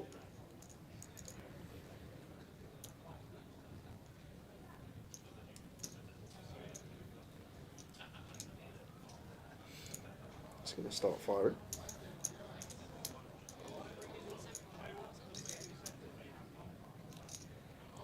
Against this size, yeah, we have a gut shot, but it's the 3 of diamonds. Maybe Ravi more inclined to continue like Jack 3, Jack of diamonds.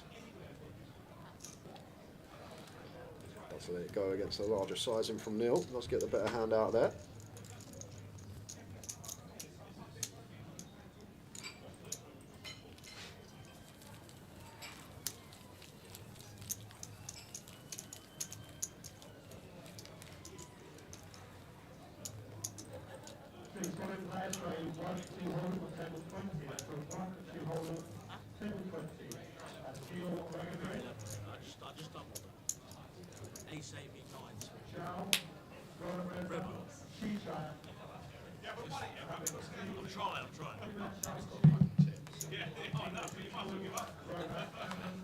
Neil, I think Neil's a local player. Nuno definitely satellited him.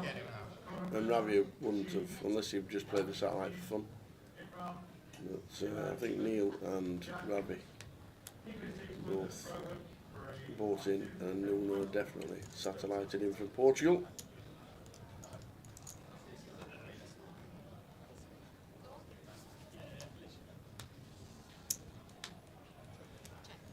Complete for Ravi.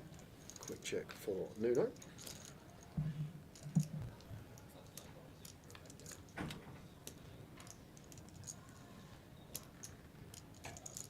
Ravi does flop best with bottom pair here on the 8-6-7.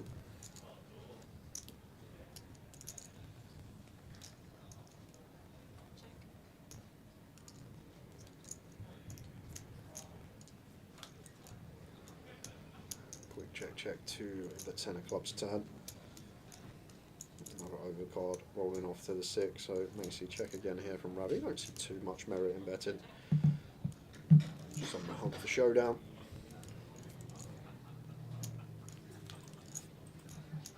Jack of hearts on the river. Check mark for Nuno. Delicious for the Noonster.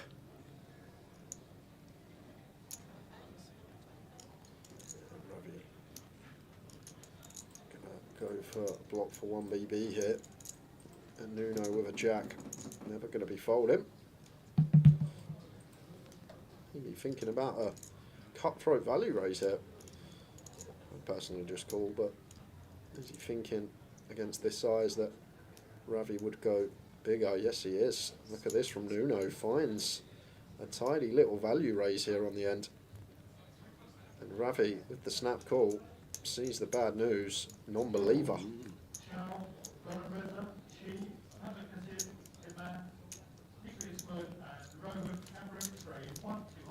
Lovely bit of value on the end there from Nuno.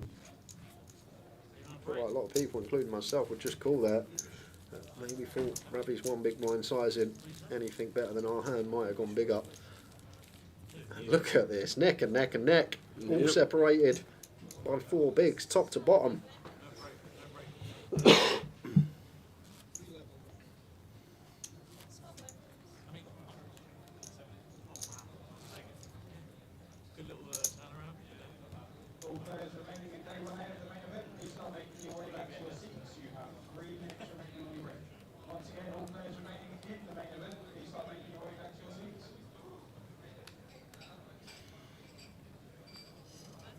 Three left in the high roller, 11:15 in the evening. Hope you're enjoying the live stream for the second day of the 888 Fest here in London. Cardroom Direct bringing all the pictures.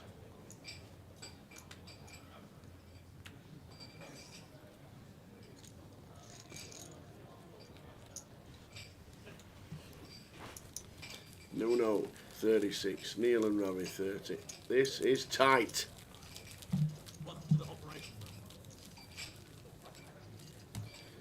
Yeah, done well, Nuno. Kept his head after a brutal river against Ravi. Ravi finding Barry to keep him alive and in the tournament. To be fair to Nuno, he kept a cool head, continued going about his game, hasn't spewed it off.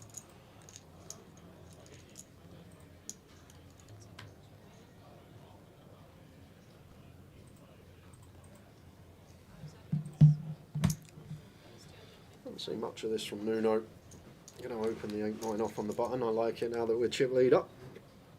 7-9 for Ravi.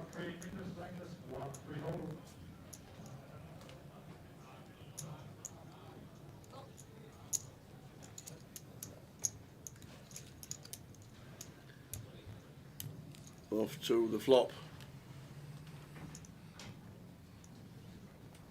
Oh no! Oh my days! What a flop! 7-8-9, two pair. Oh no! And this is troublesome for Ravi because I'm assuming he fast plays this against Nuno when Nuno c-bets, and Nuno's going to have 10 through aces as played, and if we do spring it here and now as Ravi, it's good night. Well, it's not good night, we got 2 outs, but I'm all in and I just call. jams and I'm in a not snap surprised. call, and Ravi can't believe how cold decked he's been.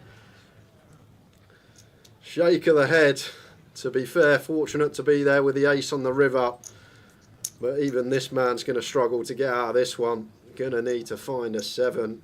Queen would chop. That would be a fun one. The river. Oh! He's only gone and done it again for the 78th time today. No way he's just found that as well. Oh my days. Oh my word. How can you beat the guy? How? How? Oh man. You can't beat this man. Oh my word. Wow. What have you got to do?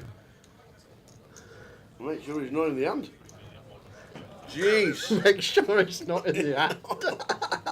That's great, that is. Oh man. Oh. What is it about the Ravster? Jeez.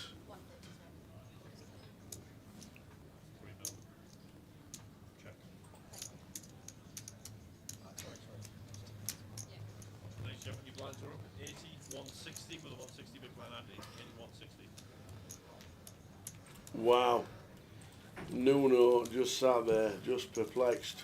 Can't believe it.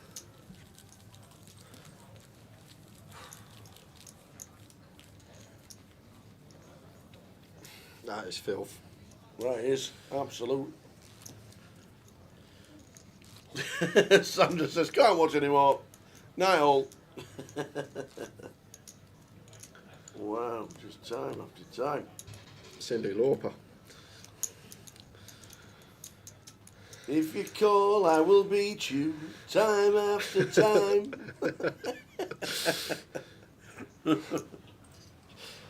Oh, man.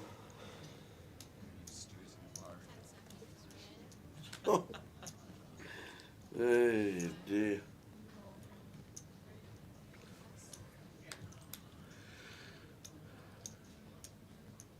No.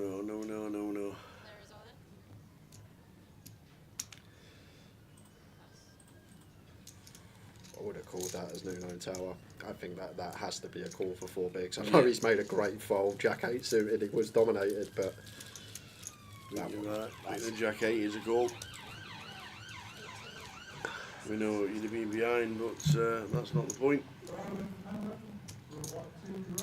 Jeez.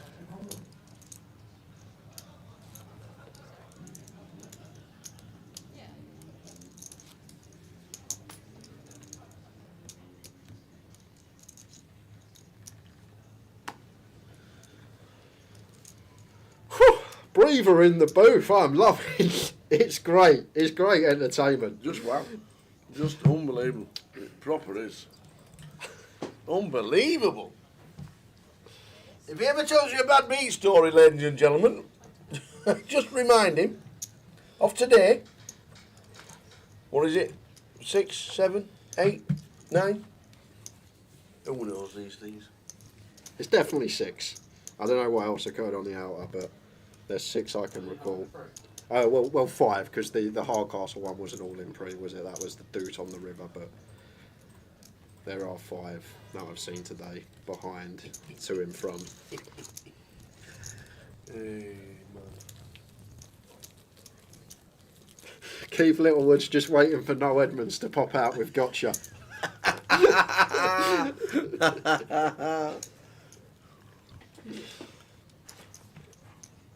What's the parking situation at the Vic? Our Sing Tower. First come, first serve, Yeah. small car park. So, unless you're a early Sing, I'd probably get the train.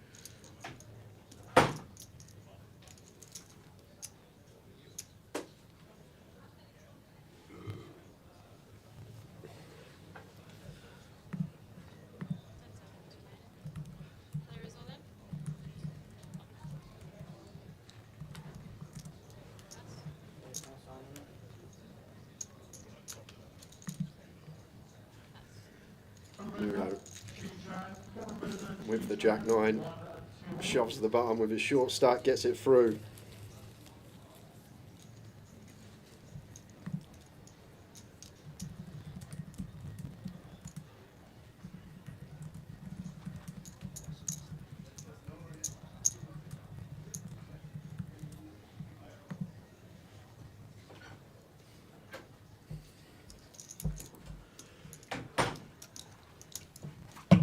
Dooby-dooby-doo.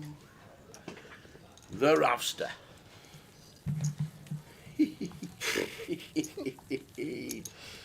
Oh, man.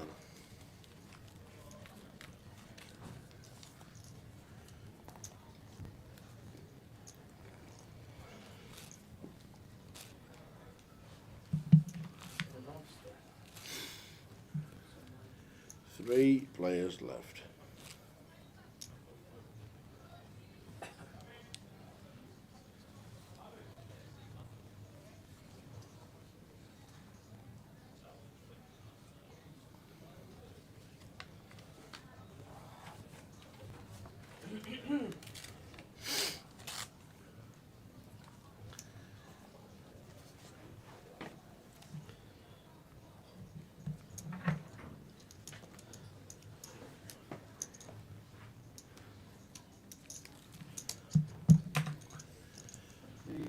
Hey, 48 bigs for Ravi, Neil on 20, and Nuno is going to have to get them in.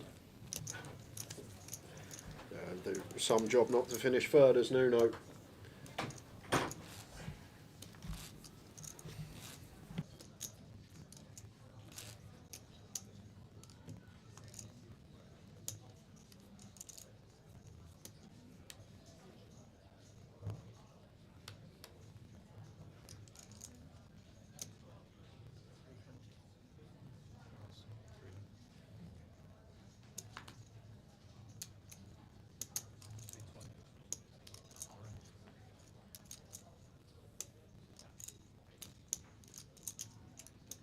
Only sick when we're losing. You're right, Kikerex. You're absolutely right.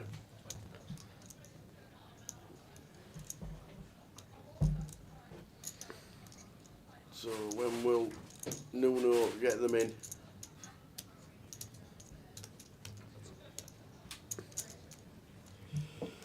Now with the defence with the Queen 7.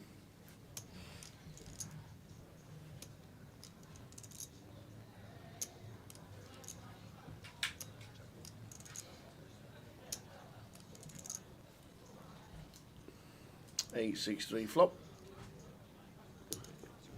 Continue from Ravi, hand over. Should well be, but it's Neil.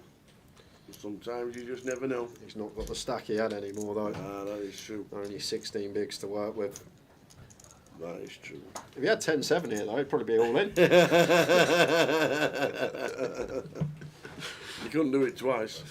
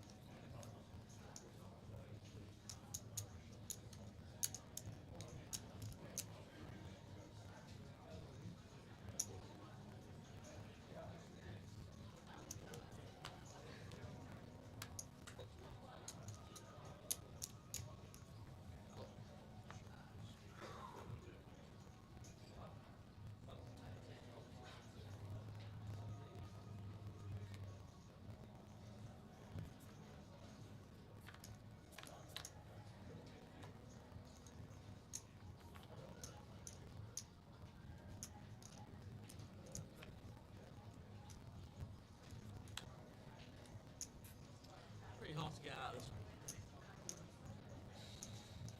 It's pretty hard to get out the 9-7. This one felt. No, feeling about the 9-7. This one felt.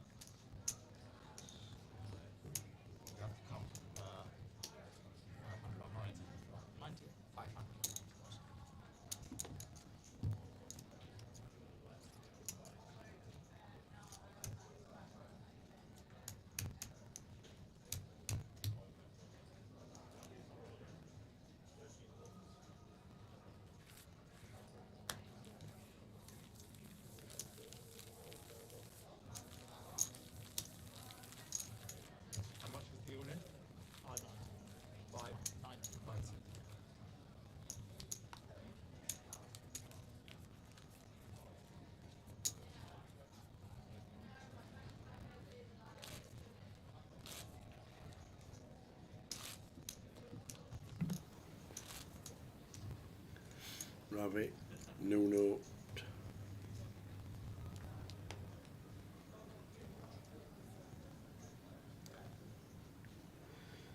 Yeah, we have sometimes we get a bit of riffraff come in the room. Yeah, the 888s every now and again, and just asking questions and what's happening and what have you. Sorry about that. Yeah, so you don't have to hear the conversation. Just quickly mute the mic. You don't want to hear how Ian Simpson's on his third banana of the day. You don't need to hear that. You already know that. We all know he's got a pink banana cover.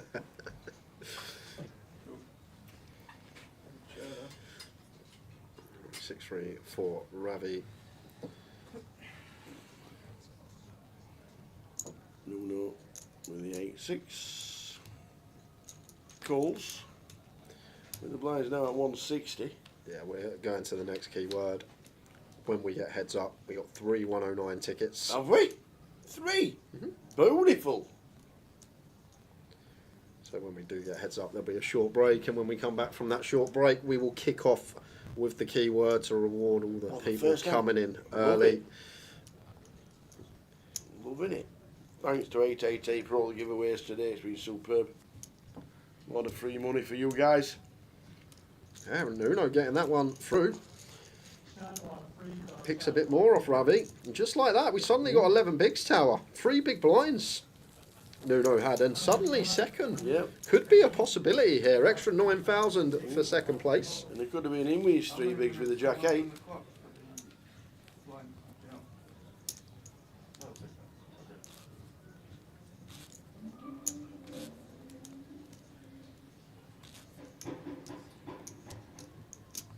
that doesn't sound good. Well, that car, the spoiler.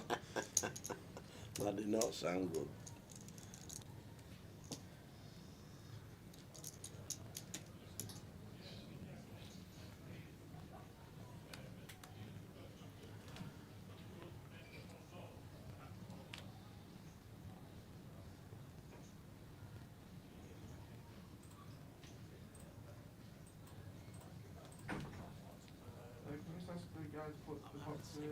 Cards in box 7. The guy who put in box 7. No matter.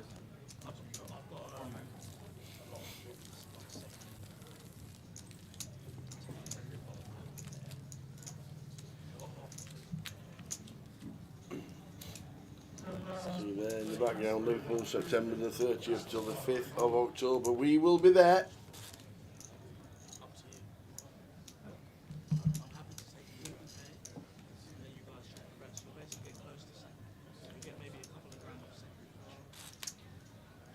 Yeah, we come back today with 53. 53. 53. Yep. 38 bags. 38 made it through. 15 day 2 buy-ins.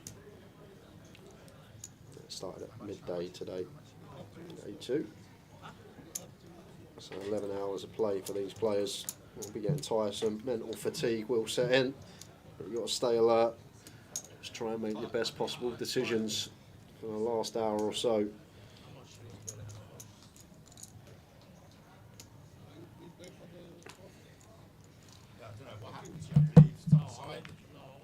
It's a walk for Ravi.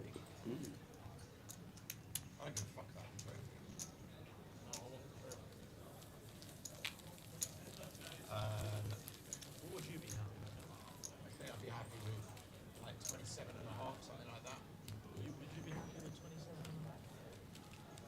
It's very good. We had like 5 bigs in there. Pretty good, though.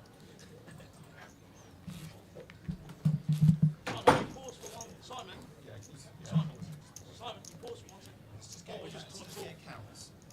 Can we just have some counts? No, 3 left. No. Nuno in 6. Neil in seat number 8. Yeah, I'm late. You have to play. Yeah. 10% of the remaining prize. Yeah. 10% less. Okay. What is it?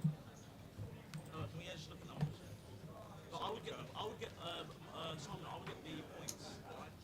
Depends where you finish. If you go up next, you get points for third. Yeah. Okay, there you go. Really? Yeah. So we didn't care about the points.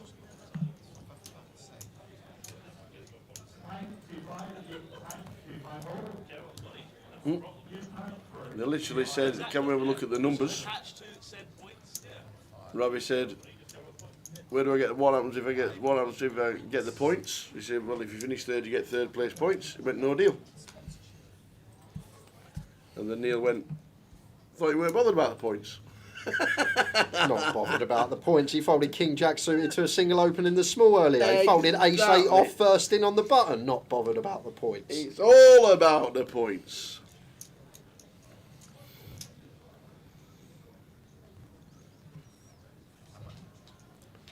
And here we go for Nuno.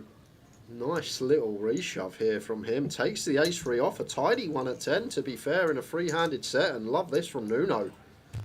And King 9 for Neil.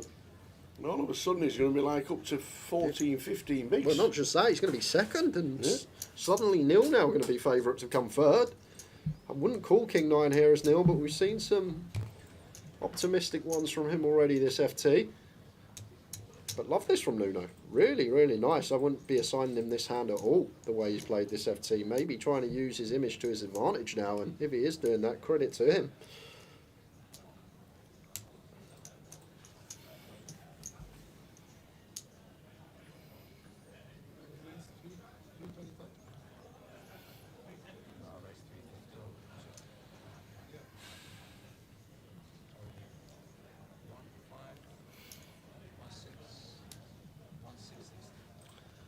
So full chip count from Nuno.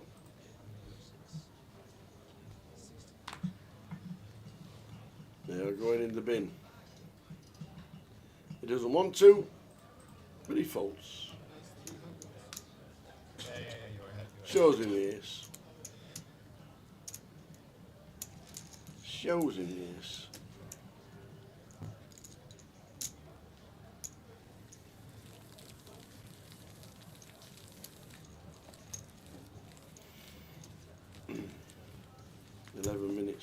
Of this level to go.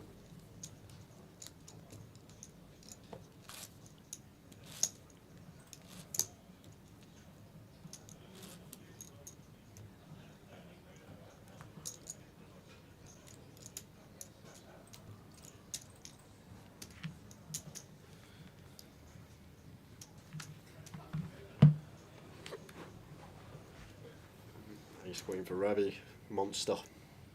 Indeed.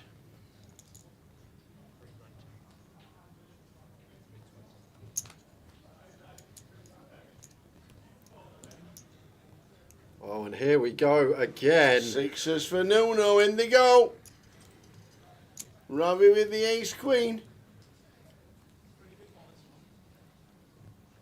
It is a big one. Does he do it again? Does he get another double up? What was he on? 3 bigs? 3 bigs he had, Nuno. And he could basically be neck and neck chip leader with Ravi if he can win this flip. Needs to fade an ace or a queen. Can he do it? Neil's rooting for one. Oh, the 6!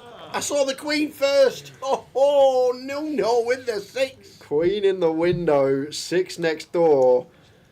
And I was about to say, if he wiggles his way out of this one.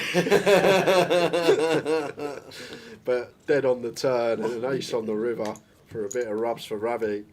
And Nuno. And Neil can't believe it. He's now short stacked. 3 big blind Nuno. It's basically neck and neck with Ravi now. Not even a big separating them. The man that had 3 bigs not long ago.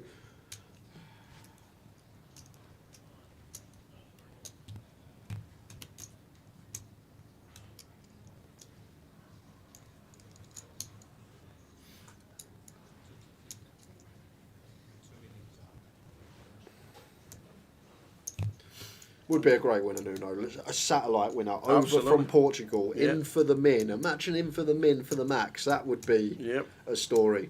And then going back and saying I had 3 big blinds. Can we just ask, does anybody know how good his English is? If we do need to have a interview, will he do one?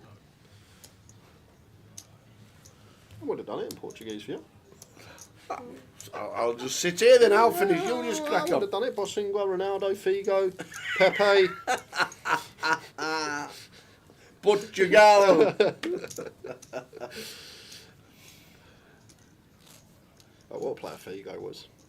Forget about old Figo. All the talk about Ronaldo because he's the superstar. There you go. He lived in London, he can speak good English. That'll do for me. Exactly. 3 big blinds and now got over 4 million. Look at this. What a turnaround. Just shows you.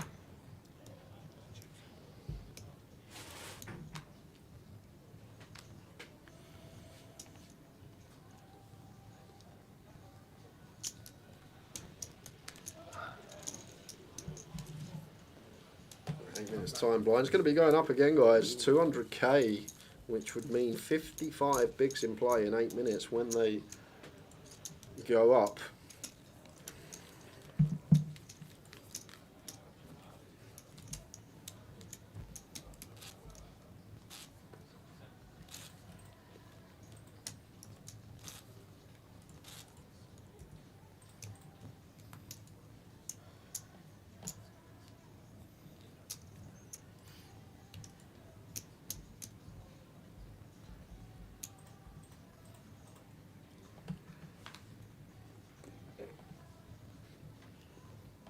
Neil with the King Jack.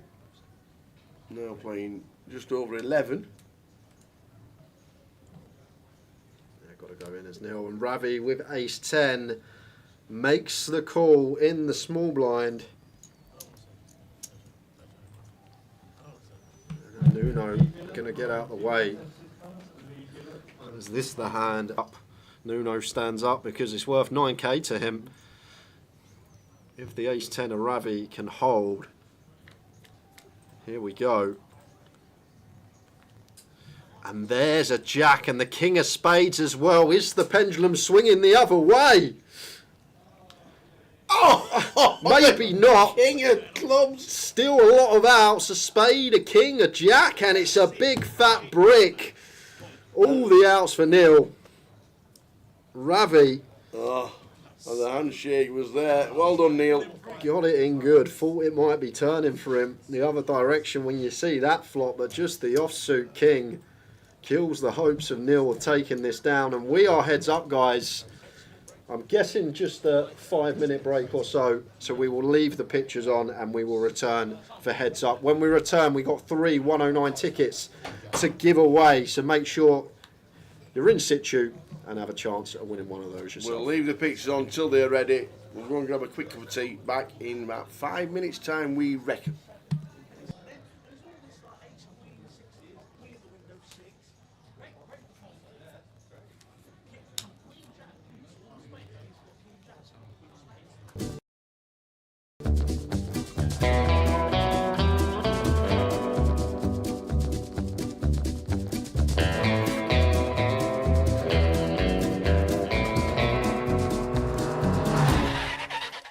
Fucking hell.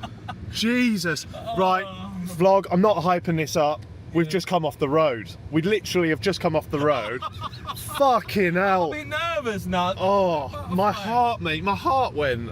Jesus Christ. There's like a dip on the side of the road. And to be honest, like, I'm not trying to mug you off, son. There's been a few times when I'm thinking, fucking hell, we're a bit close to that. Yeah, but you got to tell me.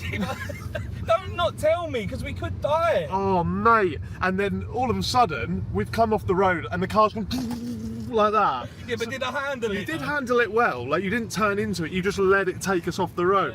Oh, my God, my heart. Sweaty, I'm sweaty. That was close.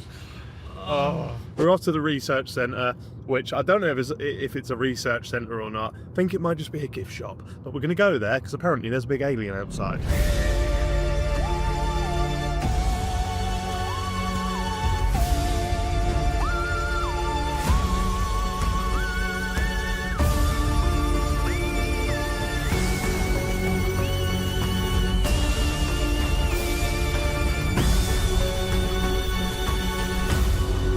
What's that? That's an original bag of poo. Sasquatch poo.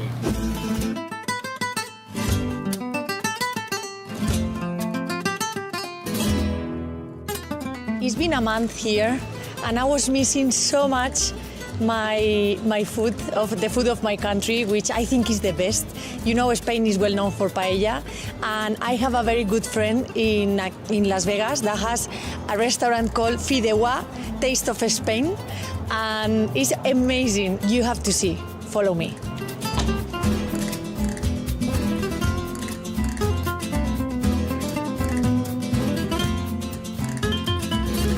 My day off, I woke up very late on the afternoon. I didn't plan to sleep that long, but I just did, which was great. And then I went for a nice meal. We got a dirty vegan burger. Then we went to play billiards, which I'm not too good, but it's still fun. And then I went to bed watching true crime on TV.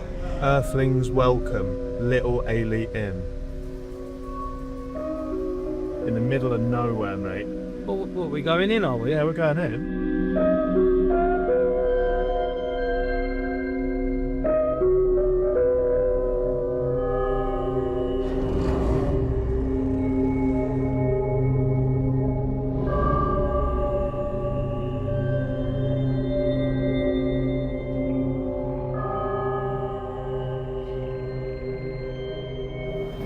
What do you think of it, son? It's a weird feeling, isn't it? It is weird. It's weird.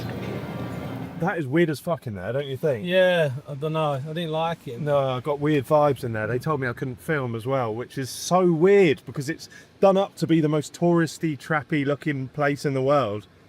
Yeah, it was a weird vibe. I was just walking around filming the walls and stuff, and he just said, "Can you not film? They don't like it." So I don't know who they are. Maybe he meant the aliens. I'm not sure. But yeah, let's crack on. Let's crack on. It's fucking hot.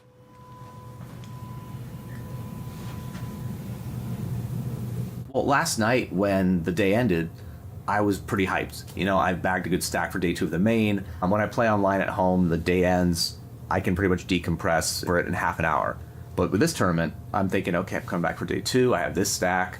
How many more days do I have to survive to get paid? What happens after that? And you start thinking about what could happen. So that definitely kept me up a little bit. As far as today, it's mid-afternoon now and I've done pretty much nothing. I didn't really have any plans for today other than I wanted to buy more toothpaste. And that was really, I did that and now my day's done. I'm probably gonna play cash just because even though I've done nothing all day, there's many hours left and I'm in this casino and I like playing poker. 108K or 106K, whatever it is, will be 120, 130 big blinds. So it's more than enough room to feel comfortable. And I would feel comfortable with, 50, 60K, I'd still be fine. I wouldn't start sweating it at all. Having this big of a stack means that potentially I could avoid a big cooler or have that happen to me and not be out of the tournament, depending on the other person's stack. And I hope that day 2 goes like day 1, where it's actually not a lot of big pots. It's a lot of small pots and I can just slowly chip up. And that's kind of how you avoid variance and how you avoid busting the tournament. But anything can happen. I mean, I can get a huge cooler against a big stack and I could be out early in day 2, or I could be on the good side of that and have one of the, chip leading stacks. Don't really know what's going to happen, but we're in a really comfortable position and we'll just take it hand by hand. Yeah, I decided to sit down and play some cash at Horseshoe and are about even, which is great considering I've made no hands. And having a good time, just keep my mind sharp. Poker is really fun. So even on an off day like today, I just want to play.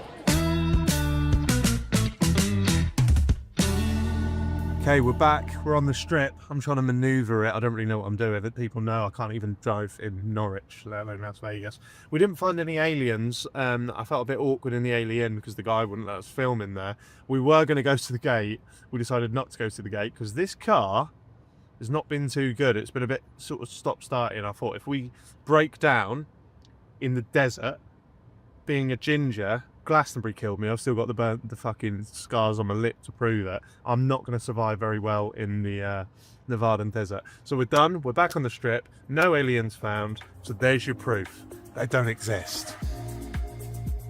I feel pretty good. Like I'm really trying this year to take one hand at a time. Yesterday I was like doing really well. Like I was up to like 120K and I was thinking, I could post this story that I've doubled up. But I was like, no, it literally just doesn't matter. It's so irrelevant and I could be down to 80K in the next 10 minutes and I was.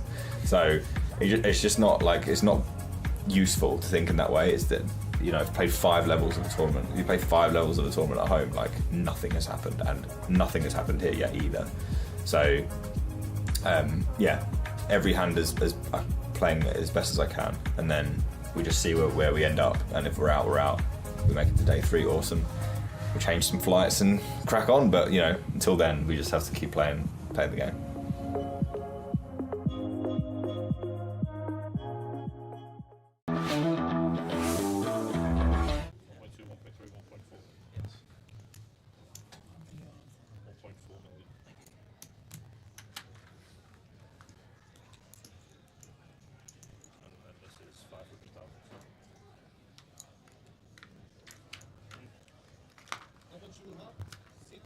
Yeah, but like 6 points or 7.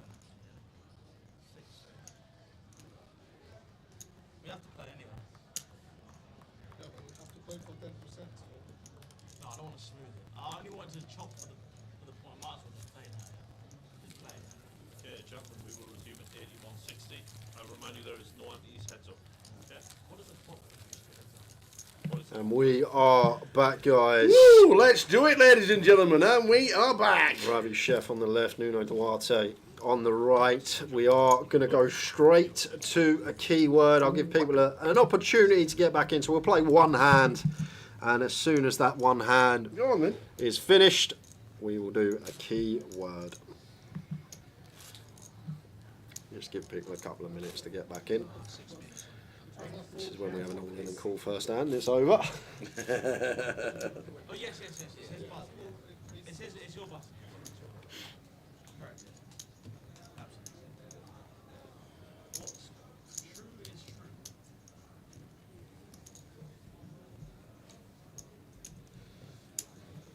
It'd be a great story.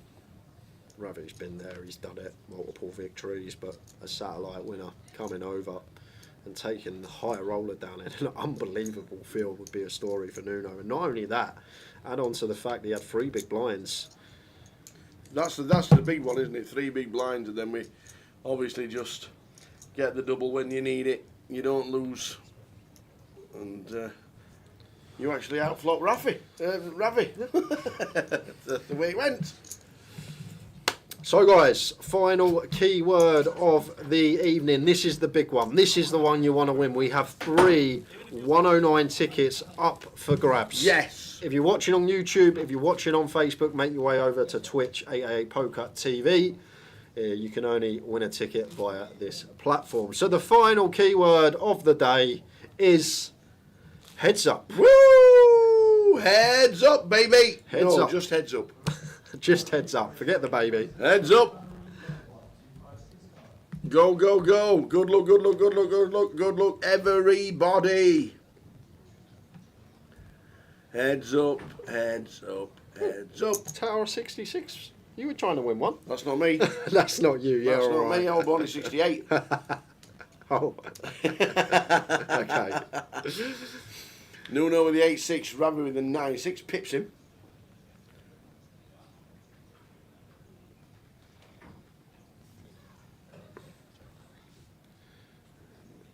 Both flopped top pair here. So already, good spot here for Ravi. And heads up, I don't even mind check raise here as Nuno in a heads up situation. Highly likely an overcard to roll off. Could see some check raises with top pair in a heads up variant, but does go for call.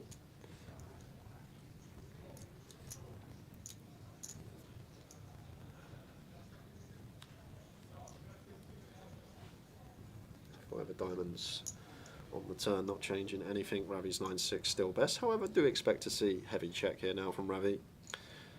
4x making a straight here. He's going to go for another straight. Spicy. Trying to target a 3, a deuce. Not many more 6x out there. He is going to get a nice bit of value here from Nuno. Fair play to Ravi. I don't think everyone finds this thin value on the turn. Obviously we are heads up, we need to have wider value betting thresholds. Even still on the 4 lineup, was expecting to see a check. So Rabbit back up to 7.5. No, on nearly 4 mil. With the blinds at 160. In 2 minutes' time, they go up to 200k. 1 more minute for heads up. Good luck, everybody who's in it.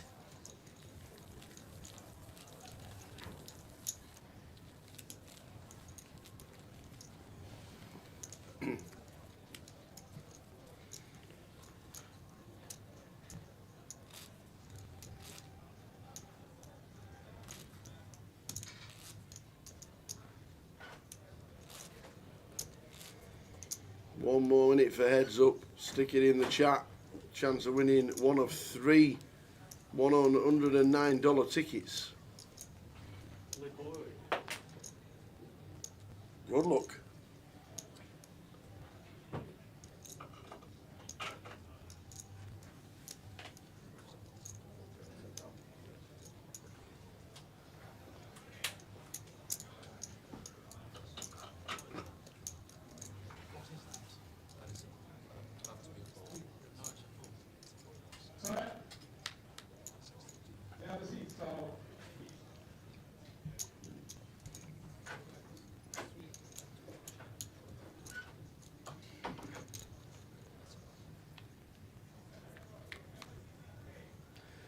What are we going to do? With a chance of winning, you need to be on 888poker TV on Twitch with a chance of winning a ticket, because that's where Lime is working. She's on the Twitch. We tell everybody that's where you need to be for the giveaways, on 888poker TV on Twitch. And then we're in the countdown. Here we go. Lime says it's countdown time. Last few chances to get in. Heads up, the countdown is on, and then we'll have 3 giveaways. 3 people will win a 109 ticket. Is it me? Can I get one? God, my name's in the hat. Do I get one? Come on. Here we go. Congratulations.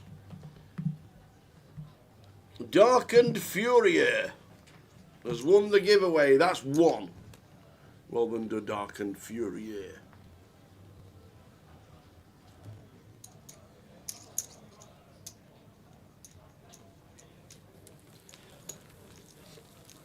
Next winner is Jebby75. Jebby75.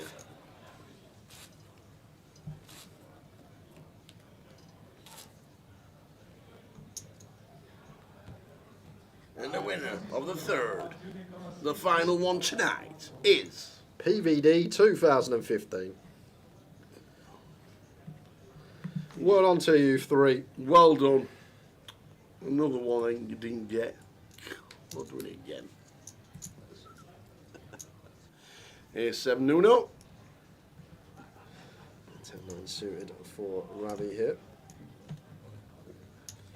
Jams for 25, and it's a quick call from Nuno. With the ace 7 of spades.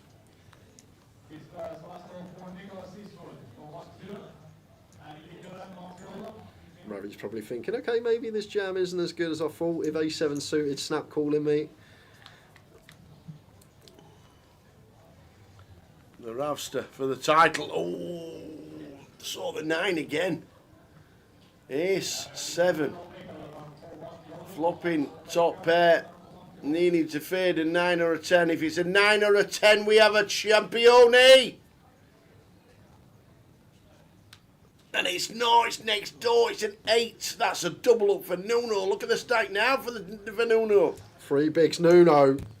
Over 2-1 chip leader. Satellite winner into the high roller. He's on the charge. Whoosh.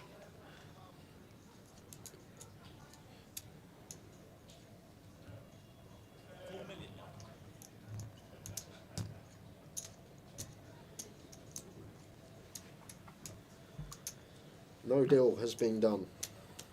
Nope, they thought about it for about 10 seconds, 300. And Ravi realised that he would still have to play out, and if he finished 3rd, he'd only get 3rd points for the MPL, so he said, no deal.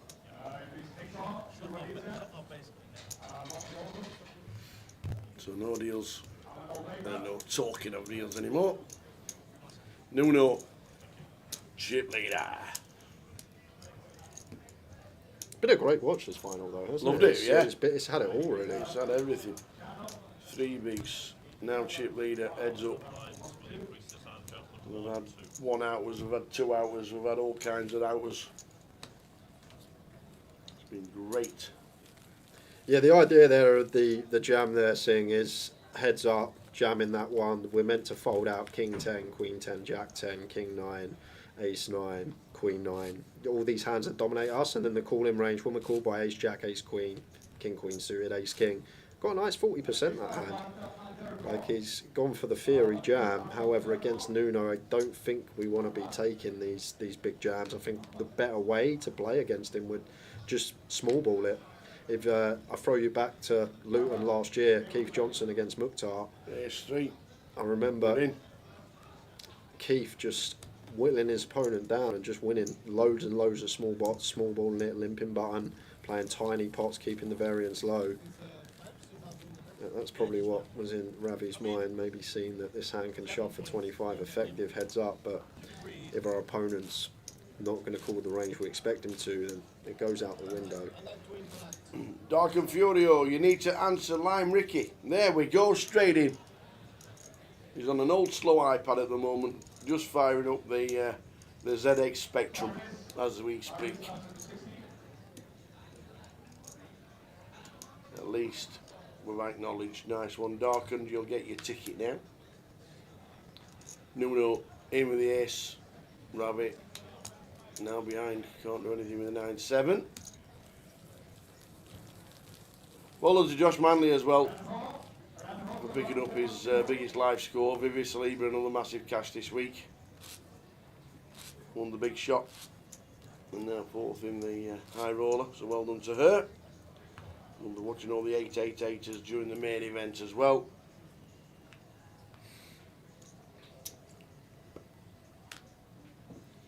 Great couple of days already. Crowning 2 champions on stream. Well, not yet, but soon. Ravi with the ace jack. Massive hand heads up here. Huge. For Ravi at 20, we don't want to jam it. We want some action. We want to try and induce. Yep. So what does he raise to? He might have gone for the complete jam here at 20.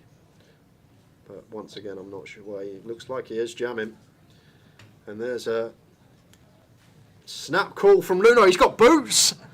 Aces. I don't think that went raised. Did that? I don't think that went jam call, did it? Yeah, it did. It went complete button Ravi, raise Nuno, Yes, jam Ravi, exactly. call. Yeah. And it's Nuno with the aces, who has Ravi covered. The aces are not all in. The aces, the button's on the wrong hand, but we could have a champion in Nuno. 3 big Nuno. Running jacks anywhere? And that will seal it. 3 big Nuno, ladies and gentlemen, he's on it, got it, done it. Go on the Portugal. 3. Look at this, we're bigs. fist pumping everybody. Good lad. What a final table. What a game. Are we doing interviews? I'm on my way. All right, I'm on my way. See you in a minute. Centaur out to the floor. Terrific turnout for this high roller here in London, exceeding 100 runners, which is massive for the HR, and it's created a fantastic prize pool, £43,150. Go into that man there. You can see on the right of your screens, Nuno was in from a satellite, so the ROI on that is going to be massive. He'll be happy. Played solid, and this is the thing. You can go for some fancy plays. You can run some bluffs, but sometimes just playing good hands and betting your hands gets the job done. Obviously had to win a flip, had to win his all-ins, but done terrifically well to come back from those 3 big blinds, span it up, and now suddenly he is the high roller champion here in London. We are just getting set and ready for the tower to make his way to the floor. We will head back here in the booth. We'll close up things here, and then we'll let you know what is occurring tomorrow on the stream. But £43,150 going to Nuno Duarte. Commiserations to Ravi. Done well himself. Another great result for him. But the tower has found his way to the floor. So we're going to grab Nuno for the interviews and the trophy presentation.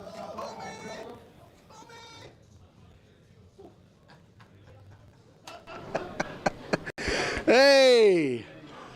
Wow. Wow. Wow. Oh, headache. I tell you what, you know your screams in China. You know you've been in some battle when you've got against this guy. Yeah. Oh.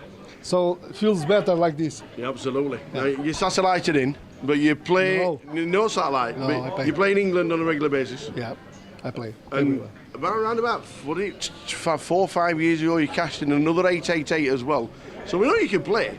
I play everywhere. So Yeah. I go everywhere, Vegas, all around Europe, and I Yeah. play everywhere. So You have got a nice resume behind you, so we know you can play. But what a final table that was. yeah, this one was hard. No, yes. But Yeah, absolutely. A nice trophy at 888. We've got the kit on. Yeah, I think it was the good luck. Absolutely. I think it was this one. Yeah. Have you enjoyed yourself on that final table? Yeah. Well, it was hard losing twice that way in the river. Yeah. That 9-7 against 9-8 9-7 was unbelievable. And it's hard, but in the end, it was on our side. So. It was a fantastic watch. Just a quick word from you for all the family that's watching, because there's loads watching. They're in the chat with us all the time. Just a quick shout out for all them. Just thank you, guys. Thank you. There's a lot of lists being written at the minute. My phone is bing, bing, bing, bing. All Portuguese are looking. It has been fantastic. We've loved it. Simon's got the trophy. Absolutely, what a fantastic win. Ladies and gentlemen, big round of applause, please, for the High Roller champion, Mr. Nuno Duarte. What a win. What a final table. That was fantastic. He's got the trophy. He's going to get the pictures. Jay finishes off. Great interview there from Nuno Duarte. What a turnaround. 3 big blinds to champion. And we did find out as well, guys, we believe the satellite one was for the main, which is coming up later this weekend. So he's got that to look forward to. I believe he bought in direct for the high roller. We've just got the information through to us here and now, but he won't mind either way. Satellite buying direct champion, it is what it is. Absolutely. And this picture, by the way, they're all in it. Everybody was waiting on the wings. They were all shouting. This is going to be a loud one, this one. It is going to be a great winner's picture. Well done to Nuno. Really, really good winner. And when you look at his resume, like 5 years ago, like last time he cashed in an 888, then he cashed 3 years before that in an 888. He just likes him. So well done to him. Well done, Ravi. Great effort yet again. What was that? 20 points to the NPL, something like 21. that? 21 points to the NPL. So well done, Ravi. 21 points into the NPL. Tomorrow, we are back from 12:30 p.m. We've got main event day 1B, and then we've got the Ambassador sit and go at tea time, around about 6:30 to 7 o'clock. So that should be a lot of fun. We'll turn up the volume on the table talk and let them chat away, because they do like it. I'm not too sure. I think Josh is definitely doing the comms for the sit and go at some point. Okay. So definitely Josh and another, or one of us, two of us, whichever way it works. We'll sort it out. Josh is definitely coming in for the comms for that. So that should be a good watch. So we'll see you all tomorrow. Thanks to the chat. Thanks to the Nuno family for watching all I in Portugal. Don't forget, write that list. Shopping list has got bigger. He's ended up with £43,150. That's about 55,000 euros to you and me. So get your list in. Great comp. Enjoyed that. That was Enjoyed it. Yeah, good, great good. final total. Like I said, it had everything. There was beats, there was bluffs. It was a really good watch. Yeah. Really, really enjoyed it. So we'll see you tomorrow for 2 streams. We have day 1B and we have the Ambassadors sit and go. Really enjoyed it. Thanks for watching. We'll see you tomorrow. It should be an absolute cracker. Ta-ta. Good night.